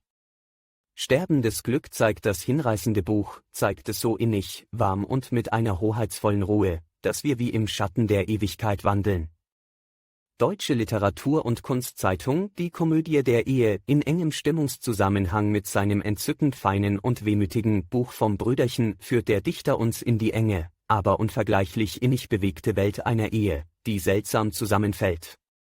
Jedes Wort, das hier geschrieben ist, war sicher ein Blutstropfen, von der Gewalt und Tiefe der Stimmung, dieses ganzen köstlichen Duftes, kann man nicht erzählen. Breslauer Zeitung, Wald und See, dieser schwedische Dichter hat die beneidenswerte Gabe, mit den schlichtesten und wahrsten und dabei ungemein poetisch wirkenden Worten den erhabenen Frieden des Waldes zu schildern und uns vollständig in den Bann seiner Geschichten zu ziehen. Wald und See und Menschen und der Himmel über ihnen, alles eine einzige wundersame Stimmung.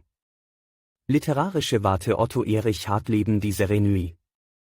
Novellen, 6. Auflage. G. 2M, geboren 3M. Die Geschichte vom abgerissenen Knopfe. 16. Auflage G. 2M. Vom gastfreien Pastor. Novellen. 20. Auflage G. 2, geboren 3M. Der römische Maler. Novellen. 6. Auflage G. 2, geboren 3M, die Geschichte vom abgerissenen Knopfe, hier offenbart sich ein humoristisches Genie ersten Ranges. Hartleben macht keine Witze, keine scharfen, ausgeklügelten Wortspiele, keine raffiniert berechneten Situationen sollen die Kosten der Wirkung bestreiten. Es ist einzig und allein sein goldener Humor, der alles durchtränkt, ihn schlürfen wir hinunter wie einen edlen, klaren, schimmernd hellen Rheinwein besten Jahrgangs, und wohlige Behaglichkeit umfängt uns beim Genuss.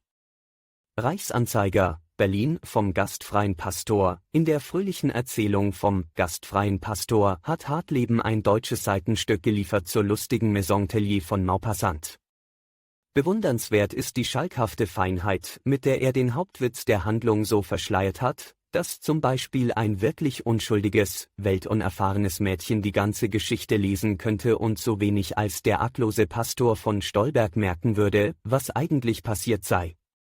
Wir wollen niemand das überraschende Vergnügen, das dieser köstliche Schwank jedem Leser bereiten muss, dadurch wegnehmen, dass wir den Gang der Handlung andeuten.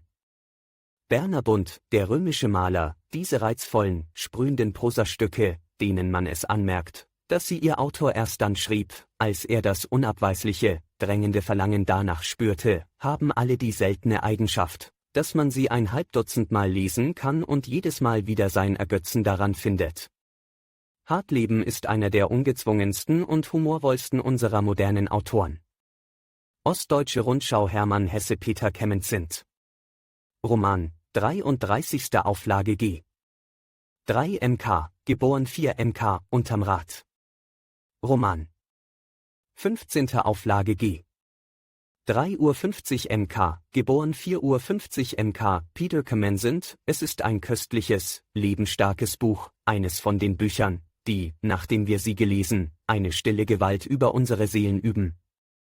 Diese Schöpfung von Hesse ist so reich und meist auch von so reifer Kunst, dass sie dem Besten, was seine Landsleute Keller und May geschaffen haben, an die Seite gestellt werden darf. Der Tag, Berlin unterm Rad. Es ist dieser Roman ein gutes, tiefes, starkes Buch, geläuterter noch als der Camenzind, von einer tüchtigen Männlichkeit durchweht, eine Wohltat für den, der ihn liest, treuert sich, überzeugend, von lebhaftem, heißen Natursinn kündend, frei von ästhetischer Kränkelei, ein klares Schwabenbuch, ein durch und durch deutscher Roman. Münchener Neueste Nachrichten Friedrich Hochgeschwister. Roman. 2. Auflage G. 3:50 Uhr MK, geboren 4:50 Uhr MK, Wandlungen. Roman. 2. Auflage G. 2:50 Uhr MK, geboren 3:50 Uhr MK, Geschwister, ein voller, inniger Kultus der Schönheit geht durch das ganze Werk, aus jeder Zeile spricht die tiefe Empfindung des Dichters, dessen Wesen reine Harmonie offenbart. Es tut unendlich wohl, einem solchen Geiste zu begegnen und seinen wohlgegliederten Sätzen zu lauschen. Allgemeine Zeitung, München, Geschwister, es ist unmöglich, den Eindruck, den dieses seltsame Buch macht, in trockenen Worten wiederzugeben. Es ist zart, duftig und stimmungsvoll wie ein Gedicht. Neue Zürcher Zeitung E. von Kieserling Beate und Mareile. Roman. G. 3 MK, geboren 4 MK, Schwüle Tage. Novellen. G. 2 MK, geboren 3 MK, Beate und Mareile. Diese elegante Schlossgeschichte, ein sparsam, aber virtuos getöntes distinguiertes Aquarell, ist berückend in ihrer anspruchslosen Selbstverständlichkeit. Könnte man diese kondensierte, weltmännisch überlegene und dichterisch beseelte Geschichte etwa in Pastillenform wie ein Medikament verabreichen, wäre die Anämie der deutschen Produktion behoben. Wiener Abendpost, Beate und Mareile ist das Werk einer vornehmen, im psychologischen wunderbar feinfühligen, mit scharfer Beobachtungsgabe und künstlerischer Konzentrationsfähigkeit ausgerüsteten Begabung. Das literarische Echo George Meredith Richard Feverel. Roman. G. 4 MK, geboren 5 MK. Der Egoist. Roman. G. 6 MK, geboren 7:50 Uhr MK, Richard Feverel. Der Roman ist reich an Begebenheiten und glänzend beobachteten und gezeichneten Charakterbildern, unter denen sich namentlich Frauengestalten von rührender Schönheit und warmblütiger Leibhaftigkeit befinden. Königsberger Allgemeine Zeitung, der Egoist, ein künstlerischer Geist von unerschöpflicher Fülle greift hier in das Leben und zeigt es uns an den kleinen Ausschnitte nur einer Familie, aber welch einen Strom von Bewegung weiß er auf diesem engen Hintergrunde zu entfesseln. Esprit, Satire, Humor, eine glänzende Fülle tiefer Lebensweisheit entstürzt seinem funkelnden Geiste und umhüllt und umspielt seine Gestalten, dass man zuletzt kaum mehr weiß, durch welche seiner künstlerischen Qualitäten dieser Philosoph und Dichter unsere Bewunderung am stärksten fesselt. Freistadt, München Thomas Mann Buddenbrooks. Roman. 37. Auflage G. 5 MK, geboren 6 MK, Tristan. Novellen. 6. Auflage G. 3:50 Uhr MK, geboren 4:50 Uhr MK, Fiorenza. 3 Akte. Zweite Auflage G. 2:50 Uhr MK, geboren 3:50 Uhr MK, Buddenbrooks. Dieser Roman bleibt ein unzerstörbares Buch. Er wird wachsen mit der Zeit und noch von vielen Generationen gelesen werden, eines jener Kunstwerke, die wirklich über Tag und Zeitalter erhaben sind, die nicht im Sturm mit sich fortreißen, aber mit sanfter Überredung allmählich und unwiderstehlich überwältigen. Berliner Tageblatt, Tristan. Hält man den Tristan-Band mit den Buddenbrooks zusammen, so hat man eine Verheißung für die Zukunft, deren sich unser Volk wohl freuen kann.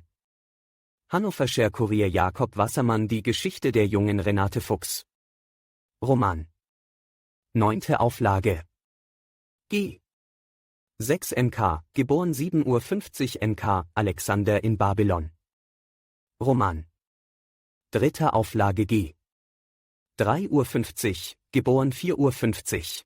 Alexander in Babylon. Wassermann hat mit dieser Krankheitsgeschichte eines Riesengastes ein Kunstwerk geschaffen, das weit hinausragt über die meisten historischen Romane alten Stils. Kreuzzeitung, Berlin. Die Geschichte der jungen Renate Fuchs. Jedes große, befreiende Buch muss ein Buch der Erlösung und der Wiedergeburt sein. Dies ist ein Buch von der Erlösung der Frauen, die alten sinnlichen Vorurteilen zu misstrauen beginnen, die ihr Schicksal, ihr Frauenschicksal erleben und nicht länger leibeigen sein wollen. Seit dem Grünen Heinrich Kellers ist in deutscher Sprache kein so interessanter und tiefsinniger Roman erschienen. Die Zukunft Hermann Ster. Leonore Griebel. Roman. G. 3 MK, geboren 4 MK. Der begrabene Gott. Roman. 2. Auflage G. 4 MK, geboren 5 MK, der begrabene Gott. Wieder hat der einsame Lehrer im unbekannten schlesischen Dorfe ein Werk geschaffen, düster, tief aufwühlend, von gewaltiger Tragik. Wieder zeugt dieser neue Roman von dem Seherblick des Psychologen, der mit unheimlicher Notwendigkeit Charakter und Schicksale seiner Personen ineinander flicht, unerbittlich bis zur letzten erschütternden Katastrophe. Die Sprache ist von einer seltsamen Glut, es klingt zwischen den Zeilen wie verhaltenes Schluchzen und man fühlt von Anfang bis Ende die starke und grenzenlose Liebe und Achtung, mit der der Dichter allem Hohen und Tiefen der Menschenseele nachspürt. Bremer Bürgerzeitung. Emil Strauß. Der Engelwert. Eine Schwabengeschichte. G. 3 MK, geboren 4 MK, Freund Hein. Roman. 14. Auflage. G. 4 MK, geboren 5 MK, Kreuzungen. Roman. 6. Auflage. G. 4 MK, geboren 5 MK. Vielleicht war Straußens voriger Roman, der Freund Hein, packender, vielleicht griff dies wahrhaft bedeutende Buch uns stärker und unmittelbarer ans Herz, weil es unmittelbarer aus eines echten Dichters tiefem Herzen kam. Ein Kunstwerk, ein ganzes, rundes, sind darum die Kreuzungen, die Strauß nun folgen ließ, nicht minder, sie sind vielleicht in eigentlichstem Sinne mehr noch Kunstwerk, als Freund Hein, insofern gerade in ihnen eine völlig ausgeglichene, zielbewusst in sich ruhende objektive Gestaltungskraft bewunderungswürdig zutage tritt. Reifer noch geworden denn zuvor, steht Strauß jetzt beinahe goethisch über seinem Stoff, reifer nicht nur als Künstler, sondern auch als Mensch lässt er nun auch stärker jenen heimatlichen, souveränen Humor hervortreten, der in gelegentlichen Lichtern schon im Freund Hein aufblitzte. Hamburger Fremdenblatt. Anmerkungen zur Transkription im Original folgt auf Kapitel 24 noch einmal Kapitel 24. Dies und alle nachfolgenden Kapitelnummern wurden stillschweigend korrigiert. Offensichtliche Druckfehler wurden korrigiert. Du hast Ingeborgs Weg begleitet, das Zögern, das Erwachen, das Wachsen und vielleicht den leisen Entschluss, der ein Leben verwandelt. Bernhard Kellermann erinnert uns daran, dass Mut oft im Stillen beginnt, in einem Blick, einem Wort, einem Schritt, der plötzlich möglich wird. Was bleibt, ist die Erkenntnis, dass Würde und Liebe nicht gewährt, sondern errungen werden. Wenn dich diese Reise berührt hat, nimm ihre Fragen mit: Was hält uns zurück? Was ruft uns vorwärts? Und wie klingt die Stimme, die wir lange überhört haben? Möge Ingeborgs Spur dich daran erinnern, deinem eigenen Inneren zu trauen. Danke fürs Zuhören.